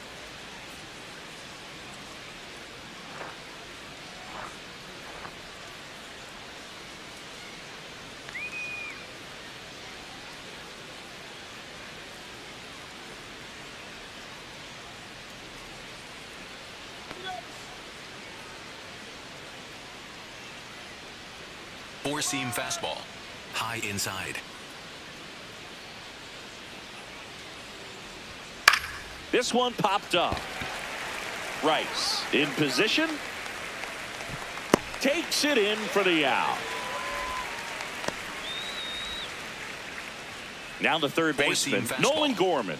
Struck out swinging his first time. If I'm at the dish right now, I am aggressive over the heart of the plate. This guy's been filling up the strike zone, so you know you're going to get a good pitch to hit. And as nasty as his stuff is, you might as well take all three swings.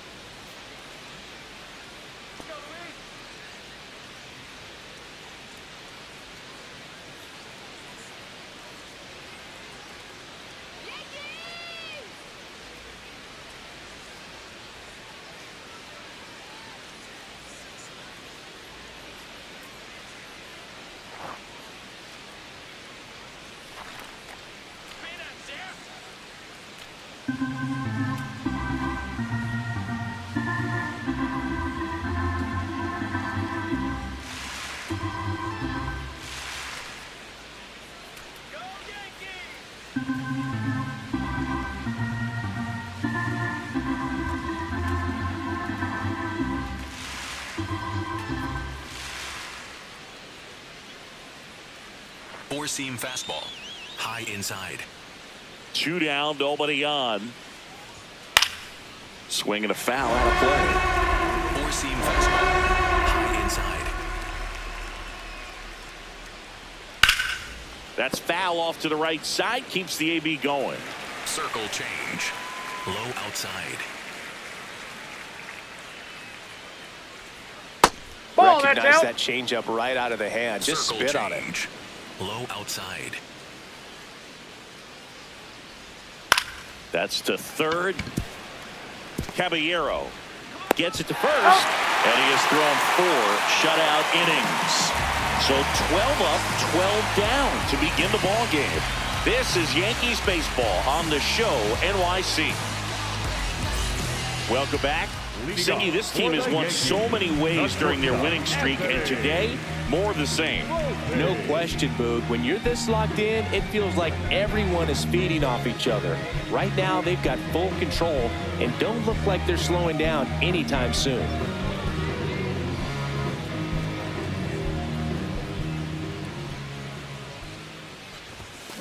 Foul ball there.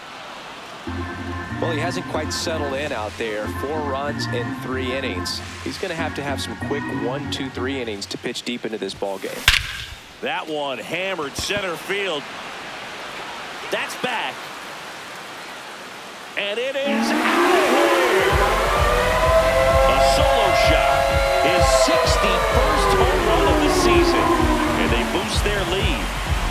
Yankee, he's got a nice hitting streak going, and he extends it another game with that swing.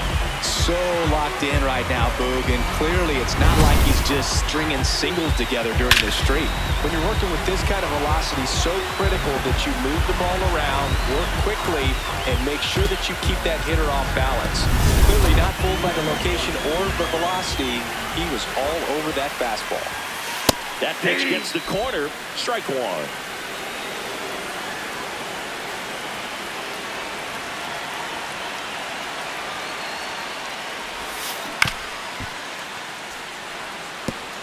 Nobody on, nobody out with a run in. We're here in the bottom of the fourth. Swings and misses. It's a strikeout. And that's the first out. Nice recovery after giving up the homer. Here's the third baseman, Jose Caballero.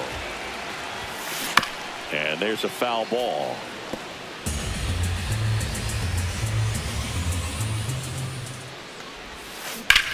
There's a line drive to left field. Reaching for it and brings it in.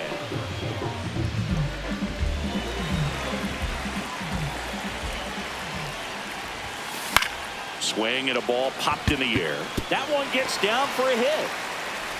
So the 2-out knock extends the inning and sends them back to the top of the order. Up next for the Yankees. Pitcher gets himself on base. Number 12, Trent Grisham. Back to the top of the Yankee order. Now here's Trent Grisham. He's already homered in this game. Ball, that's low.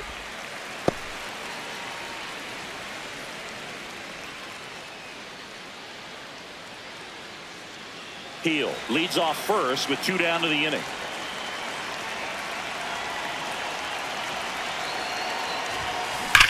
That one is absolutely belted. Bounces off the wall as he makes a great grab. Oh, man, amazing catch to end the inning. As a former outfielder, I'm feeling proud right now. Saw the wall, didn't get afraid, held on to the ball. We go to the top of the fifth, and stepping in for the Cardinals, Pedro Pajes. Four-seam fastball, high inside.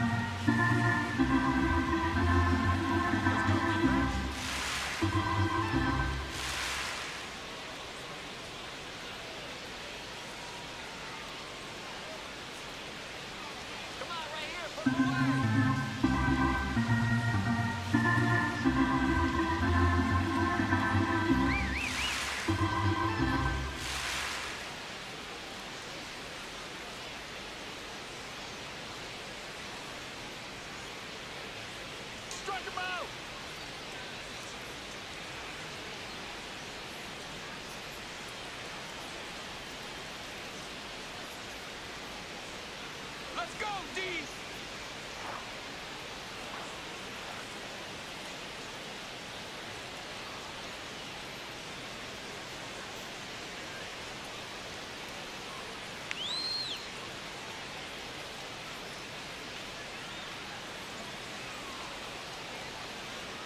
Let's go, defense.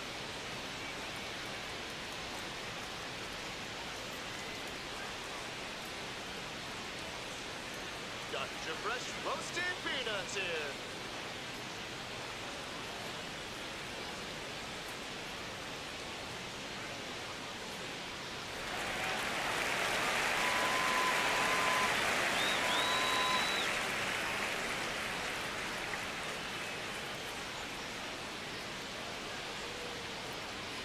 Slider. Low outside.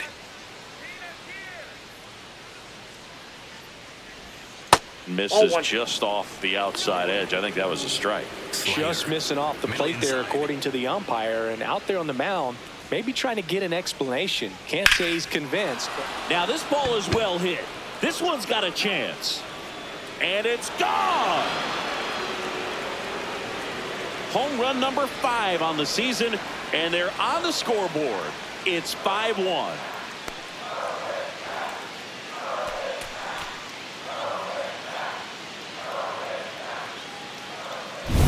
Boog, I wasn't sure he hit that one as hard as he needed to get it out of here, but it had just enough behind it for the homer. What an attempt at the wall, though. He really gave a terrific effort to try and bring that one back.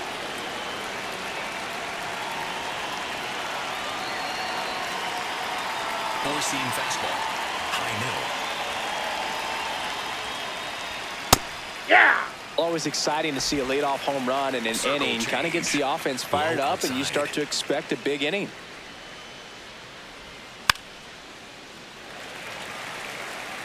Nobody on, nobody out with a run in, and we're at the top of the 5th. Fouled off the plate. They'll do it again. Four-seam fastball. High outside. Sends him down on strikes. And that's the first out. Nice recovery after giving up the homer. Well, he throws him with a great fastball right on the corner. It's kind of like bowling when you think the ball's going to get into the gutter, and somehow it just hangs onto that edge and knocks down a pin. Well, he got the outside corner of the plate and got that called third strike.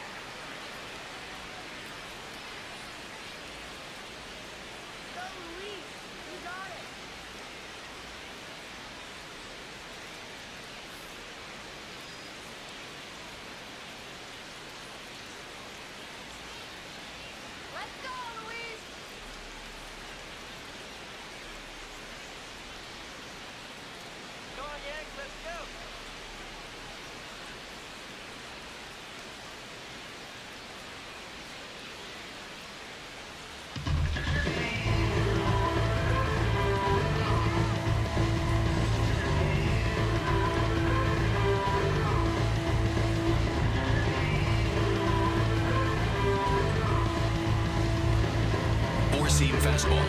Low outside. Sajazi in the box as he fouls off the first pitch. Fastball. Middle inside.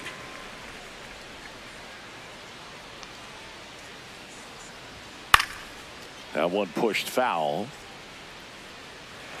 Slider. Low outside.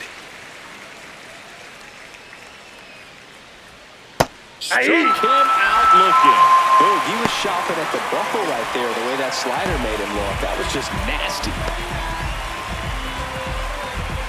Now it's going to be Jordan Walker.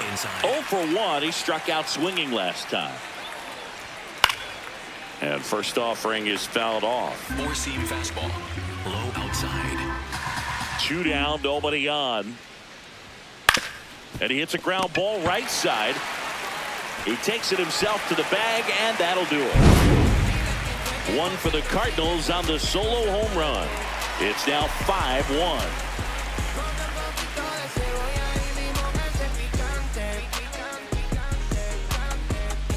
Now pitching for Back now to start the bottom of the fifth, and taking over on the mound, Richard Fitts. Still pretty early in the ball game, so this bullpen has some work ahead of him. Best case scenario might be if he can come in here and get several quick outs, kind of bridge the gap.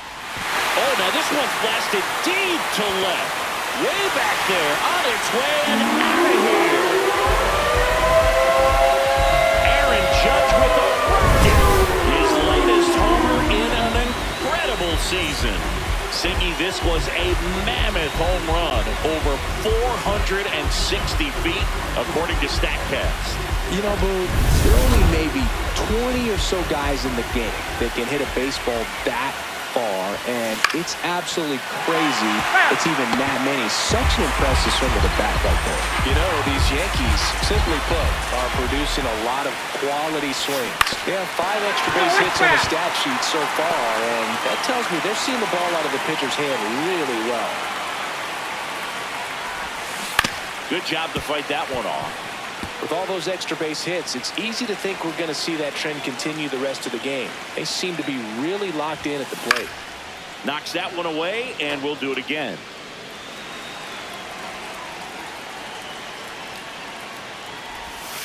Got him swinging for the strikeout. And that's the first out. Nice recovery after giving up the homer. Bellinger up to hit. Bellinger.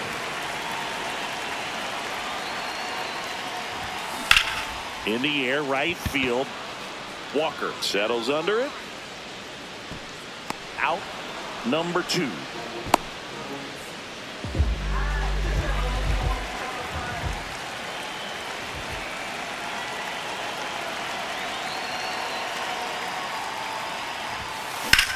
This one in the air, center field. Scott under it. And that is that. Solo homer extends the Yankees lead. Back at the ballpark, let's take a look at some of the moments that stand out to us. At the plate, Cesar Prieto. Low inside. That one pushed foul, out of play off to the left. When a guy's throwing a lot of first pitch strikes as a hitter, you got to be ready to hit. Now, that's not going to help you get deep into his pitch count and into the bullpen, but you got to take what he's offering that day. Circle change. Low outside. The 0-2. Out to short, Volpe. And that's one out as they get the leadoff hitter in the 6th. So now a pinch hitter for the Cardinals, Mason Wynn. Looking to start something with one gone. Hey! Circle change. Low inside. Missed with a changeup, and it's a ball and a strike. Four-seam fastball. High inside.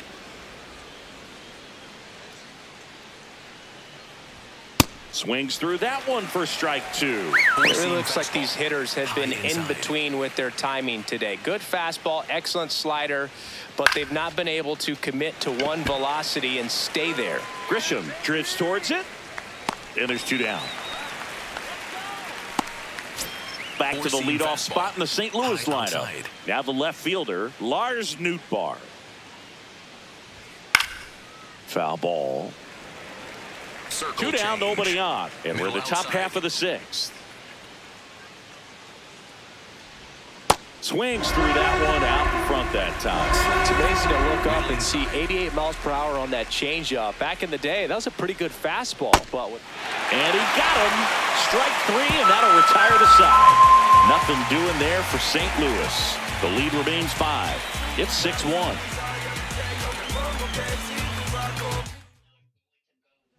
Back now for the bottom of the 6th, and there's a new pitcher on the mound, number 67. Well, they need someone to stop the bleed and keep the score right where it is. Seems like a tough task today with the way this lineup is swinging it. There's a swing and a drive. That one out's against the fence. And he starts the bottom of the 6th with a double. Having a really nice game here. That's his second extra base hit. Got a fastball, middle of the plate, jumped all over it. Absolutely smoked that ball. And first offering is fouled off. Runner in scoring position, nobody out. Here in the bottom of the 6th. Rips that one to right. 1 away.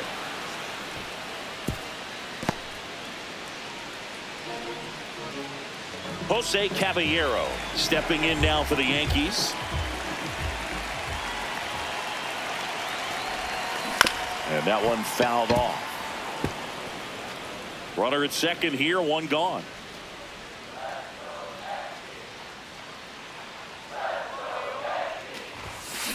That's to third. Lays out, but he can't squeeze it. No throw, and that leaves them with runners at first and second.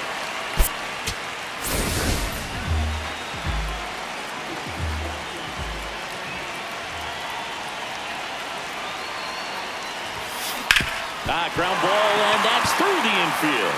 Volpe flying around third and headed home. In comes the run for second. Now the tag at second, and he's out, trying for 2. Back to the top of the order. Here's the center fielder, Trent Grisham. And that one is lifted in the air. Scott moving under this one. And that ends the inning. 7th inning coming up. Welcome back as we take a look at their upcoming schedule.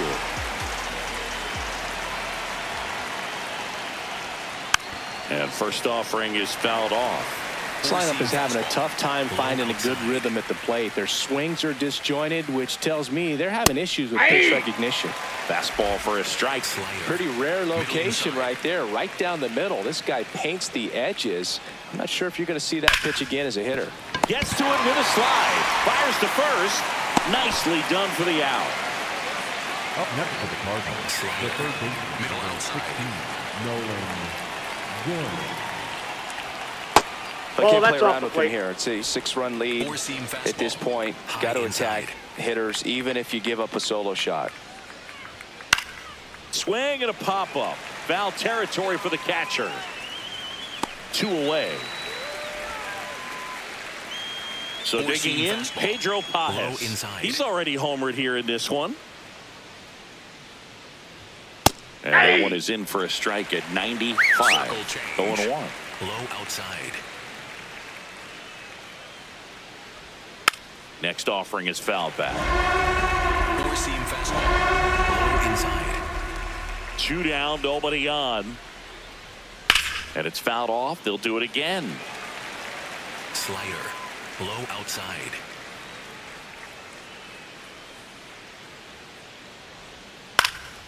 High fly ball, right field. And that'll do it. This one pretty well decided at this point. 7th inning stretch time. Back for more from the Bronx.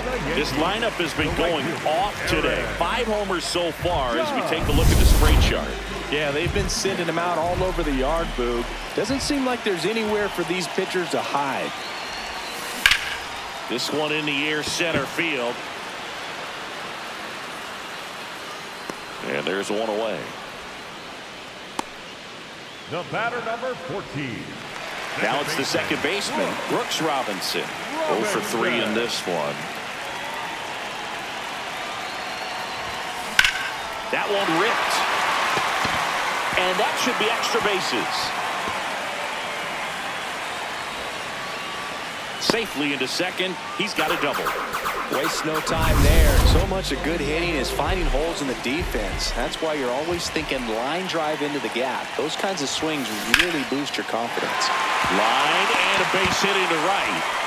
Stop sign goes up at third. Runners at the corners with 1 out. So up next, Austin Wells. He's one of the best players in the game.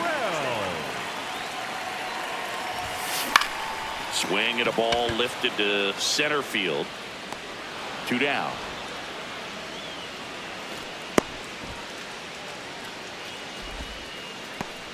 Here comes the manager out of the. So they turn things over to the righty, Gordon Graceffo.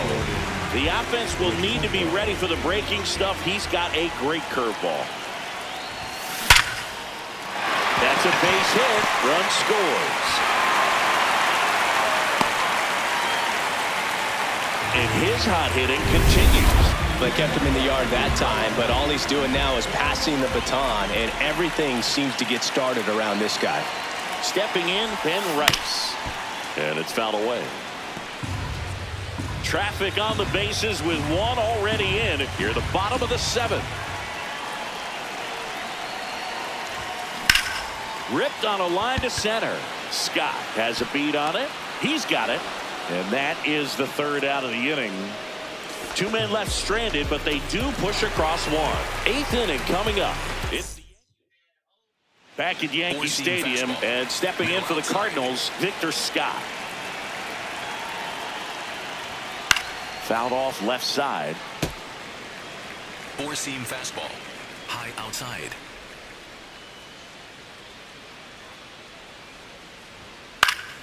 Swing and a foul straight back. Circle change. Low outside. Stays alive. Circle change. Low outside. The 0-2. Tough to take a 2-strike changeup that just missed. I think it froze him. And they'll do it again. 4-seam fastball. High outside. Got him looking. That's a strikeout. Well, they've had a great plan of attack for him tonight. I mean, finding all the holes in his swing and his approach, just frustrating for him up there. You strike out a guy 3 times in a game, I think that guy's got to go back and really study some video with his hitting coach, figure out how they're beating him, make this adjustment really quick, because word will get around the league in a hurry. Next to hit, Jordan Walker. High outside.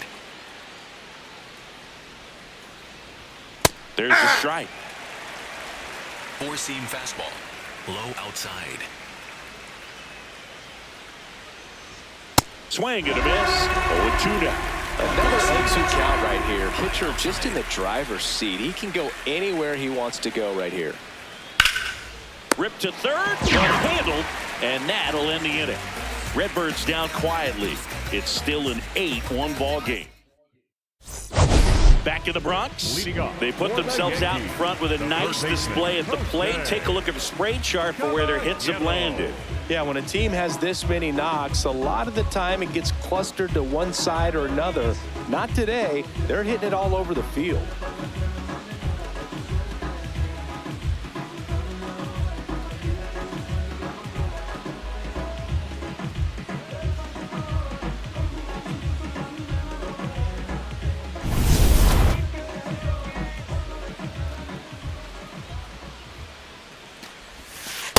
Ball.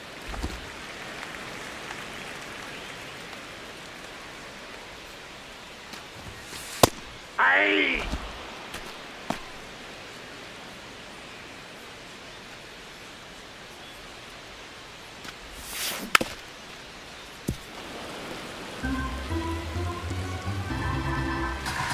The wind, the kick, and the 1-2. Hard ground ball, base knock. Man aboard on the leadoff single.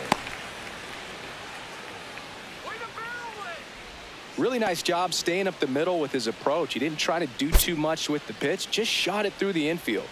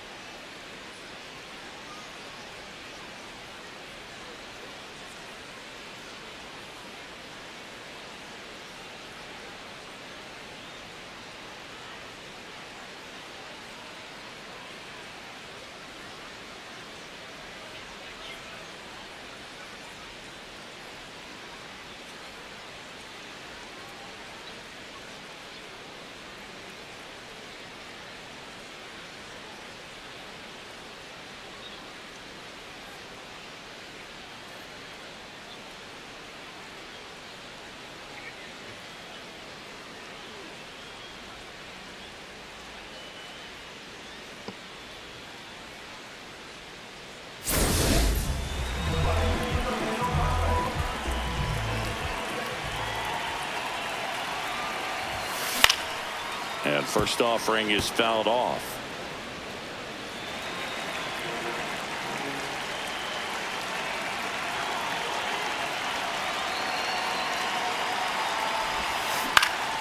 Ground ball up the middle. That's a base hit. Throw back in quickly. First and second now with nobody out. I don't think that pitch would have been called a strike, but he did such a nice job of pulling his hands tight to the body and just getting enough of the barrel on it to be hard enough back up the middle for a knock. So back to the top of the order. Now it's Trent Grisham to the plate.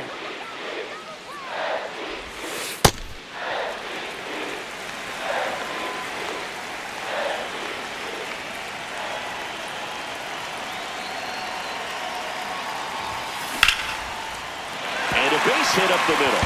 Headed for the plate. Runner from second crosses the plate. Throws, skips past him.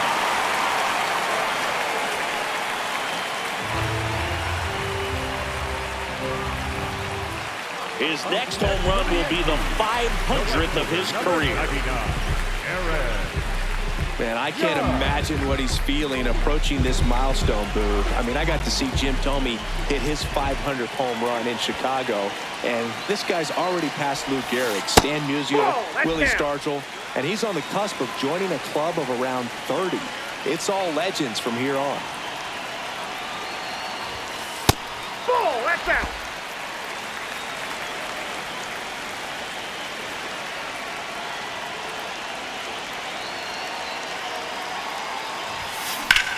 That's towards center. Scott settles underneath it. And there's one down.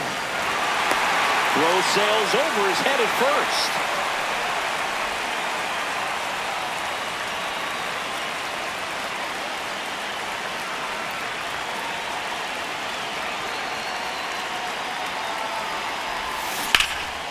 Hard hit into the gap. One run will score. Grisham around third. The run scores all the way from first. The throw to third, and he's out trying for three. Well, I think the base runner assumed that he was going to be able to make it to third pretty easily, but a really nice relay from the outfielder to the cutoff man, and they got him easily. Here's Cody Bellinger. Now playing right field and batting ninth. This to center field. Nootbaar on the move. Grabs it on the run. And that's the inning. Back in the Bronx and stepping in for the Cardinals, Cesar Prieto. Hey! I mean, his pitch efficiency, ability to get ahead in the count, at times pitch to contact, let the defense work behind him. That's why he's still in the game here in the ninth inning. To third. Now one gone in the ninth. You just don't see it that much anymore. A guy being this efficient and getting this deep into the game. I wonder if he's going to be able to close it out. There's just something about that ninth inning. But being at under 100 pitches, he's still got plenty of fuel left in the tank. Two away now.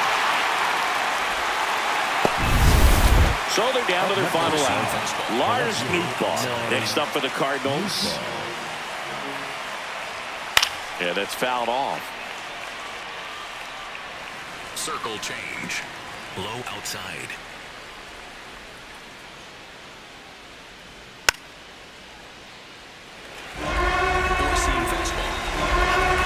This could end it. Right through there, got it. That finishes the evening's action. Really incredible performance on the mound. You know he's going to stew a little bit over that one hit that he gave up, because when you look at the body of work, so dominant, if he'd have made just one better pitch, perhaps he'd have a no-hitter. An 11-1 final. For Chris Singleton and our entire outstanding crew here at MLB The Show, I'm John Sciambi saying so long.